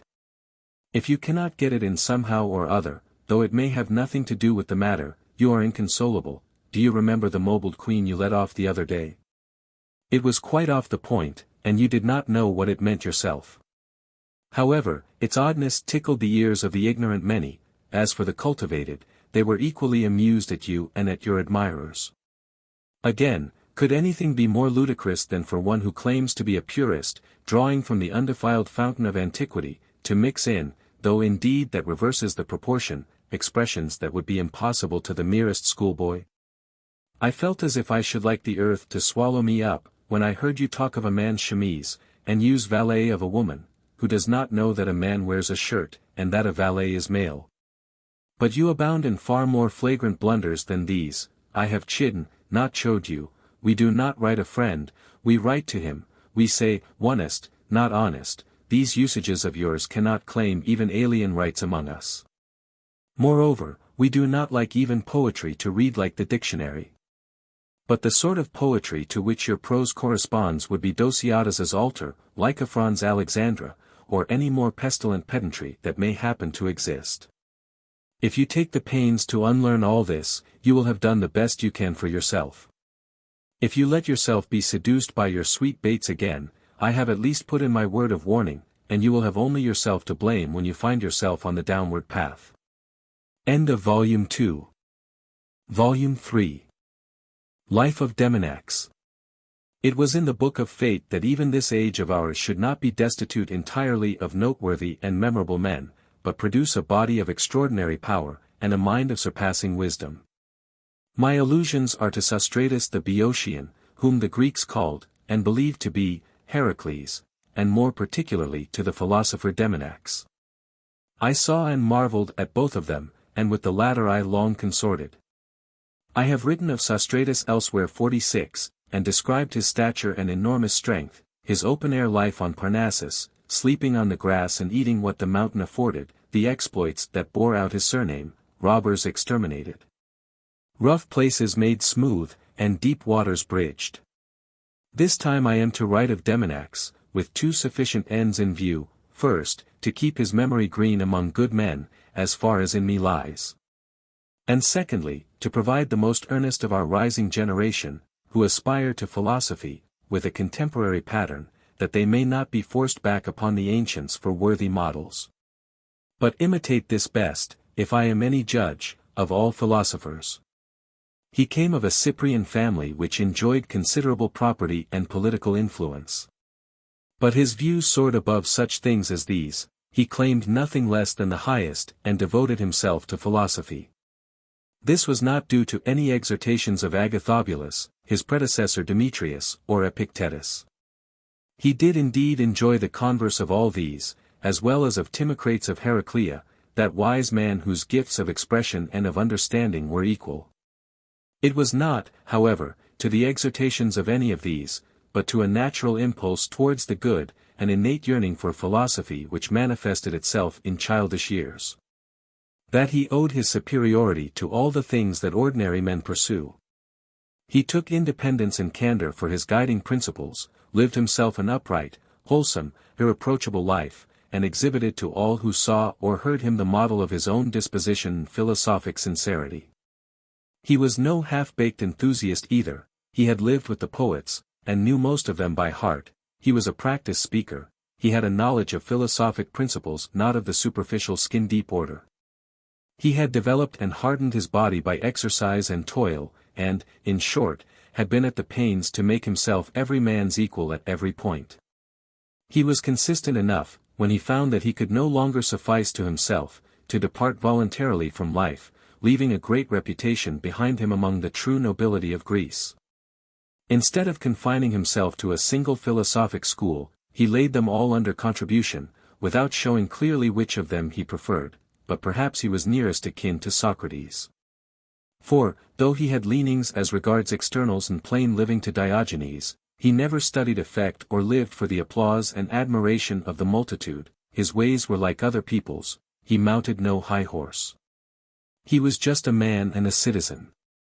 He indulged in no Socratic irony, but his discourse was full of Attic grace. Those who heard it went away neither disgusted by servility nor repelled by ill-tempered censure, but on the contrary lifted out of themselves by charity, and encouraged to more orderly, contented, hopeful lives. He was never known to shout or be over-vehement or angry, even when he had to correct. He touched offences, but pardoned offenders, saying that the doctors was the right model, who treat sickness but are not angry with the sick. It is human, he thought, to err, but divine, whether in God or man, to put the error right. A life of this sort left him without wants of his own. But he was always ready to render any proper service to his friends, including reminders to those among them who passed for fortunate, how brief was their tenure of what they so prided themselves upon. To all, on the other hand, who repined at poverty, resented exile, or complained of old age or bad health, he administered laughing consolation, and bade them not forget how soon their troubles would be over.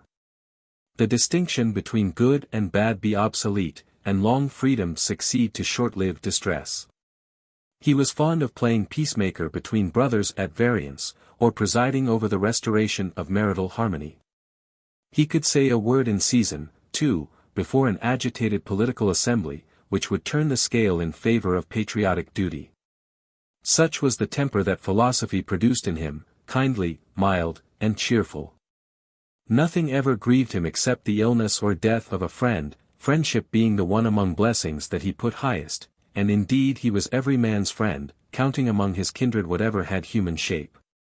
Not that there were no degrees in the pleasure different people's society gave him, but he avoided none, except those who seemed so far astray that they could get no good from him.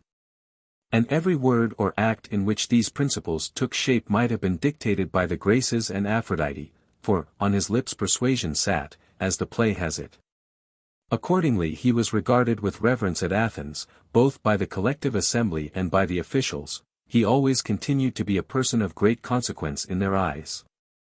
And this though most of them had been at first offended with him, and hated him as heartily as their ancestors had Socrates. Besides his candor and independence, there had been found Herodotuses and Melituses to repeat the historic charges. He had never been known to sacrifice, and he made himself singular by avoiding initiation at Eleusis. On this occasion he showed his courage by appearing in a garland and festal attire, and then pleading his cause before the people with a dash of unwonted asperity infused into his ordinary moderate tone. On the count of never having sacrificed to Athene, "Men of Athens," he said, "there is nothing wonderful in this, it was only that I gave the goddess credit for being able to do very well without sacrifices from me." And in the matter of the mysteries, his reason for not following the usual practice was this: if the mysteries turned out to be bad, he would never be able to keep quiet about it to the uninitiated, but must dissuade them from the ceremony. While, if they were good, humanity would tempt him to divulge them. The Athenians, stone in hand already, were at once disarmed, and from that time onwards paid him honor and respect, which ultimately rose to reverence. Yet he had opened his case with a bitter enough reproof: "Men of Athens, you see me ready garlanded, proceed to sacrifice me, then, your former offering 47 was deficient in this formality." I will now give some specimens of his pointed and witty sayings, which may begin with his answers to Favorinus. The latter had heard that he made fun of his lectures, and in particular of the sentimental verses with which they were garnished, and which Demonax thought contemptible, womanish, and quite unsuited to philosophy. So he came and asked him, "Who, pray, are you, that you should pour scorn upon me?" "I am the possessor of a critical pair of ears," was the answer. The sophist had not had enough. "You are no infant," he went on, "but a philosopher, it seems. May one ask what marks the transformation?" "The marks of manhood," said Demonax. Another time the same person came up and asked him what school of philosophy he belonged to. "Who told you I was a philosopher?" was all he said. But as he left him, he had a good laugh to himself, which Favorinus observing, demanded what he was laughing at. "I was only amused by your taking a man for a philosopher because he wears a beard, when you have none yourself." When Sidonius, who had a great reputation at Athens as a teacher, was boasting that he was conversant with all the philosophic systems, but I had better quote his words. "Let Aristotle call, and I follow to the Lyceum. Plato, and I hurry to the Academy, Zeno, and I make my home in the porch, Pythagoras, and I keep the rule of silence." Then rose Demonax from among the audience. "Sidonius, Pythagoras calls." A pretty girlish young man called Python, son of some Macedonian grandee, once by way of quizzing him asked a riddling question and invited him to show his acumen over it. "I only see one thing, dear child," he said, "and that is, that you are a fair logician." The other lost his temper at this equivoque, and threatened him, "You shall see in a minute what a man can do." "Oh, you keep a man, do you?" was Demonax's smiling retort. He once, for daring to laugh at an athlete who displayed himself in gay clothes because he had won an Olympic victory, received a blow on the head with a stone, which drew blood. The bystanders were all as angry as if they had themselves been the victims, and set up a shout, "The proconsul! The proconsul!" "Thank you, gentlemen," said Demonax, "but I should prefer the doctor." He once picked up a little gold charm in the road as he walked, and posted a notice in the marketplace stating that the loser could recover his property, if he would call upon Demonax and give particulars of the weight, material, and workmanship. A handsome young exquisite came, professing to have lost it. The philosopher soon saw that it was a got-up story. "Ah, my boy," he said, "you will do very well, if you lose your other charms as little as you have lost this one." A Roman senator at Athens once presented his son, who had great beauty of a soft womanish type. "My son salutes you, sir," he said. To which Demonax answered, "A pretty lad, worthy of his father, and extremely like his mother."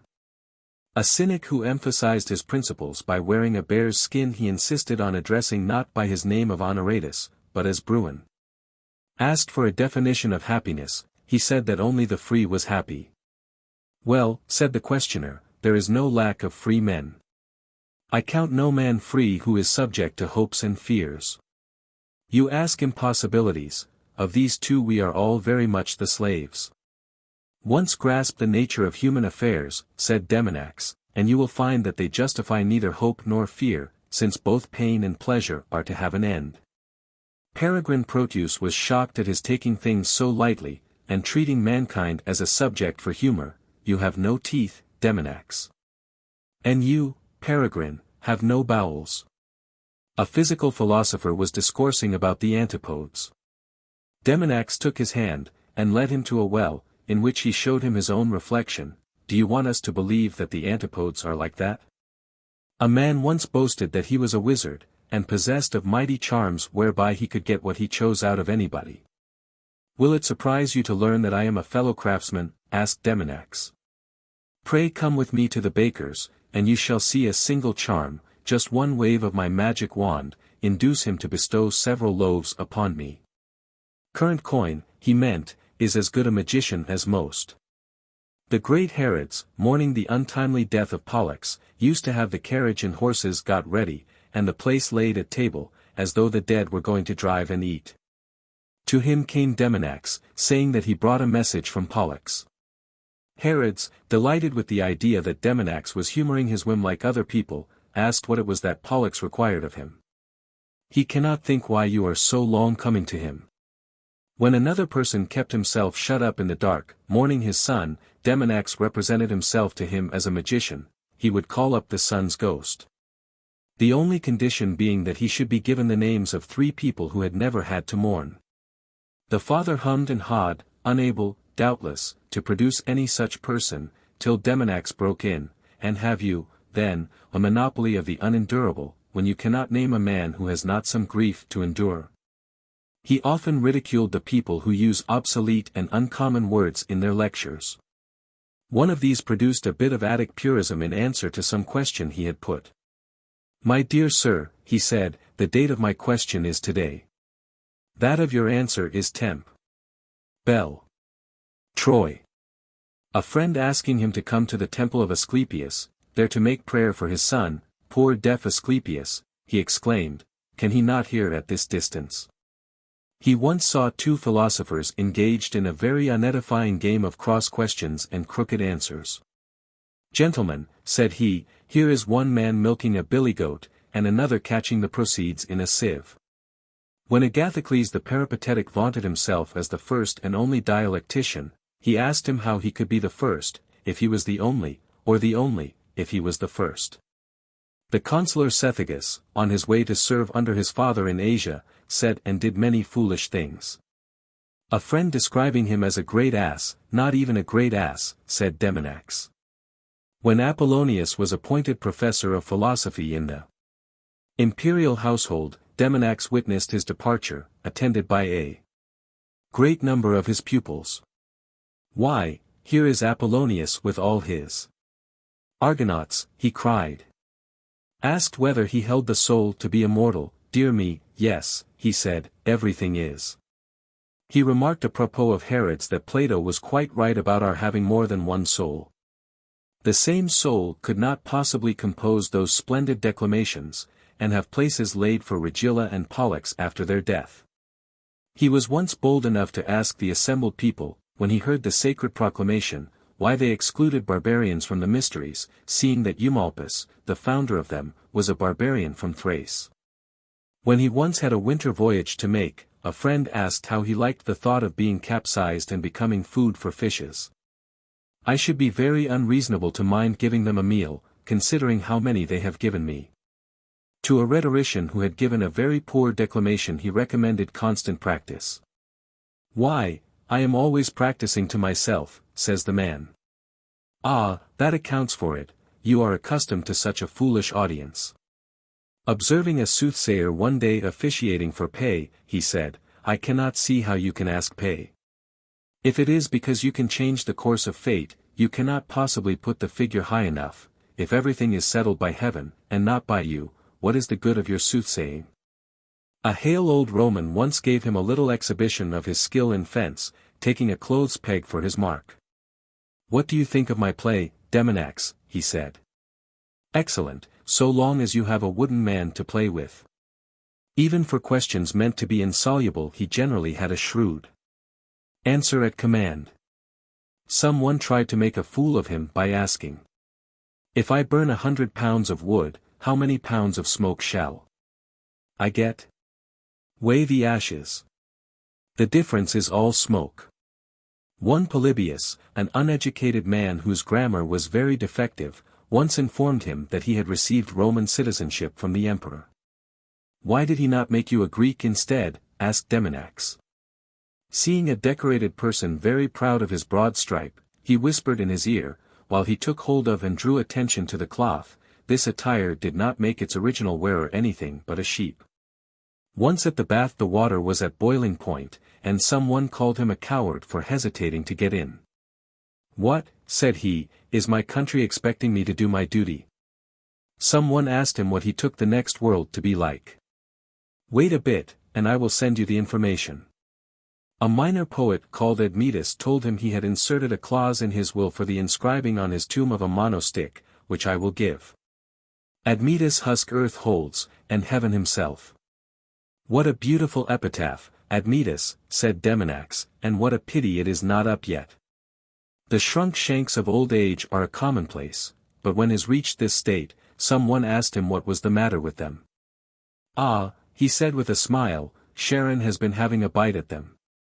He interrupted a Spartan who was scourging his servant with, "Why confer on your slave the privilege of Spartans 48 like yourself?" He observed to one Danae, who was bringing a suit against her brother, "Have the law of him by all means." It was another Danae whose father was called the Lawless. 49. He waged constant warfare against all whose philosophy was not practical, but for show. So when he saw a Cynic, with threadbare cloak and wallet, but a braying pestle instead of a staff, proclaiming himself loudly as a follower of Antisthenes, Crates, and Diogenes, he said, "Tell us no lies, your master is the professor of braying." Noticing how foul play was growing among the athletes, who often supplemented the resources of boxing and wrestling with their teeth, he said it was no wonder that the champions' partisans had taken to describing them as lions. There was both wit and sting in what he said to the proconsul. The latter was one of the people who take all the hair off their bodies with pitch plaster. A Cynic mounted a block of stone and cast this practice in his teeth, suggesting that it was for immoral purposes. The proconsul in a rage had the man pulled down, and was on the point of condemning him to be beaten or banished, when Demonax, who was present, pleaded for him on the ground that he was only exercising the traditional Cynic license. "Well," said the proconsul, "I pardon him this time at your request, but if he offends again, what shall I do to him?"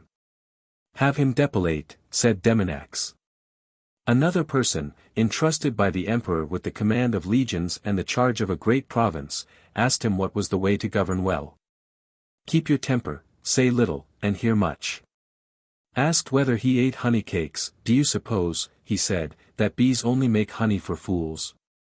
Noticing near the poecile a statue minus a hand, he said it had taken Athens a long time to get up a bronze to Cynaegirus.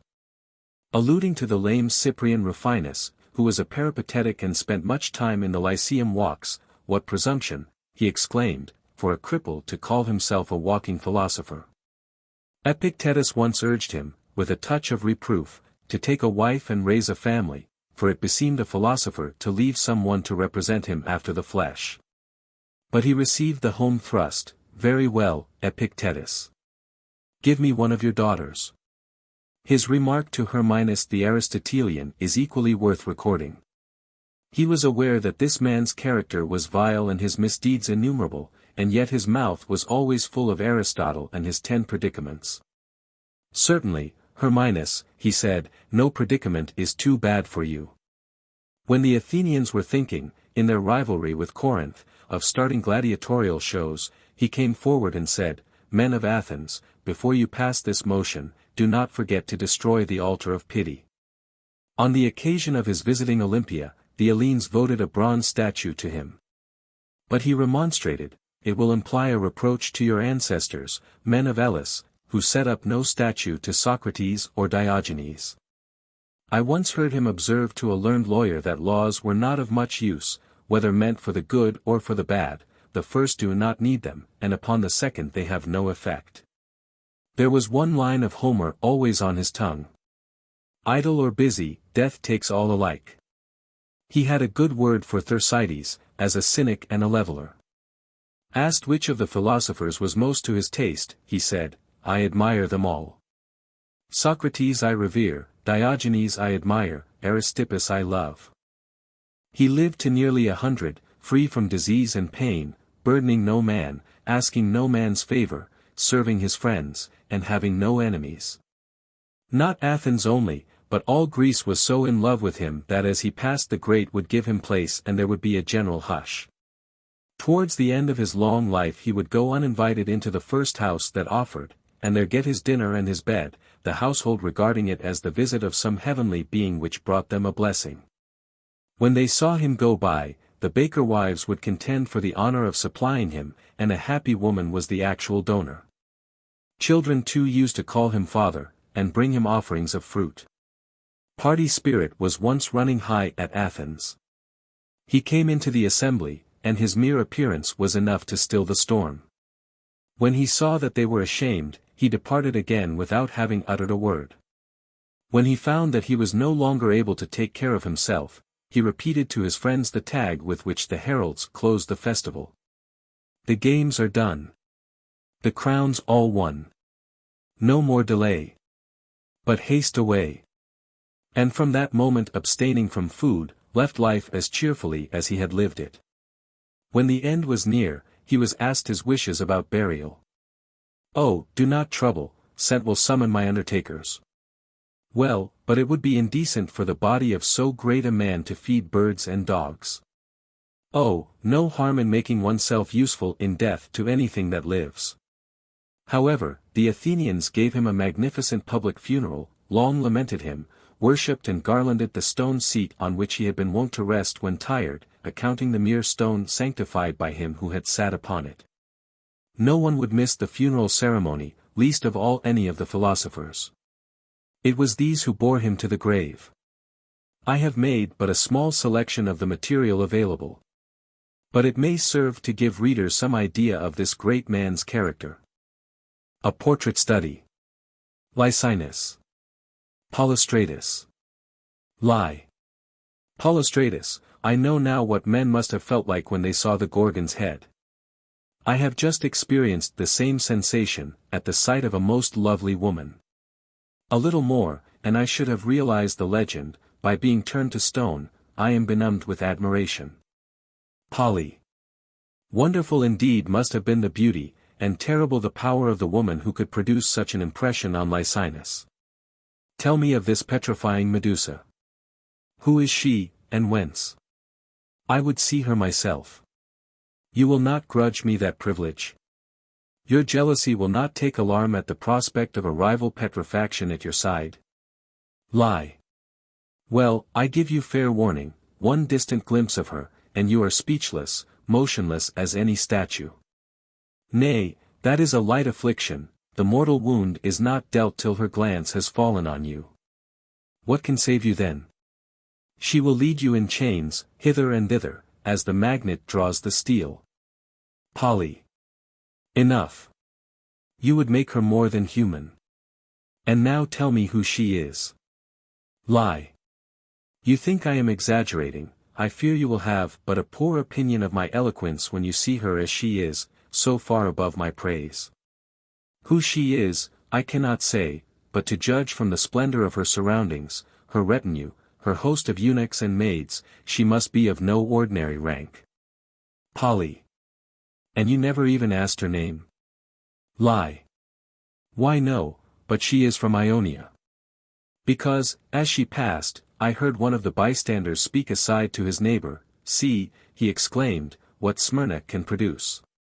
And what wonder, if the fairest of Ionian cities has given birth to the fairest of women. I thought he must come from Smyrna himself, he was so proud of her. Poly. There you acted your stony part to perfection. As you could neither follow her, nor make inquiries of the Smyrnian, it only remains for you to describe her as best you can, on the chance of my recognizing her. Lie. You know not what you ask. It is not in the power of words, certainly not of my words, to portray such wondrous beauty. Scarcely could an Apelles, a Zeuxis, a Parasius, a Phidias or an Alcamenes, do justice to it. As for my flimsy workmanship, it will but insult the original. Poly. Well, never mind, what was she like? There can be no harm in trying your hand. What if the portrait be somewhat out of drawing, the critic is your good friend. Lie. I think my best way out of it will be to call in the aid of some of the old masters I have named, let them fashion the likeness for me. Polly. Well, but, will they come? They have been dead so long. Lie. That is easily managed, but you must not mind answering me a few questions. Polly. You have but to ask. Lie. Were you ever at Cnidus? Polly. I was. Lie. Then you have seen the Aphrodite, of course. Polly. That masterpiece of Praxiteles' art. I have. Lie. And heard the story they tell there, of the man who fell in love with the statue, and contrived to get shut into the temple alone, and there enjoyed such favors as a statue is able to bestow. But that is neither here nor there. You have seen the Cnidian Aphrodite, anyhow. Now I want to know whether you have also seen our own Aphrodite of the gardens, the Alcamenes. Polly. I must be a dullard of dullards, if that most exquisite of Alcamenes' works had escaped my notice. Lie. I forbear to ask whether in the course of your many visits to the Acropolis you ever observed the Sosandra of Calamus. 50. Polly. Frequently. Lie. That is really enough for my purpose. But I should just like to know what you consider to be Phidias's best work. Polly. Can you ask? The Lemnian Athene, which bears the artist's own signature, oh, and of course the Amazon leaning on her spear. Lie. I approve your judgment. We shall have no need of other artists. I am now to cull from each of these its own peculiar beauty, and combine all in a single portrait. Polly. And how are you going to do that? Lie. It is quite simple. All we have to do is to hand over our several types to reason, whose care it must be to unite them in the most harmonious fashion, with due regard to the consistency, as to the variety, of the result. Polly. To be sure. Let reason take her materials and begin. What will she make of it, I wonder? Will she contrive to put all these different types together without their clashing? Lie. Well, look, she is at work already. Observe her procedure.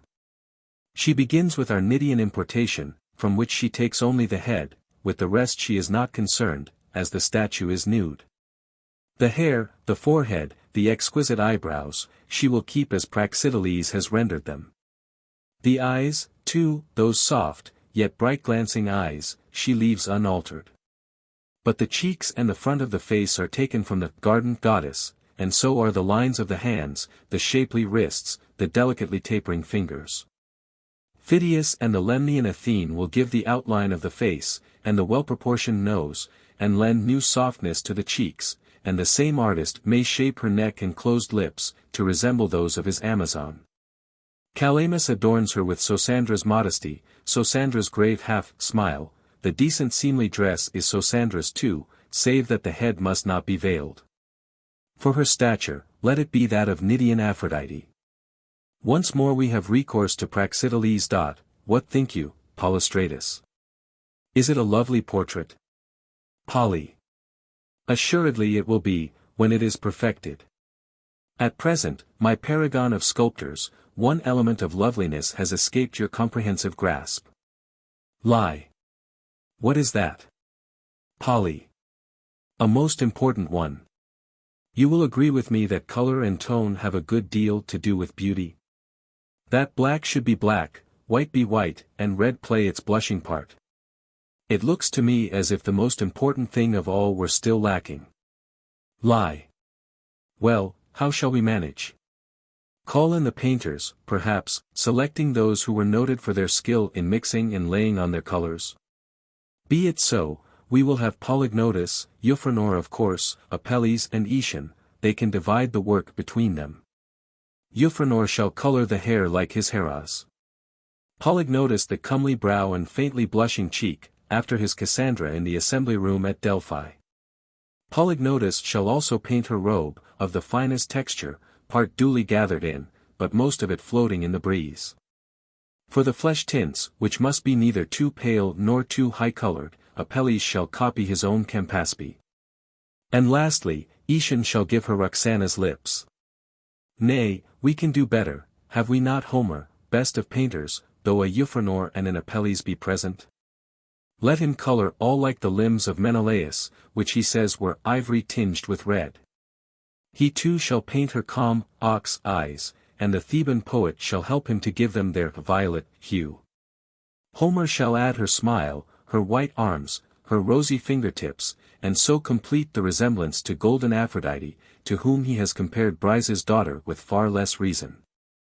So far we may trust our sculptors and painters and poets, but for her crowning glory, for the grace, nay, the choir of graces and loves that encircle her, who shall portray them? Polly. This was no earthly vision, Lycinus. Surely she must have dropped from the clouds. And what was she doing? Lie. In her hands was an open scroll, half read, so I surmised, and half to be read. As she passed, she was making some remark to one of her company, what it was I did not catch. But when she smiled, ah! Then, Polystratus, I beheld teeth whose whiteness, whose unbroken regularity, who shall describe? Imagine a lovely necklace of gleaming pearls, all of a size, and imagine those dazzling rows set off by ruby lips. In that glimpse, I realized what Homer meant by his carven ivory. Other women's teeth differ in size, or they project, or there are gaps. Here, all was equality and evenness, pearl joined to pearl in unbroken line. Oh, 'twas a wondrous sight, of beauty more than human. Polly. Stay. I know now whom you mean, as well from your description as from her nationality. You said that there were eunuchs in her train. Lie. Yes, and soldiers too. Polly. My simple friend, the lady you have been describing is a celebrity, and possesses the affections of an emperor. Lie. And her name? Polly. Adds one more to the list of her charms, for it is the same as that of Abradatas's wife.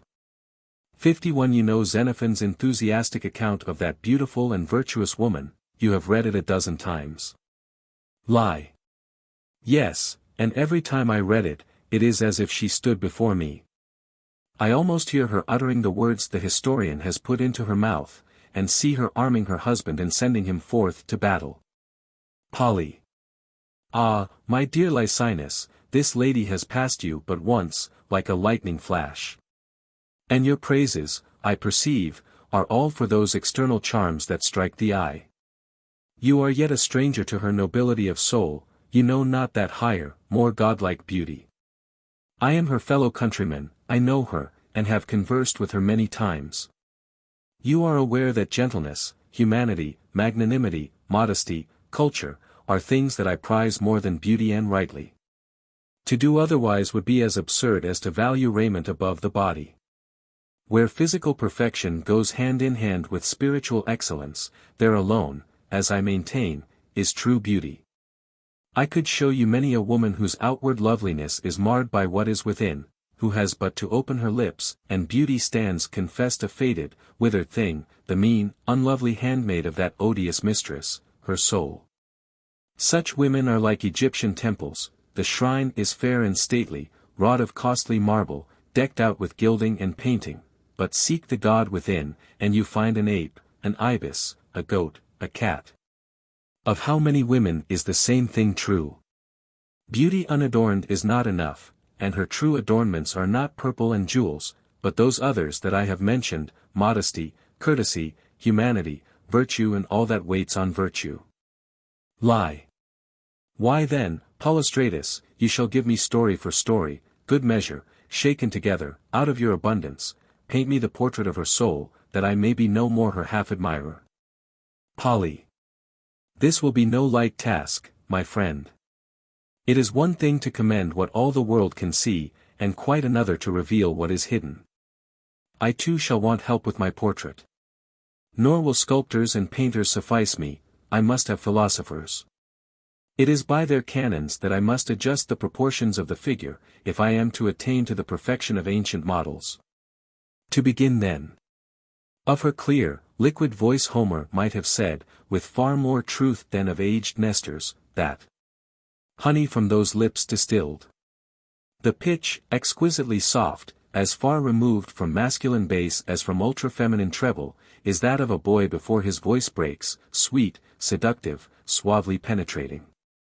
It ceases, and still vibrating murmurs play, echo-like, about the listener's ears, and persuasion leaves her honeyed track upon his mind. But oh! the joy, to hear her sing, and sing to the lyre's accompaniment. Let swans and halcyons and cicalas then be mute. There is no music like hers, Philomela's self, full-throated songstress though she be, is all unskilled beside her. Methinks Orpheus and Amphion, whose spell drew even lifeless things to hear them, would have dropped their lyres and stood listening in silence to that voice. What should Thracian Orpheus, what should Amphion, whose days upon Cithaeron were divided betwixt his lyre and his herd, what should they know of true concord, of accurate rhythm, of accentuation and time? Of the harmonious adaptation of lyre and voice, of easy and graceful execution? Yes, once hear her sing, Lycinus, and you will know something of sirens as well as of gorgons. You have experienced petrifaction, you will next learn what it is to stand entranced, forgetting country and kindred. Wax will not avail you, her song will penetrate through all, for therein is every grace that Terpsichore, Melpomene, Calliope herself, could inspire. In a word, imagine that you hear such notes as should issue from those lips, those teeth that you have seen. Her perfect intonation, her pure Ionic accent, her ready Attic eloquence, need not surprise you, these are her birthright. For is not Smyrna Athens' daughter? And what more natural than that she should love poetry, and make it her chief study? Homer is her fellow citizen. There you have my first portrait. The portrait of a sweet-voiced songstress, though it fall far short of its original. And now for others. For I do not propose to make one of many, as you did.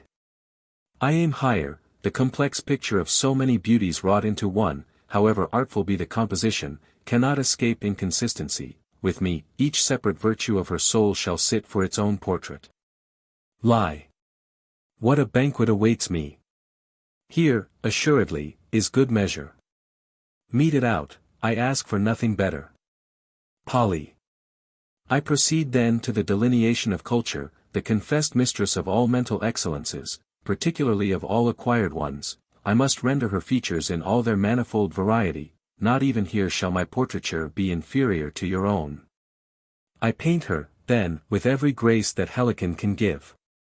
Each of the muses has but her single accomplishment, be it tragedy or history or hymn, all these culture shall have, and with them the gifts of Hermes and of Apollo. The poet's graceful numbers, the orator's persuasive power, the historian's learning, the sage's counsel, all these shall be her adornments, the colors shall be imperishable, and laid on with no niggardly brush. It is not my fault, if I am unable to point to any classical model for the portrait. The records of antiquity afford no precedent for a culture so highly developed. May I hang this beside the other? I think it is a passable likeness. Lie. Passable. My dear Polystratus, it is sublime, exquisitely finished in every line. Polly. Next I have to depict wisdom, and here I shall have occasion for many models, most of them ancient. One comes, like the lady herself, from Ionia. The artists shall be Aeschines and Socrates his master, most realistic of painters, for their heart was in their work. We could choose no better model of wisdom than Milesian Aspasia, the admired of the admirable Olympian. 52. Her political knowledge and insight, her shrewdness and penetration, shall all be transferred to our canvas in their perfect measure. Aspasia, however, is only preserved to us in miniature, our proportions must be those of a colossus. Lie. Explain. Polly. The portraits will be alike, but not on the same scale. There is a difference between the little republic of ancient Athens, and the Roman Empire of today. And there will be the same difference in scale, however close the resemblance in other respects, between our huge canvas and that miniature. A second and a third model may be found in Theano, and in the poetess of Lesbos. Nay, we may add Diotima too. Theano shall give grandeur to the picture, Sappho elegance, and Diotima shall be represented as well by her wisdom and sagacity, as by the qualities for which Socrates commended her. The portrait is complete. Let it be hung. Lie. 'Tis a fine piece of work. Proceed. Polly. Courtesy, benevolence, that is now my subject. I have to show forth her gentle disposition, her graciousness to suppliants. She shall appear in the likeness of Theano, Antenor's Theano this time, of Arete and her daughter Nausicaa, and of every other who in her high station has borne herself with constancy. Next comes constancy of another kind, constancy in love. Its original, the daughter of Icarius, constant and wise, as Homer draws her. Am I doing more than justice to his Penelope? And there is another, Our Lady's namesake, Abradatas's wife, of her we have already spoken. Lie. Once more, noble work, Polystratus. And now your task must be drawing to a close. Here is a whole soul depicted, its every virtue praised. Polly. Not yet, the highest praise remains. Born to magnificence, she clothes not herself in the pride of wealth, listens not to fortune's flattering tale, who tells her she is more than human, but walks upon the common ground, far removed from all thought of arrogance and ostentation. Every man is her equal, her greeting, her smile are for all who approach her, and how acceptable is the kindness of a superior, when it is free from every touch of condescension. When the power of the great turns not to insolence but to beneficence, we feel that fortune has bestowed her gifts aright. Here alone envy has no place. For how should one man grudge another his prosperity when he sees him using it with moderation, not, like the Homeric Eight, an oppressor of the weak, trampling on men's necks?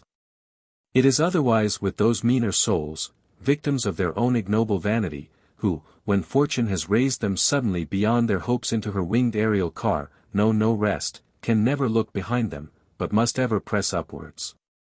To such the end soon comes, Icarus-like, with melted wax and molting feathers, they fall headlong into the billows, a derision to mankind.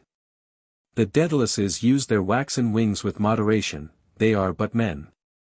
They husband their strength accordingly, and are content to fly a little higher than the waves, so little that the sun never finds them dry, and that prudence is their salvation.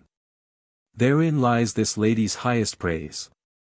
She has her reward, all men pray that her wings may never droop, and that blessings may increase upon her. Lie. And may the prayer be granted. She deserves every blessing, she is not outwardly fair alone, like Helen, but has a soul within more fair, more lovely than her body. It is a fitting crown to the happiness of our benevolent and gracious emperor, that in his day such a woman should be born, should be his, and her affections his. It is blessedness indeed, to possess one of whom we may say with Homer that she contends with golden Aphrodite in beauty, and in works is the equal of Athene. Who of womankind shall be compared to her? In comeliness, in wit, in goodly works. Polly. Who indeed, Licinus, I have a proposal to make.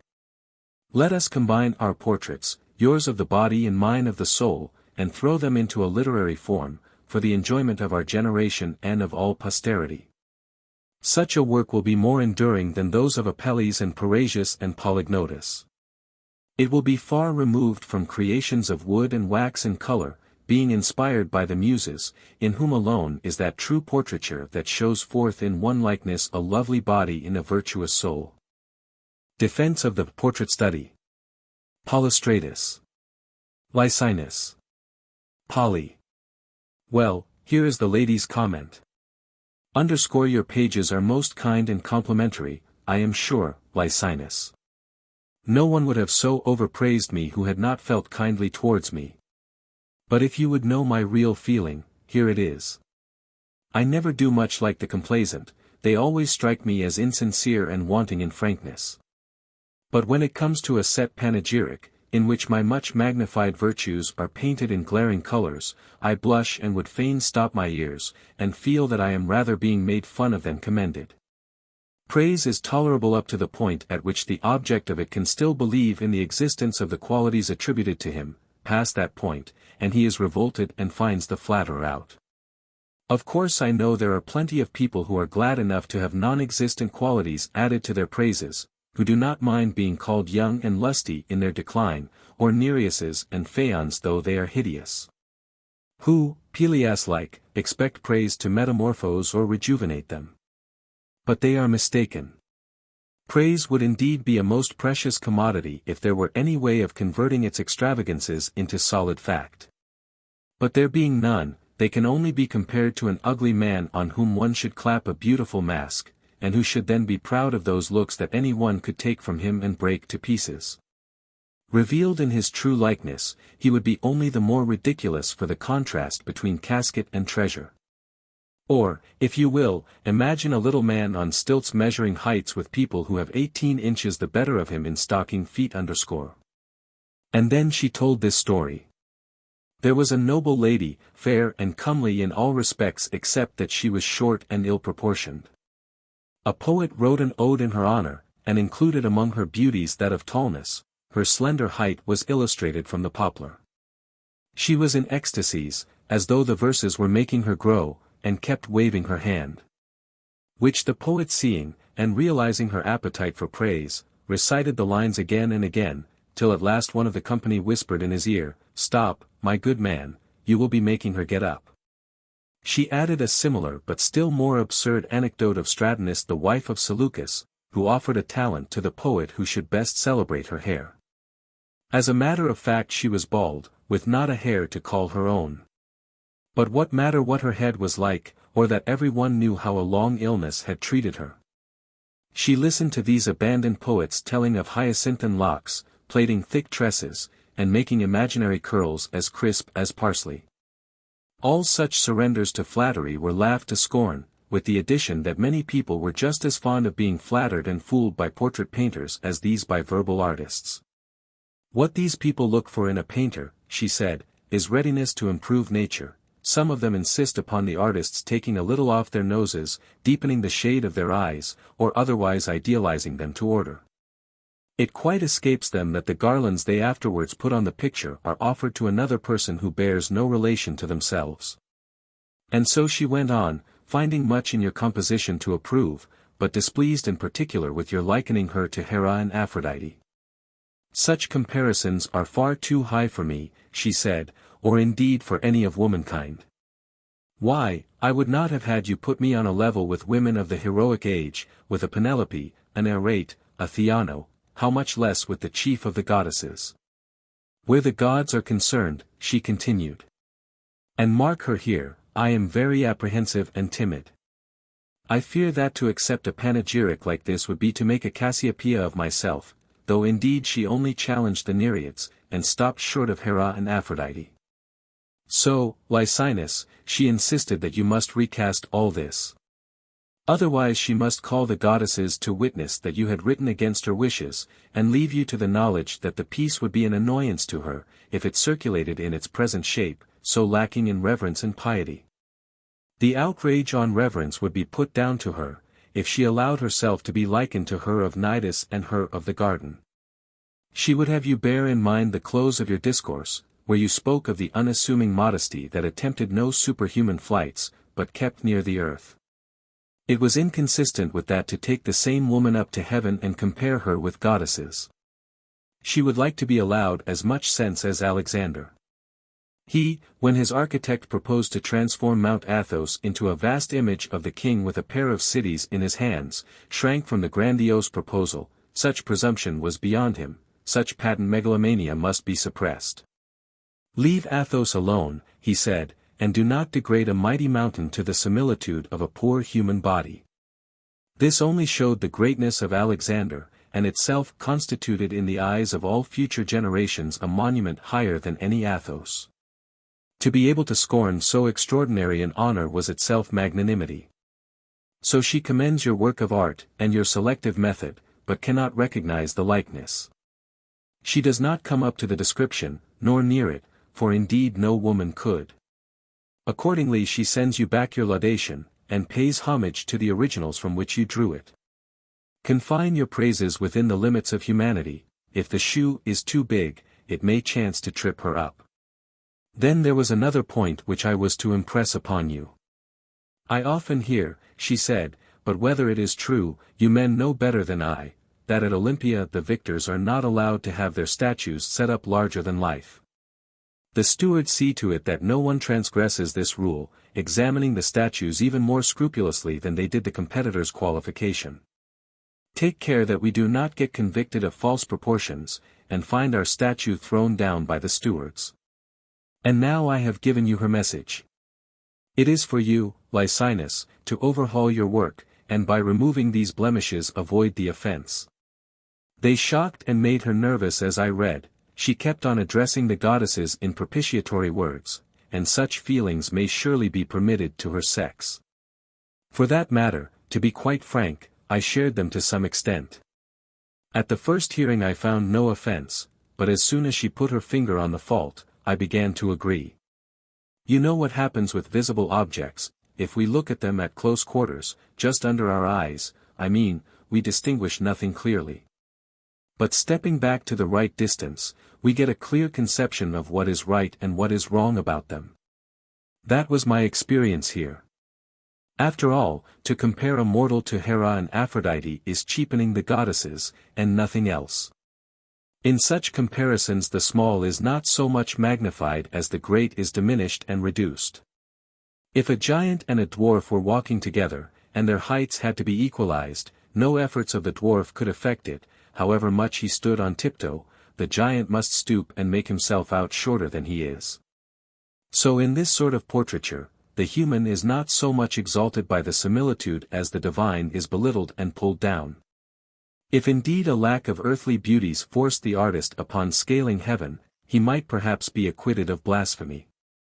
But your enterprise was so needless. Why Aphrodite and Hera, when you have all mortal beauty to choose from? Prune and chasten, then, Lycinus. All this is not quite like you, who never used to be over-ready with your commendation. You seem to have gone now to the opposite extreme of prodigality, and developed from a niggard into a spendthrift of praise. Do not be ashamed to make alterations in what you have already published, either. They say Phidias did as much after finishing his Olympian Zeus. He stood behind the doors when he had opened them for the first time to let the work be seen, and listened to the comments favorable or the reverse. One found the nose too broad, another the face too long, and so on. When the company was gone, he shut himself up again to correct and adapt his statue to the prevailing taste. Advice so many-headed was not to be despised. The many must after all see further than the one, though that one be Phidias. There is the counsel of a friend and well-wisher to back up the lady's message. Lie. Why, Polystratus, I never knew what an orator you were. After that eloquent close-packed indictment of my booklet, I almost despair of the defense. You and she were not quite judicial, though, you less than she, in condemning the accused when its counsel was not in court. It is always easy to win a walkover, you know, so no wonder we were convicted, not being allowed to speak or given the ear of the court. But, still more monstrous, you were accusers and jury at once. Well, what am I to do? Accept the verdict and hold my tongue? Pen a palinode like Stesichorus? Or will you grant an appeal? Polly. Surely, if you have anything to say for yourself. For you will be heard not by opponents, as you say, but by friends. Indeed, my place is with you in the dock. Lie. How I wish I could have spoken in her own presence. That would have been far better, but I must do it by proxy. However, if you will report me to her as well as you did her to me, I will adventure. Polly. Trust me to do justice to the defense, but put it shortly, in mercy to my memory. Lie. So severe an indictment should by rights be met at length, but for your sake I will cut it short. Put these considerations before her from me, then. Polly. No, not that way, please. Make your speech, just as though she were listening, and I will reproduce you to her. Lie. Very well, then. She is here, she has just delivered the oration which you have described to me, it is now counsel's turn.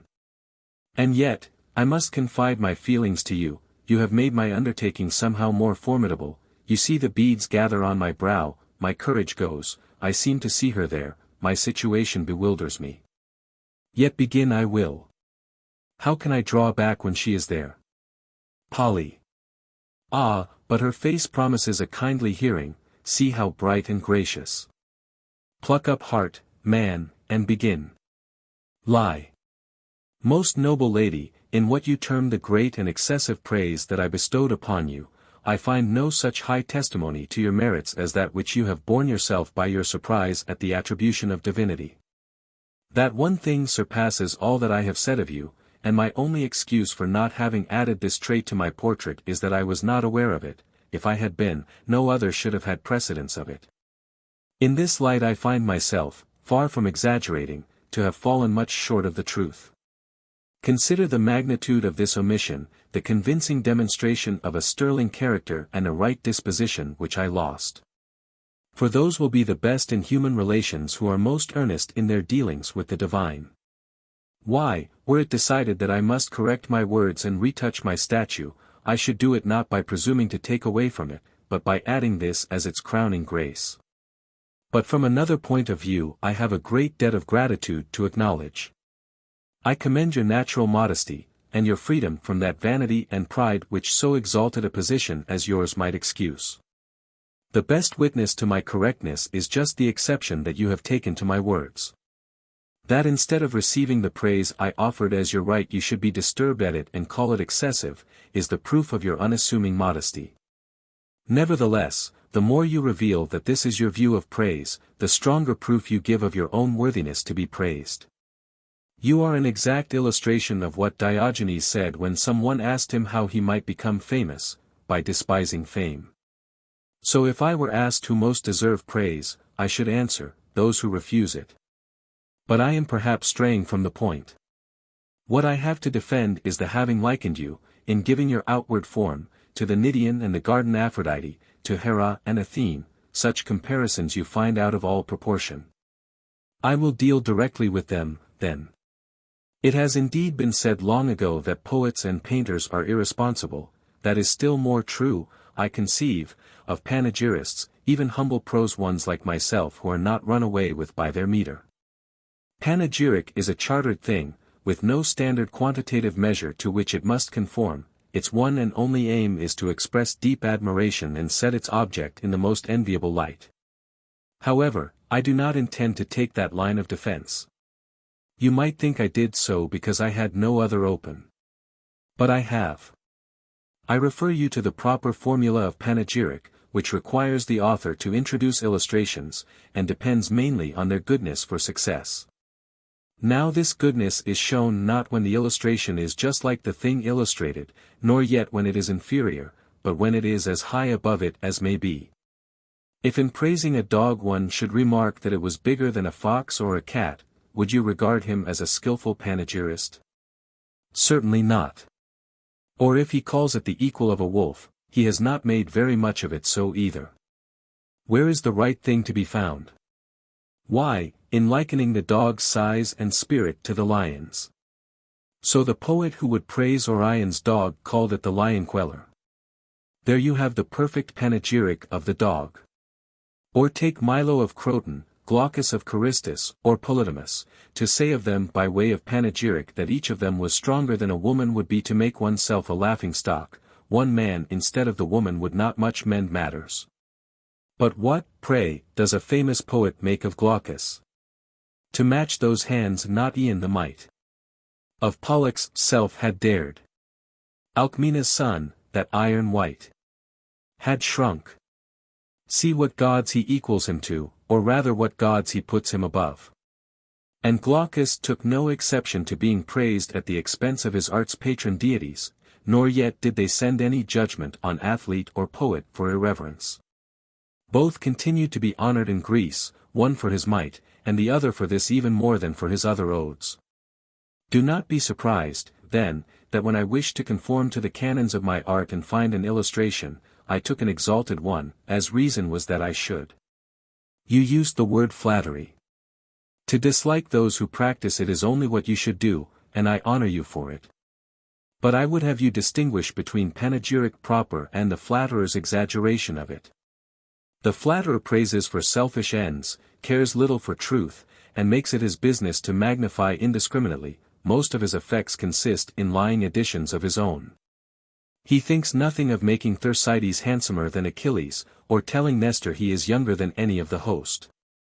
He will swear Croesus's son hears better than Melampus, and give Phineus better sight than Lynceus, if he sees his way to a profit on the lie.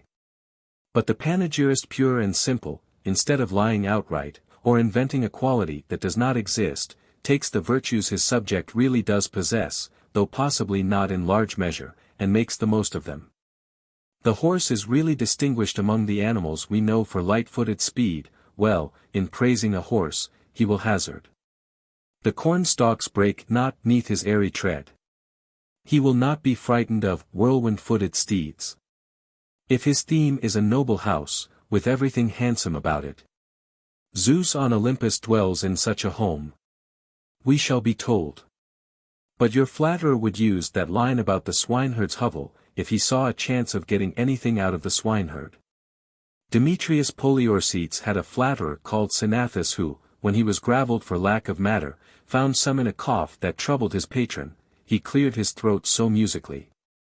There you have one criterion: flatterers do not draw the line at a lie if it will please their patrons, panegyrists aim merely at bringing into relief what really exists. But there is another great difference: the flatterers exaggerate as much as ever they can, the panegyrists in the midst of exaggeration observe the limitations of decency. And now that you have one or two of the many tests for flattery and panegyric proper, I hope you will not treat all praise as suspect, but make distinctions and assign each specimen to its true class. By your leave I will proceed to apply the two definitions to what I wrote. Which of them fits it? If it had been an ugly woman that I likened to the Cnidian statue, I should deserve to be thought a toady, further gone in flattery than Cnathus. But as it was one for whose charms I can call all men to witness, my shot was not so far out. Now you will perhaps say, nay, you have said already, praise my beauty, if you will. But the praise should not have been of that invidious kind which compares a woman to goddesses. Well, I will keep truth at arm's length no longer. I did not, dear lady, compare you to goddesses, but to the handiwork in marble and bronze and ivory of certain good artists. There is no impiety, surely, in illustrating mortal beauty by the work of mortal hands, unless you take the thing that Phidias fashioned to be indeed Athene, or Praxiteles' not much later work at Cnidus to be the heavenly Aphrodite. But would that be quite a worthy conception of divine beings? I take the real presentment of them to be beyond the reach of human imitation. But granting even that it had been the actual goddesses to whom I likened you, it would be no new track, of which I had been the pioneer.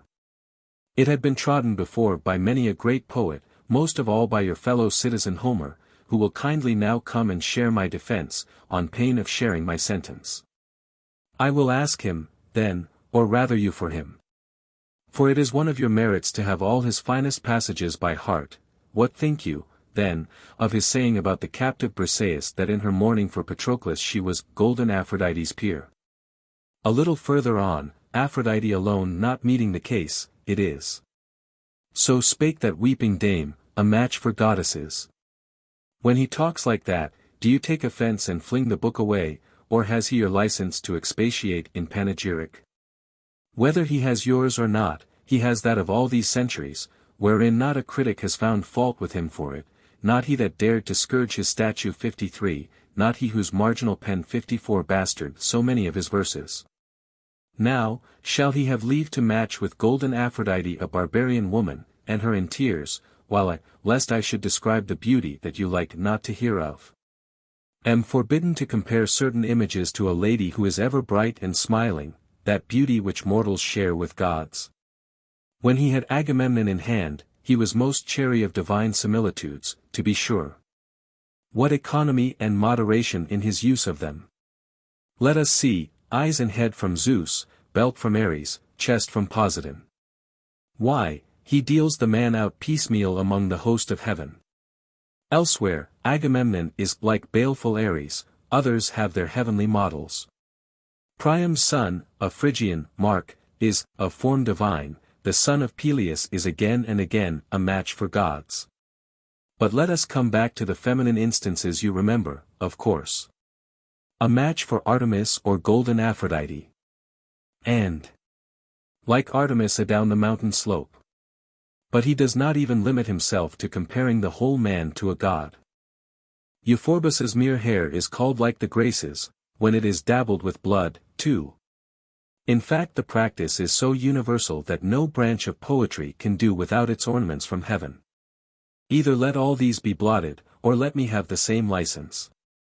Moreover, illustration is so irresponsible that Homer allows himself to convey his compliments to goddesses by using creatures inferior to them.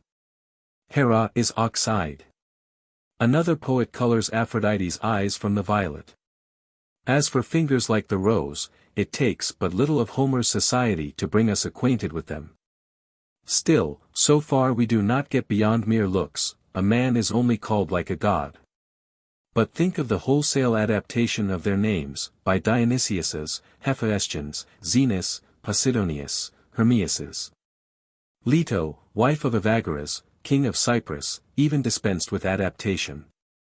But her divine namesake, who could have turned her into stone like Niobe, took no offense. What need to mention that the most religious race on earth, the Egyptian, never tires of divine names. Most of those it uses hail from heaven. Consequently, there is not the smallest occasion for you to be nervous about the panegyric. If what I wrote contains anything offensive to the deity, you are not responsible, unless you consider we are responsible for all that goes in at our ears. No, I shall pay the penalty, as soon as the gods have settled with Homer and the other poets. Ah, and they have not done so yet with the best of all philosophers 55, for saying that man is a likeness of God. But now, though I could say much more, madam, I must have compassion upon Polystratus's memory, and cease. Polly. I am not so sure I am equal to it, Lycinus, as it is. You have made it long, and exceeded your time limit. However, I will do my best. See, I scurry off with my fingers in my ears, that no alien sound may find its way in to disturb the arrangement. I do not want to be hissed by my audience. Lie. Well, the responsibility for a correct report lies with you alone. And having now duly instructed you, I will retire for the present. But when the verdict is brought into court, I will be there to learn the result. Toxaris, a dialogue of friendship. Menippus. Toxaris. M.N.E. Now, Toxaris, do you mean to tell me that you people actually sacrifice to Orestes and Pylades? Do you take them for gods? Tox. Sacrifice to them? Of course we do. It does not follow that we think they are gods, they were good men. M.N.E. And in Scythia, good men receive sacrifice just the same as gods. Tox. Not only that, but we honor them with feasts and public gatherings. M.N.E. But what do you expect from them? They are shades now, so their goodwill can be no object. Tox. Why, as to that, I think it may be just as well to have a good understanding even with shades. But that is not all. In honoring the dead we consider that we are also doing the best we can for the living. Our idea is that by preserving the memory of the noblest of mankind, we induce many people to follow their example. M.N.E. Ah, there you are right. But what could you find to admire in Orestes and Pylades, that you should exalt them to Godhead? They were strangers to you, strangers, did I say? They were enemies. Why, when they were shipwrecked on your coast, and your ancestors laid hands on them, and took them off to be sacrificed to Artemis, they assaulted the jailers, overpowered the garrison, slew the king, carried off the priestess. Laid impious hands on the goddess herself, and so took ship, snapping their fingers at Scythia and her laws. If you honor men for this kind of thing, there will be plenty of people to follow their example, and you will have your hands full. You may judge for yourselves, from ancient precedent, whether it will suit you to have so many Oresteses and Pylades putting into your ports. It seems to me that it will soon end in your having no religion left at all, God after God will be expatriated in the same manner, and then I suppose you will supply their place by deifying their kidnappers, thus rewarding sacrilege with sacrifice. If this is not your motive in honoring Orestes and Pylades, I shall be glad to know what other service they have rendered you, that you should change your minds about them, and admit them to divine honors. Your ancestors did their best to offer them up to Artemis, you offer up victims to them. It seems an absurd inconsistency. Talks. Now, in the first place, the incident you refer to is very much to their credit. Think of those two entering on that vast undertaking by themselves, sailing away from their country to the distant Euxine 56, that sea unknown in those days to the Greeks, or known only to the Argonauts, unmoved by the stories they heard of it. Undeterred by the inhospitable name it then bore, which I suppose referred to the savage nations that dwelt upon its shores. Think of their courageous bearing after they were captured, how escape alone would not serve them, but they must avenge their wrong upon the king, and carry Artemis away over the seas. Are not these admirable deeds, and shall not the doers be counted as gods by all who esteem prowess? However, this is not our motive in giving them divine honors. M.N.E. Proceed. What else of godlike and sublime was in their conduct? Because from the seafaring point of view, there are any number of merchants whose divinity I will maintain against theirs. The Phoenicians, in particular, have sailed to every port in Greek and foreign waters, let alone the Euxine, the Maeotian lake and the Bosphorus. Year after year they explore every coast, only returning home at the approach of winter. Hucksters though they be for the most part, and fishmongers, you must deify them all, to be consistent. Talks. Now, Menippus, listen to me, and you shall see how much more candid we barbarians are in our valuation of good men than you Greeks. In Argos and Mycenae there is not so much as a respectable tomb raised to Orestes and Pylades. In Scythia, they have their temple, which is very appropriately dedicated to the two friends in common, their sacrifices, and every honor. The fact of their being foreigners does not prevent us from recognizing their virtues. We do not inquire into the nationality of noble souls, we can hear without envy of the illustrious deeds of our enemies. We do justice to their merits, and count them Scythians in deed if not in name. What particularly excites our reverent admiration in the present case is the unparalleled loyalty of the two friends. In them we have a model from which every man may learn how he must share good and evil fortune with his friends, if he would enjoy the esteem of all good Scythians. The sufferings they endured with and for one another our ancestors recorded on a brazen pillar in the Orestium, and they made it law, that the education of their children should begin with committing to memory all that is inscribed thereon.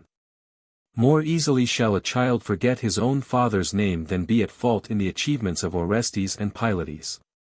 Again, in the temple corridor are pictures by the artists of old, illustrating the stories set forth on the pillar. Orestes is first shown on shipboard, with his friend at his side.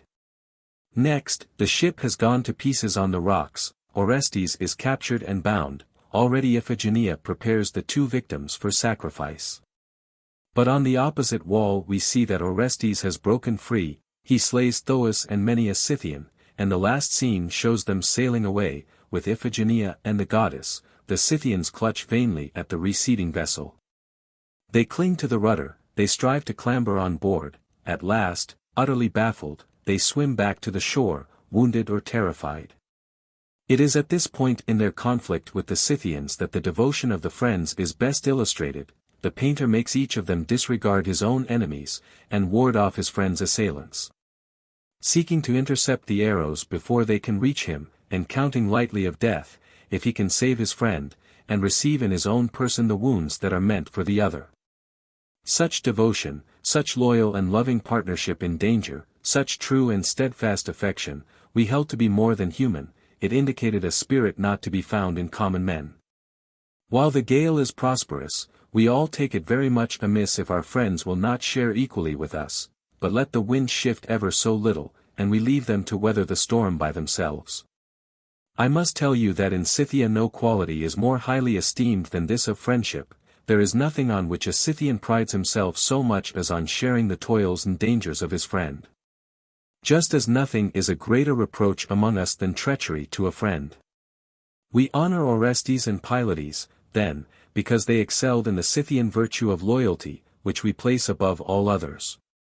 And it is for this that we have bestowed on them the name of Korachi, which in our language means spirits of friendship. MNE. Ah, Taxaris, so archery is not the only accomplishment of the Scythians, I find. They excel in rhetorical as well as in military skill. You have persuaded me already that you were right in deifying Orestes and Pylades, though I thought differently just now. I had no conception, either, what a painter you were. Your description of the pictures in the Orestium was most vivid, that battle scene, and the way in which the two intercepted one another's wounds. Only I should never have thought that the Scythians would set such a high value on friendship, they are such a wild, inhospitable race. I should have said they had more to do with anger and hatred and enmity than with friendship, even for their nearest relations, judging by what one is told. It is said, for instance, that they devour their fathers' corpses. Tox. Well, which of the two is the more dutiful and pious in general, Greek or Scythian, we will not discuss just now, but that we are more loyal friends than you, and that we treat friendship more seriously, is easily shown. Now please do not be angry with me, in the name of all your gods, but I am going to mention a few points I have observed during my stay in this country. I can see that you are all admirably well qualified to talk about friendship, but when it comes to putting your words into practice, there is a considerable falling off. It is enough for you to have demonstrated what an excellent thing friendship is, and somehow or other, at the critical moment, you make off, and leave your fine words to look after themselves. Similarly, when your tragedians represent this subject on the stage, you are loud in your applause. The spectacle of one friend risking his life for another generally brings tears to your eyes, but you are quite incapable of rendering any such signal services yourselves. Once let your friends get into difficulties, and all those tragic reminiscences take wing like so many dreams. You are then the very image of the silent mask which the actor has thrown aside. Its mouth is open to its fullest extent, but not a syllable does it utter. It is the other way with us. We are as much superior to you in the practice of friendship, as we are inferior in expounding the theory of it. Now, what do you say to this proposal? Let us leave out of the question all the cases of ancient friendship that either of us might enumerate.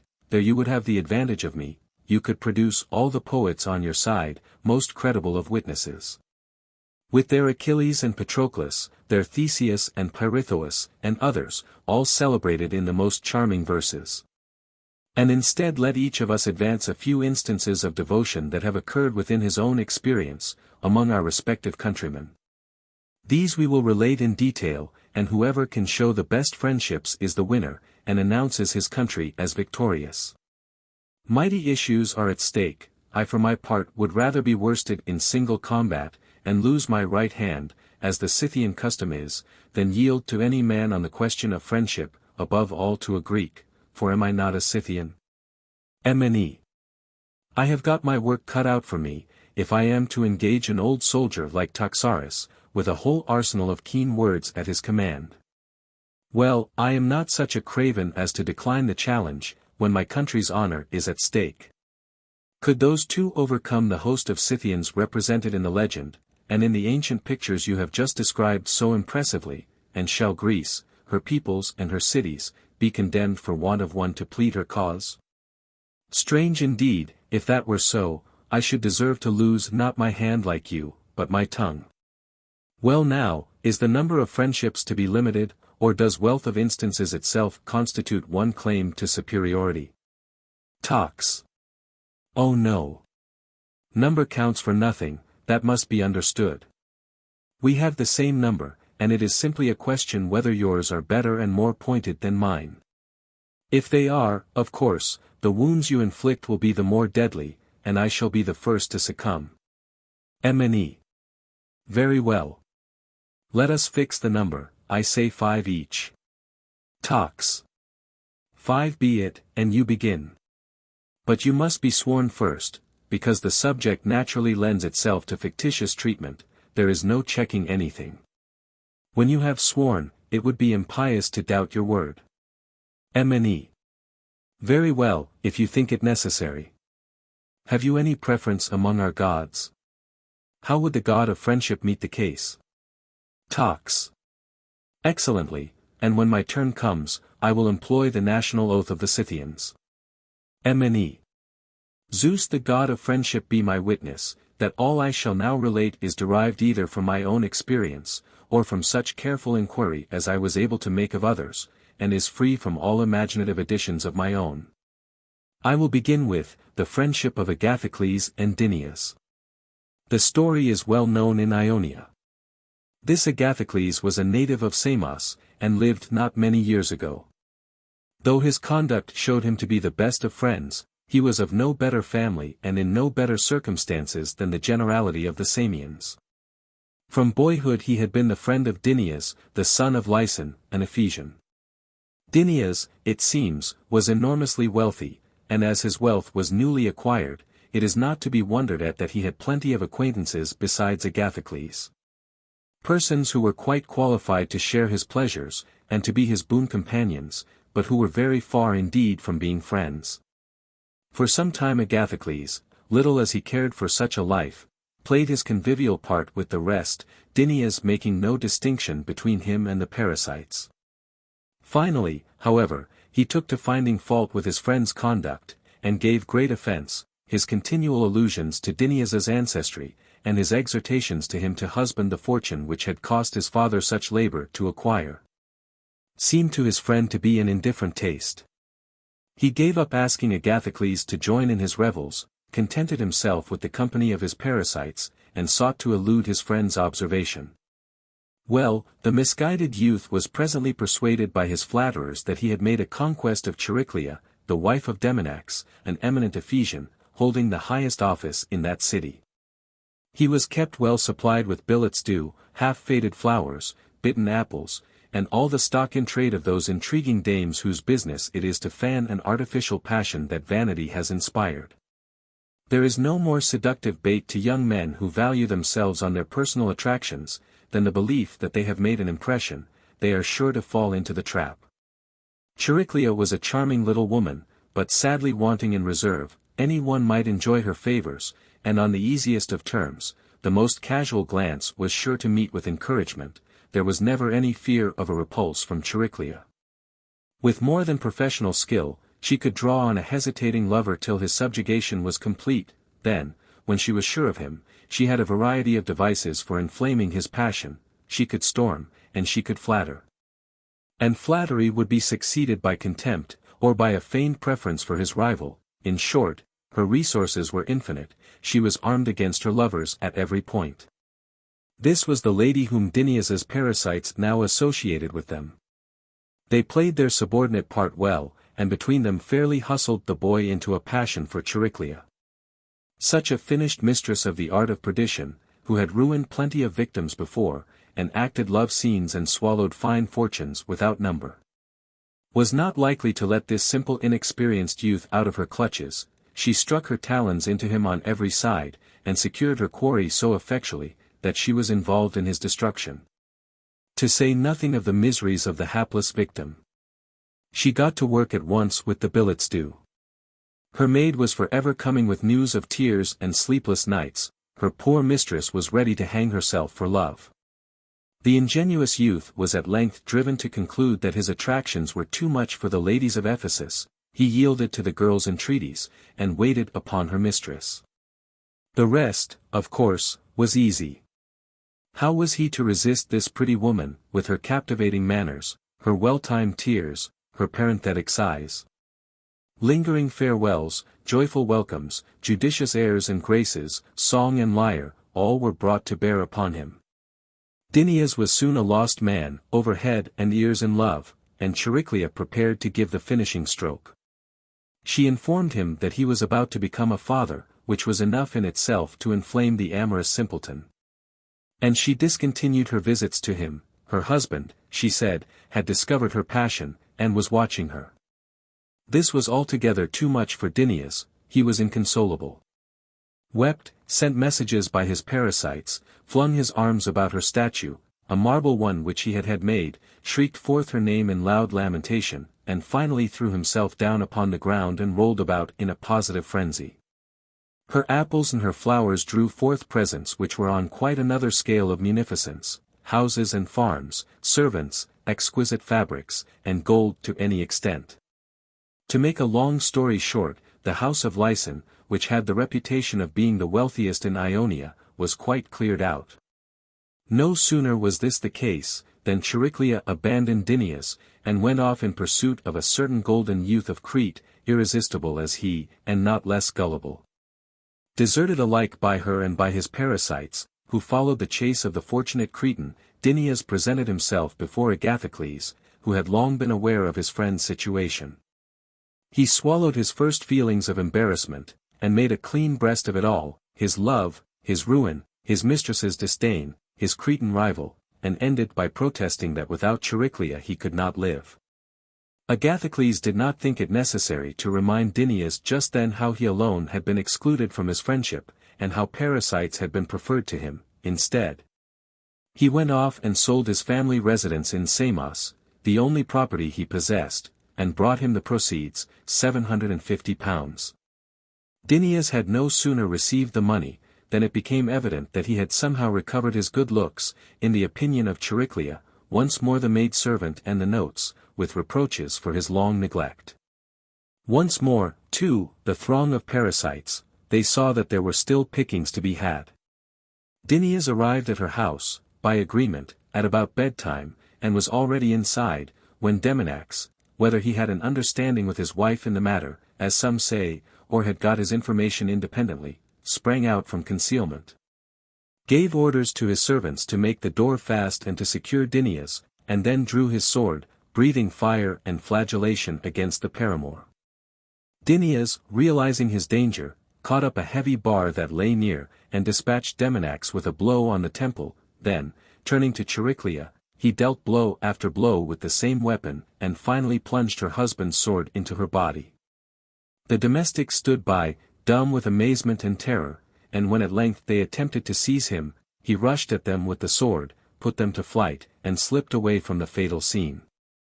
The rest of that night he and Agathocles spent at the latter's house, pondering on the deed and its probable consequences. The news soon spread, and in the morning officers came to arrest Dinius. He made no attempt to deny the murder, and was conducted into the presence of the then prefect of Asia, who sent him up to the emperor. He presently returned, under sentence of perpetual banishment to Jairus, one of the Cyclades. All this time, Agathocles had never left his side. With unfaltering devotion, he accompanied him to Italy, and was the only friend who stood by him in his trial. And now even in his banishment he would not desert him, but condemned himself to share the sentence. And when the necessaries of life failed them, he hired himself out as a diver in the purple fishery, and with the proceeds of his industry supported Dinius and tended him in his sickness till the end. Even when all was over, he would not return to his own home, but remained on the island, thinking it shame even in death to desert his friend. There you have the history of a Greek friendship, and one of recent date. I think it can scarcely be as much as 5 years ago that Agathocles died on Jairus. Talks.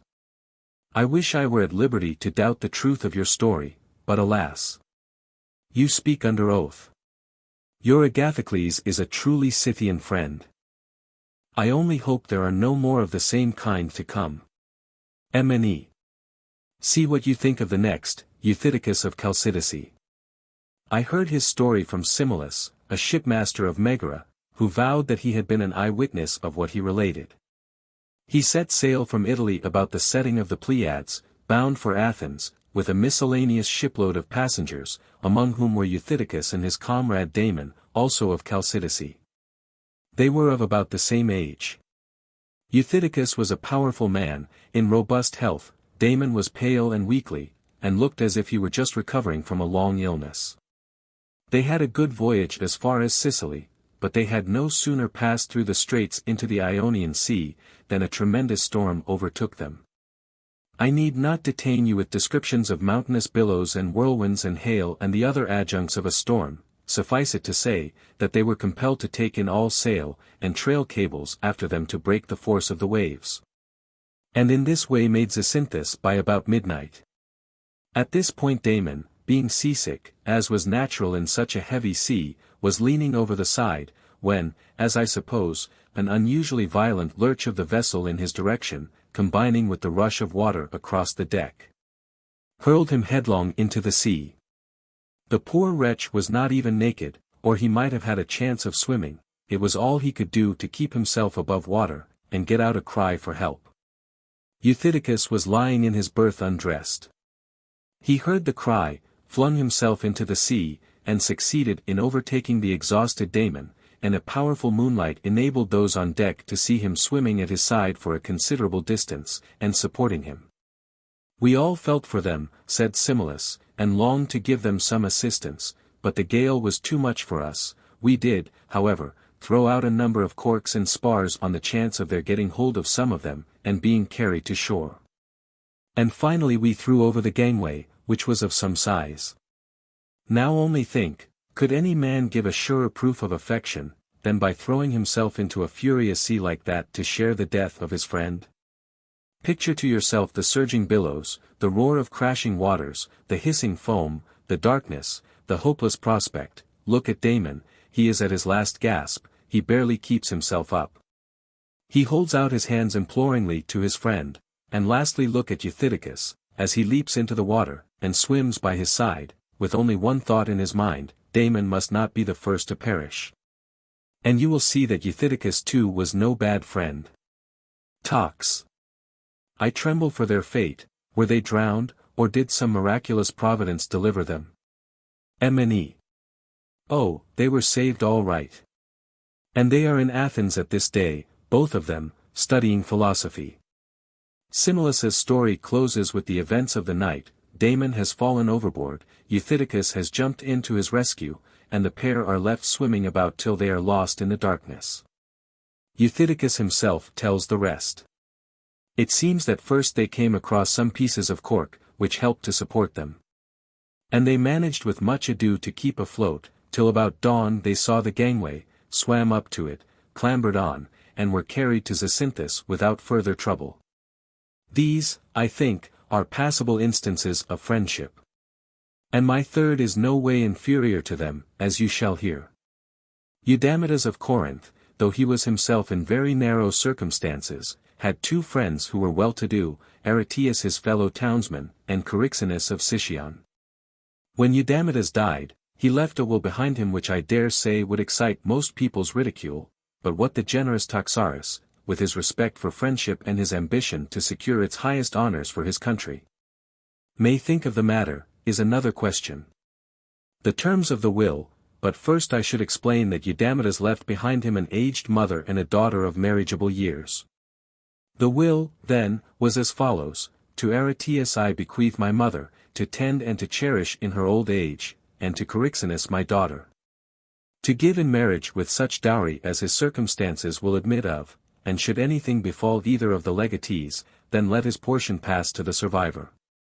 The reading of this will cause some merriment among the hearers, who knew of Eudamidas's poverty, but did not know anything of the friendship existing between him and his heirs.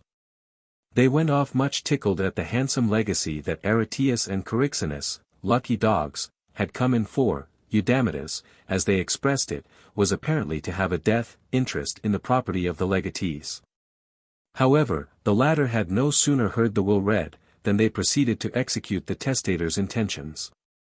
Charixenus only survived Eudamidas by 5 days, but Aristeus, most generous of heirs, accepted the double bequest, is supporting the aged mother at this day, and has only lately given the daughter in marriage, allowing to her and to his own daughter portions of £500 each, out of his whole property of £1,250. The two marriages were arranged to take place on the same day. What do you think of him, Toxarus? This is something like friendship, is it not, to accept such a bequest as this, and to show such respect for a friend's last wishes? May we pass this as one of my 5 talks? Excellent as was the behavior of Aristeus, I admire still more Eudamidas's confidence in his friends. It shows that he would have done as much for them. Even if nothing had been said about it in their wills, he would have been the first to come forward and claim the inheritance as natural heir. M.N.E. Very true. And now I come to number 4, Xenothimus of Massilia, son of Charmolios. He was pointed out to me when I was in Italy on public business, a fine, handsome man, and to all appearance well off. But by his side, he was just driving away on a journey, sat his wife, a woman of most repulsive appearance. All her right side was withered, she had lost one eye, in short, she was a positive fright. I expressed my surprise that a man in the prime of manly beauty should endure to have such a woman seated by him. My informant, who was a Massiliot himself, and knew how the marriage had come about, gave me all the particulars. The father of this unsightly woman, he said, was Menecrates. And he and Xenothimus were friends in days when both were men of wealth and rank. The property of Menecrates, however, was afterwards confiscated by the 600, and he himself disfranchised, on the ground that he had proposed an unconstitutional measure, this being the regular penalty in Massilia for such offences. The sentence was in itself a heavy blow to Menecrates, and it was aggravated by the sudden change from wealth to poverty and from honor to dishonor. But most of all he was troubled about this daughter, she was now 18 years old, and it was time that he found her a husband. Yet with her unfortunate appearance it was not probable that any one, however poor or obscure, would have taken her, even with all the wealth her father had possessed previous to his sentence. It was said, too, that she was subject to fits at every increase of the moon. He was bewailing his hard lot to Xenothimus, when the latter interrupted him. Menecrates, he said, be sure that you shall want for nothing, and that your daughter shall find a match suitable to her rank. So saying, he took his friend by the hand, brought him into his house, assigned him a share of his great wealth, and ordered a banquet to be prepared, at which he entertained Menecrates and his friends, giving the former to understand that he had prevailed upon one of his acquaintance to marry the girl. When dinner was over, and libations had been poured to the gods, Xenothimus filled a goblet and passed it to Menecrates. Accept, he cried, from your son-in-law the cup of friendship. This day I wed your daughter Cynic. The dowry I have had long since, 60,000 pounds was the sum. You, exclaimed Menecrates, heaven forbid that I should be so mad as to suffer you, in the pride of your youth, to be yoked to this unfortunate girl. But even while he spoke, Xenothimus was conducting his bride to the marriage chamber, and presently returned to announce that she was his wedded wife. Since that day, he has lived with her on the most affectionate terms. And you see for yourself that he takes her about with him wherever he goes. As to his being ashamed of his wife, one would rather 26 suppose that he was proud of her. And his conduct in this respect shows how lightly he esteems beauty and wealth and reputation, in comparison with friendship and his friend, for Menecrates is not less his friend because the 600 have condemned him. To be sure, fortune has already given him one compensation, his ugly wife has borne him a most beautiful child. Only a few days ago, he carried his child into the Senate house, crowned with an olive wreath, and dressed in black, to excite the pity of the senators on his grandfather's behalf. The babe smiled upon them, and clapped his little hands together, which so moved the senators that they repealed the sentence against Menecrates, who is now reinstated in his rights, thanks to the pleadings of his tiny advocate. Such was the Massiliot story.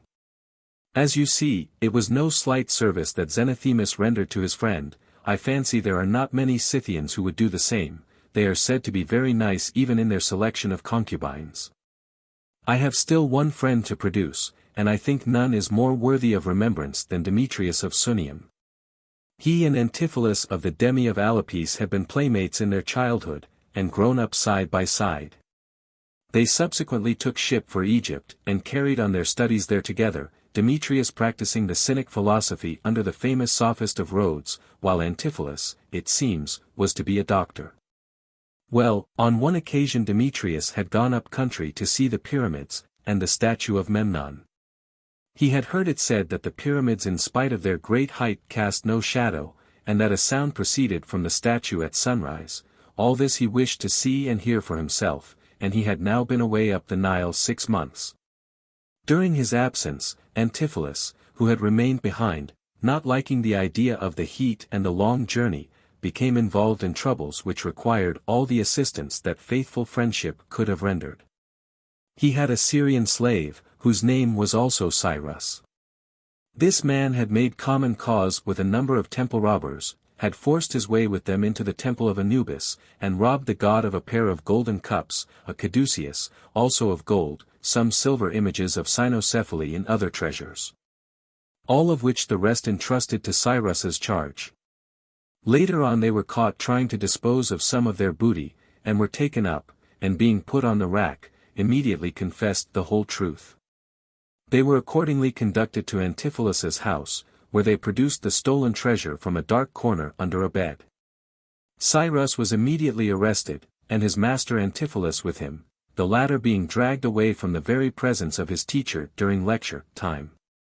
There was none to help him. His former acquaintances turned their backs on the desecrator of Anubis's temple, and made it a matter of conscience that they had ever sat at the same table with him. As to his other 2 servants, they got together all his belongings, and ran off. Antipholus had now lain long in captivity. He was looked upon as the vilest criminal of all in the prison. And the native jailer, a superstitious man, considered that he was avenging the god's wrongs and securing his favor by harsh treatment of Antipholus. His attempts to clear himself of the charge of sacrilege only served to set him in the light of a hardened offender, and materially to increase the detestation in which he was held. His health was beginning to give way under the strain, and no wonder. His bed was the bare ground, and all night he was unable so much as to stretch his legs, which were then secured in the stocks. In the daytime, the collar and 1 manacle sufficed, but at night he had to submit to being bound hand and foot. The stench, too, and the closeness of the dungeon, in which so many prisoners were huddled together gasping for breath, and the difficulty of getting any sleep, owing to the clanking of chains. All combined to make the situation intolerable to one who was quite unaccustomed to endure such hardships. At last, when Antipholus had given up all hope, and refused to take any nourishment, Demetrius arrived, ignorant of all that had passed in his absence. He no sooner learnt the truth, than he flew to the prison. It was now evening, and he was refused admittance, the jailer having long since bolted the door and retired to rest, leaving his slaves to keep guard. Morning came, and after many entreaties he was allowed to enter. Suffering had altered Antipholus beyond recognition, and for long Demetrius sought him in vain, like men who seek their slain relatives on the day after a battle, when death has already changed them. He went from prisoner to prisoner, examining each in turn. And had he not called on Antipholus by name, it would have been long before he could have recognized him, so great was the change that misery had wrought. Antipholus heard the voice, and uttered a cry. Then, as his friend approached, he brushed the dry matted hair from his face, and revealed his identity. At the unexpected sight of one another, the 2 friends instantly fell down in a swoon. But presently Demetrius recovered, and raised Antipholus from the ground. He obtained from him an exact account of all that had happened, and bade him be of good cheer. Then, tearing his cloak in 2, he threw 1/2 over himself, and gave the other to his friend, first ripping off the squalid, threadbare rags in which he was clothed. From that hour, Demetrius was unfailing in his attendance. From early morning till noon, he hired himself out as a porter to the merchants in the harbor, and thus made a considerable wage. Returning to the prison when his work was over, he would give a part of his earnings to the jailer, thus securing his obsequious goodwill, and the rest sufficed him amply for supplying his friends' needs. For the remainder of the day, he would stay by Antipholus, administering consolation to him, and at nightfall made himself a litter of leaves near the prison door, and there took his rest. So things went on for some time, Demetrius having free entrance to the prison, and Antipholus's misery being much alleviated thereby. But presently a certain robber died in the jail, apparently from the effects of poison. A strict watch was kept, and admittance was refused to all applicants alike, to the great distress of Demetrius, who could think of no other means of obtaining access to his friend than by going to the prefect and professing complicity in the temple robbery. As the result of this declaration, he was immediately led off to prison, and with great difficulty prevailed upon the jailer after many entreaties to place him next to Antipholus, and under the same collar. It was now that his devotion to his friend appeared in the strongest light. Ill though he was himself, he thought nothing of his own sufferings, his only care was to lighten the affliction of his friend, and to procure him as much rest as possible. And the companionship in misery certainly lightened their load. Finally an event happened which brought their misfortunes to an end. One of the prisoners had somehow got hold of a file. He took a number of the others into his confidence, filed through the chain which held them together by means of their collars, and set all at liberty. The guards being few were easily slain, and the prisoners burst out of the jail en masse. They then scattered, and each took refuge for the moment where he could, most of them being subsequently recaptured.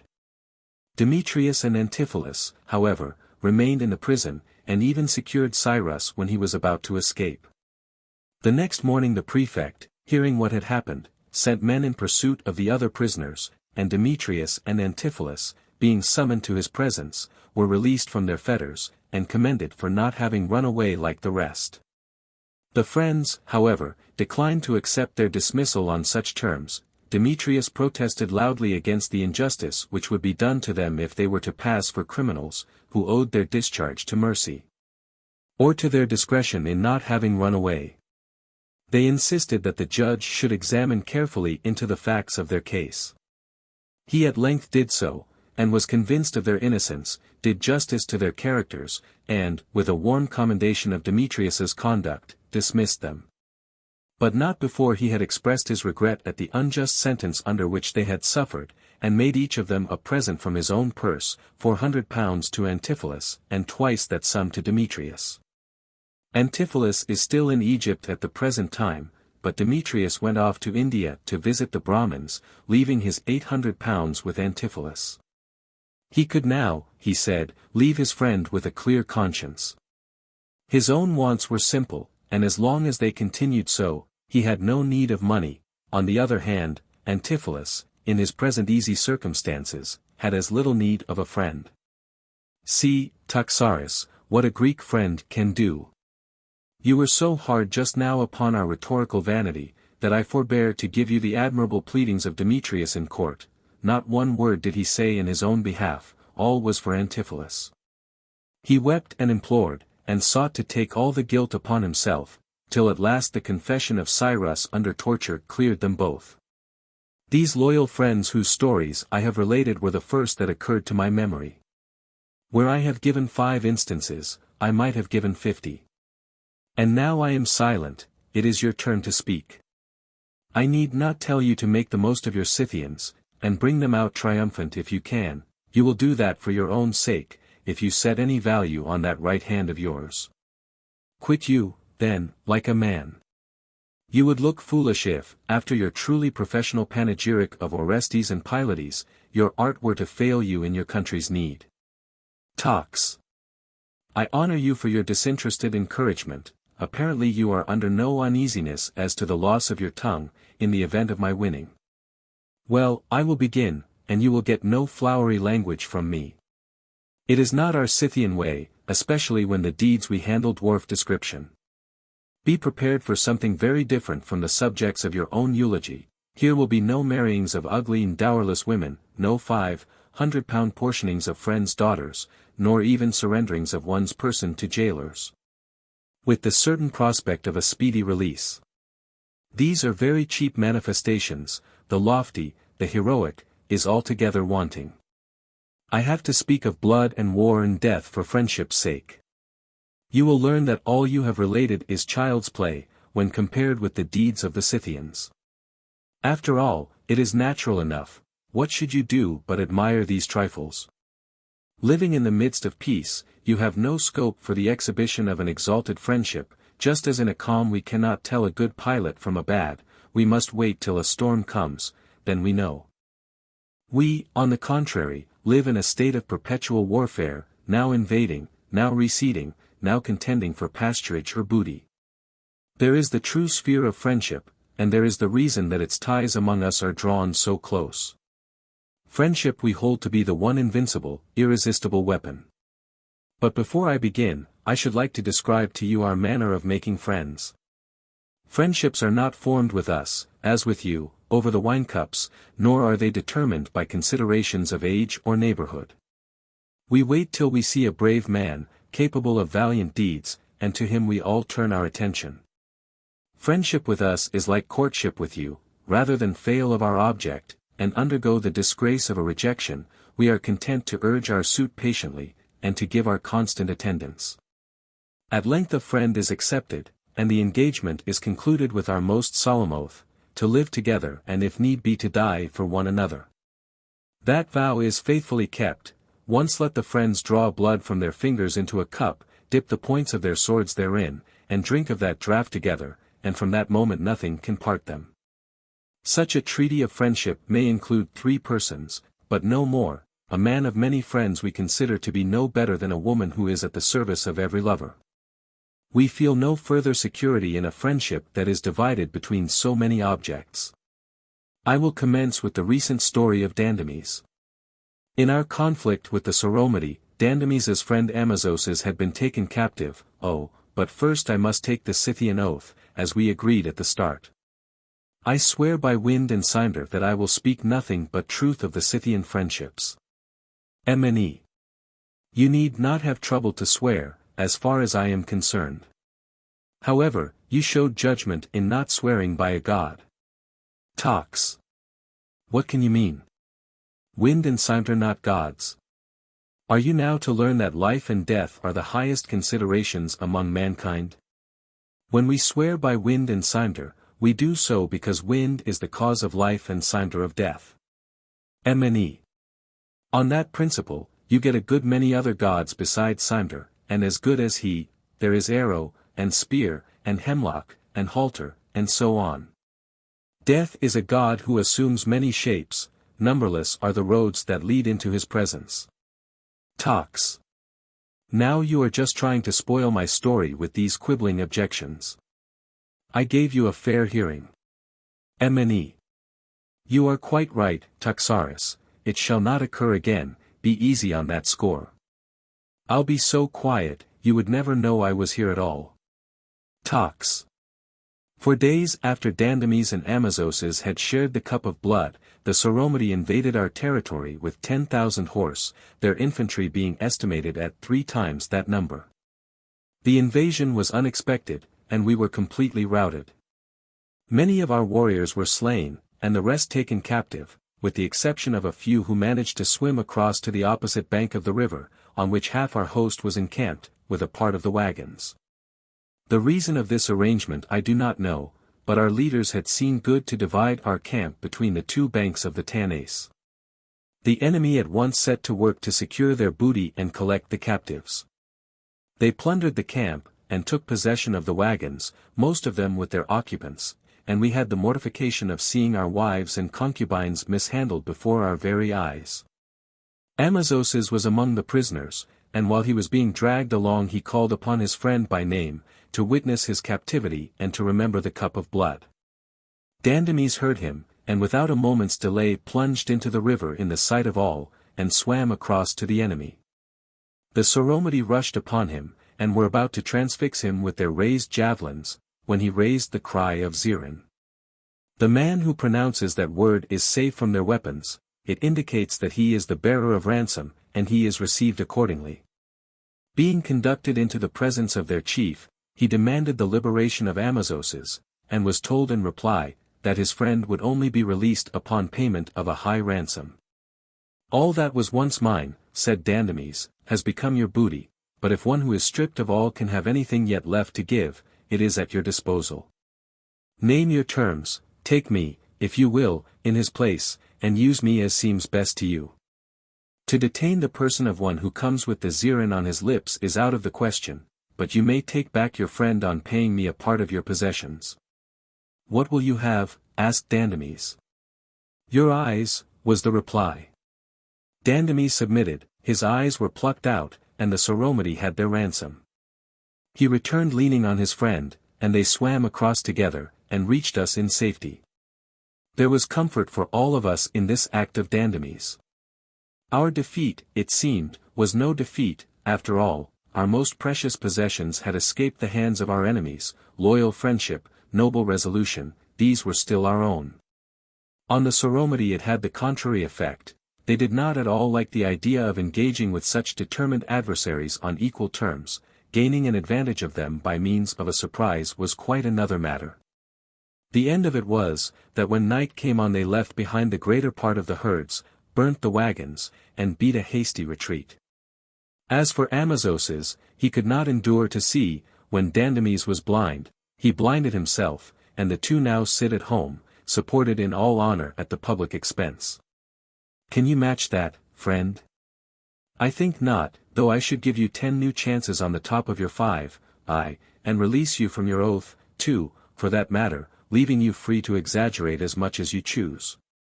Besides, I have given you just the bare facts. Now, if you had been telling Dandames' story, what embroidery we should have had.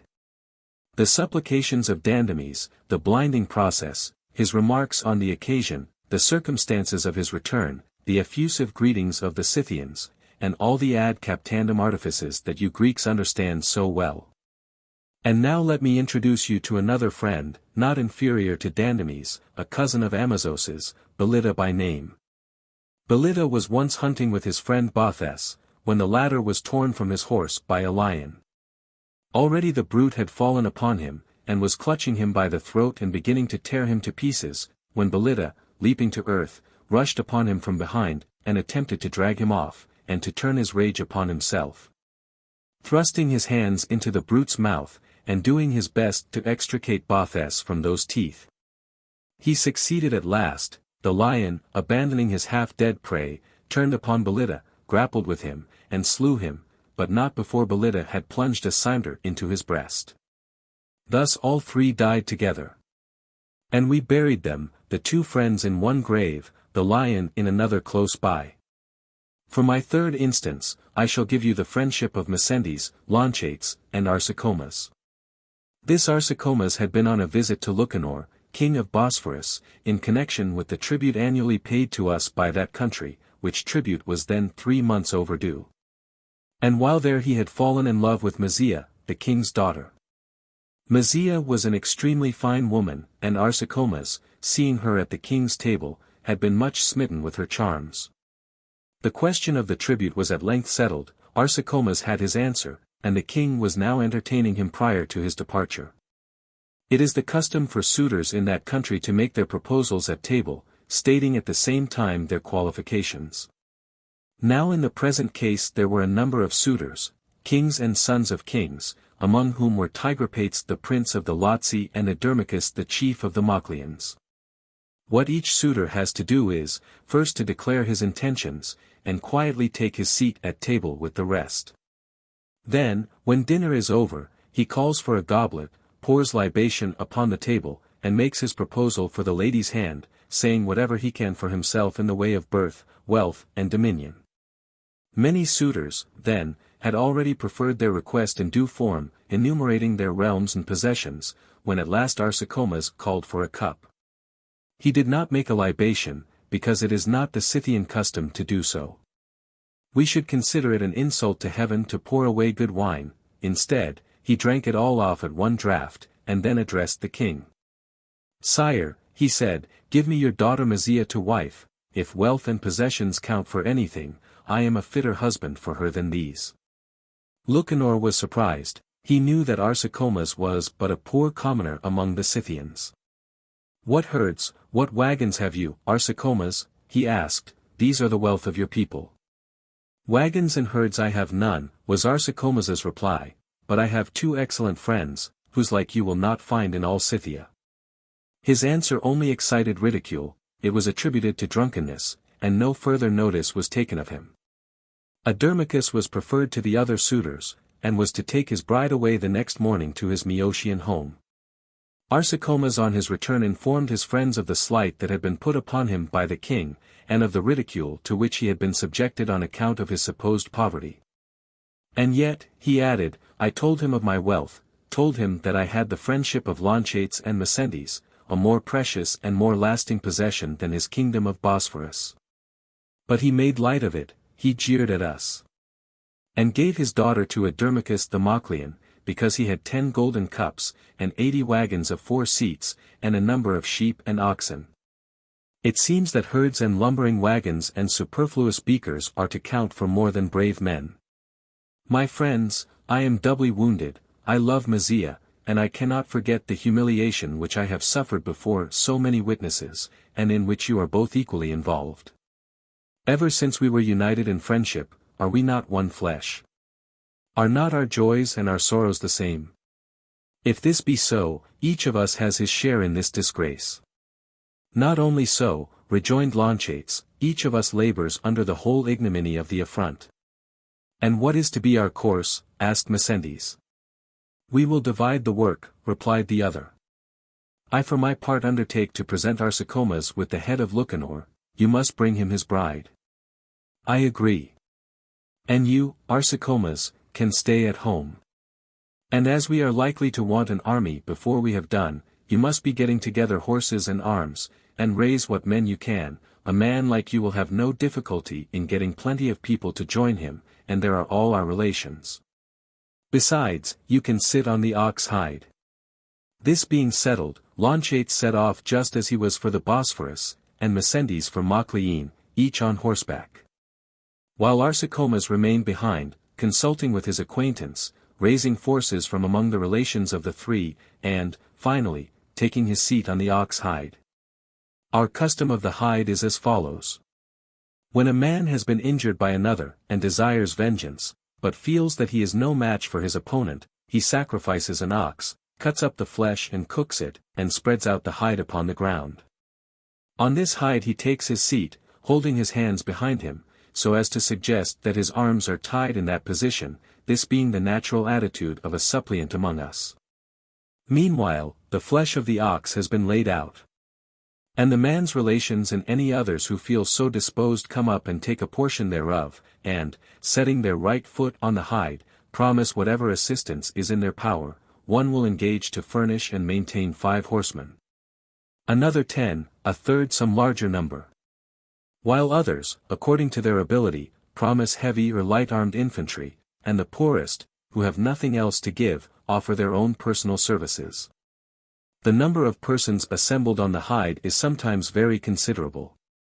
Nor could any troops be more reliable or more invincible than those which are collected in this manner, being as they are under a vow, for the act of stepping on to the hide constitutes an oath.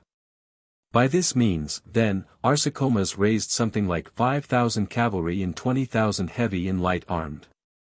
Meanwhile, Launchates arrived unknown in Bosphorus, and presented himself co the king, who was occupied at the moment in affairs of state.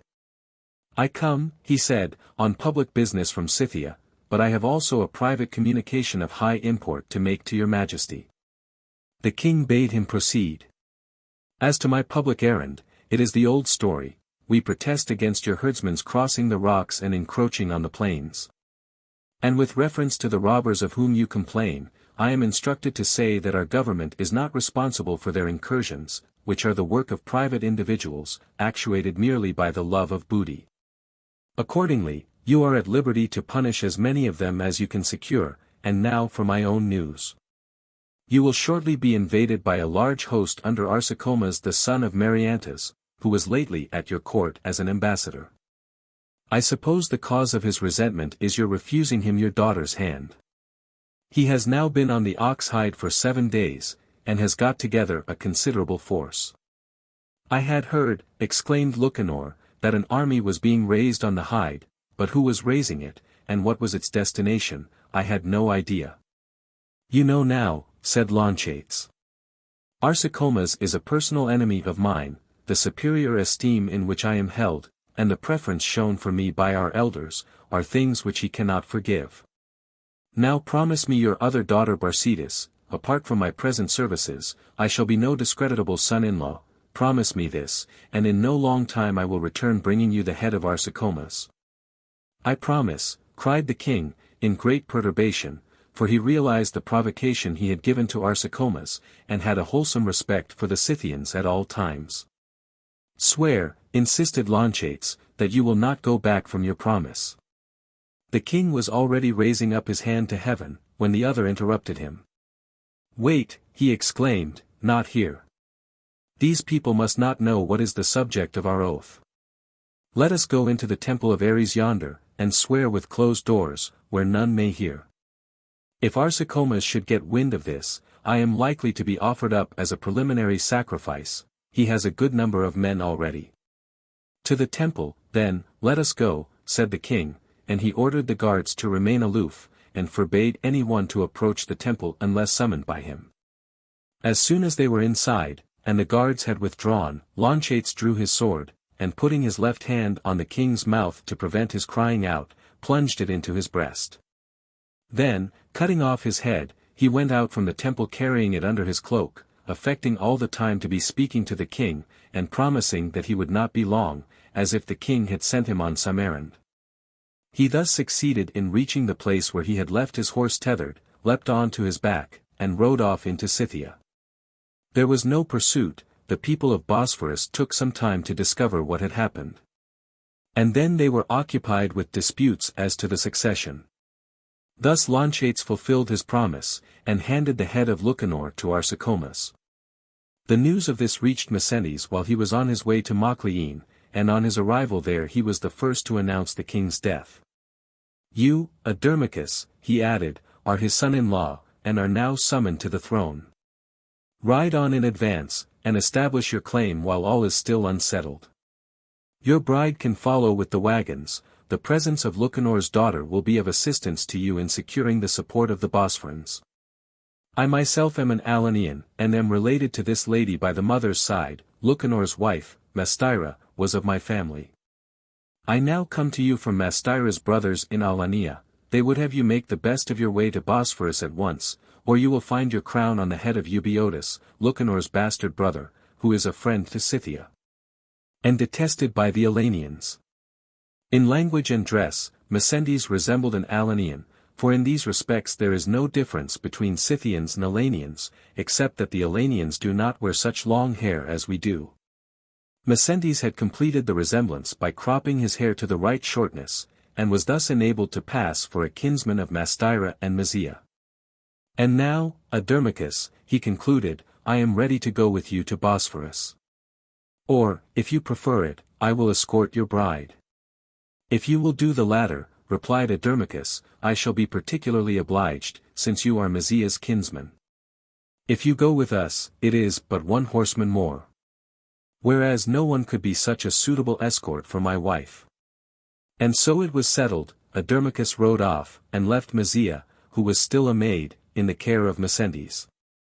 During the day, Messenides accompanied Mysia in the wagon, but at nightfall he placed her on horseback. He had taken care that there should be a horseman in attendance, and, mounting behind her, abandoned his former course along the Meotian lake, and struck off into the interior, keeping the Mytrian mountains on his right. He allowed Mysia some time for rest, and completed the whole journey from Mocleine to Scythia on the third day. His horse stood still for a few moments after arrival, and then dropped down dead. Behold, said Messenides, presenting Mysia to Arsacomas, behold your promised bride. Arsacomas, amazed at so unexpected a sight, was beginning to express his gratitude, but Messenides bade him hold his peace. You speak, he exclaimed, as if you and I were different persons, when you thank me for what I have done. It is as if my left hand should say to my right, thank you for tending my wound, thank you for your generous sympathy with my pain. That would be no more absurd than for us, who have long been united, and have become, so far as such a thing may be, one flesh, to make such ado because one part of us has done its duty by the whole. The limb is but serving its own interest in promoting the welfare of the body. And that was how Messenides received his friend's thanks. Adermachus, on hearing of the trick that had been played upon him, did not pursue his journey to Bosphorus. Indeed, Euboeotus was already on the throne, having been summoned thither from his home in Sarmatia. He therefore returned to his own country, collected a large army, and marched across the mountains into Scythia. He was presently followed by Euboeotus himself, at the head of a miscellaneous army of Greeks, together with 20,000 each of his Alanian and Sarmatian allies. The two joined forces, and the result was an army of 90,000 men, 1/3 of whom were mounted bowmen. We Scythians, I say we, because I myself took part in this enterprise, and was maintaining 100 horse on the hide. We Scythians then, numbering in all not much less than 30,000 men, including cavalry, awaited their onset. Under the command of Arsacomas. As soon as we saw them approaching, we too advanced, sending on our cavalry ahead. After a long and obstinate engagement, our lines were broken, and we began to give ground, and finally our whole army was cut clean in two. One half had not suffered a decisive defeat. With these it was rather a retreat than a flight, nor did the Elenians venture to follow up their advantage for any distance. But the other and smaller division was completely surrounded by the Elenians and Moclians, and was being shot down on every side by the copious discharge of arrows and javelins. The position became intolerable, and most of our men were beginning to throw down their arms. In this latter division were Launchates and Messentes. They had borne the brunt of the attack, and both were wounded. Launchates had a spear thrust in his thigh, and Messentes, besides a cut on the head from an axe, had had his shoulder damaged by a pike. Arsacomas, seeing their condition, he was with us in the other division, could not endure the thought of turning his back on his friends. Plunging the spurs into his horse, and raising a shout, he rode through the midst of the enemy, with his cimeter raised on high. The Moclians were unable to withstand the fury of his onset, their ranks divided, and made way for him to pass. Having rescued his friends from their danger, he rallied the rest of the troops. And charging upon Adermachus brought down the cimeter on his neck, and cleft him in two as far as the waist. Adermachus once slain, the whole of the Moclians and Elenians soon scattered, and the Greeks followed their example. Thus did we turn defeat into victory, and had not night come to interrupt us, we should have pursued the fugitives for a considerable distance, slaying as we went. The next day came messengers from the enemy suing for reconciliation, the Bosphorans undertaking to double their tribute, and the Moclians to leave hostages. Whilst the Elenians promised to expiate their guilt by reducing the Scythians to submission, that tribe having been for some time in revolt against us. These terms we accepted, at the instance of Arsacomas and Launchates, who conducted the negotiations and concluded the peace. Such, Menippus, are the deeds that Scythians will do for friendship's sake. MNE. Truly deeds of high emprise. Quite a legendary look about them. With winds and cimeters good leave, I think a man might be excused for doubting their truth. Talks. Now, honestly, Menippus, does not that doubt look a little like envy? However, doubt if you will, that shall not deter me from relating other Scythian exploits of the same kind which have happened within my experience. MNE. Brevity, friend, is all I ask. Your story is apt to run away with you. Up hill and down dale you go, through Scythia and Mocliene, off again to Bosphorus, then back to Scythia, till my taciturnity is exhausted. Talks. I am schooled. Brevity you shall have, I will not run you off your ears this time. My next story shall be of a service rendered to myself, by my friend Scythians. Induced by the desire for Greek culture, I had left my home and was on my way to Athens. The ship put in at Amastris, which comes in the natural route from Scythia, being on the shore of the Euxine, not far from Carambes. Scythians, who had been my friend from childhood, bore me company on this voyage.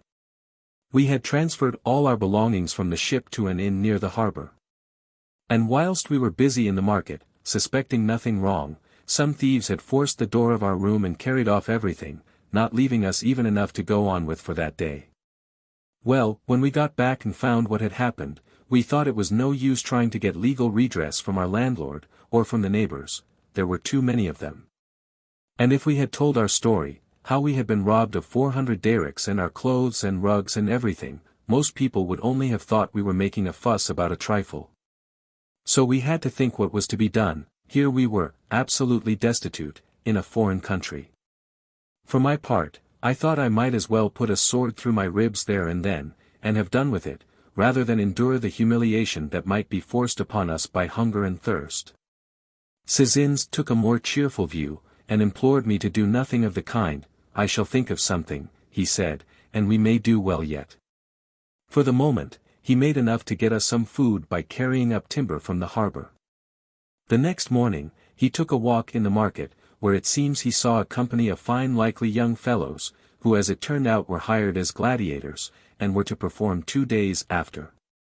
He found out all about them, and then came back to me. "Toxaris," he exclaimed, "consider your poverty at an end. In 2 days' time, I will make a rich man of you."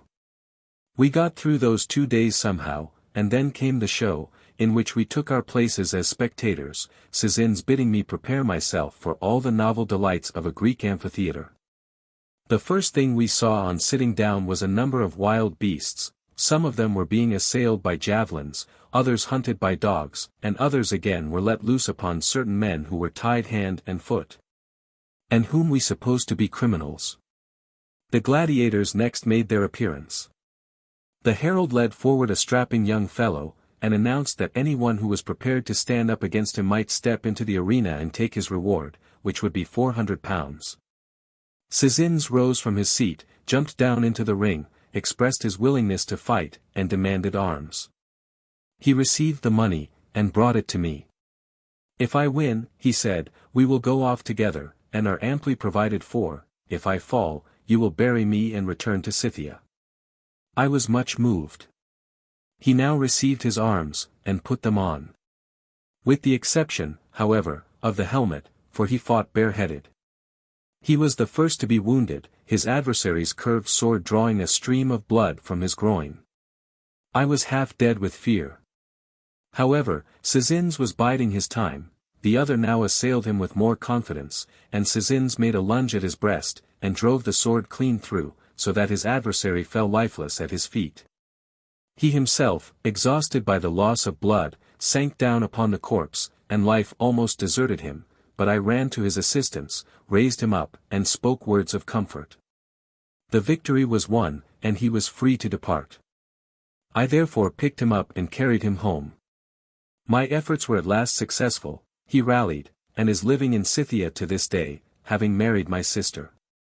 He is still lame, however, from his wound. Observe, this did not take place in Mocleine, nor yet in Alania. There is no lack of witnesses to the truth of the story this time. Many an Amastrian here in Athens would remember the fight of Sezins. One more story, that of Abachas, and I have done. Abachas once arrived in the capital of the Borysthenians, with his wife, of whom he was extremely fond, and 2 children. One, a boy, was still at the breast, the other was a girl of 7. With him also was his friend Jindanes, who was still suffering from the effects of a wound he had received on the journey. They had been attacked by some robbers, and Jindanes in resisting them had been stabbed in the thigh, and was still unable to stand on account of the pain. One night they were all asleep in the upper story, when a tremendous fire broke out. The whole building was wrapped in flames, and every means of exit blocked. Abachas started up, and leaving his sobbing children, and shaking off his wife, who clung to him and implored him to save her, he caught up his friend in his arms, and just managed to force his way down without being utterly consumed by the flames. His wife followed, carrying the boy, and bade the girl come after her, but, scorched almost to a cinder, she was compelled to drop the child from her arms, and barely succeeded in leaping through the flames. The little girl too only just escaped with her life. Abachas was afterwards reproached with having abandoned his own wife and children to rescue Jindanes. "I can beget other children easily enough," said he, "nor was it certain how these would turn out, but it would be long before I got such another friend as Jindanes. Of his affection I have been abundantly satisfied by experience. There, Menippus, you have my little selection. The next thing is to settle whether my hand or your tongue is to be amputated. Who is umpire? Mne. Umpire we have none, we forgot that. I tell you what, we have wasted our arrows this time, but some other day we will appoint an arbitrator, and submit other friendships to his judgment, and then off shall come your hand, or out shall come my tongue, as the case may be. Perhaps, though, this is rather a primitive way of doing things. As you seem to think a great deal of friendship, and as I consider it to be the highest blessing of humanity, what is there to prevent our vowing eternal friendship on the spot? We shall both have the satisfaction of winning then, and shall get a substantial prize into the bargain, 2 right hands each instead of 1, 2 tongues, 4 eyes, 4 feet, everything in duplicate. The union of 2 friends, or 3, let us say, is like Geryon in the pictures, a 6-handed, 3-headed individual. My private opinion is that there was not 1 Geryon, but 3 Geryons, all acting in concert, as friends should. Talks. Done with you, then. Mne. And, Taxaris, we will dispense with the blood and cinder ceremony. Our present conversation, and the similarity of our aims, are a much better security than that sanguinary cup of yours. Friendship, as I take it, should be voluntary, not compulsory. Talks. Well said. From this day, I am your friend, you mine, I your guest here in Greece, you mine if ever you come to Scythia. Mne. Scythia. I would go further than Scythia, to meet with such friends as Taxaris's narratives have shown him to be. Zeus Cross-Examined. Cynicus. Zeus.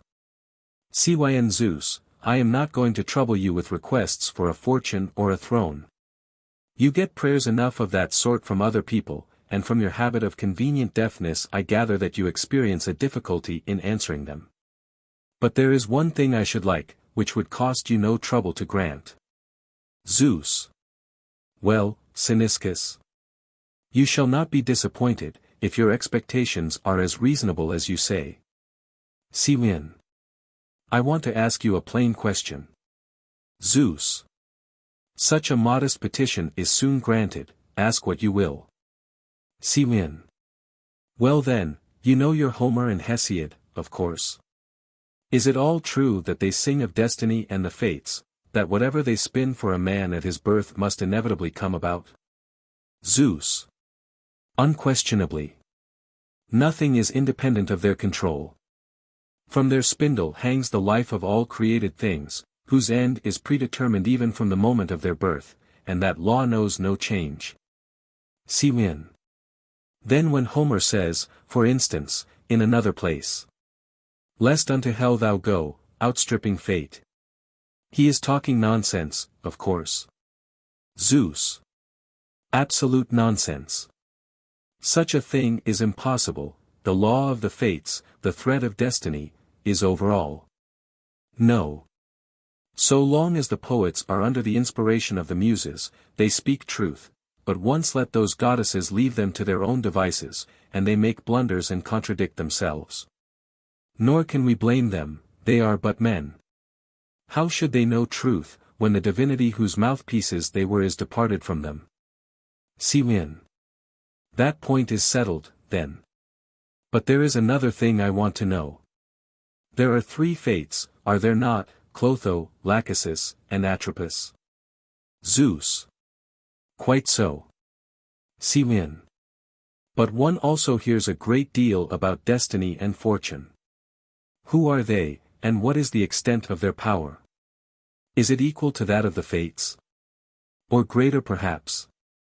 People are always talking about the insuperable might of fortune and destiny. Zeus. It is not proper, Cynicus, that you should know all. But what made you ask me about the fates? Cyn. Ah, you must tell me one thing more first. Do the fates also control you gods? Do you depend from their thread? Zeus. We do. Why do you smile? Cyn. I was thinking of that bit in Homer, where he makes you address the gods in council, and threaten to suspend all the world from a golden cord.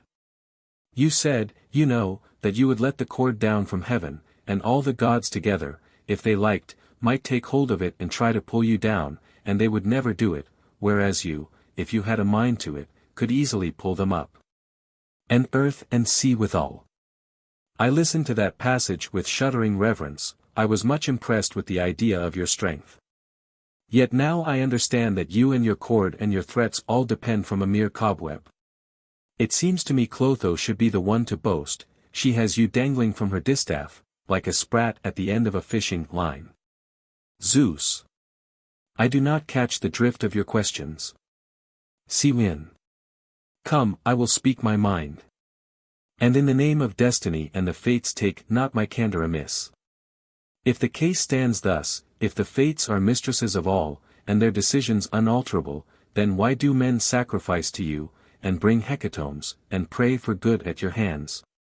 If our prayers can neither save us from evil nor procure us any boon from heaven, I fail to see what we get for our trouble. Zeus. These are nice questions. I see how it is, you have been with the Sophists, accursed race. Who would deny us all concern in human affairs? Yes, these are just the points they raise, impiously seeking to pervert mankind from the way of sacrifice and prayer. It is all thrown away, forsooth. The gods take no thought for mankind. They have no power on the earth. Ah well, they will be sorry for it some day. Cewin. Now, by Clotho's own spindle, my questions are free from all sophistic taint. How it has come about, I know not. But one word has brought up another, and the end of it is, there is no use in sacrifice. Let us begin again. I will put you a few more questions, answer me frankly, but think before you speak, this time. Zeus. Well. If you have the time to waste on such tomfoolery. Cewin. Everything proceeds from the fates, you say. Zeus. Yes. Cewin. And is it in your power to unspin what they have spun? Zeus. It is not. Cyn shall I proceed, or is the inference clear? Zeus. Oh, clear enough. But you seem to think that people sacrifice to us from ulterior motives, that they are driving a bargain with us, buying blessings, as it were. Not at all, it is a disinterested testimony to our superior merit. Cewin. There you are, then. As you say, sacrifice answers no useful purpose, it is just our good-natured way of acknowledging your superiority. And mind you, if we had a sophist here, he would want to know all about that superiority. You are our fellow slaves, he would say, if the fates are our mistresses, they are also yours. Your immortality will not serve you, that only makes things worse. We mortals, after all, are liberated by death, but for you there is no end to the evil. That long thread of yours means eternal servitude. Zeus. But this eternity is an eternity of happiness, the life of gods is one round of blessings. Cewin. Not all gods' lives. Even in heaven there are distinctions, not to say mismanagement. You are happy, of course, you are king, and you can haul up earth and sea as it were a bucket from the well. But look at Hephaestus, a cripple, a common blacksmith. Look at Prometheus, he gets nailed up on Caucasus. And I need not remind you that your own father lies fettered in Tartarus at this hour. It seems, too, that gods are liable to fall in love, and to receive wounds, nay, they may even have to take service with mortal men. Witness your brother Poseidon and Apollo, servants to Laomedon and to Admetus. I see no great happiness in all this, some of you I dare say have a very pleasant time of it, but not so others. I might have added, that you are subject to robbery like the rest of us, your temples get plundered, and the richest of you becomes a pauper in the twinkling of an eye. To more than one of you it has even happened to be melted down, if he was a gold or a silver god. All destiny, of course. Zeus. Take care, Cynicus, you are going too far. You will repent of this one day. Cewin. Spare your threats, you know that nothing can happen to me, except what fate has settled first. I notice, for instance, that even temple robbers do not always get punished, most of them, indeed, slip through your hands. Not destined to be caught, I suppose. Zeus. I knew it. You are one of those who would abolish providence. Cewin. You seem to be very much afraid of these gentlemen, for some reason. Not one word can I say, but you must think I picked it up from them. Oblige me by answering another question, I could desire no better authority than yours. What is this Providence? Is she a fate too? Or some greater, a mistress of the fates? Zeus. I have already told you that there are things which it is not proper for you to know. You said you were only going to ask me one question, instead of which you go on quibbling without end. I see what it is you are at, you want to make out that we gods take no thought for human affairs. Win. It is nothing to do with me, it was you who said just now that the fates ordained everything. Have you thought better of it? Are you going to retract what you said? Are the gods going to push destiny aside and make a bid for government? Zeus. Not at all, but the fates work through us. Win. I see, you are their servants, their underlings. But that comes to the same thing, it is still they who design, you are only their tools, their instruments. Zeus. How do you make that out? Win. I suppose it is pretty much the same as with a carpenter's adze and drill, they do assist him in his work, but no one would describe them as the workman. We do not say that a ship has been turned out by such and such an adze, or by such and such a drill, we name the shipwright. In the same way, destiny and the fates are the universal shipwrights, and you are their drills and adzes. And it seems to me that instead of paying their respects and their sacrifices to you, men ought to sacrifice to destiny, and implore her favors. Though even that would not meet the case, because I take it that things are settled once and for all, and that the fates themselves are not at liberty to chop and change. If some one gave the spindle a turn in the wrong direction, and undid all Clotho's work, Atropos would have something to say on the subject. Zeus. So. You would deprive even the fates of honor. You seem determined to reduce all to one level. Well, we gods have at least one claim on you, we do prophesy and foretell what the fates have disposed. Win. Now even granting that you do, what is the use of knowing what one has to expect, when one can by no possibility take any precautions? Are you going to tell me that a man who finds out that he is to die by a steel point can escape the doom by shutting himself up? Not he. Fate will take him out hunting, and there will be his steel, Adrastus will hurl his spear at the boar, miss the brute, and get Croesus's son, fate's inflexible law directs his aim. The full absurdity of the thing is seen in the case of Laius. Seek not for offspring in the gods' despite. Beget a child, and thou begetst thy slayer. Was not this advice superfluous, seeing that the end must come? Accordingly we find that the oracle does not deter Laius from begetting a son, nor that son from being his slayer. On the whole, I cannot see that your prophecies entitle you to reward, even setting aside the obscurity of the oracles, which are generally contrived to cut both ways. You omitted to mention, for instance, whether Croesus, the Halles crossed, should destroy his own or Cyrus's mighty realm. It might be either, so far as the oracle goes. Zeus. Apollo was angry with Croesus. When Croesus boiled that lamb and tortoise together in the cauldron, he was making trial of Apollo. Cyn gods ought not to be angry. After all, I suppose it was fated that the Lydian should misinterpret that oracle. His case only serves to illustrate that general ignorance of the future, which destiny has appointed for mankind. At that rate, your prophetic power too seems to be in her hands. Zeus. You leave us nothing, then. We exercise no control, we are not entitled to sacrifice, we are very drills and adzes. But you may well despise me, why do I sit here listening to all this, with my thunderbolt beneath my arm? Cyn nay, smite, if the thunderbolt is my destiny.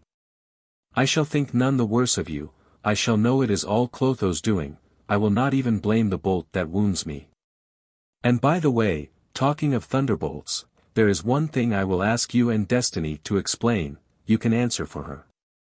Why is it that you leave all the pirates and temple robbers and ruffians and perjurers to themselves, and direct your shafts, as you are always doing, against an oak tree or a stone or a harmless mast, or even an honest, God-fearing traveler? No answer. Is this one of the things it is not proper for me to know? Zeus. It is, Cynicus. You are a meddlesome fellow, I don't know where you picked up all these ideas. Cyn. Well, I suppose I must not ask you all, Providence and destiny in you, why honest Phocion died in utter poverty and destitution, like Aristides before him, while those two unwhipped puppies, Callias and Alcibiades, and the ruffian Midias, and that Aeginetan libertine Charops, who starved his own mother to death, were all rolling in money. Nor again why Socrates was handed over to the 11 instead of Meletus. Nor yet why the effeminate Sardanapalus was a king, and one high-minded Persian after another went to the cross for refusing to countenance his doings. I say nothing of our own days, in which villains and money-grubbers prosper, and honest men are oppressed with want and sickness and 1,000 distresses, and can hardly call their souls their own. Zeus. Surely you know, Cynicus, what punishments await the evil-doers after death, and how happy will be the lot of the righteous. Win. Ah, to be sure, Hades, Tityus, Tantalus. Whether there is such a place as Hades, I shall be able to satisfy myself when I die. In the meantime, I had rather live a pleasant life here, and have a score or so of vultures at my liver when I am dead, than thirst like Tantalus in this world, on the chance of drinking with the heroes in the Isles of the Blessed, and reclining in the fields of Elysium. Zeus. What? You doubt that there are punishments and rewards to come? You doubt of that judgment seat before which every soul is arraigned? Win. I have heard mention of a judge in that connection, one Minos, a Cretan. Ah, yes, tell me about him. They say he is your son. Zeus. And what of him? Cyn whom does he punish in particular? Zeus.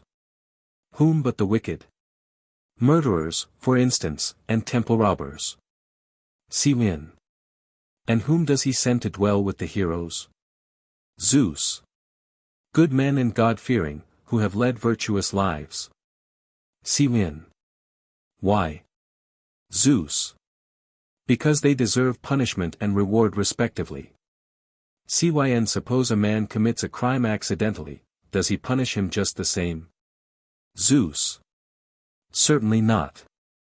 Win. Similarly, if a man involuntarily performed a good action, he would not reward him.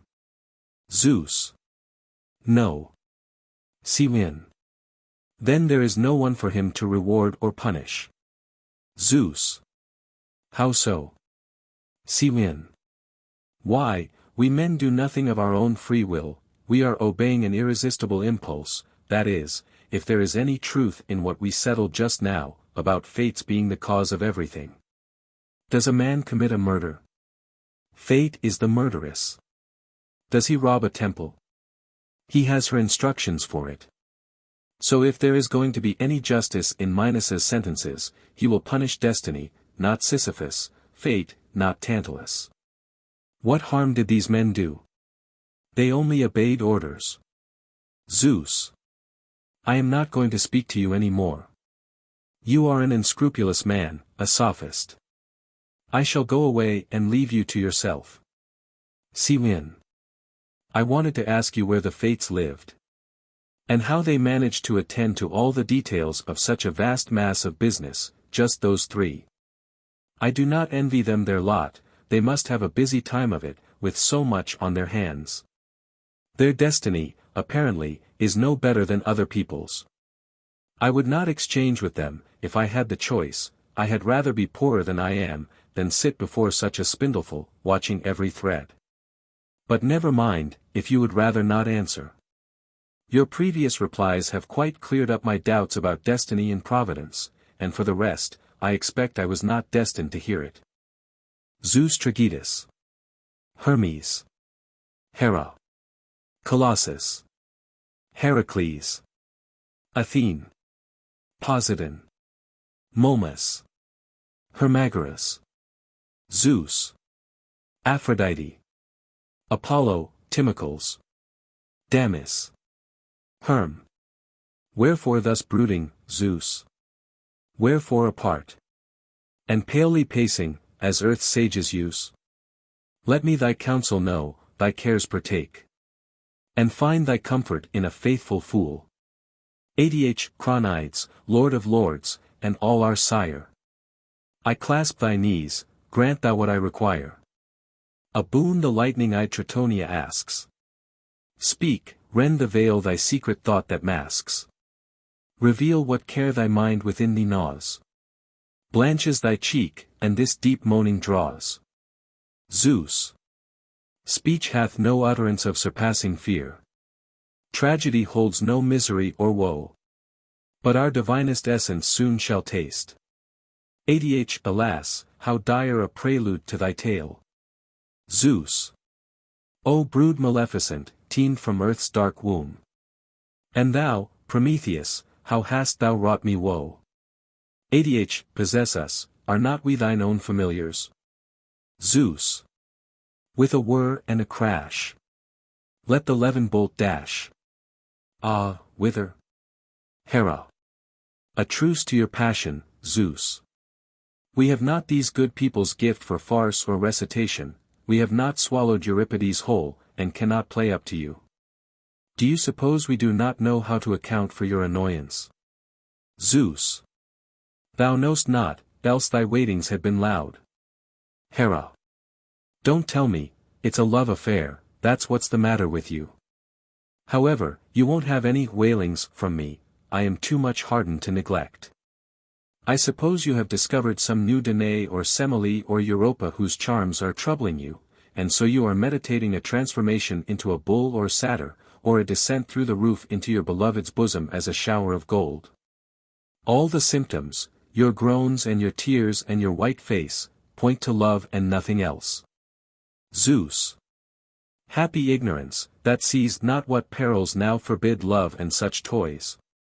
Hera. Is your name Zeus, or not? And, if so, what else can possibly annoy you but love? Zeus. Hera, our condition is most precarious. It is touch and go, as they call it, whether we are still to enjoy reverence and honor from the earth, or be utterly neglected and become of no account. Hera. Has earth produced a new brood of giants? Have the Titans broken their chains, overpowered their guards, and taken up arms against us once more? Zeus. Nay, fear not that, hell threatens not the gods. Hera. What can the matter be, then? To hear you, one might think it was Polus or Aristodemus, not Zeus, and why, pray, if something of that sort is not bothering you? Zeus. My dear, a discussion somehow arose yesterday between Timocles the Stoic and Damis the Epicurean. There was a numerous and respectable audience, which particularly annoyed me, and they had an argument on the subject of providence. Damis questioned the existence of the gods, and utterly denied their interest in or government of events, while Timocles, good man, did his best to champion our cause. A great crowd gathered round, but no conclusion was reached. They broke up with an understanding that the inquiry should be completed another day, and now they are all agog to see which will win and prove his case. You all see how parlous and precarious is our position, depending on a single mortal. These are the alternatives for us, to be dismissed as mere empty names, or, if Timocles prevails, to enjoy our customary honors. Hera. This is really a serious matter, your ranting was not so uncalled for, Zeus. Zeus. You fancied me thinking of some Danae or Antiope, and this was the dread reality. Now, Hermes, Hera, Athene, what is our course? We await your contribution to our plans. Herm. My opinion is that an assembly be summoned and the community taken into council. Hera. And I concur. Sire, I dissent entirely. You should not fill heaven with apprehensions, nor let your own uneasiness be visible, but take private measures to assure Timocles' victory in Damis's being laughed out of court. Herm. It cannot be kept quiet, Zeus. The philosophers' debate is public, and you will be accused of despotic methods, if you maintain reserve on a matter of so great and general interest. Zeus. Make proclamation and summon all, then. I approve your judgment. Herm. Here, assemble, all ye gods, don't waste time, come along, here you are, we are going to have an important meeting. Zeus. What, Hermes? So bald, so plain, so prosy an announcement, on this momentous occasion? Why, how would you like it done? Zeus. Some meter, a little poetic sonority, would make the style impressive, and they would be more likely to come. Ah, Zeus, that is work for epic poets or reciters, and I am no good at poetry. I should be sure to put in too many feet, or leave out some, and spoil the thing. They would only laugh at my rude verses. Why, I've known Apollo himself laughed at for some of his oracles. And prophecy has the advantage of obscurity, which gives the hearers something better to do than scanning verses.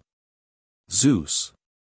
Well, Hermes, you can make lines from Homer the chief ingredient of your composition, summon us in his words. You remember them, of course.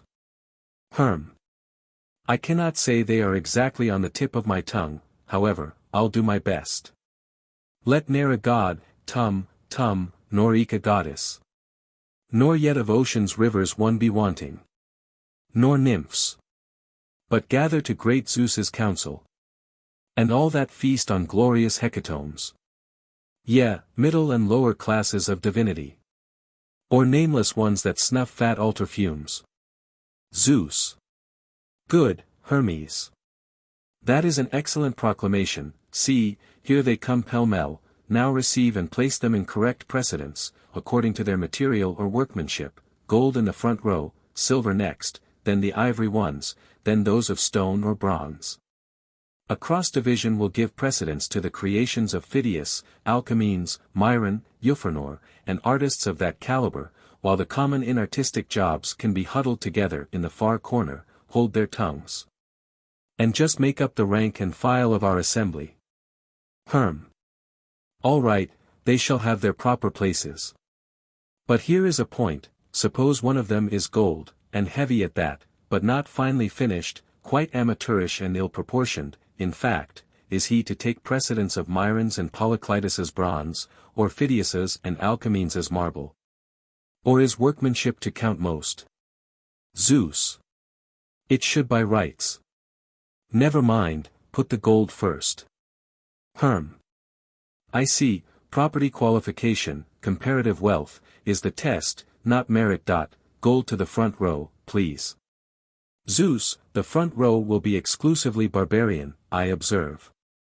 You see the peculiarity of the Greek contingent, they have grace and beauty and artistic workmanship, but they are all marble or bronze, the most costly of them only ivory with just an occasional gleam of gold, the merest surface plating. And even those are wood inside, harboring whole colonies of mice. Whereas Bendis here, Anubis there, Attis next door, and Mithras and men, are all of solid gold, heavy and intrinsically precious. Pos. Hermes, is it in order that this dog-faced Egyptian person should sit in front of me, Poseidon? Certainly. You see, Earth-shaker, the Corinthians had no gold at the time, so Lysippus made you of paltry bronze. Dog-face is a whole gold mine richer than you. You must put up with being moved back, and not object to the owner of such a golden snout being preferred. Af. Then, Hermes, find me a place in the front row, I am golden. Not so, Aphrodite, if I can trust my eyes, I am purblind, or you are white marble, you were quarried, I take it, from Pentelicus, turned by Praxiteles' fancy into Aphrodite, and handed over to the Cnidians. Af. Wait. My witness is unexceptionable, Homer. The golden Aphrodite, he calls me, up and down his poems. Oh, yes, no doubt, he called Apollo rich, rolling in gold, but now where will you find Apollo? Somewhere in the third-class seats. His crown has been taken off and his harp pegs stolen by the pirates, you see. So you may think yourself lucky with a place above the fourth. Colonel Well, who will dare dispute my claim? Am I not the sun? And look at my height. If the Rhodians had not decided on such grandiose dimensions for me, the same outlay would have furnished forth a round dozen of your golden gods, I ought to be valued proportionally. And then, besides the size, there is the workmanship and careful finish. What shall I do, Zeus? Here is a difficulty again, too much for me. Going by material, he is bronze. But, reckoning the talents his bronze cost, he would be above the first class. Zeus. What business has he here dwarfing the rest and blocking up all the bench? Why, my excellent Rhodian, you may be as superior to the golden ones as you will. But how can you possibly go in the front row? Every one would have to get up, to let you sit, half that broad beam of yours would fill the whole house. I must ask you to assist our deliberation standing, you can bend down your head to the meeting. Now here is another problem. Both bronze, equal aesthetically, being both from Lysippus's studio, and, to crown all, nothing to choose between them for birth, two sons of yours, Zeus, Dionysus and Heracles. Which is to be first? You can see for yourself, they mean to stand upon their order. Zeus. We are wasting time, Hermes, the debate should have been in full swing by now. Tell them to sit anyhow, according to taste. We will have an ad hoc meeting another day, and then I shall know how to settle the question of precedence. My goodness, what a noise! What low vulgar bawling! Listen, hurry up with that carving. Do pass the nectar. Why no more ambrosia? When are those hecatombs coming? Here, shares in that victim. Zeus. Call them to order, Hermes, this nonsense must cease, before I can give them the order of the day. They do not all know Greek. And I haven't the gift of tongues, to make myself understood by Scythians and Persians and Thracians and Celts. Perhaps I had better hold up my hand and signal for silence. Zeus. Do. Good. They are as quiet as if they were so many teachers of elocution. Now is the time for your speech, see, they are all hanging on your lips. Zeus. Why, there is something wrong with me, Hermes, my boy, I will be frank with you. You know how confident and impressive I always was as a public speaker. I know, I used to be in such a fright, you threatened sometimes to let down your golden cord and heave up earth and sea from their foundations, gods included. Zeus. But today, my child, it may be this terrible crisis, it may be the size of the audience, there is a vast number of gods here, isn't there? Anyhow, my thoughts are all mixed, I shiver, my tongue seems tied. What is most absurd of all, my exordium is gone clean out of my head, and I had prepared it on purpose to produce a good impression at the start. You have spoiled everything, Zeus. They cannot make out your silence. They are expecting to hear of some terrible disaster, to account for your delay. Zeus. What do you think? Reel off the exordium in Homer? Which one? Zeus. Lend me your ears, gods all and goddesses. Rubbish. You made quite exhibition enough of yourself in that vein in our cabinet council. However, you might, if you like, drop your metrical fustian, and adapt any one of Demosthenes's Philippics with a few alterations. That is the fashionable method with speakers nowadays. Zeus. Ah, that is a royal road to eloquence, simplifies matters very much for a man in difficulties. Go ahead, then. Zeus. Men of heaven, I presume that you would be willing to pay a great price, if you could know what in the world has occasioned the present summons. Which being so, it is fitting that you should give a ready hearing to my words. Now, whereas the present crisis, Hevenians, may almost be said to lift up a voice and bid us take vigorous hold on opportunity, it seems to me that we are letting it slip from our nerveless grasp. And I wish now, I can't remember any more, to exhibit clearly to you the apprehensions which have led to my summoning you.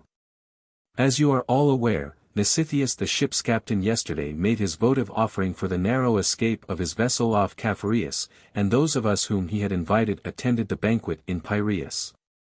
After the libations you went your several ways.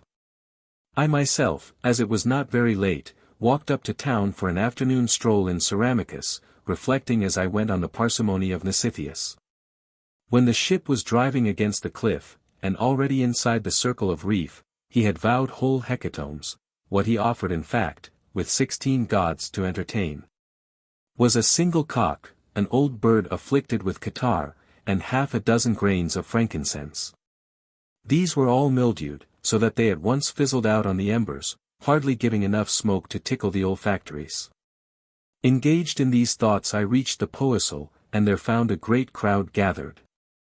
There were some inside the portico, a large number outside, and a few seated on the benches vociferating as loud as they could. Guessing correctly that these were philosophers of the militant variety, I had a mind to stop and hear what they were saying. I was enveloped in a good thick cloud, under cover of which I assumed their habit, lengthened my beard, and so made a passable philosopher. Then I elbowed my way through the crowd and got in undetected. I found an accomplished scoundrel and a pattern of human virtue at daggers drawn. They were Damis the Epicurean and Timocles the Stoic. The latter was bathed in perspiration, and his voice showed signs of wear, while Damis goaded him on to further exertions with mocking laughter. The bone of contention was ourselves. Damis, the reptile, maintained that we did not concern ourselves in thought or act with human affairs, and practically denied our existence. That was what it came to. And he found some support. Timocles was on our side, and loyally, passionately, unshrinkingly did he champion the cause. He extolled our providence, and illustrated the orderly discerning character of our influence and government. He too had his party. But he was exhausted and quite husky, and the majority were inclining to Damis. I saw how much was at stake, and ordered night to come on and break up the meeting. They accordingly dispersed, agreeing to conclude the inquiry next day. I kept among the crowd on its way home, heard its commendations of Damis, and found that his views were far the more popular, though some still protested against condemning Timocles out of hand, and preferred to see what he would say for himself tomorrow. You now know the occasion of this meeting, no light one, ye gods, if you reflect how entirely our dignity, our revenue, our honor, depend on mankind. If they should accept as true either our absolute non-existence or, short of that, our indifference to them, farewell to our earthly sacrifices, attributes, honors, we shall sit starving and ineffectual in heaven. Our beloved feasts and assemblies, games and sacrifices, vigils and processions, all will be no more. So mighty is the issue, believe me, it behoves us all to search out salvation, and where lies salvation? In the victory and acceptance of Timocles, in laughter that shall drown the voice of Damis. For I doubt the unaided powers of Timocles, if our help be not accorded him. Hermes, make formal proclamation, and let the debate commence. Herm. Here, keep silence, clamor not. Of full and qualified gods, speak who will. Why, what means this? Doth none rise? Cower ye confounded at these momentous tidings? Mo. Away, ye dull as earth, as water weak. But I could find plenty to say, Zeus, if free speech were granted me. Zeus. Speak, Momus, and fear not. You will use your freedom, surely, for the common good. Mo here, then, ye gods, for out of the abundance of the heart the mouth speaketh. You must know, I foresaw all this clearly, our difficulty, the growth of these agitators, it is ourselves who are responsible for their impudence. I swear to you, we need not blame Epicurus nor his friends and successors, for the prevalence of these ideas. Why, what can one expect men to think, when they see all life topsy-turvy, the good neglected, pining in poverty, disease, and slavery, detestable scoundrels honored, rolling in wealth, and ordering their betters about? Temple robbers undetected and unpunished, the innocent constantly crucified and bastinadoed. With this evidence before them, it is only natural they should conclude against our existence. All the more when they hear the oracles saying that someone, the Halles crossed, o'erthrows a mighty realm, but not specifying whether that realm is his own or his enemy's. Or again, O sacred Salamis, thou shalt slay full many a mother's son.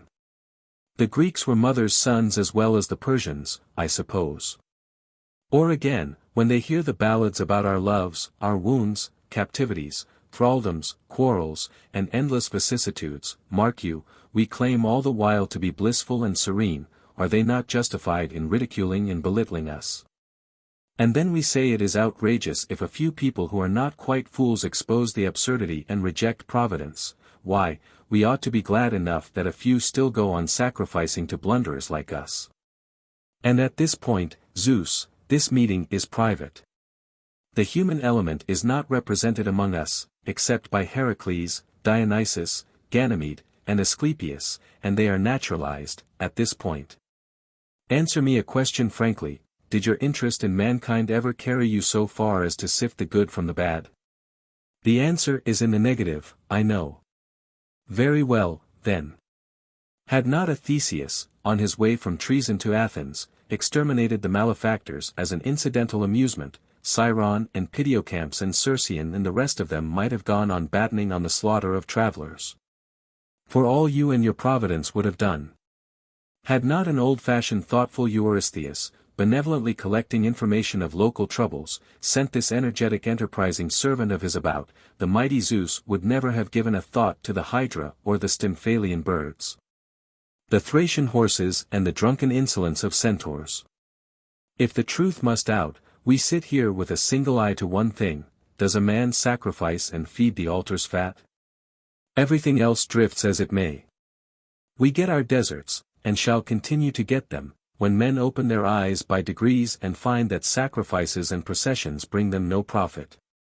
Before long you will find we are the laughingstock of people like Epicurus, Metrodorus, Damis, who will have mastered and muzzled our advocates. With whom does it lie to check and remedy this state of things? Why, with you, who have brought it on. As for Momus, what is dishonor to him? He was never among the recipients of honor, while you were still prosperous, your banquetings were too exclusive. Zeus. He was ever a cross-grained censor, we need not mind his maundering, gods.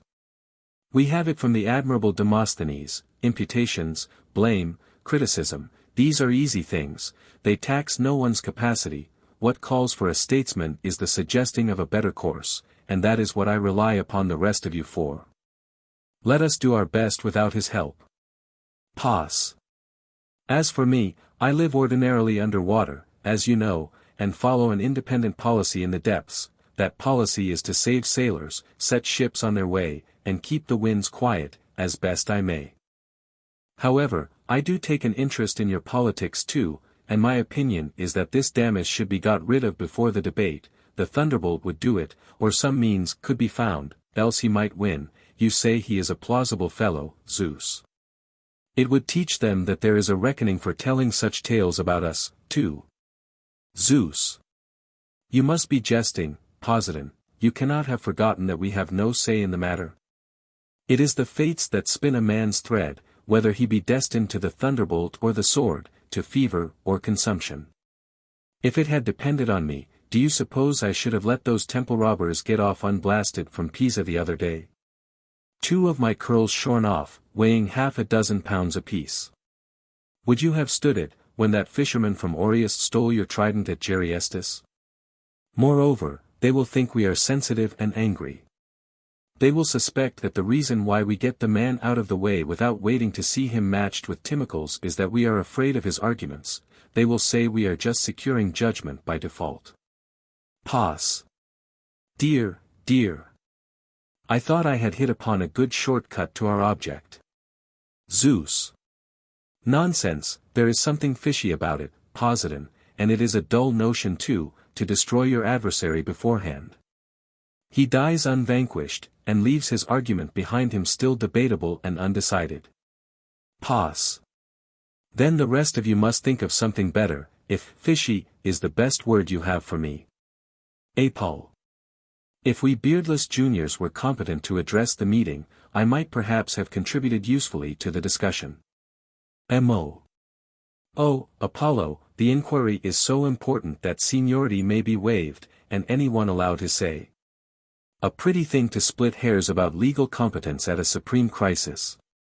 But you are surely qualified by this time, your minority is prehistoric, your name is on the Privy Council roll, your senatorial rank dates back almost to Cronus. Pray spare us these juvenile airs, and give us your views freely. You need not be bashful about your smooth chin, you have a father's rights in Asclepius's great bush of a beard.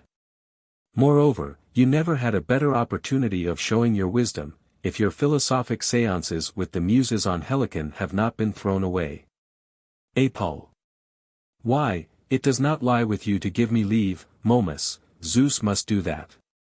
And if he bids, I may find words that shall be not all uncultured, but worthy of my Heliconian studies. Zeus. Speak, son, thou hast my leave. Apol. This Timocles is a good pious man, and an excellent Stoic scholar. His learning has gained him a wide and paying connection among young men, in private lessons his manner is indeed very convincing. But in public speaking he is timid, cannot produce his voice, and has a provincial accent. The consequence is, he gets laughed at in company, lacks fluency, stammers and loses his thread, especially when he emphasizes these defects by an attempt at flowers of speech. As far as intelligence goes, he is extremely acute and subtle, so the Stoic experts say, but he spoils it all by the feebleness of his oral explanations. He is confused and unintelligible, deals in paradoxes, and when he is interrogated, explains ignotum per ignotius, his audience does not grasp his meaning, and therefore laughs at him. I think lucidity a most important point. There is nothing one should be so careful about as to be comprehensible. M.O. You praise lucidity, Apollo, your theory is excellent, though your practice does not quite conform. Your oracles are crooked and enigmatic, and generally rely upon a safe ambiguity. A second prophet is required to say what they mean. But what is your solution of the problem? How are we to cure Timocles of the impediment in his speech? Apol. If possible, we should provide him with an able counsel, there are plenty such, to be inspired by him and give adequate expression to his ideas. M.O. Your sapience is beardless indeed, in statu pupillari, one may say. A learned gathering, Timocles with counsel by his side to interpret his ideas. Damis speaking in propria persona with his own tongue, his opponent employing a go-between into whose ears he privately pours inspiration, and the go-between producing ornate periods, without, I dare say, understanding what he is told, most entertaining for the listeners. We shall get nothing out of that device. But, Reverend Sir, you claim the gift of prophecy, and it has brought you in good pay, golden ingots on one occasion, why not seize this opportunity of exhibiting your art? You might tell us which of the disputants will win, a prophet knows the future, of course. Apol. I have no tripod or incense here, no substitute for the divining well of Castaly. M.O. Aha. You are caught. You will not come to the scratch. Zeus. Speak, my son, in spite of all, give not this enemy occasion to blaspheme, let him not flout thy powers with tripod and water and frankincense, as though thine art were lost without them.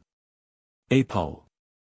Father, it were better done at Delphi or at Colophon, with all the customary instruments to hand. Yet, bare and unprovided as I am, I will essay to tell whether of them twain shall prevail to. If the meter is a little rough, you must make allowances. M.O. Go on, then, but remember, Apollo, lucidity, no able counsel, no solutions that want solving themselves. It is not a question of lamb and tortoise boiling 57 in Lydia now, you know what we want to get at. Zeus. What will thine utterance be? How dread, even now, is the making ready. The altered hue, the rolling eyes, the floating locks, the frenzied gesture, all is possession, horror, mystery. Apol. Who lists may hear Apollo's soothfast read. Of stiff debate, heroic challenge ringing.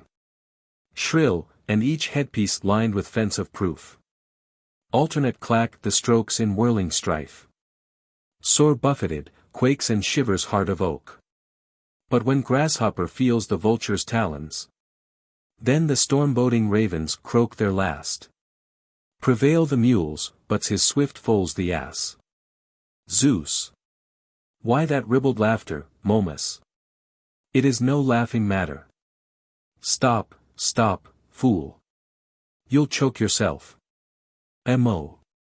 Well, such a clear simple oracle puts one in spirits. Zeus. Indeed? Then perhaps you will kindly expound it. M.O. No need of a Themistocles this time, it is absolutely plain.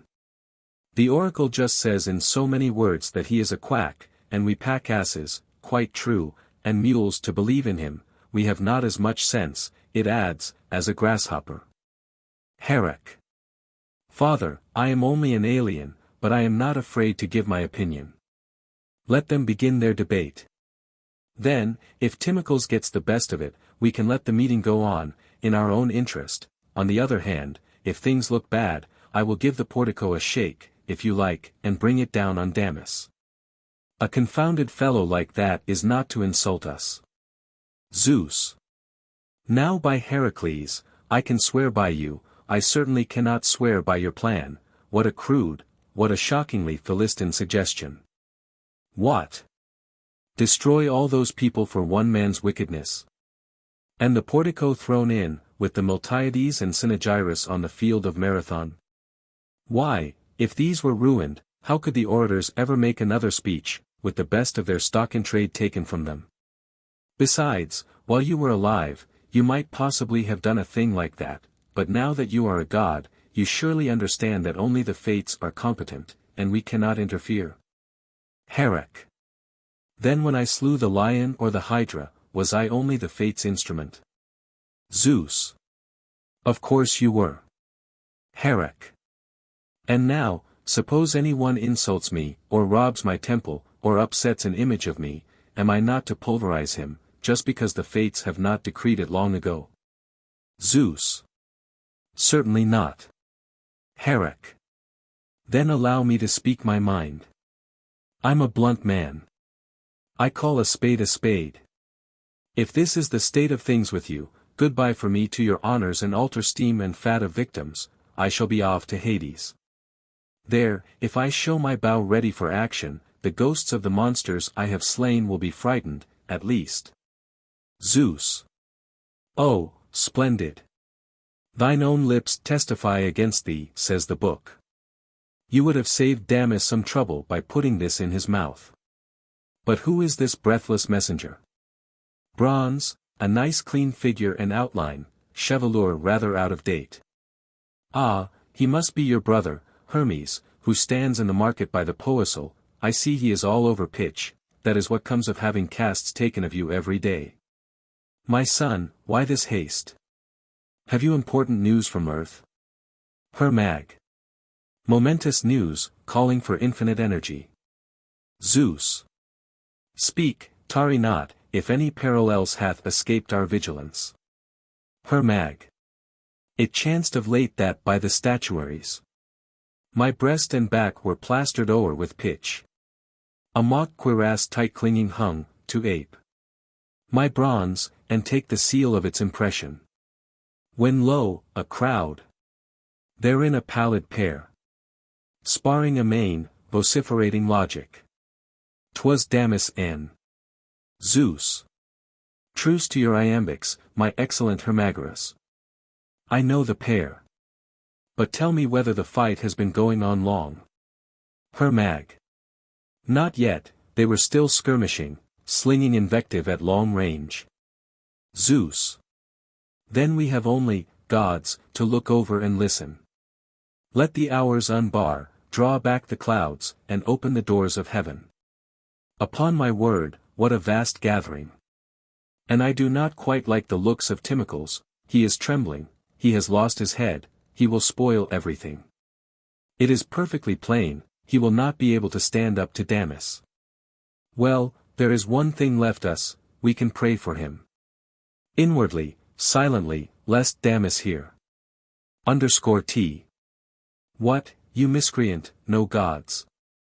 No providence? Duh. No, no. You answer my question first, what makes you believe in them? T. None of that, now, the underscore onus probandi underscore is with you, scoundrel. Duh. None of that, now, it is with you. Zeus underscore. At this game ours is much the better man, louder voiced, rougher tempered.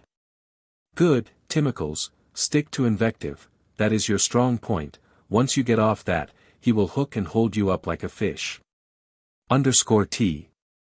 I solemnly swear I will not answer first. Duh. Well, put your questions, then, so much you score by your oath. But no abuse, please. T. Done. Tell me, then, and be damned to you, do you deny that the gods exercise providence? Duh. I do. T. What, are all the events we see uncontrolled, then? The yes. T. And the regulation of the universe is not under any god's care? The no. T.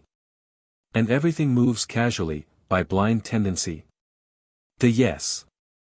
T. Gentlemen, can you tolerate such sentiments? Stone the blasphemer. Duh. What do you mean by hounding them against me? Who are you, that you should protest in the God's name? They do not even protest in their own. They have sent no judgment on me, and they have had time enough to hear me, if they have ears. T. They do hear you, they do, and some day their vengeance will find you out. The pray when are they likely to have time to spare for me? They are far too busy, according to you, with all the infinite concerns of the universe on their hands. That is why they have never punished you for your perjuries and, well, for the rest of your performances, let me say, not to break our compact about abuse. And yet I am at a loss to conceive any more convincing proof they could have given of their providence, than if they had trounced you as you deserve. But no doubt they are from home, t'other side of Oceanus, possibly, on a visit to the blameless Ethiopians. We know they have a way of going there to dinner, self-invited sometimes. T. What answer is possible to such ribaldry? Duh. The answer I have been waiting for all this time, you can tell me what made you believe in divine providence. T. Firstly, the order of nature, the sun running his regular course, the moon the same, the circling seasons, the growth of plants, the generation of living things, the ingenious adaptations in these latter for nutrition, thought, movement, locomotion. Look at a carpenter or a shoemaker, for instance, and the thing is infinite. All these effects, and no affecting providence. Duh. You beg the question, whether the effects are produced by providence is just what is not yet proved. Your description of nature I accept. It does not follow that there is definite design in it, it is not impossible that things now similar and homogeneous have developed from widely different origins. But you give the name order to mere blind tendency. And you will be very angry if one follows your appreciative catalogue of nature in all its variety, but stops short of accepting it as a proof of detailed providence. So, as the play says, here lurks a fallacy, bring me sounder proof. T. I cannot admit that further proof is required, nevertheless, I will give you one. Will you allow Homer to have been an admirable poet? Surely. T. Well, he maintains providence, and warrants my belief. The magnificent. Why, every one will grant you Homer's poetic excellence, but not that he, or any other poet for that matter, is good authority on questions of this sort. Their object, of course, is not truth, but fascination, they call in the charms of meter, they take tales for the vehicle of what instruction they give, and in short all their efforts are directed to pleasure. But I should be glad to hear which parts of Homer you pin your faith to.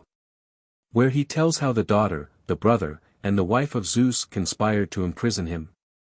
If Thetis had not been moved to compassion and called Briareus, you remember, our excellent Zeus would have been seized and manacled. And his gratitude to her induced him to delude Agamemnon with a lying dream, and bring about the deaths of a number of Greeks. Do you see? The reason was that, if he had struck and blasted Agamemnon's self with a thunderbolt, his double dealing would have come to light. Or perhaps you found the Diomede story most convincing. Diomede wounded Aphrodite, and afterwards Ares himself, at Athene's instigation, and then the gods actually fell to blows and went a-tilting, without distinction of sex. Athene overthrew Ares, exhausted no doubt with his previous wound from Diomede. And Hermes the stark and stanch gainst Leto stood. Or did you put your trust in Artemis? She was a sensitive lady, who resented not being invited to Ennius' banquet, and by way of vengeance sent a monstrous irresistible boar to ravage his country. Is it with tales like these that Homer has prevailed on you? Zeus _ Goodness me, what a shout, gods! They are all cheering Damis.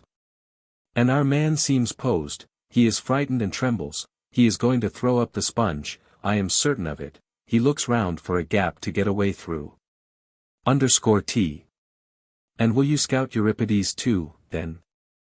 Again and again he brings gods on the stage, and shows them upholding virtue in the heroes, but chastising wickedness and impiety, like yours. Duh. My noble philosopher, if that is how the tragedians have convinced you, you have only two alternatives. You must suppose that divinity is temporarily lodged either in the actor, Apollos and Aristodemus, a satirist, or else in the actual masks. Buskins, long tunics, cloaks, gloves, stomachers, padding, and ornamental paraphernalia in general of tragedy, a manifest absurdity. For when Euripides can speak his own sentiments unfettered by dramatic necessity, observe the freedom of his remarks. Dost see this ether stretching infinite, and girdling earth with close yet soft embrace? That reckon thou thy Zeus, that name thy God.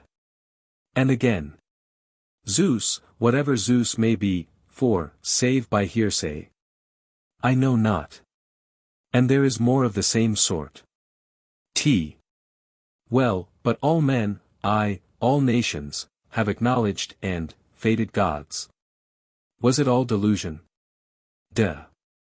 Thank you, a timely reminder. National observances show better than anything else how vague religious theory is. Confusion is endless, and beliefs as many as believers. Scythia makes offerings to a cimeter, Thrace to the Samian runaway Zeuxis, Phrygia to a month god, Ethiopia to a day goddess, Cyllene to falls, Assyria to a dove, Persia to fire, Egypt to water. In Egypt, though, besides the universal worship of water, Memphis has a private cult of the ox, Pelusium of the onion, other cities of the ibis or the crocodile, others again of baboon, cat, or monkey. Nay, the very villages have their specialties, one deifies the right shoulder, and another across the river the left, one a half-skull, another an earthenware bowl or platter. Come, my fine fellow, is it not all ridiculous? Mo_. What did I tell you, gods? All this was sure to come out and be carefully overhauled. Zeus. You did, Momus, and your strictures were justified. If once we come safe out of this present peril, I will try to introduce reforms. _T. Infidel. Where do you find the source of oracles and prophecies, if not in the gods and their providence? Duh. About oracles, friend, the less said the better. I shall ask you to choose your instances, you see. Will Apollo's answer to the Lydian suit you? That was as symmetrical as a double-edged knife, or say, it faced both ways, like those Hermes which are made double, alike whether you look at front or back. Consider, will Croesus's passage of the Halys destroy his own realm, or Cyrus's? Tet the wretched Sardian paid a long price for his ambidextrous hexameter.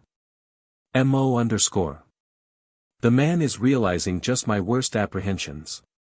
Where is our handsome musician now? Ah, there you are, go down and plead your own cause against him. Zeus. Hush, Momus, you are murdering our feelings, it is no time for recrimination. _T. Have a care, Damis, this is sacrilege, no less, what you say amounts to raising the temples and upsetting the altars. Duh. Oh, not _all_ the altars. What harm do they do, so long as incense and perfume is the worst of it?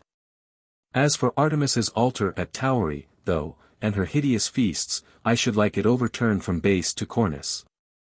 Zeus _ Whence comes this resistless plague among us?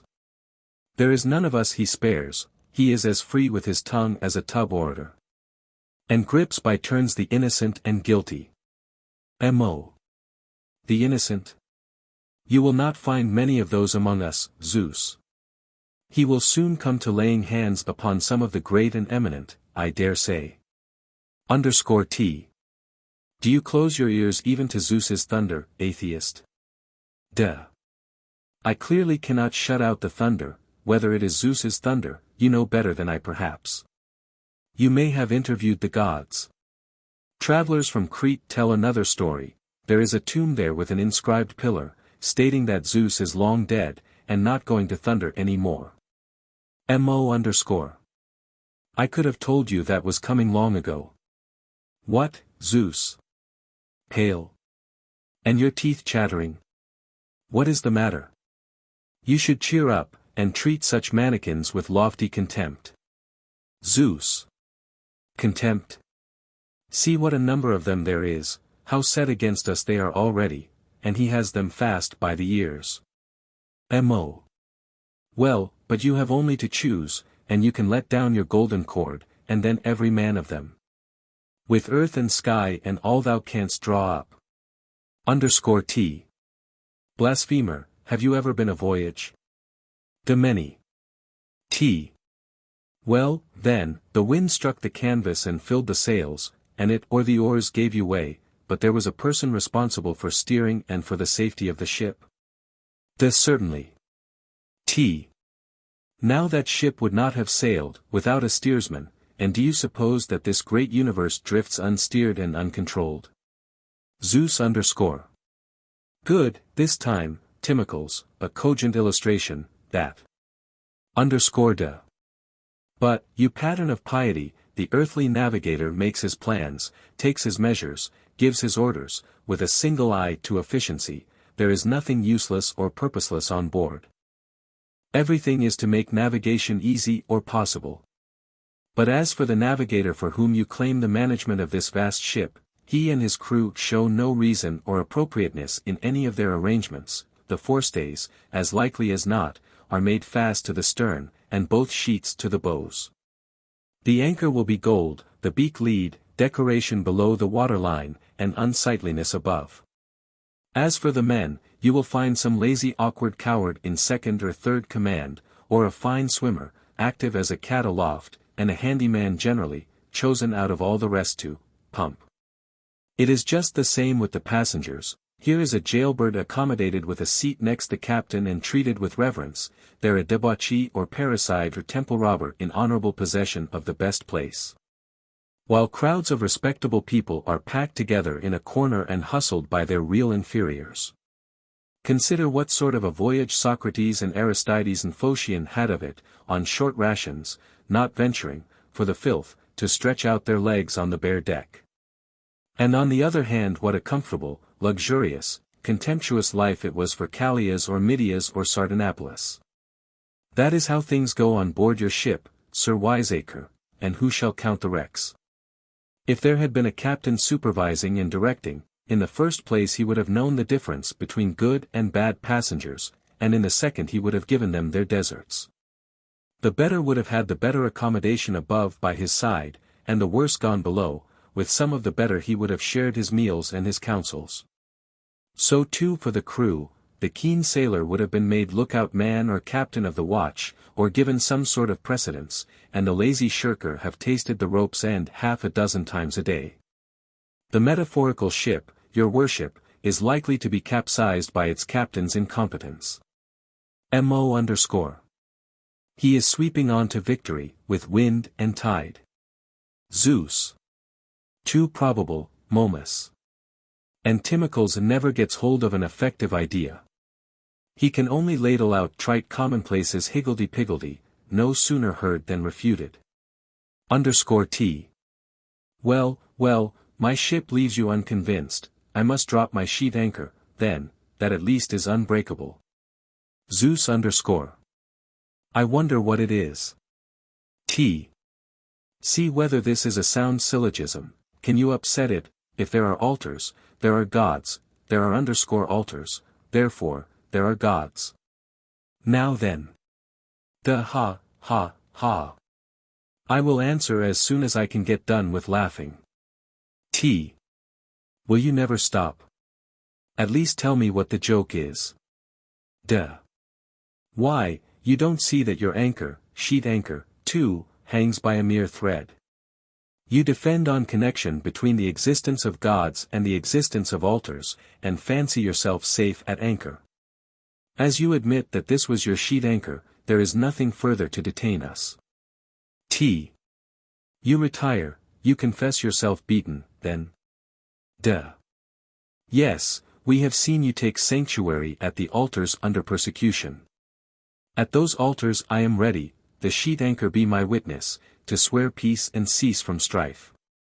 Two are playing with me, are you, you vile body snatcher, you loathsome well-whipped scum. As if we didn't know who your father was, how your mother was a harlot. You strangled your own brother, you live in fornication, you debauch the young, you unabashed lecher. Don't be in such a hurry, here is something for you to take with you. This broken pot will serve me to cut your foul throat.